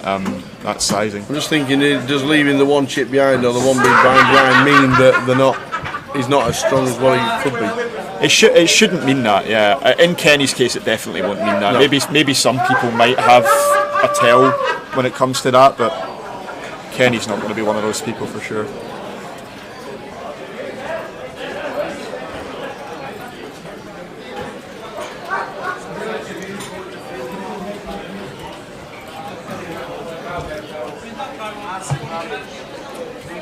Big shout out to the Reds at the White Lion watching. You're on a 20-minute break. Please do leave your chips at the table and make your way out of the tournament area. That's a 20-minute break in the main event. Afternoon, good evening, all the White Lion at Wrightington. Hope you're all good boys watching. The pot washers sat in seat number 3. Surprised that Robbie folding the king queen off. So he's maybe still having nightmares against Trev from the last time he had it against him. But he is the short stack. It's 2 good blockers. It's only 5-handed. You'd expect it to get through a lot.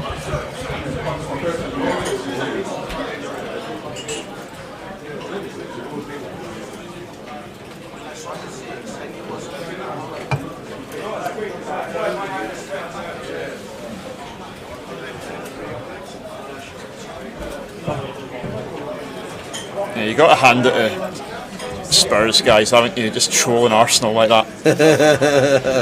That was their plan all along. Ultimate 71 and 73, please make way in the tournament best. That's 71 and 73.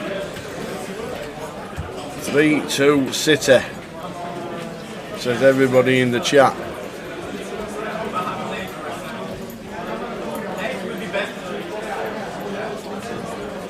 Ace King for Robbie with 20 bigs.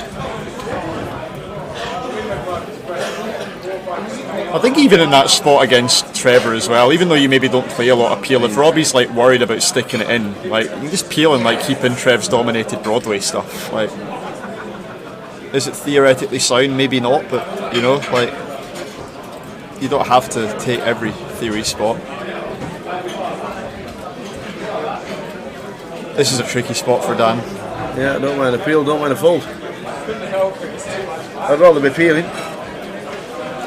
Well, I'm wondering if he's going to. I'm wondering if he's going to shove. Yeah, well, makes it 300. How deep Trev is. Oh, Trevor. Trevor does like to see a flop, but not this time. Not this time.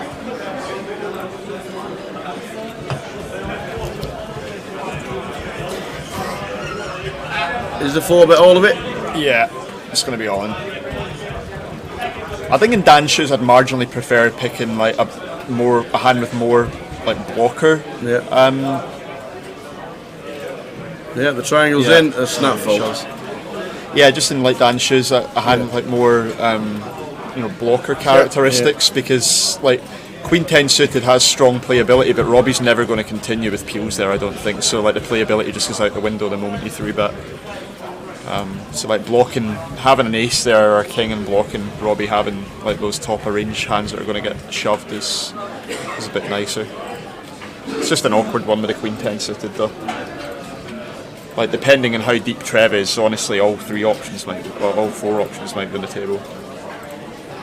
Well, I wouldn't,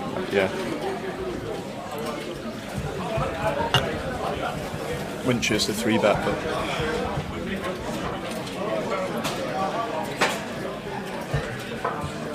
could certainly shove it in some spots.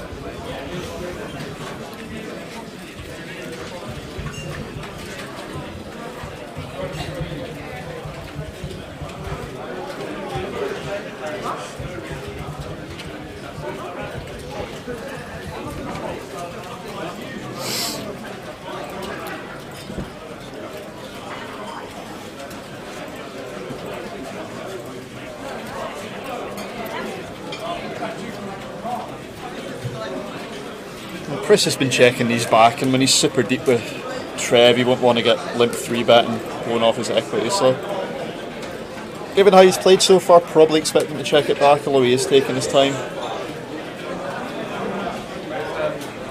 He's going to raise this one.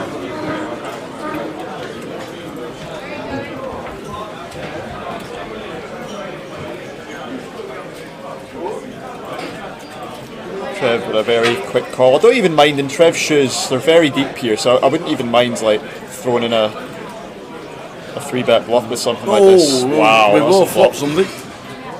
That's a flop and a half, that one. Nut flush draw and a pair for Chris. Second pair for Trev.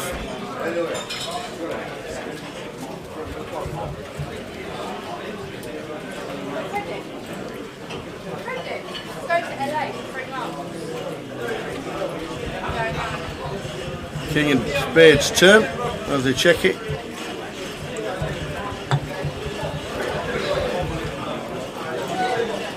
Yeah, I'd definitely start betting for value in Trev's shoes here. You're just going to have the best hand a lot on this board. Want to start folding out some stuff of Chris's that has equity. This is not going to fold, but 250 from Trev, or 225 I think he said, and then put 250 in. Yeah, now it's 225. I think the river, well, again, I was going to say, I think the river goes check a lot unless Chris improves, but Trev did just get a very thin value bet out against Chris, so maybe it wouldn't surprise me to see Trev block the river, depending what comes down as well. Well, not that card. There we go, there's a nut flush.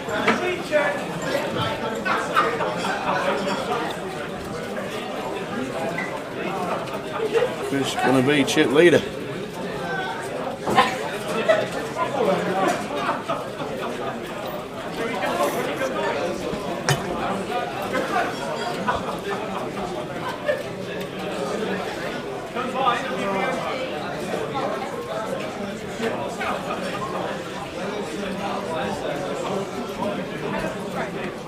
Well, everything has got there that Trevor didn't want.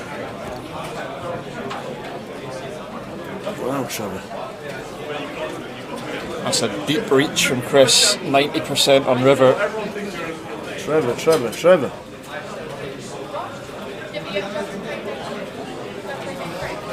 The question here is, what is Chris going to use as a bluff in this situation? Because if he has just the berries, the diamonds, he's just going to check it back. He's got enough showdown with that. So you're now going to be thinking about Chris wanting to have a diamond in his hand because he wants to block flushes, but it has to be a diamond that doesn't have any showdown. So I would be surprised if Chris is finding a lot of bluffs in this line table, because I don't see a lot of one diamond hands that can just call the turn and then bluff the river. No. Wow, he has paid him off, and that is huge for Chris Maguire. That is a big lead. Surprised Trev paid him off there. Yeah. Surprised he paid him off, but it's more a function. Non-believer.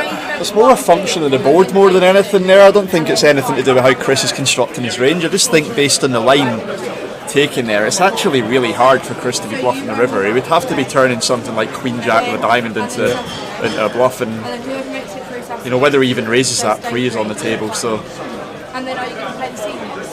I'm surprised Trev paid that off there, but Chris has now gone out in front comfortably. Evening logs, this is the final five, and Kenny Haller is there in seat number 6.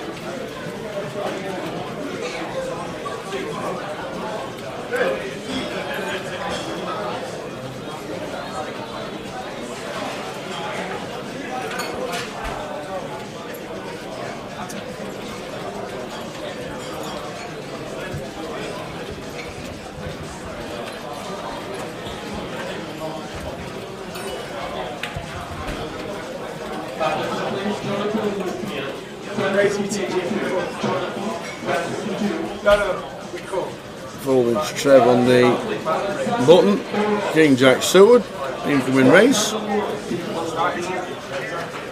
Makes it 150.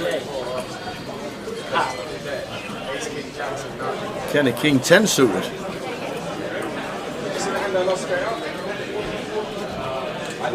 I think you'll probably just call this against Trev. He might jam it against others, but Facebook poll.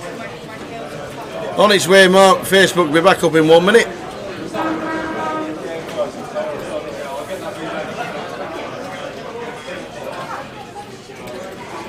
Yeah, just a clean defend. I think it's 7-4.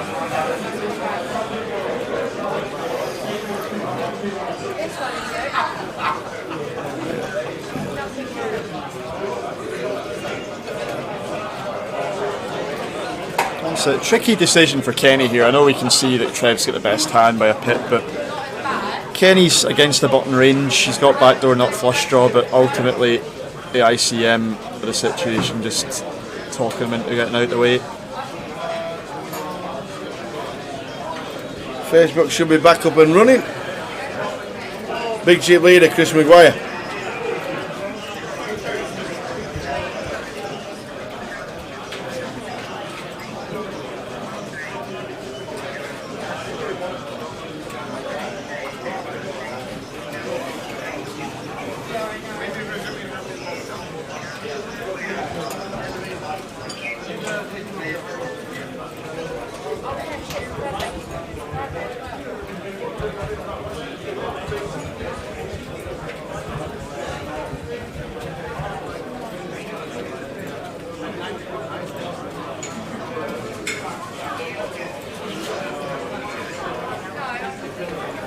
Five players left in the high roller.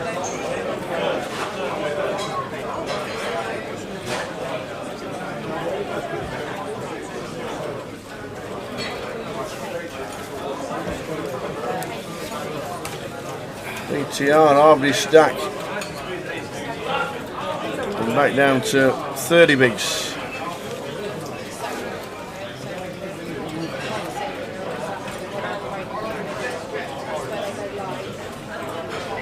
All depends how long the final table lasts. Ali Low Thursday is I roll the day 2 day. It can be a 10 o'clock finish, it can be a 3 AM finish. But whatever it is, we'll be here. Most of the time for a GUKPT it's a high roller, but different things at different times, which is the best thing about it.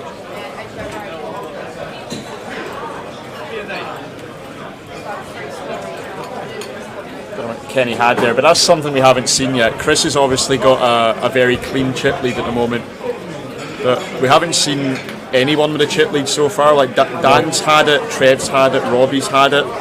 None of them have been opening as wide as Chris just did. So like, it'll be interesting to see if like Chris just tries to almost win the tournament here when all the other stacks are very similar. He knows none of them want to get it in, so he might just start ramping up the pre-flop opens and try and put enough distance between himself and the rest that gives himself a good chance of winning right now.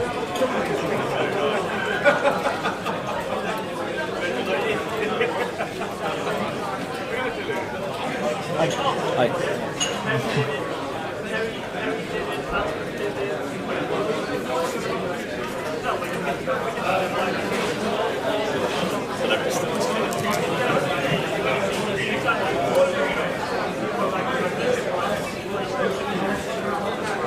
Robbie with the Robbie. Robbie. He'll jack 4 off.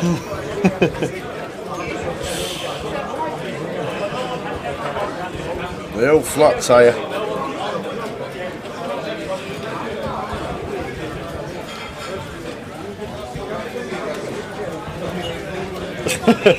It's an interesting fold from Robbie. Nearly threw his cards off the table there.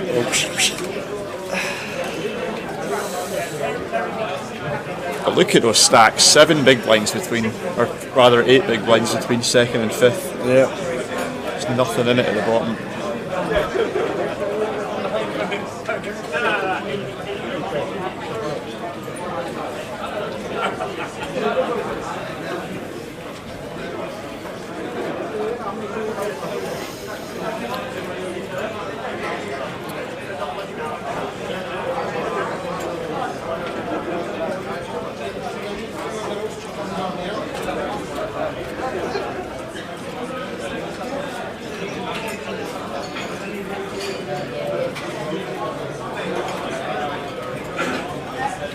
Robbie.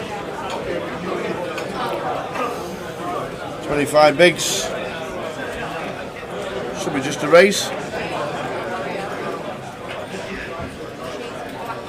Yeah, it's almost a spot you don't want to be inducing because of how tight the rest of the stacks are, but I think Robbie will still raise a call at 25. Oh, he has just shoved. Yeah, I don't mind this honestly, like the stacks are very close. Yeah, that's an outsold. There's definitely some value in just making Dan fold like ace jack behind you. Tom got 9,350. Next out 12,890. Well done, one and all, who played the high roller. 118 in the main event. What's going on behind?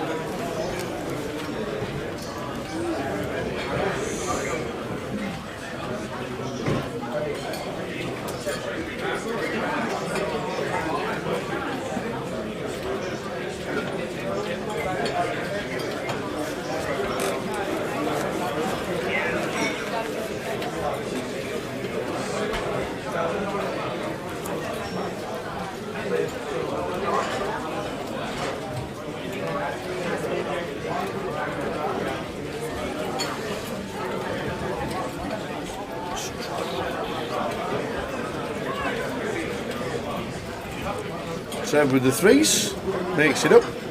Chris, King 9, could easily raise. Yeah, if Chris does raise this, I'd like to see Trev jam on him, but I think Chris is probably just going to check back.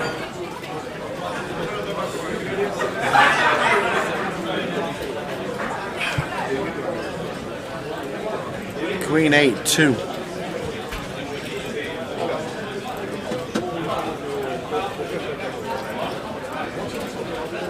Attention, all players remaining in the main event. You have 3 minutes remaining in your break. That's all players remaining in the main event. You have 3 minutes remaining in your break.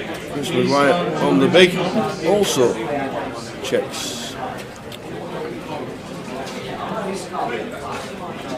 Five of clubs on the turn.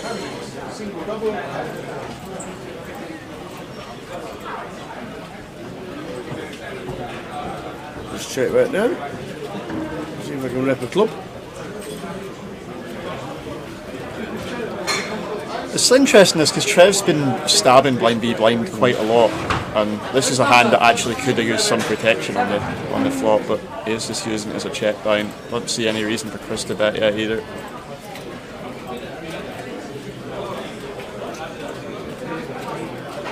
Which he doesn't. Looks like a 2 on the river? A 4 maybe? 4.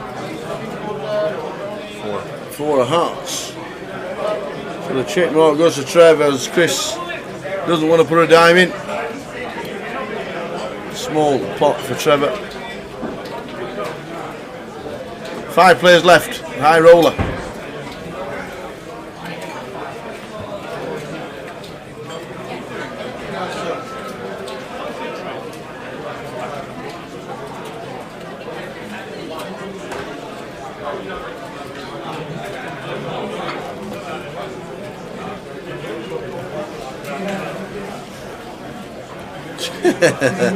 Yep, Jack has never moved from that position. Not once. He won't be picking up many live reads on his table, that's for sure, anyway. He's just super interested in the high roller final table. There's a screen behind the table that you guys watching can't see. I think that's what Jack's just keeping his eye on. Yeah. Sweating the lads.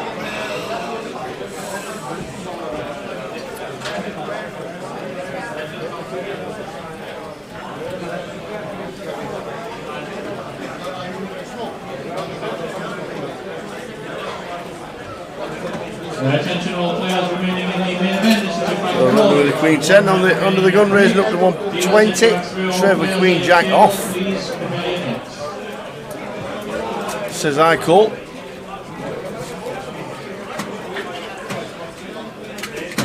Small and big, get out of the way. This is what makes Trev difficult to play against her, because a lot of people with 3-bet are just fold this. Yeah. So like, Trev forces you to play a lot of out of position pots and Ace 5-3 becomes very awkward. Still likely to just go bet fold, so Robbie sticks a C-bet in here. He's blocking Ace Queen, Ace 10, has good backdoors. Like, it does just check though. 8 of hearts turn.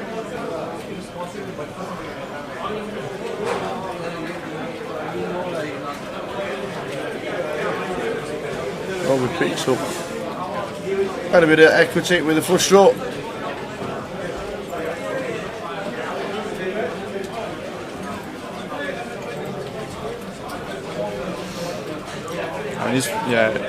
And He's reaching for chips now. I was going to say he's got a debt at this point. He's got to start folding out the King Jacks and stuff that Trev's has that can't put any chips in the pot. Dealers and players in the main event, you have a new final 400, 800. Chris Maguire 4.4 mil, 73 bigs, big chip leader.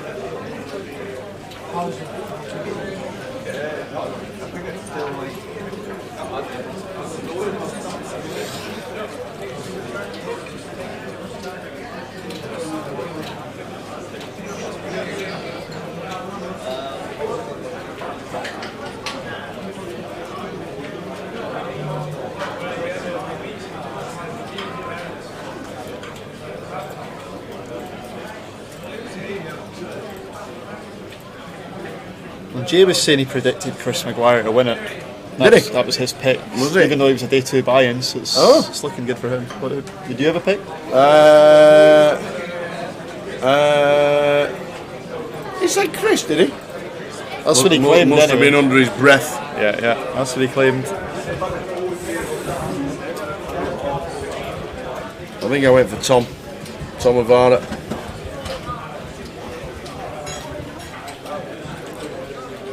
I think Chris is just going to use this one as a 3-bet fold. Stacks seem pretty good for it. There's just 1, 2, 3, 330, is that? It is indeed.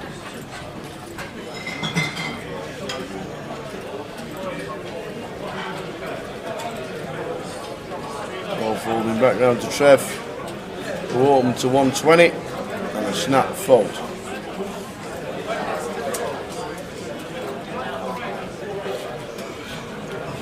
So they're all slowly dropping down under 30 bigs, apart from Chris Maguire, who has a big chip lead.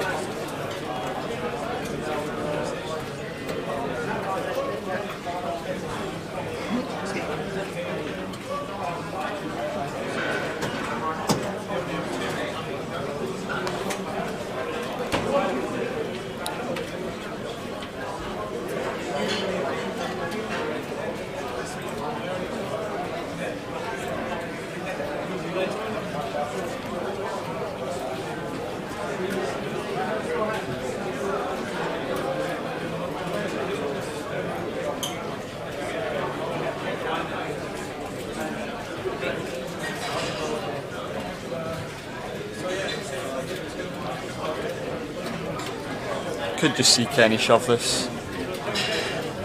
No King Queen. It makes it 125. Yeah, it's just gone for the open. It's obviously fine too. Could bring Robbie on. Robbie decides against it. Might even be a function as to like how often he's expecting Robbie and Dan to play back at him, because like did see Dan take a light 3-bet earlier, but I don't think anyone at the table's gone too wild in terms of 3-bets. So Kenny maybe just thinking he can get away with raise folding.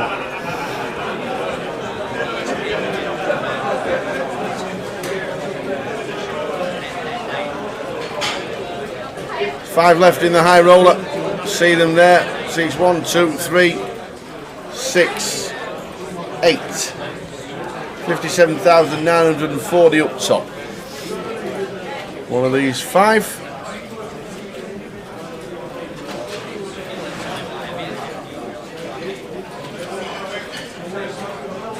Rise up next time. 40-80.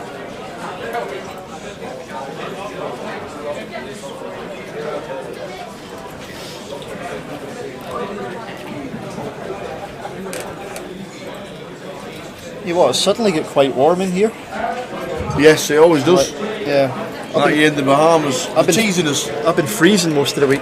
PCA GUKPT Black London. Yeah, that's what it is.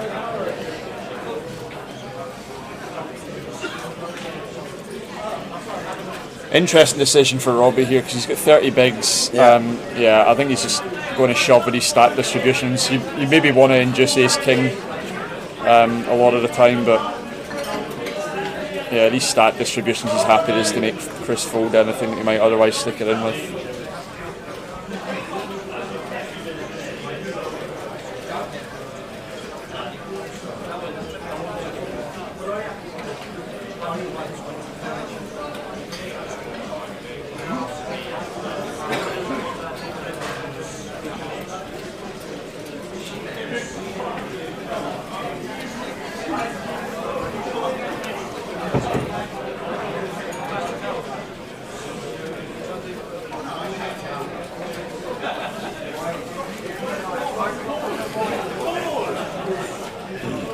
Ali, low. Jim, we're back in about 5 minutes' time.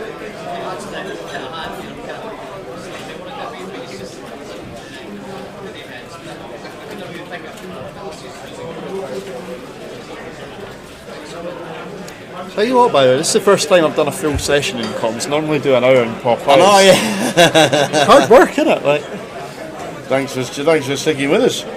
Thanks for being with us. Yeah, Jack Hardcastle is in the background. Got an eye on the game with one of his entourage, Mr. Daniel Laidlaw in seat 1 and Robbie Bull in seat number 8. Trevor, don't call it off. Yeah. Race 4. Dan just moving in with very similar spot to the one Kenny just had, but he's doing it into the chip leader, so you want to try and avoid having too many race folds into Chris. Just using the ace blocker and getting it through, and the blinds have just gone up as well, so yeah, we're now 40-80. Yeah, that was a much smaller shove than the spot Kenny had. It's Arsenal. Here he is. He said he'd be back when it was 4-2 City. What score? 4-2 City. 4-2 City. Someone said -1 City this morning. They did. Somebody said that'd have been a big price at half time, by the way. Yeah.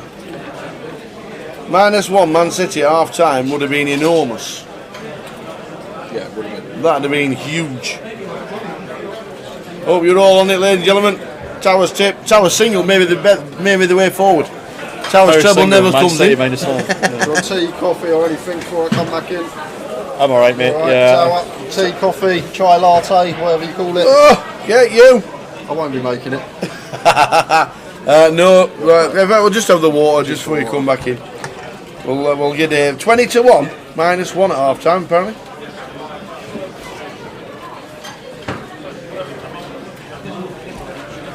I don't believe that. 20-1 seems a little bit short.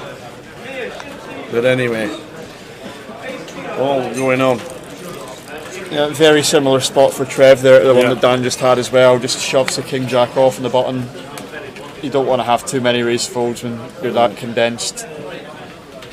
So happy to just stick it in. Alright. Do you want to stick with Jay till the break and then we'll relieve you? We can do that, yeah. Yeah? If you want. Yeah. That sound good? Sounds good, yeah. Awesome, we'll do that.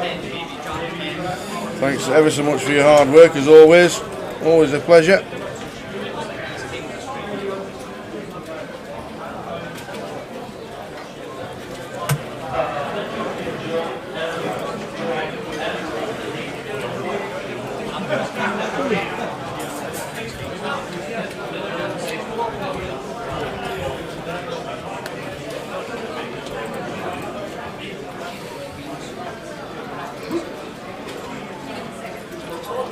These final tables are always torture when you get stack distributions like this, though, because like, I had not a dissimilar spot in the mystery bounty where it got very condensed in the middle, and like for everyone other than Chris here, it's a race to second at the moment. Yeah. What you really need to just do here is accept that Chris is probably going to win the tournament a lot and try and make sure you get as many ladders as you can. But if you get the right spots, sometimes there's not much you can do. Robbie's probably thinking a 3-bet fold in this. Just using the blocker with the king 9, knowing Chris is going to be super wide in the button. And let's just let it go.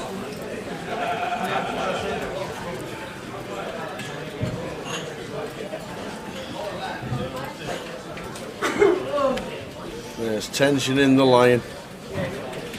All the guys playing the Thursday game in the White Lion at Wrightington. And Chris Maguire, local to there, is here. So Jay's coming in with Dave staying until the break, and then we'll relieve Dave. All right, yeah, the boss will be off at the break. Sound good? So we're still on 5. Cheers, David. Always a pleasure. Sound. No worries.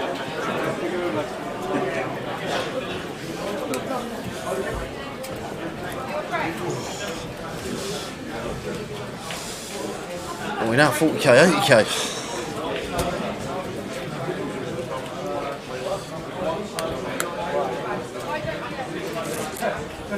Yeah, why is that? Did you answer that?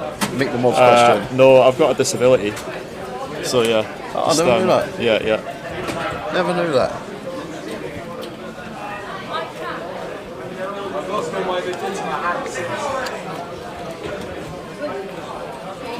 Because you got the famous Dave Doherty squeeze, the way you peel your cards. Yeah. That was honestly like, that was more for, like when I started out it was 10-handed poker. Yeah. So like you were always super tight. Yeah. And I honestly just found it a lot easier. Rather than having like both your hands on the table to squeeze it, you're playing 10-handed, you just like peel it against your stack. Like I've taught a few people it in Vegas. Like even when I do it, they're surprised I can do it in PLO as well. Like just protect your hand while doing it one-handed in PLO. It's,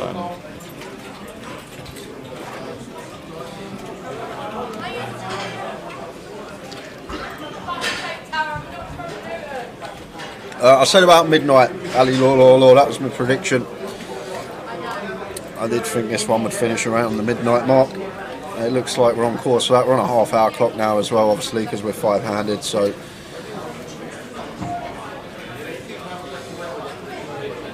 see old Maguire Senior on the rail there, slurping the water, rooting for the boy. I think Dan's just going to use this as a shove against Trev.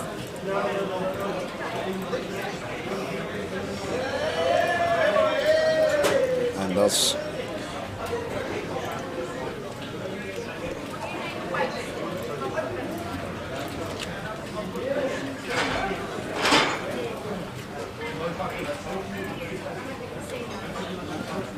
Gets it through.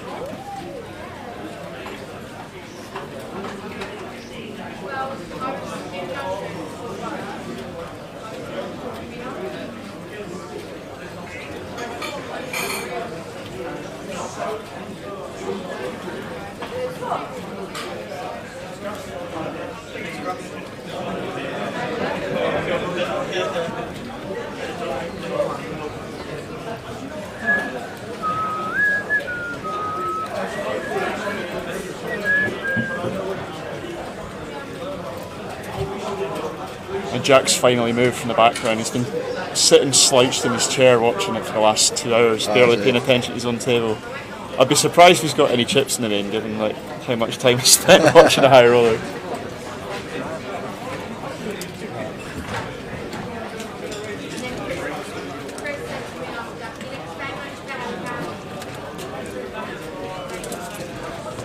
King Jack suited for Robbie in the cut-off, so going to be getting involved. Opens, so looks like 160. I think he'd just shove if he was on the button here, but when he's in the cut-off versus Chris in the big blind, he doesn't really want to be doing too much of that.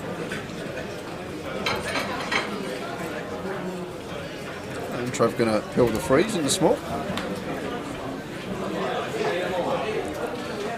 Chris will not be defending.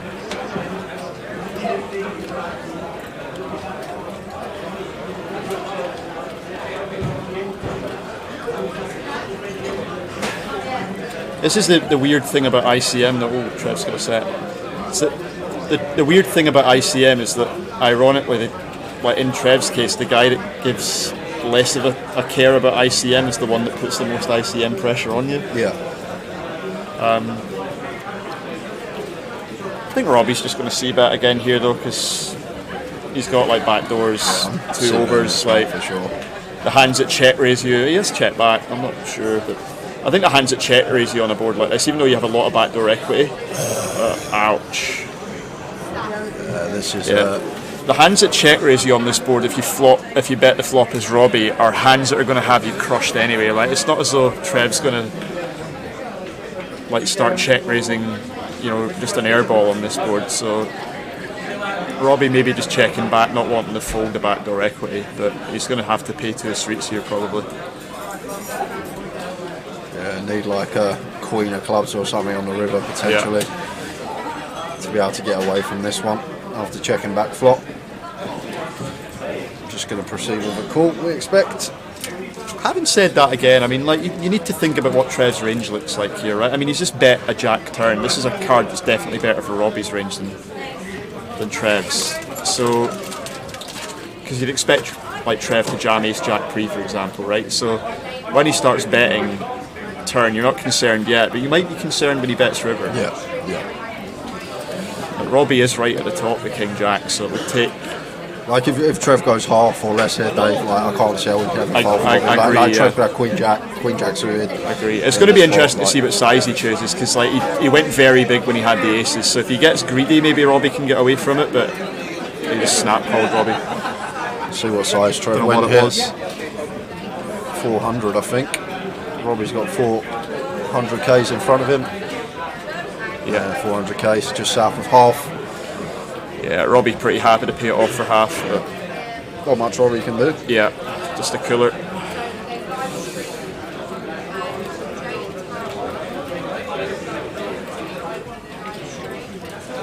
There's a bit of leeway between him and the short stacks, Trev.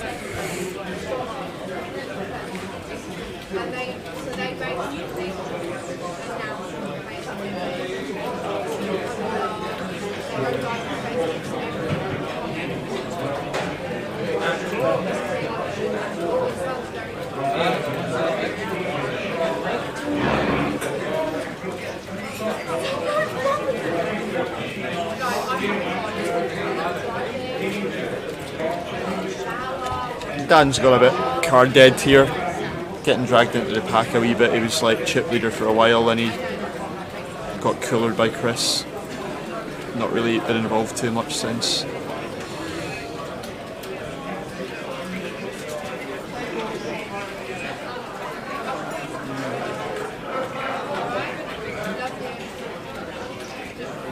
It's raise and take for Trev, with the king queen suited.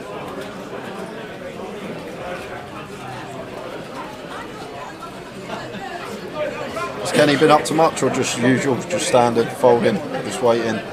I mean, I've been just impressed. I knew he was very good at ICM because I played like EPT sats with him like 15 years ago. So like I know he's got like a long history of that. But I've just been impressed with a couple of the 3-bet, not all in spots he's taken. He's like regularly 3-bet for half his stack from the small blind when Robbie's behind him, with hands that would be folds if he got two move-ins behind him. So just been impressed with that sort of knowledge from Kenny. But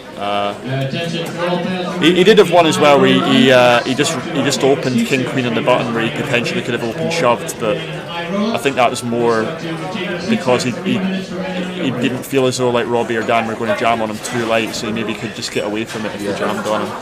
So maybe just protecting his edge a little bit. But I definitely wouldn't rule Kenny out yet. Like he's played perfectly from what I've seen so far.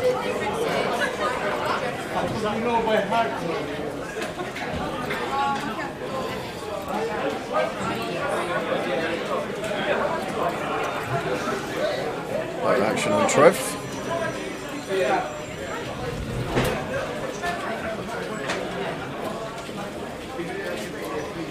Out of the way. Chris here on the button, Jack Deuce with the chip lead.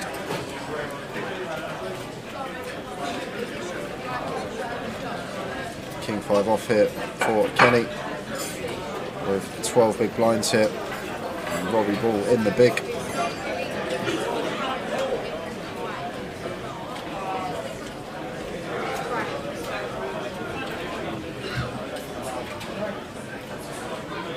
Does choose to move all in with the king here.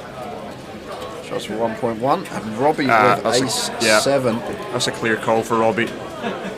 Nothing else he can do. It's actually beneficial for him to win like Kenny's chips in this scenario as well, because they are the two short stacks, so like he gets the automatic ladder if he just cripples Kenny, or like close to the automatic ladder.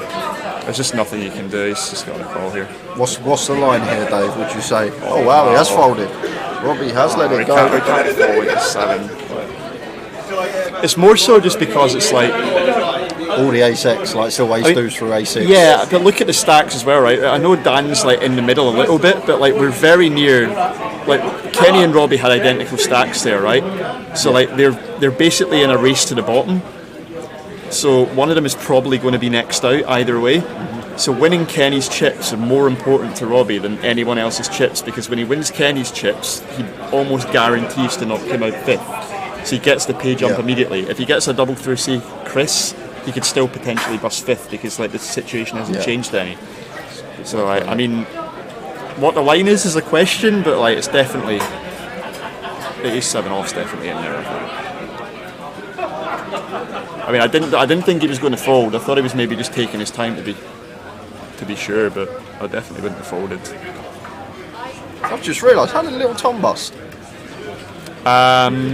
He lost a big flip to Kenny, I think. Okay. Maybe it was Chris, I can't remember.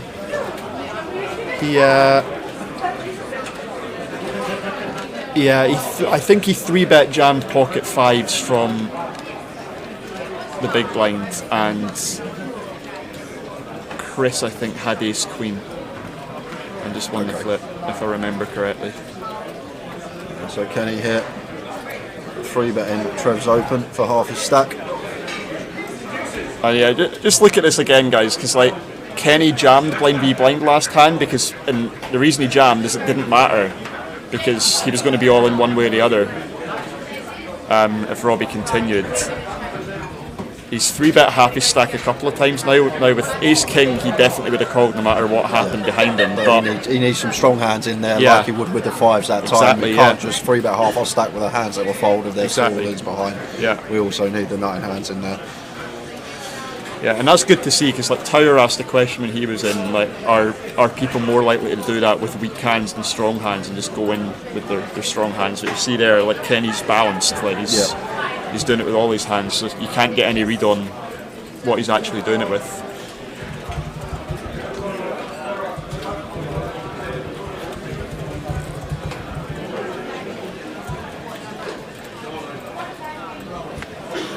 There we are.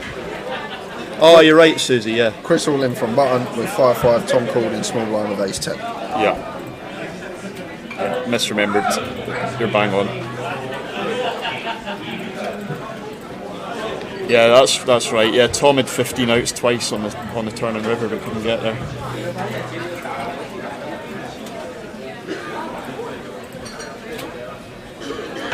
There was a 5s v ace queen as well though, chat, right? I'm not losing my mind. I think someone busted 5s v ace queen.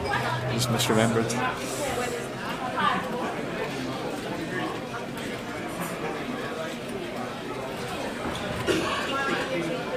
1-on-1 here down in the small. Chooses to complete. Yeah, very awkward for Dan with Robbie and Kenny considerably shorter than him. Not the worst one to leave one big with. King of diamonds in there, some backdoor possibilities. But decides to check. Obviously, Trev. I do agree. And the reason I would favour the bet there, Jay, although like I think like the sort of limp blind v blind and bet immediately strategy is way overdone and very exploitable. Yeah. But the reason I would favour it there, not just our actual combination of hand having good back doors, but Trev is the kind of guy who's going to pounce on weakness. Like he will just, if he perceives something as weak, he's just going to try and win the pot. Yeah, so we saw there. Yeah, so I'd have favoured a bet from Dan there for sure with a king 5. Yeah, and it was Tom that doubled 5s through ace queen. That's right, for his first what it was. Yeah. That was versus Kenny. Yeah, Kenny open button ace queen of diamonds. I was here for that. Yeah, and Tom shoved small 5s. Yeah. Speaking of ace queen and Kenny, right on cue.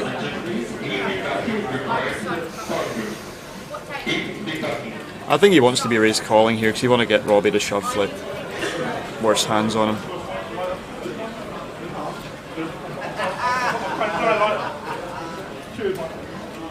That being one of them.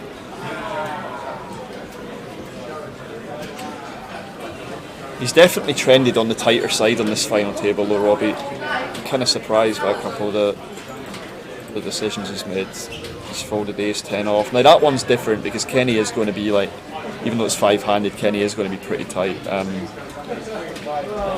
don't think Robbie would fold Ace Jack there, but does just get out of the way with Ace 10, and he would have been coloured. Trev, this is just going in, I think.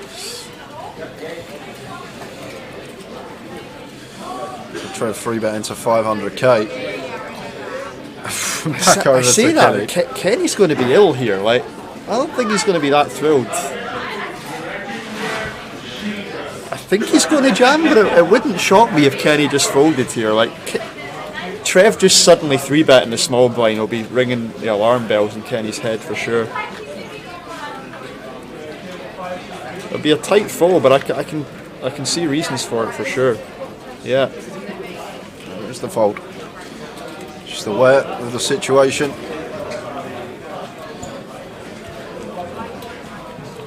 Wow. Decent laid-out. Yeah, to me that's not the spot that Trev's going to go after. You know, he's not going to look down at the, you know, the ace 3 suited there and just go for it against Kenny like when he knows he's very tight. So yeah, Kenny maybe just identifying now that Trev's going to be pretty nutted when he does that. Not thinking ace queen does well against his range. I'm probably right, to be honest.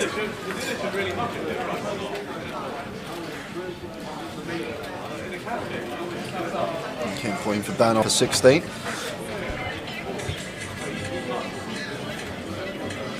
I think ideally he could. He is just going to open, I think. Yeah. So I wasn't sure if he was going to jam or open. If he was jamming, I was going to say I'd like to see him maybe do a Kenny and just put half his stack in.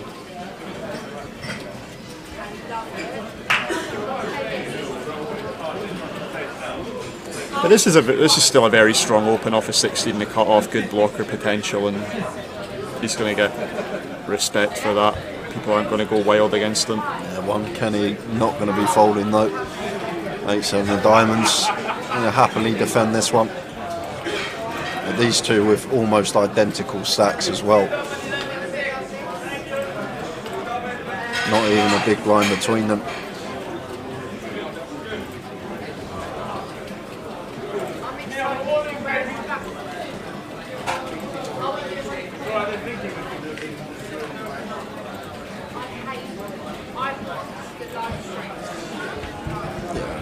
One I expect Dan to be c-betting here. Jack 7-3, King Queen, Queen of Spades.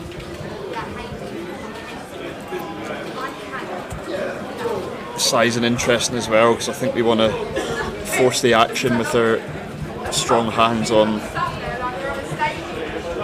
what is not quite a dynamic board, but certainly a lot of turn texture changing cards. Fires at 80, and goes for the Just one go big blind. for one big.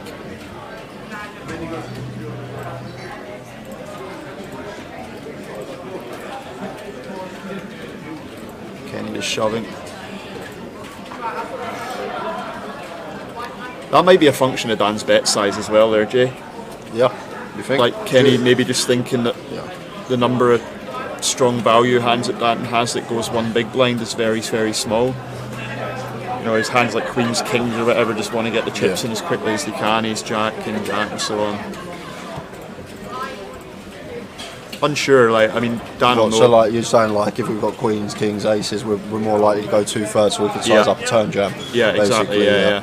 Makes sense, does make sense. So Kenny, therefore, way less likely to get called. Like when he does get called, he's probably toast, but like he's just way less likely to get called. And I guess some of the one big blind value bets are going to be like the strongest. The jacks a set of sevens. Yeah, when we've got 7 in a hand. He doesn't have sevens because he probably just shoves that pre at that depth. But he can have jacks and aces with a spade, maybe, or the two ones that you'd be worried about. But he also just has a lot of other stuff that's folding, you know. So I don't know. That's just the interpretation I'd have, that maybe something in particular like queens or a king jack would just size up a little bit more on the flop. So Kenny maybe just comfortable sticking it in. Chris just rips the button.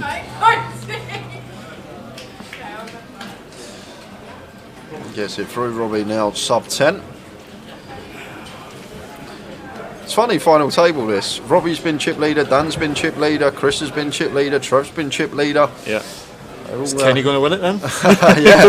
yeah, maybe, Dan.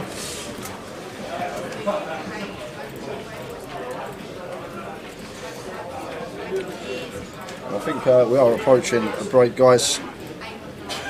Been great to have Dave in the booth for a couple of hours, a little bit more. Gave me and Tao some time off, and always good to hear the insights.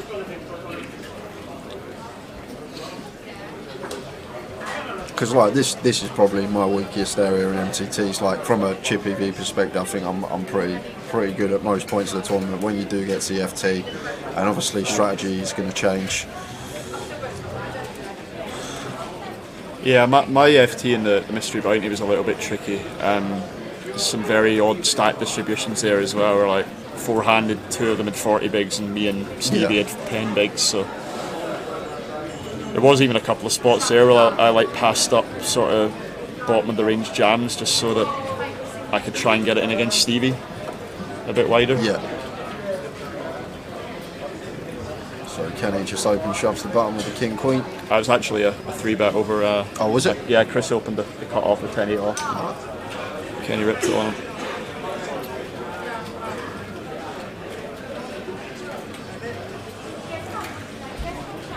And you might think he didn't 3-bet half his stack that time, but half his stack in that situation happened to cover both Robbie and Dan, so it didn't actually matter. Nah.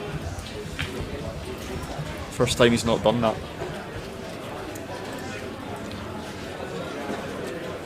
It's easy to say, he's been in the game for years and he's always been a top player, but like Kenny's been super impressive so far in the final table. Like, I think he's played every spot perfect that he's had.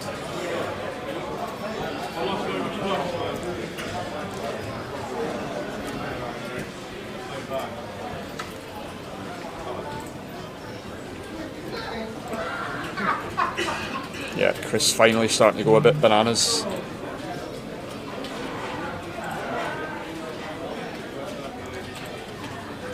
I wondered if he was going to do this a little earlier, when I think he had like 70 bigs and everyone was around mid-20s, but he maybe shied away a little bit because there was a bit of distribution where people seemed to be 3-bet jamming quite a bit, so he maybe just thought they were a bit wider than they actually were, just had good hands to do it. But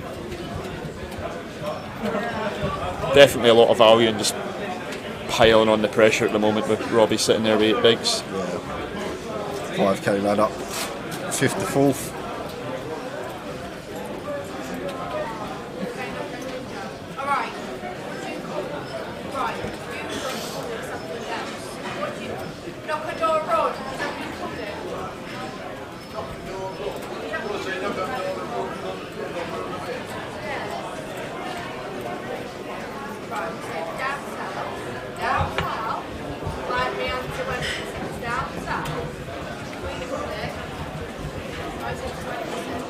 No, Ali, law. That's the main event, day 1A. In the background. I don't think Jack Hardcastle plays, Cash. Only when he's drunk. So ace-8 here for Dan on the button. Expect this just to be going in the middle.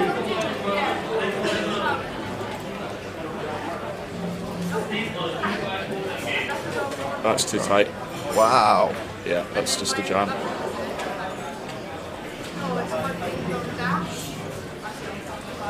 I like it when it's your friends at the table, Dave, because if it was someone else, you might be like that's too tight. Yeah, no, the guys will think the same. I think when they watch it back. I mean, I'm not trying to be like I think results oriented or anything, you know. Like, literally said to the guys a couple of times, like some of the hands that I've seen, like giving a bit of feedback. But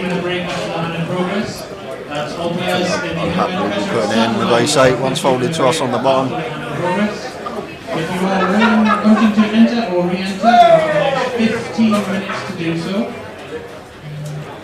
Yeah, I mean, they're both, like Dan and Robbie are both my friends, but I'm just gonna like call it as I see it. You know, I'm not trying to be controversial. I don't want to give my friends like any hassle or anything. But I did wonder. I was talking earlier about possible deals, like whether any of them would deal if they got like 3-4 handed or something. And like something that could be playing into that decision is this is probably going to be one of Dan. I can't remember if he's had a bigger score than this, but it's going to be close to it. Yeah. Yeah. So like you know, maybe a little bit of scared money. Yeah. Not want to bust yet. Maybe trying to get the ladder when everyone's so close. But yeah, you just want to be sticking that one in. So queen on the river. So Chris does river 2 pair. Going to go value hunting. Still potential to get called by some king highs. So going to probably target specifically that, and does with a small sizing 120. Well, half pot.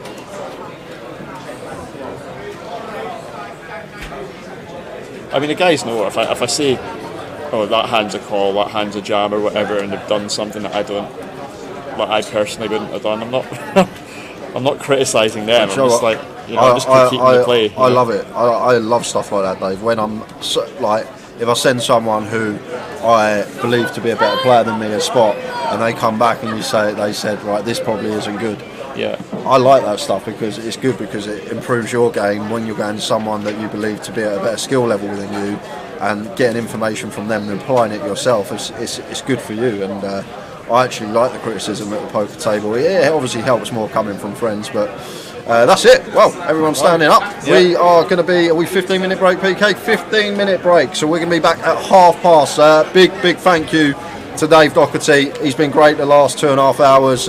Really helped me and Tower out. Had a nice hour break each, and Tower and I will be back to cover the remainder of the FT. We're 5-handed, and we will both be back at 30:30. See you then, guys. See you guys. Thank you. And World Series, or maybe it was 2006, which was the one that Jamie Gold won. That was that one. It was 2000. That was 2006. Okay, so I played that one, and obviously you just.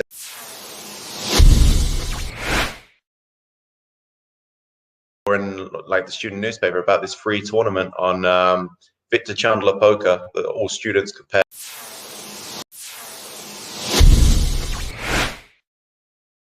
Like 2, 3, 4, so like pretty safe flop, and Sam check called, and then turn was a 5, so pretty bad card for me. Obviously, any ace makes a straight now, but then the river was a queen, and so I now made top set.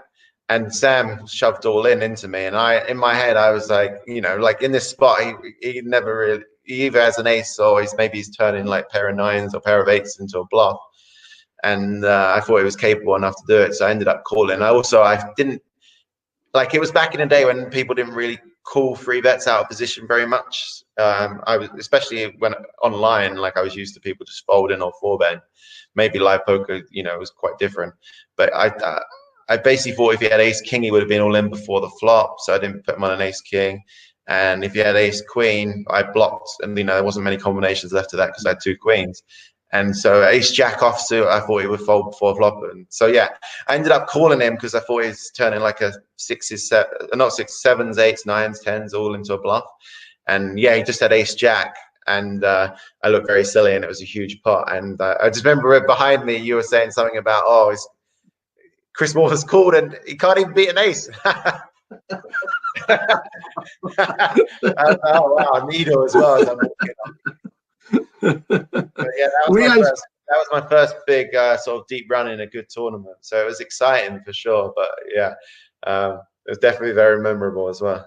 Sam got the trophy. He did indeed. Yeah, I used to use my chips wisely. But in 2008, it wasn't all bad because he became the world's #1 for the very first time. Had you been chasing it? Was this something that you obviously you're keeping control of what you were doing online? You were knowing you were there. You were top 10, top 5, #1. What did it mean? At the time, oh, it meant everything to me. It's like what I'd sort of devoted the last sort of few years of my life to. I was playing poker at that stage way more than even now. Like I was playing 6, 7, sometimes 7 days a week, every week, all day, long days. But like to me, it didn't feel long, you know, like the hours went so fast. I was really enjoying it. I loved the game. I was just learning all the time, getting better. And so it wasn't like, to me, it wasn't the job. I was just doing what I love doing. So, but yeah, once I discovered Pocket Fives and saw the rankings, obviously you start at the bottom in the thousands, and I was like always wanted to get into the top 100, so I could start talking. Like my thing was like I wanted to talk strategy with the other sort of top players, but I didn't want to message them before they were while they were ranked higher than me, because I thought they wouldn't accept talking to me, kind of thing. So I was like, okay, once I'm in the top 100, I can chat to this guy and message him. And so I kept like moving up, and he gave me incentives to keep moving up. And then obviously, you know, like making number one, we always thought, oh, wow, maybe, you know, you dreamed of it, but you didn't think it was possible. But then, you know, suddenly you start making top 20, you think, wow, I could maybe do this if I run good for a couple of months, win a big one. And yeah, so to finally get there was an amazing feeling. It felt like a real accomplishment, you know.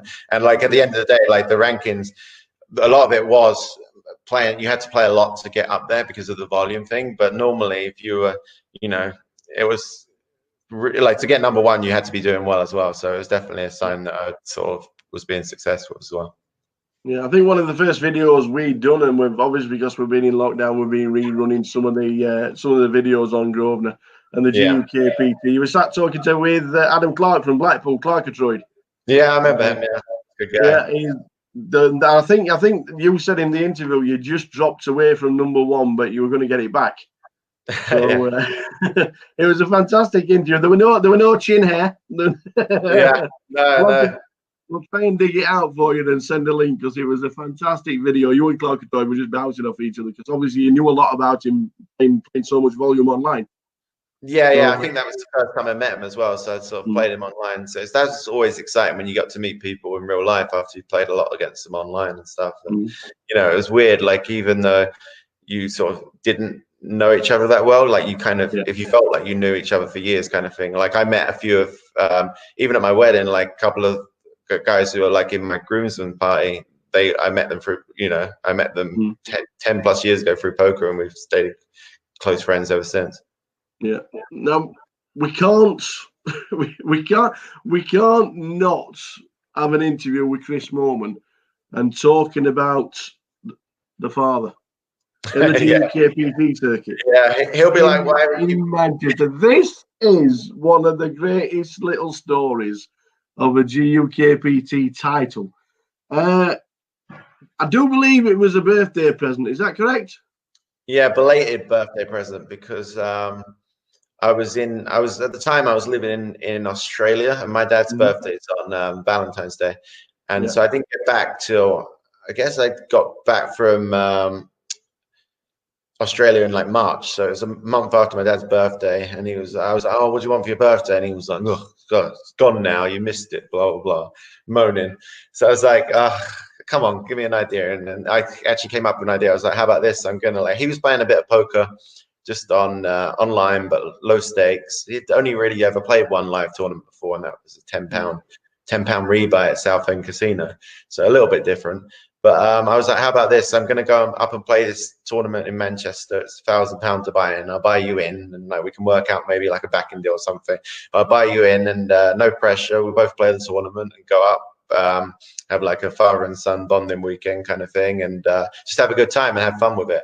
And he was a bit reluctant at first because he didn't want to embarrass me, and he'd never really played live, so he was a bit nervous. But in the end, he agreed to go, and that was good for me as well, because I don't drive, so he gave me a lift up there.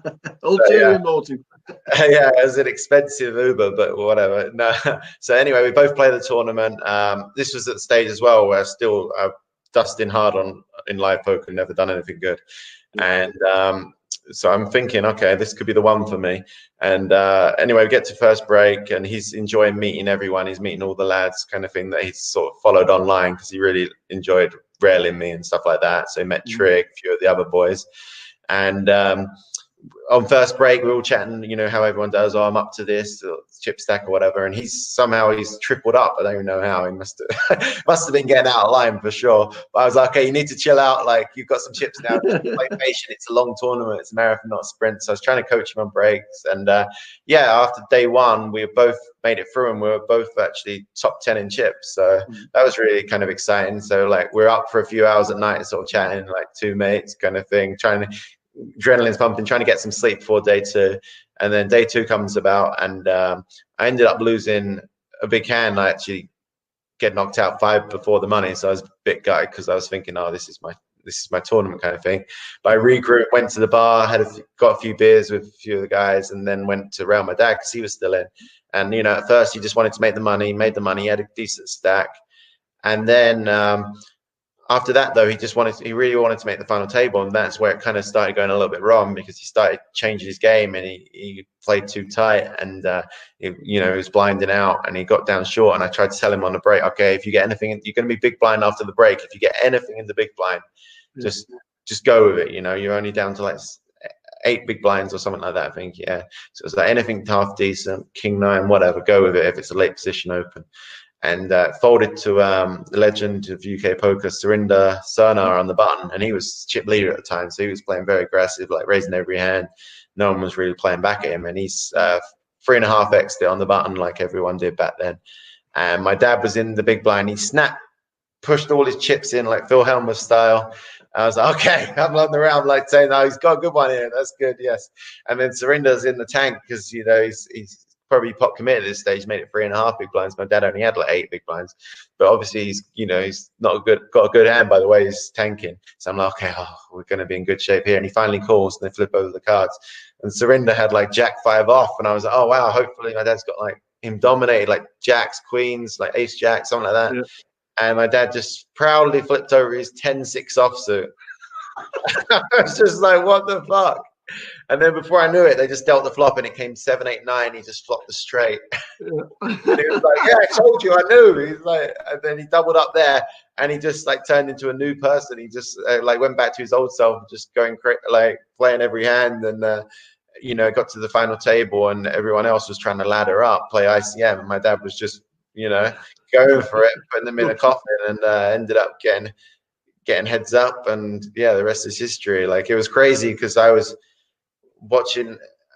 It was so weird watching on the rail because it was out of my control. I couldn't, it was down to him, and I was so nervous for him. But yeah, for him to get the win was just really a fairy tale. And then it kind of like the reality sunk in, because then he started giving me shit for having a bigger cash for the next year of my life.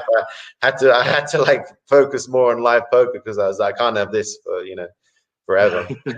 Everyone in me is to tell them that I was a professional poker player, but he had a bigger cash than me. So yeah. Well, he finished 13th in the Champion of Champions as well, and that's his only 2 Ender mob. Like, that's the only 2 cash he's got on the Ender mob. The Champion of Champions are winning the GUKPT. No, he always says, I've probably got one of the highest ROIs in live poker, like, because he didn't really start playing much. He played like 1 World Series poker event, like a 1500. He got some of the boys to buy a piece of him when he came over to see me in Vegas one year. And I think that's about it, really. So he's played like 3 or 4 live tournaments ever, cashed 2 of them and won 1. I was like, must be nice. And then he always tells me, whenever I go and see him, I go to his house to play online or whatever, and we're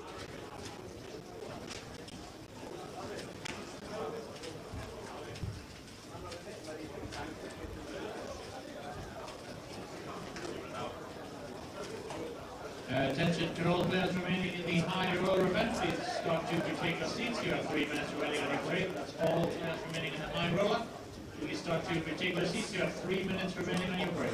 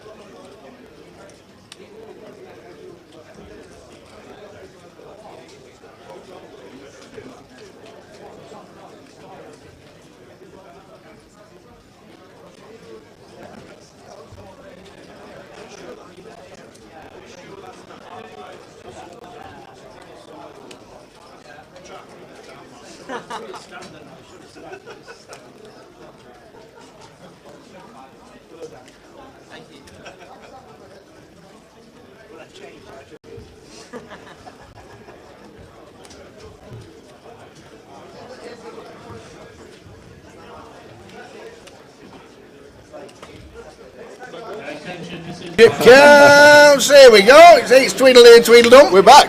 Oh, Dave. Thanks, Dave. Thanks, Dave, alright, Dave. What are you having for tea, Dave? Spaghetti. Oh, that's nice. Oops. Thanks to Dave Doherty for the last, seems like 4 or 5 hours. Cheers, Dave. Top man, top man, top man. Chip counts will be under the players. PK was busy. He was busy on the floor.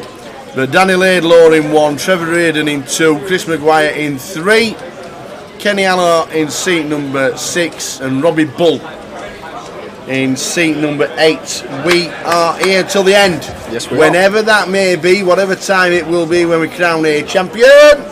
Be like Spurs, 2-0 up half time. Back City. I tell you what, -1 at half time would have been a decent price, wouldn't it? Right. Oh, Towers single, in it comes. Yeah, I reckon 25s maybe at half time. And the rest. To win 4-2? Yeah, well, to win by, they were 7-1 to win, weren't they, at half time? So I reckon probably about 25s -1, maybe 33s. 4-2 would have been a decent price. So too -1. Anyway, we're on with the poker. There's 5 players left. Here we go, all the way till the end. Thanks to Dave Doherty for his much insight towards the players. We know he's got an interest in Robbie Bull and Danny Laidlaw in seat number 1.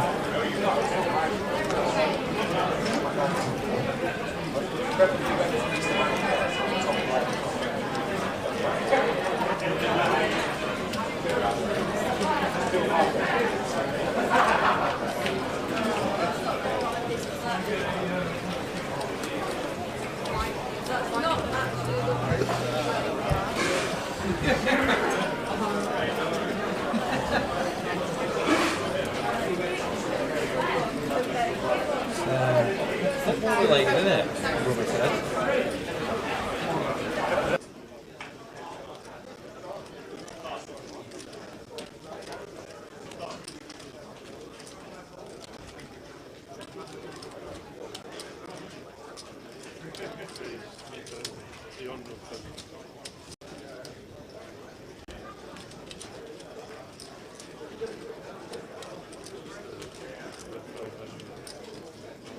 So Chris with the old 5 deuce. Kenny on the big no defend, thank you very much. Yeah, bottom of range for Chris. Yeah, Fine, there you go. 6, 8, 5 and 6 bigs for Robbie, 8 bigs for Dan.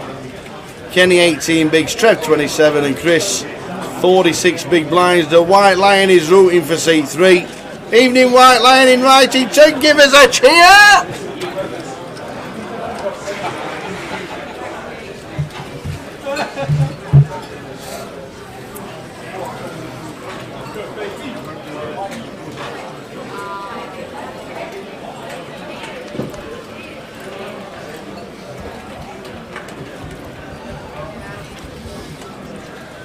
King 9 of clubs here for Trev in the cut-off. Expect Trev to open this one. Got to be wary, obviously. Chris, only player with us covered on our direct left. King 9 suited. Still happy to raise this one into Robbie's big blind. Only got 4 bigs.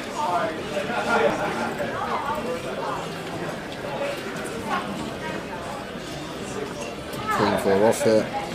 May choose to fight another day.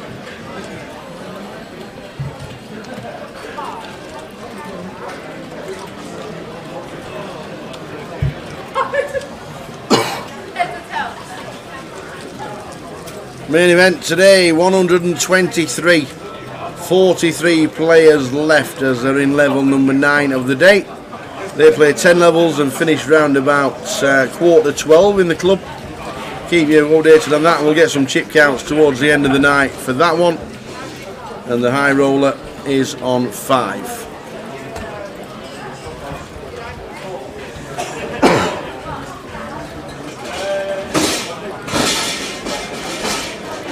£9,350 for Tom Aravara, the last man out in 6th.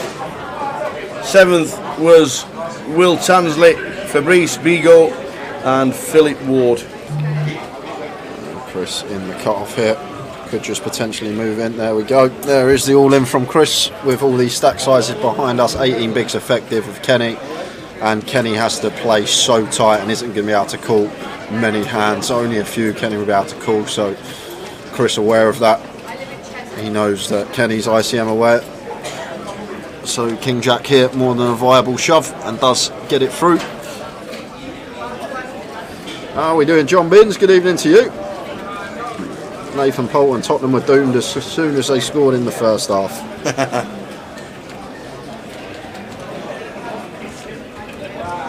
Evening, John. Mr. John Binns. Good evening. Who are we get a £30 talking to? The man that won the lost the flip to Daz Lowe. Oh, I see. Old Crosby. Yep. Something like you, that's good memory. It was good 6 hours ago, that probably. 5-6 hours ago.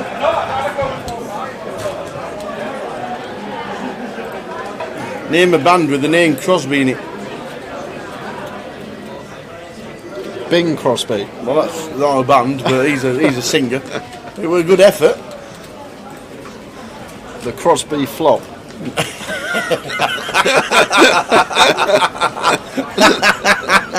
Oh, can we patent that? I don't want anyone setting up any tribute bands. I don't know, Tower. Still and Nash, says Rosie Kev. No.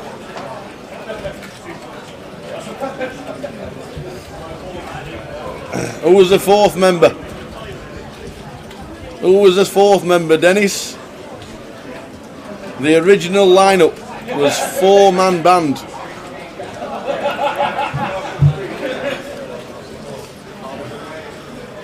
Robbie on the button, shoves in with the King 7 suited for his last 4 bigs, and Trev going to call it off with a suited Queen.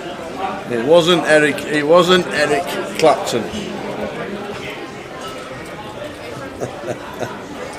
Correct, Nate Polton. Crosby, Stills, Nash and Young was the group from the 1960s, and Neil Young was the 4th member. So Robbie needing to fade. Oh my word! Just flops him dead. We're going to lose Robbie Ball. No way out of this one. Oh man! 100% check mark going to Trev on the flop. Wow! And we lose Robbie Ball in 5th Great place effort, for 12,800. Big smiles on the faces of Trevor and of Rob. Well done, Robbie. Great effort. 12,890. That's flopped him dead. What can you do? He says. What am I supposed to do against that? Someone in the chat said they had a tenner on them at 7 to 1 at There was half-time. 7.8 on the exchange at half time. Someone said because that. I actually checked it walking upstairs with the guy who was playing cash, and I said, what price are they at half time? And I looked, there was 7.8. Someone got 7 to 1 in the chat, said they had a tenner on it. Yeah, Crosby, Stills, Nash and Young. Very good group in the 60s.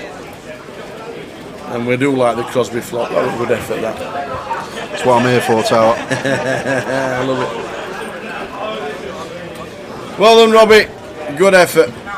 12,890.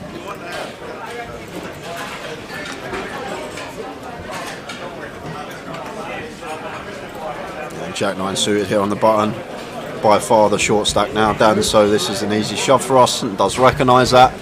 Shoving for 6 big blinds into the big blind of Chris Maguire.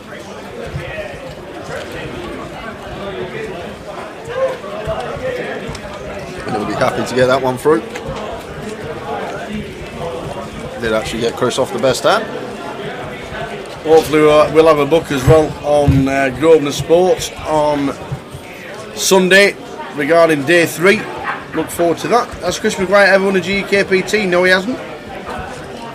But he has been on day 3's aplenty. Had a great run. Was it 2019? He said, watch out for this lad, and that was it. Off he went.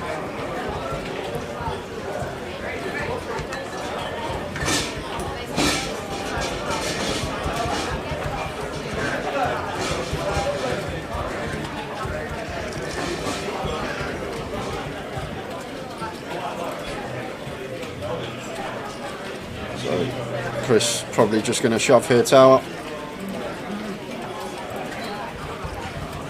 Kenny's got like 18 bigs, and with Dan really short here, knows that Kenny has to play really tight here, and it does shove with the ace 5, gets it through.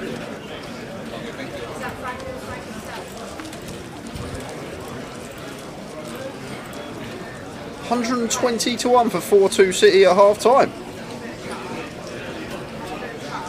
There you go. I like people posting stuff on bets like that, thinking I should have that. Wish I'd had that.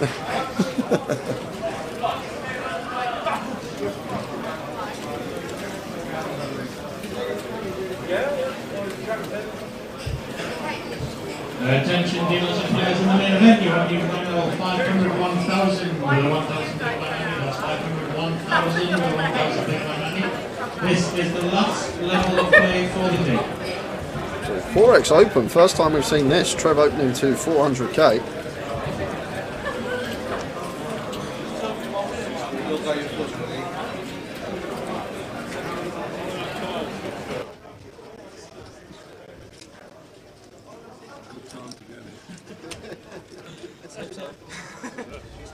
I have blades.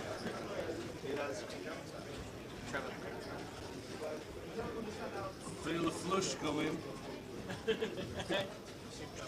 Yes, that's the issue. As long as there's 4 diamonds, that's it. Aces against Jack Queen. The aces look like they're going to double. Yeah, Trev's going to have to moonwalk his way out of this one, Tower. King. And that will dead it on the turn. So double up is confirmed. And Dan back to 1.7 million. Gets the hold.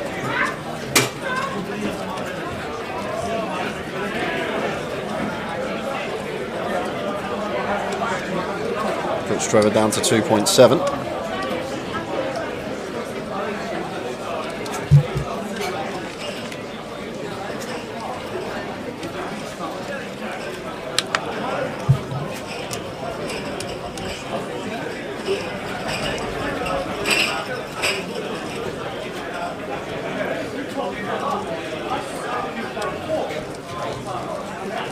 Right then, Brad, Chef Brad Poker. Oi, oi. Yep, that is Chris Maguire.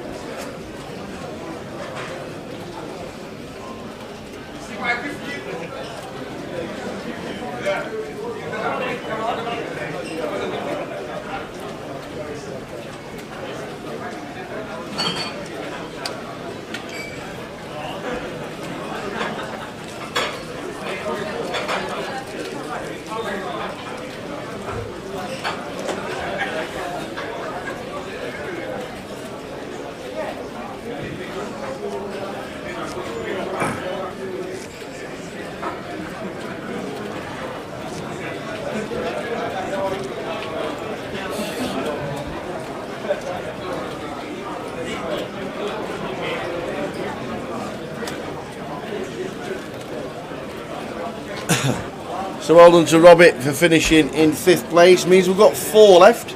Seats 1, 2, 3 and 6. Blinds are now 50,000, 100,000.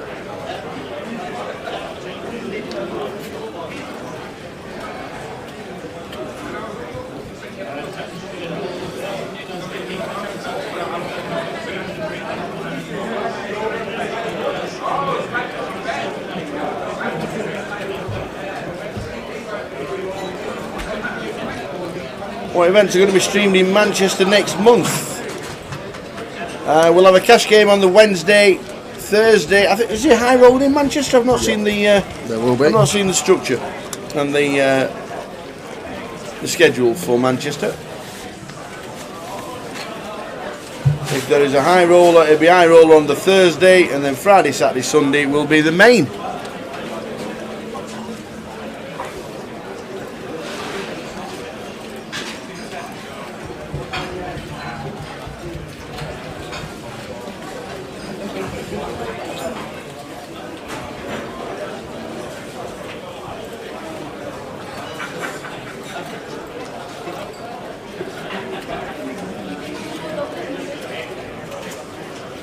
So with King Jack.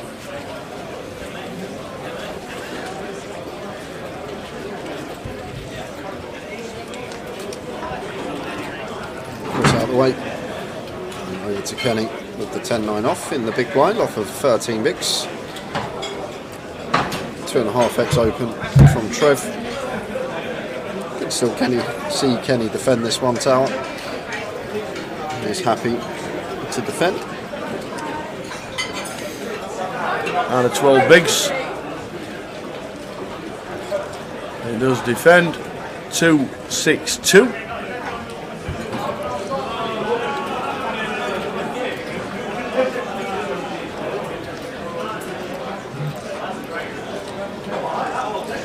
Trev not choosing to see that, and Kenny turns the best hand. 10 of spades on the turn.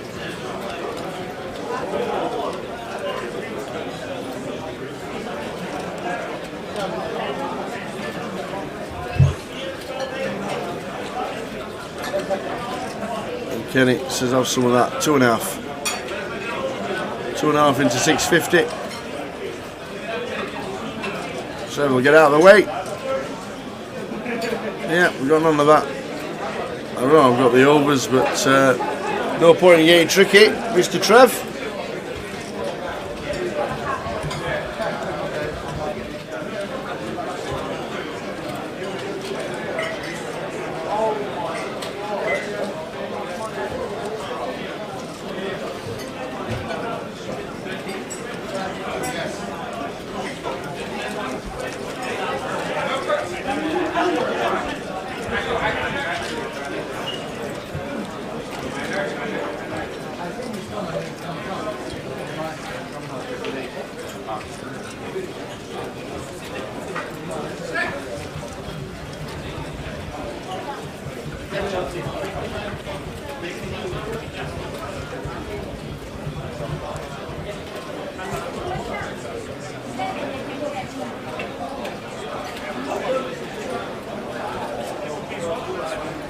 So with the fives, raising it up. 21 bigs.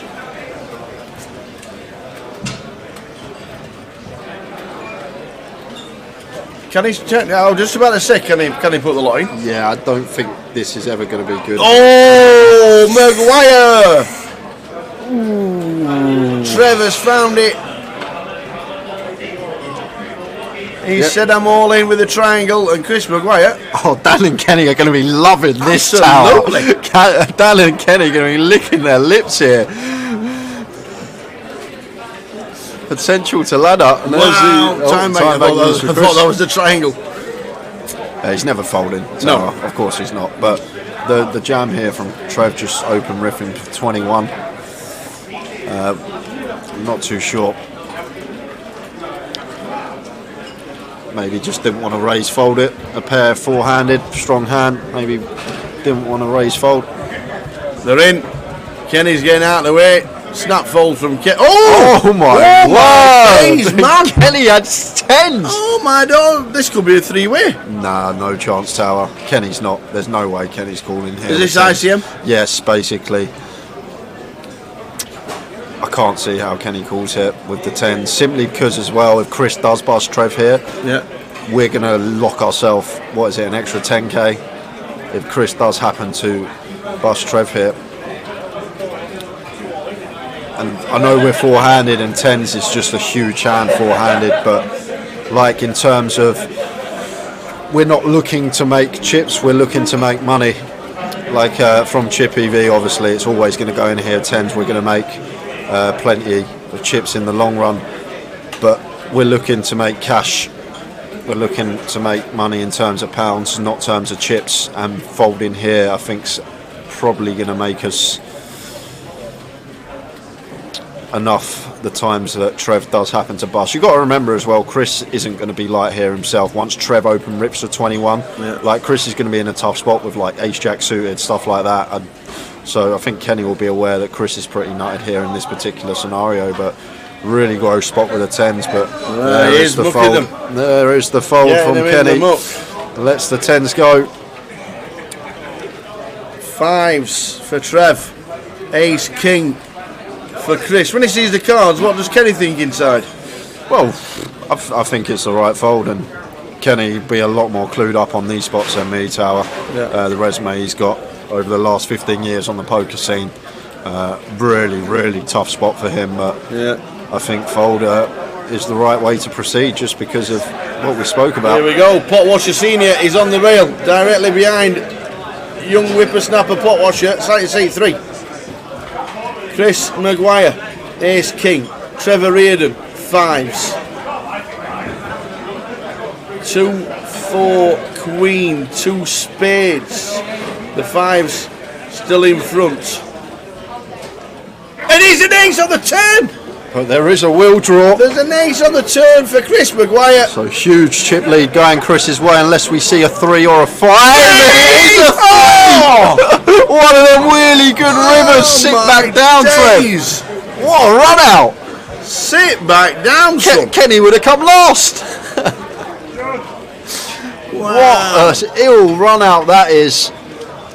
Like in terms of equity within the prize pool, that is worth so much to Trevor. Finding that 3 on the river there. Chris could have been up to 7.1 million, 3/4 of the chips in play. But unfortunately, couldn't fade a river. Wowzers, wowzers, wowzers. He could have had 7 mil. As it is now, Trevor Reardon, chip leader. Boom for Big Trev.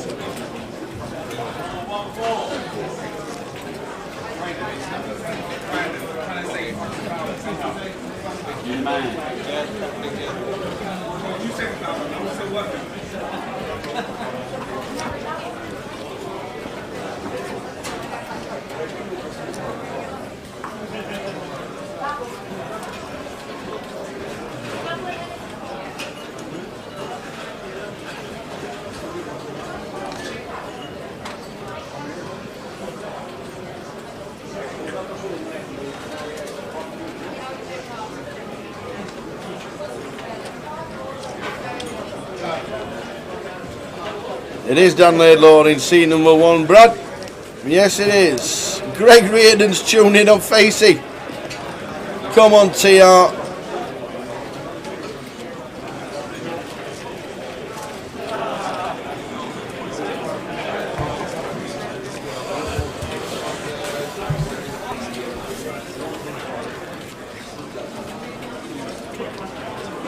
Stripesy, I'm probably gonna say Jacks plus Ace King, and that's probably about it.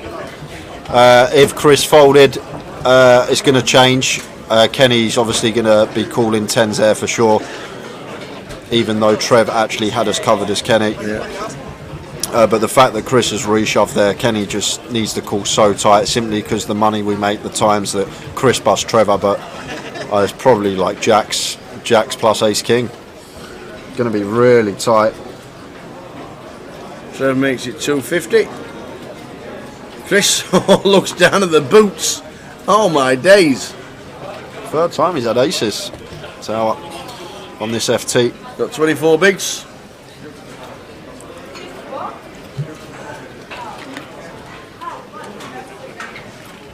I see him make it something like 800. We could all tell him. And he made it 600. Every time Trev looks back down, more than often than not, they're in the muck. They are. Doesn't show him the boots. He had aces. Trev will write that one down. Tracy Reardon's now. All the Famalams tuning in. Right in the list. New shoes. Need handbag. Car needs an MOT. Good to have you on board, Tracy and Greg.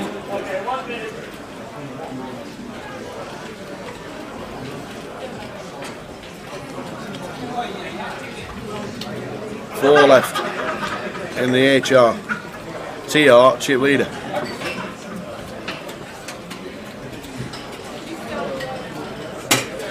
You just missed the sick one, Jamie. If you just tuned in, Chris nearly had 3/4 of the chips in play, but Trev found a nice little 7-outer on the river. But Chris still in the mix. That's the main thing. Still sitting 2 of 4.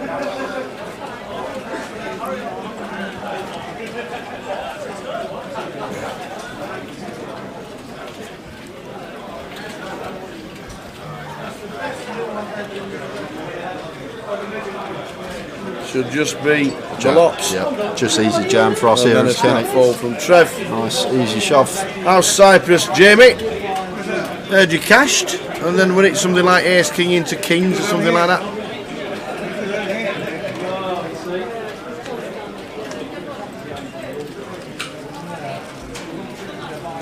The swings are crazy. Chris must be on the verge of tilt after that, and surely 1 card to go. The swings are crazy, says Andrew. I think Chris will be fine. Chris is, I think, just going to get on with it. Understands how the game works, understands it's part of the game, and you just continue trying to make your best decision on any given street. Like the good players won't let anything like that affect them. They'll just continue doing what they're doing and play their stack size in terms of bigs. Andy B says he's just going from the footy. Is this the final 4? Yes, it is. I'm guessing you're a Man City fan then, because Tottenham fans wouldn't have got home by now. Yes, they won't be leaving at half time. So Trev now with the chip lead, opening the King Jack of clubs. Makes it 250.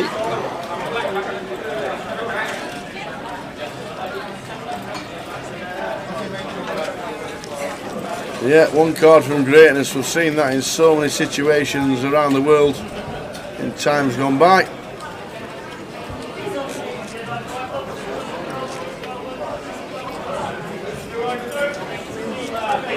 Is that Matt Davenport sat in the background? Yeah, Matt's it. On the outer table. There he is, top right. Yes, it is.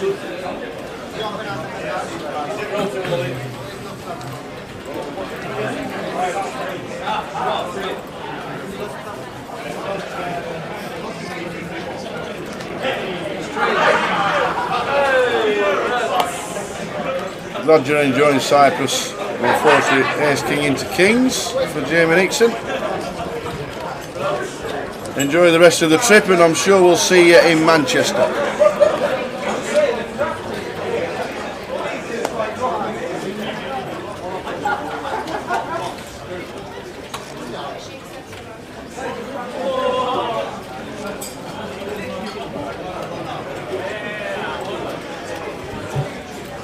Yeah, some familiar faces on the route. You see Robbie's there still, Paul Maguire, Ewan McNicholas. I think that's Tim Joyner as well, come out of the woodwork to support Chris Maguire. Haven't seen Tim in a while.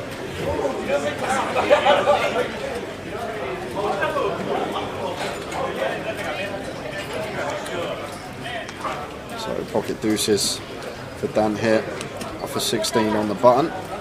Just lets it go. It's the short stack.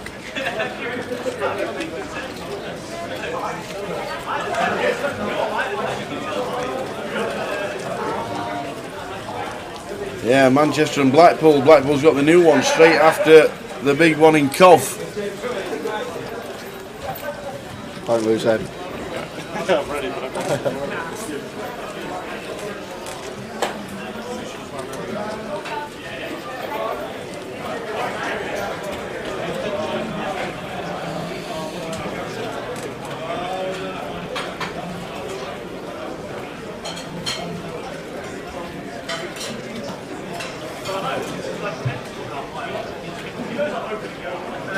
Done. Ace Jack, good enough to shove off of 16.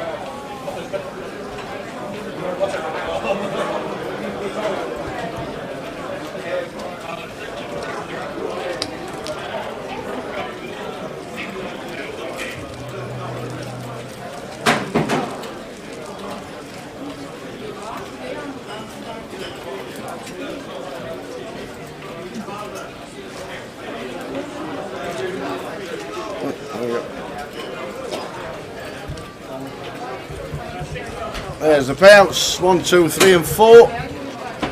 57,940, 37,750, 24,670 and 417,390 all locked up.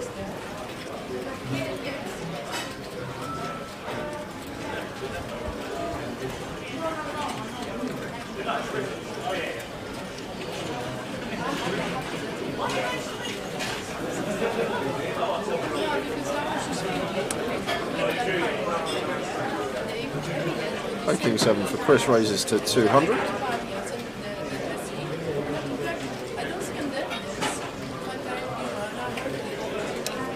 I need to get an automatic shuffler. I feel sorry for the dealer having to shuffle every 30 seconds. Can't have an automatic shuffler in tournaments, Andrew, unless it's a small field tournament. Simply, unless it's every single table. That's all it's down to. Simply because it's unfair to give one table an automatic shuffler if we can't do it on all of them, because then more tables would be seeing more hands throughout the course of the day. It's as simple as that. So unless we can get 30 tables with a automatic shuffler on there, it's just not going to happen. Only in small field tournaments you'll see the old auto shuffler in play. Yeah.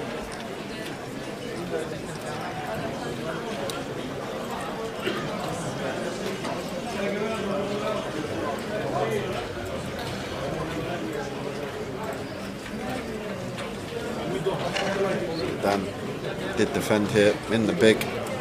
Check, check, flop. Jack of spades on the turn. Ace high still best for Dan here. Not really anything going on for Chris Maguire here, so may just be happy to shut down. King high will still sometimes show down the best versus big blind as well.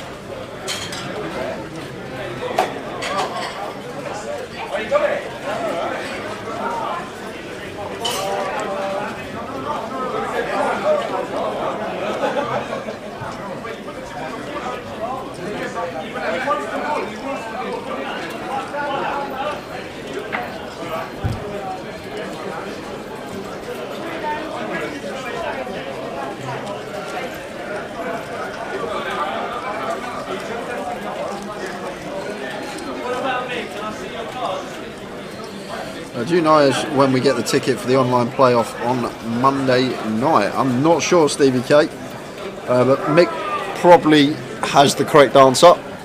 I reckon that could be right. Mick saying that you probably already auto-regged for it.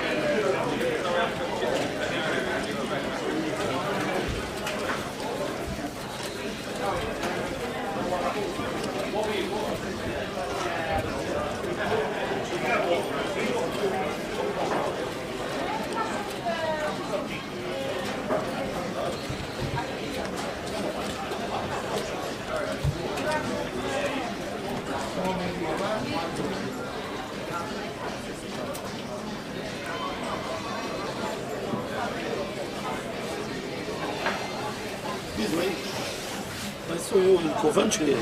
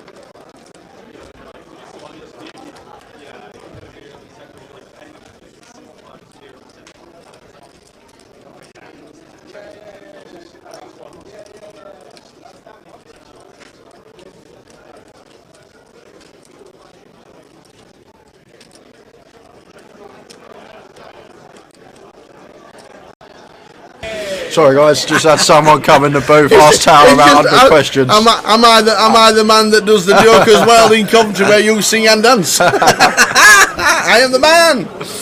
I am the man. Brilliant. Absolutely love it. That is funny. So Trev here firing for 200k after checking this top pair. Don't mind it at all from him, mixing in a check here with the Queen Deuce. We'll need some checks with top pair. This nice little candidate to do it with. 6 on the river. And check, and the Queen Deuce is good for Trev. Yeah, when they start shouting in comms box, they don't realise we're actually like talking live, do they? They just say, "Are you that man in Coventry that sings and dances?" Oh, brilliant.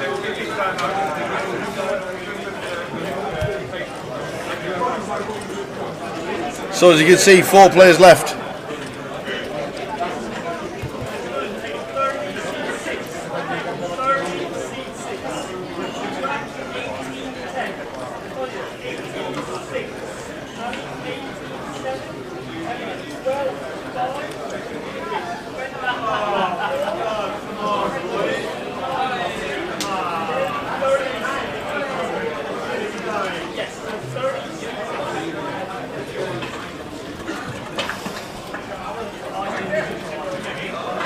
So down ace 10 with the blinds at 120. Yeah, just going to open this one, Tower, off of this stack size. Yeah, about 18 bigs.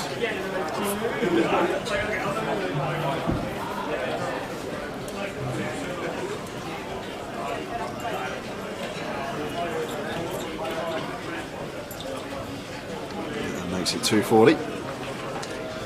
Both Trev and Chris out the way, and Kenny not defending in the big blind. With the Jack 6 off. Kenny now our short stack.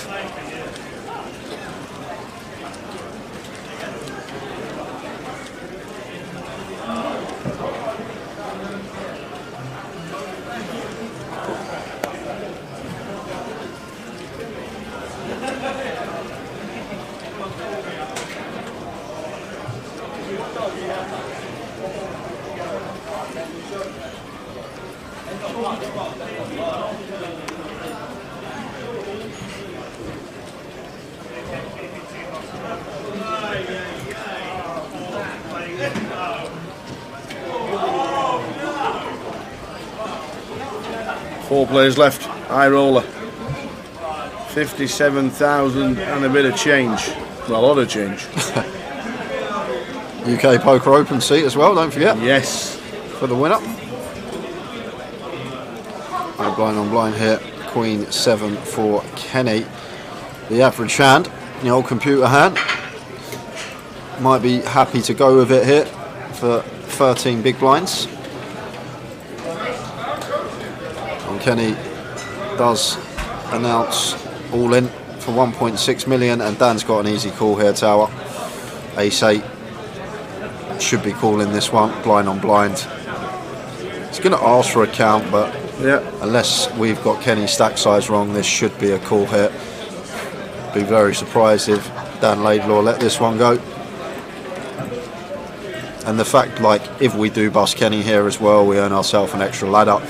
And with ace 8 off, just going to be well ahead of the range of hands. Kenny's going to shove here. All his ace X, all his king X. He'll have probably all the suited queen X in there, suited jack X in there, some offsuit queens. Made the call. There we go. He has made the call. Kenny, Queen 7. Dan Laidlaw, ace 8. We could be down to 3.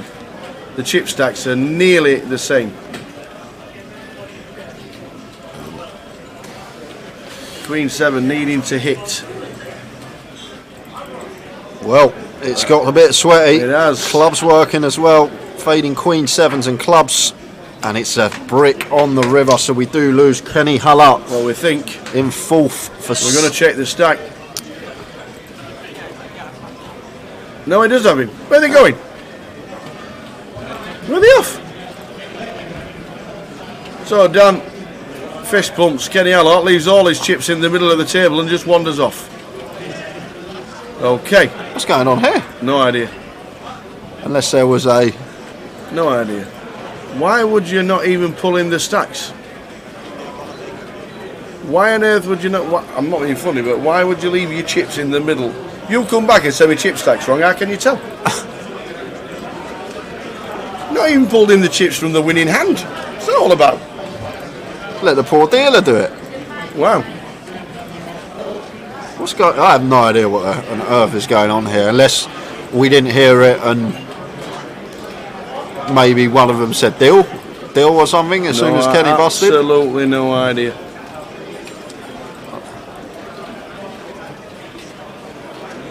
It could be a deal, chat. Who knows? It's certainly an unofficial break.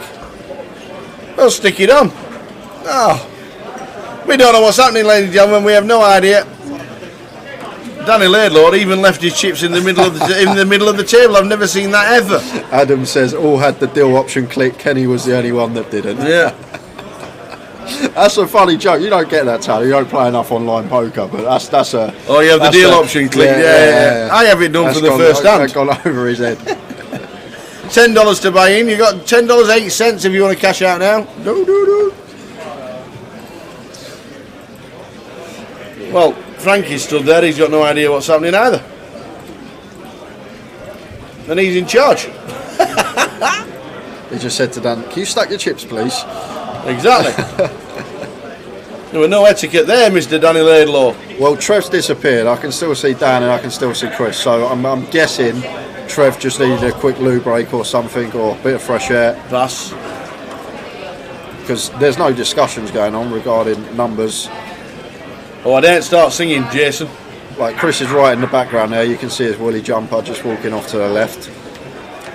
So they're not exactly talking with each other. So I'm guessing the deal is not happening. No, there's definitely no deal. All three of them are in three different parts of the casino. Yeah, I'm guessing Trev. Oh, Trev's back. There he is. Just appeared from nowhere. There's old Trev. Chris coming back as well. Maybe they could move Chris into seat 5 and Trev into seat 3. Maybe that would help. Certainly help the stacks with all the big stacks. Right then, so there wasn't an official break, so they've literally just gone for a quick WC break, and here we go.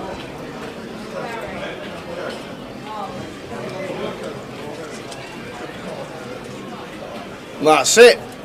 Danny just wanted somebody to stack his chips in for him.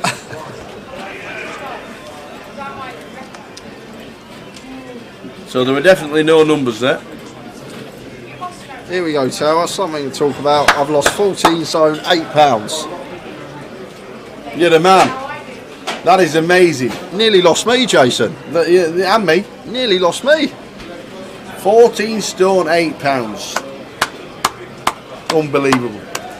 What do you mean? Stop looking like that. They'll be outside in a minute. And me? You'll be outside in a minute. You carry on looking at me like that. You're a lot taller than me, Tower. Tell you what. Get outside. Come on.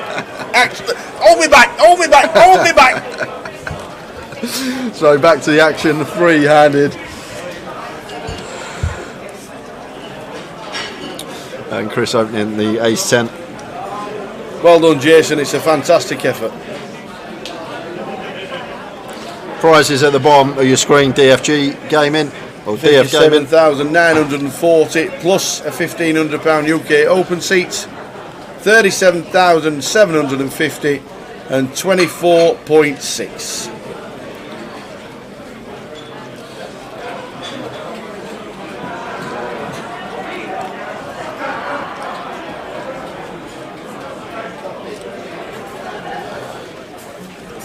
So Trev now leading. Once flops check through, 225 into 660.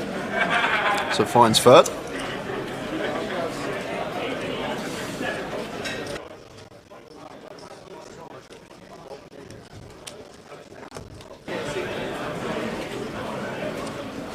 And Chris lets it go.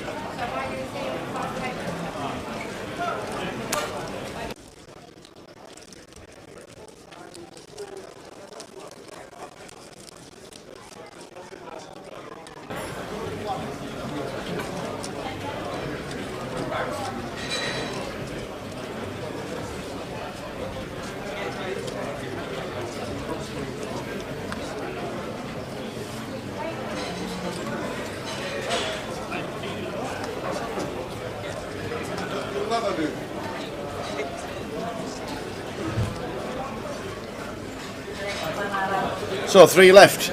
Could do with Chris moving into 5, I reckon. Yeah. Easier Reardon. Easier job for the dealer though. Doesn't have to swivel on the chair. Well, exactly. Just dealing It's just a stack, isn't it, of Dan? You know. Move them across. Oh, John Eames is in the background. FT the main last year, didn't he? John Eames. Yeah, main event. 3 mil. Won Luton a few years back as well. He did. GUKPT title. They have that some time off, don't they, when they have that big cash in the main? Suki was the other one. I saw Suki at the start of this year, end of last year. We got there in the end. It's been a long day, and he was the same. He hadn't played much since the WSOP main event final table. But to be honest, if you ship a 7-figure score tower, I'd be off for 6 months as well. Just go and do. It's coming back down to play something that might only have like 12,000, 13,000 up top. I know it sounds. I'm only saying only. But maybe the mindset's just not there for a while. Have some time off. You certainly deserved it, that is for sure.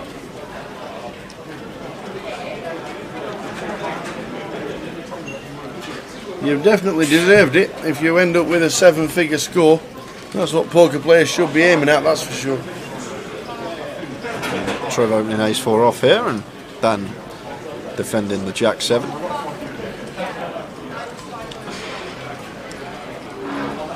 Eight, Queen, 7. And Dan flopping best. Not too much going on for us here as Trevs.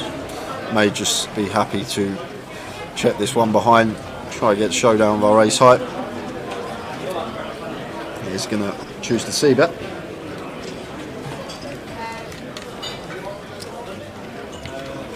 Yeah, exactly, Chris. No point in winning big if you can't enjoy it. Absolutely. DF Gaming, what are we gaming?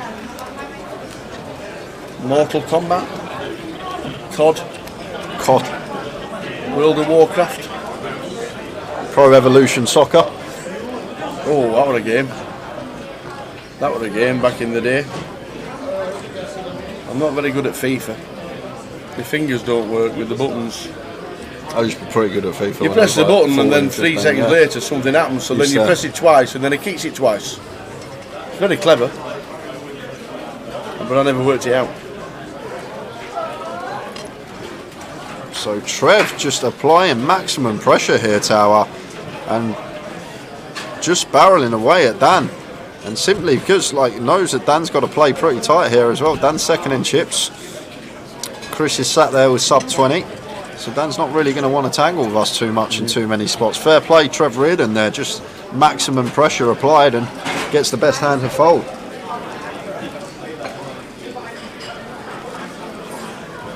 Suki is in Florida. Is that a holiday or poker? Poker, I'm guessing, if he just cashed in a 1k side for 9th.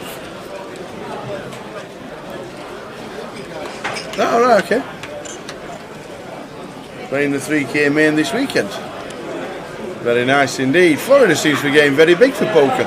Obviously when they changed and relaxed the laws, boom. I don't understand America. They banned poker from having live poker in states, and yet they take 50% tax out of your winnings. Surely the tax and the estate make fortunes out of poker. I'd have it in every state in the country. If you're taking 50% out of players' winnings, it can only be good for the country. I understand that bit. Until you get all the Europeans going over there who've got an ITIN and just don't have to. Who's that then? 50%. Yeah, I got mine now. Good lad. Took a while to come, to be fair. What was it? Got it just before Christmas. Yeah, like 6 months to come through. Wow.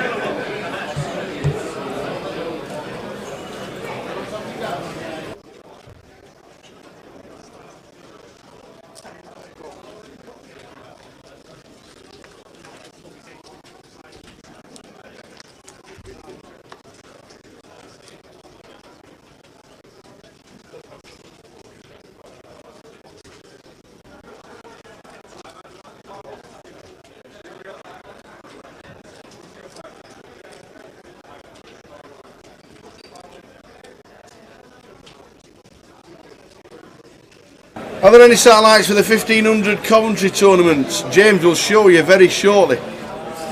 After this hand, James, we'll let you know what you can play to get yourself in for cheap. Did we give away 2 today? Did we? Or 1? 3 today. 3? Yeah. 3 150s? Yeah. Today. Today? When did you do one without me? Oh no, 2. The Dave was yesterday, wasn't it? Yeah, 2 today and one £30 one. So we will have an extra tomorrow, which is day 1. We'll have 7 for tomorrow because it's day 1A tomorrow. We will be giving away 7 tomorrow. 7? £750 tokens. 7? I'm going to give away on live stream tomorrow. So you're not giving away nothing Sunday? They've got a live stream free roll they can play, Tower. You've got to leave 2 for Sunday. Alright, I might leave 1 for Sunday. Do you know what? I'll give away 7 tomorrow. I'll give away 1 on Sunday as well. Alright. Alright. Well, phone's ringing already. Tom's not going to be happy. So Chris checks behind and Trev, 6 is good.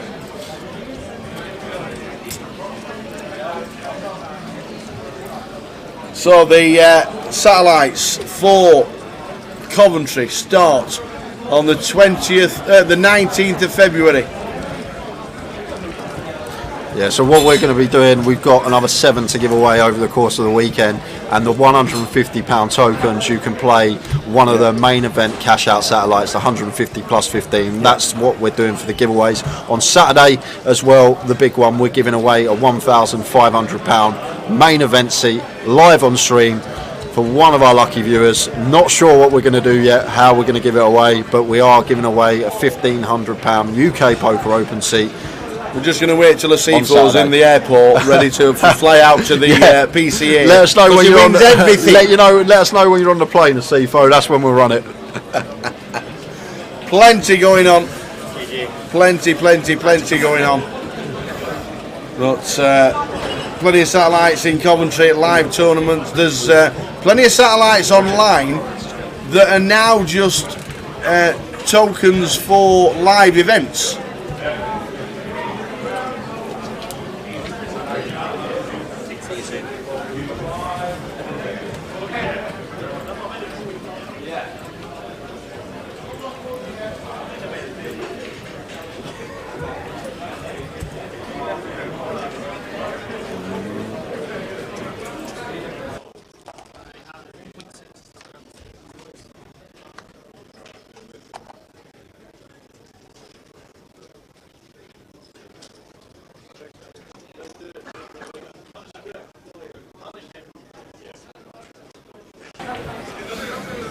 King 7 deuce flop 2 spades. Ace high still best here for Dan, and continues, and Chris just going to have to fold the Queen 9 now.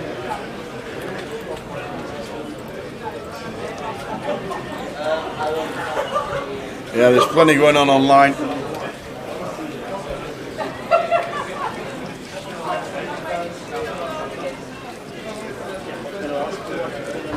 Do you know, we've not needed Joe this week so far. He's waiting in the wings.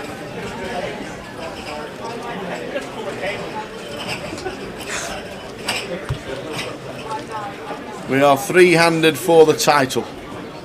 Dan Laidlaw, seat 1, Trevor Reardon, seat 2, and Chris Maguire, seat 3. Nobody wanted to spread out. So there we go. Excuse me.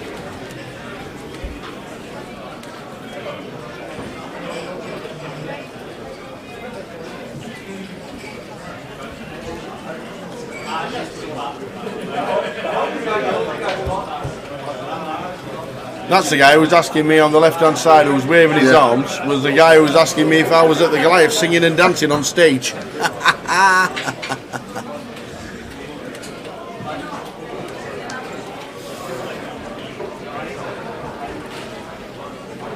Ace 8 for Trev, King 10 for Dan.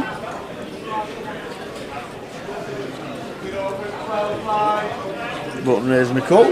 Yeah, Dan just always going to play flat here. And Chris with what, 16 bigs over there. No need to bloke the pot out of position versus Trev up with the chip lead.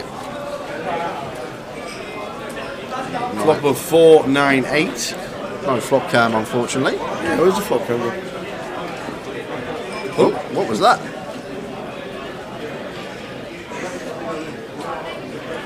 Oh. What's happening there? Yeah, try and get yourself into the satellites in Coventry. The best way to play is for a fraction of the price.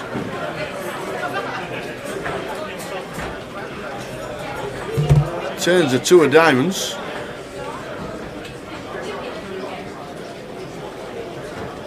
And the river. This is all weird. 2 of spades. Yeah, and Dan floated with king high here on the flop. Still believes it will be the best hand enough of the time to just check. And Trev going to go value hunting with his ace 8. Like, I think Dan's going to lead some 9-8. Well, no, he's checked behind. Check behind. And Trev gets a check mark. Hold on a second. What's that in Mr. Hardcastle's hand? What? That's bottled water. Oh, bottle of water. Okay. He's on it. He's on it for his Vegas body. I thought it was a. Thought it was a bottle of beer. He'll be on his Vegas body, that lad, very soon. That's what he's doing it for. This is he's lost a stone already.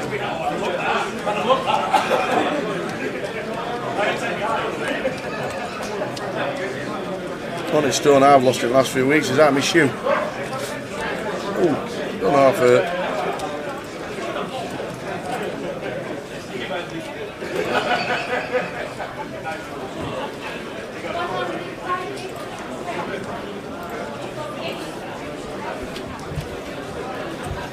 Three players left. Looks like we might have lost cams, you know. Just got the wide shot. Yeah, good job the same 1, 2 and 3. Glad they didn't move.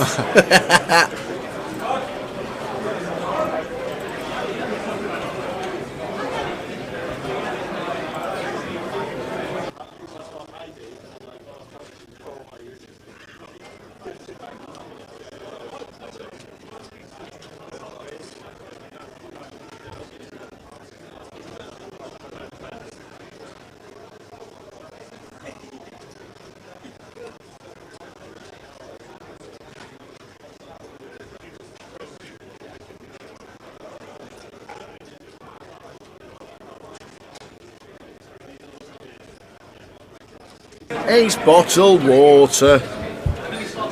So sorry about the graphics, guys. Why would he purchase a bottle of water though, Tao, when he could walk to that fridge and get a free bottle of water? True. That's a little. Maybe it's Heineken 0 alcohol, 0 calories. Yeah, we're all getting the blue line on the screen, Mick the Mod, even Tara and I are getting it here on our screen. Well, unfortunately, this hand has 0 graphics. We don't know what's happened. We don't know what's going on. Well, we know that Chris has folded button. Yeah. And Dan talking to Ewan.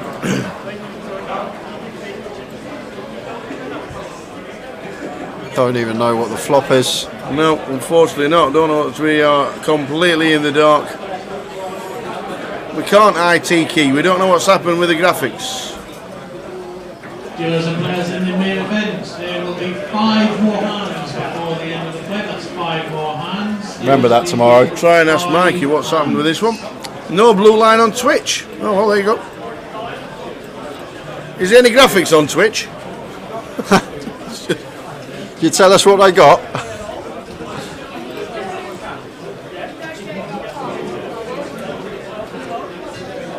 Mike!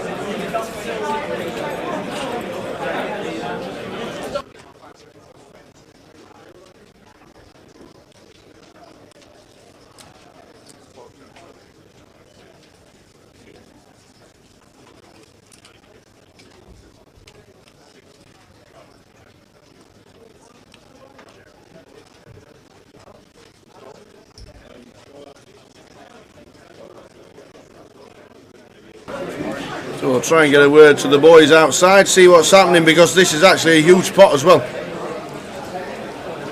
Yeah, big pot here. What is going on here? Absolutely no idea, unfortunately, guys. Apologies. It is. Guess the cards like buying back in 2011.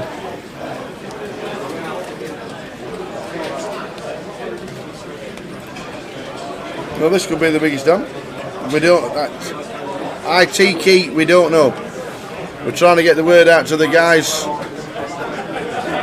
Trev's staring Dan down here. You notice that, Tal? He's actually staring Dan down when the action's on him. This is going to be pretty strong. Well, Dan snapped. Wow, Dan has snapped. Well, this is enormous. Oh, I don't even know what's going on with the board, the cards, the hand. But Trev looks like he's busted Dan, and wow, I'd love to know the board, but I did. Complete apologies, guys. We have no idea what's happened. We didn't get the word. But something had gone wrong. But Trevor has just taken out Danny Laidlaw in third. And while we quickly move chairs for heads up, I'm quickly going to pop to the loo and I'll see if I can find out what the board was. Find out from Danny, will you?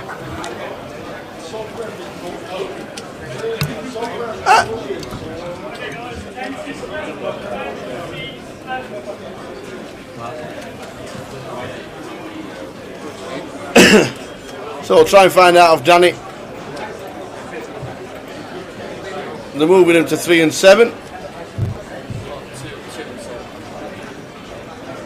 Oh, Trev's not moving. Trev ain't moving.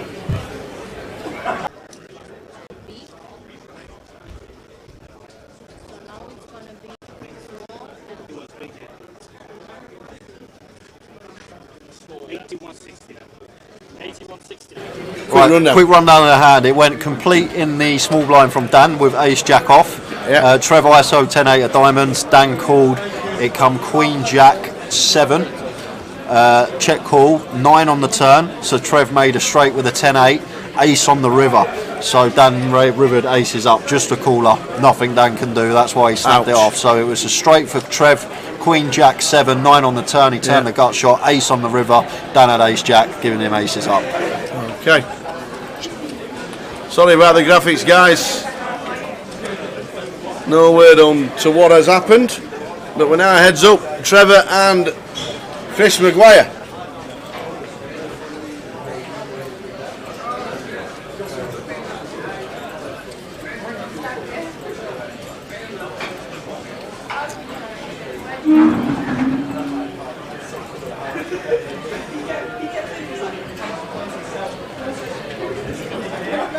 No graphics on Twitch. No, there's no graphics for us either, guys. Apologies.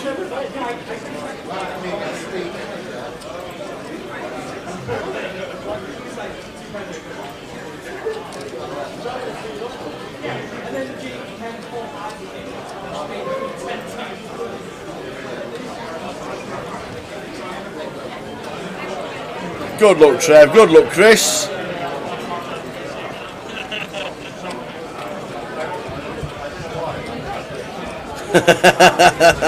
We'll let you know when he wins the hand, Fletch. Hopefully we'll get the graphics back, but we're not too confident.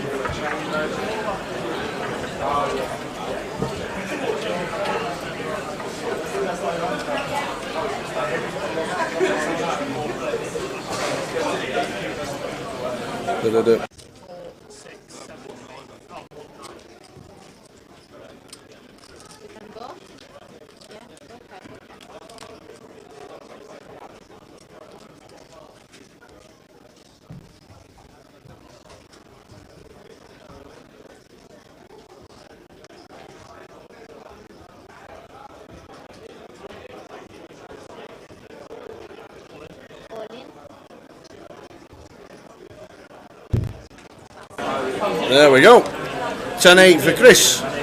The graphics are back. They just didn't like Danny Laidlaw. That's all it was. They just didn't like Danny. Graphics are back. We're back. Yeah, they just didn't like Danny, we thought. He must have shouted. Heads up. Trevor in 2.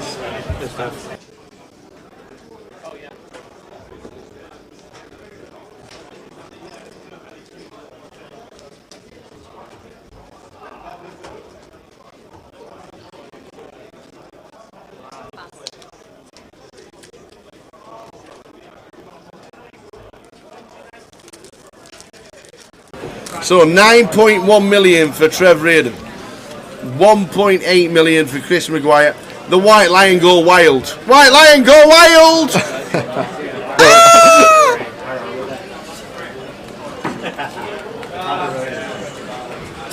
Any deals? I don't think so. I don't think there has been. They went off for a 1 minute break when they were three-handed, but just literally went for a closet break, come back out, and that was it. A closet break? What's that? Never heard that before. Water closet. First time I've ever heard that. New bit of information going in the brain. That's what a WC is.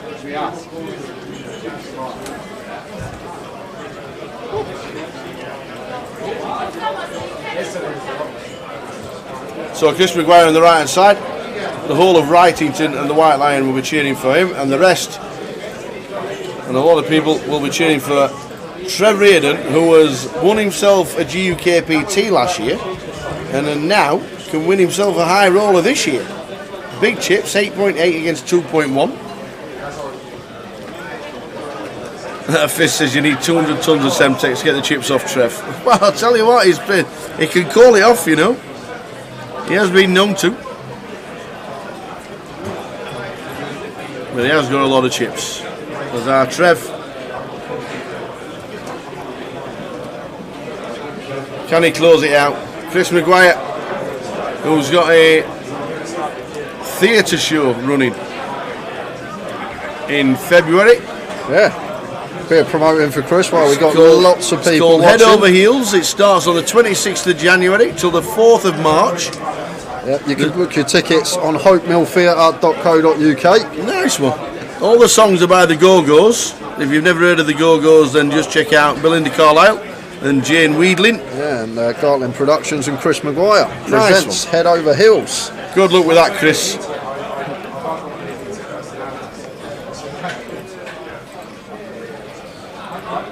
Can we have a technical analysis of who runs the best between these two? It won't be Trev. Chris Maguire runs a lot quicker than Trev Reardon does, let me tell you. That is my analysis. What do you say, Jay? I don't think either of them have. Well, Chris has had aces dealt to him three times. He had that unfortunate 3 on the river versus Trev, so he's had a bit of good, run good, bit of run bad.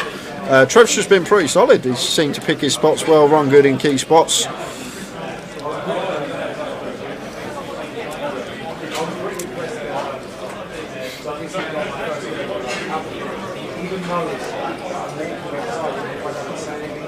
So the blind's 81.60. King 7 for Trev.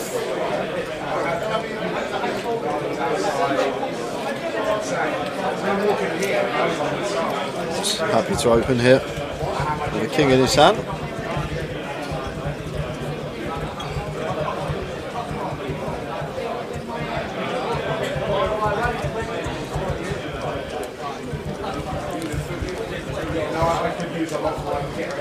Chris defends with a 9-7. King high flop for Trev.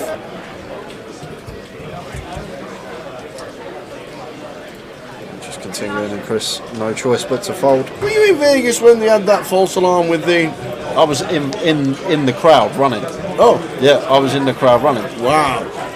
And my mate Jamie, he actually done his ankle in where somebody fell over and done his done his ankle in. But we were in the Cosmo. Yeah. We were in one of the lounges. All right, yeah. Just on the roulette table. Yeah. And then there was just a crowd of people running through the lounge and like past the lounge. We didn't know what was going on, so as you do, you just run as well. Yeah. And then they, in the Cosmo, we went out a back exit all through like the back of the casino, Oh, wow. loads of people running through there, and then ended up coming out on the opposite side, which was on the main strip. Yeah. But then it gets worse. So we've ended up getting out on the main strip. Think everything's okay. There's police everywhere.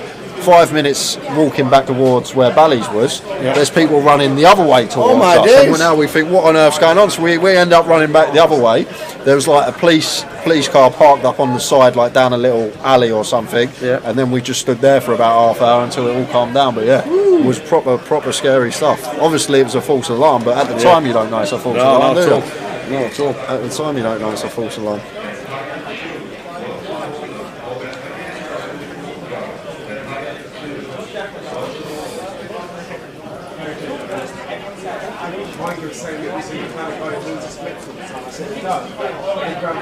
So, Jack wasn't drinking water. Okay. He was on the bevies because he had a lot of his friends making the final table of the high roller, and it was rude not to join in and have a drink with them. Okay. Which is a fair enough reason. Absolutely. One night off. Well done. The end of the drive. Yeah, so we had it twice. It was weird. We had it in the Cosmo first, and then we thought it was all over, and then we down from Bally's. Wow. So Chris hit 300k on the turn, bottom of range. So just trying to apply some pressure here versus Trev, but Trev just sets him in with a 9. Have some of that, Maguire. Just with a 9. What a lad. What a lad.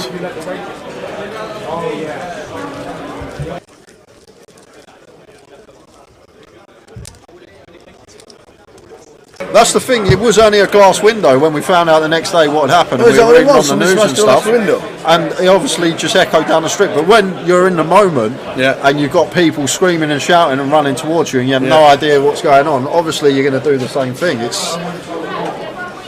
It was a crazy sort of half hour in Vegas. Wowzers. I told this story as well. I shouldn't laugh. Well, it was a false alarm, but it was all right. But we're all running like through the Cosmo, and there's a few slot machines like past where we're running at the door.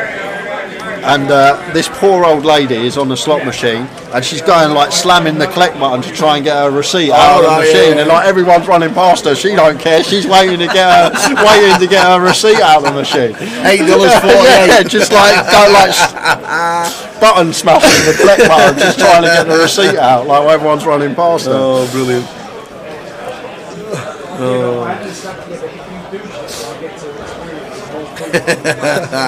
Brilliant. Well, not brilliant because at the time it must have been. Yeah, but honestly, it's terrifying, Tower. I've never had an adrenaline rush like that. Yeah. I don't think ever in my life. The heart rate was through the roof. Wow. So the White Lion, we're all in. Chris Maguire, Jack 6 against Queen 7, the old computer hand. Yeah, 7 bigs for Chris, so... he's looking at 7 bigs, he's thinking, well, I'm live, says Trev. That wasn't the time you lost your hand, but you lost your phone. No, I didn't lose my phone then. Oh no, you got I it lost nicked, didn't you? Yeah, I lost the it. tables. Yeah, lost it about a couple of weeks before that particular moment.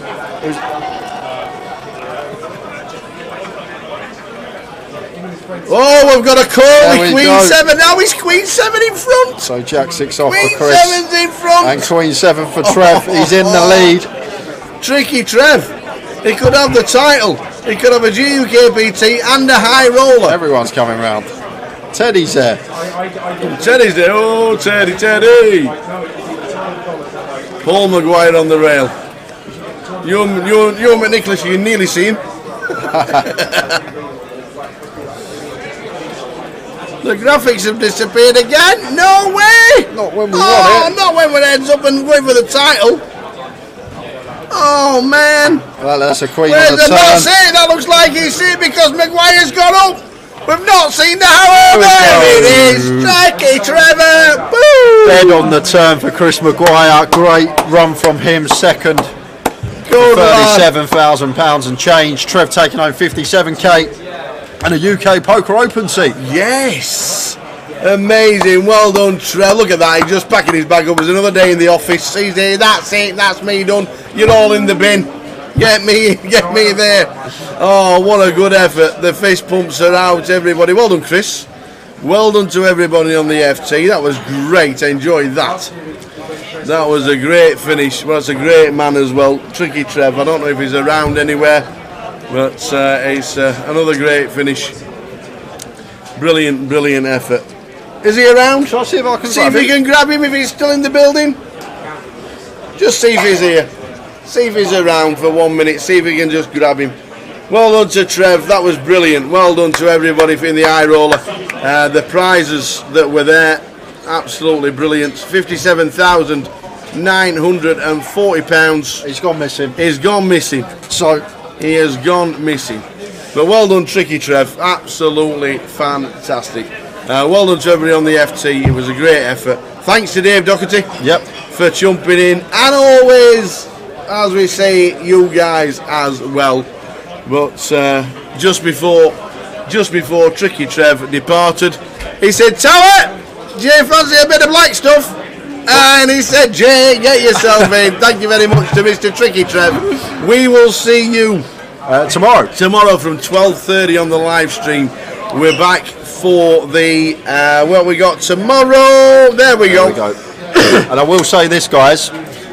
I would suggest tuning in tomorrow because we have got so many tickets to give away, and we're probably going to do them early doors because that's where the action is. Like, we'll do a couple early doors. Probably I might even do 2 first session, 1 second session, and 1 throughout. But early doors, I think we're going to do a couple of giveaways, and there's usually lower viewer count early doors. So if you want a better chance of winning one, perhaps tune in from start. Tune in. We'll be here from 12:30. He's been a great high roller yet again. Well done to Trev Reardon, who's just pocketed himself a seat into the UK Poker Open, as well as £57,000 and a bit of change. Thanks everybody. It's been another great stream. You guys been as brilliant as always. Well done everybody. We're off, and we'll see you tomorrow at 12:30 for day 1B of the main event. Good night everyone. Catch you then. See you guys.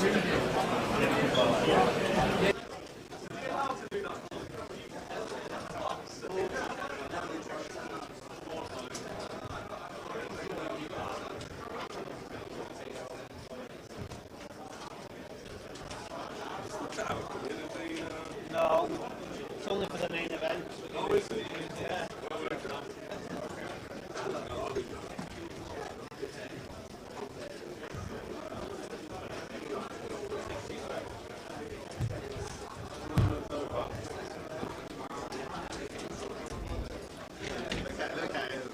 I need a holiday.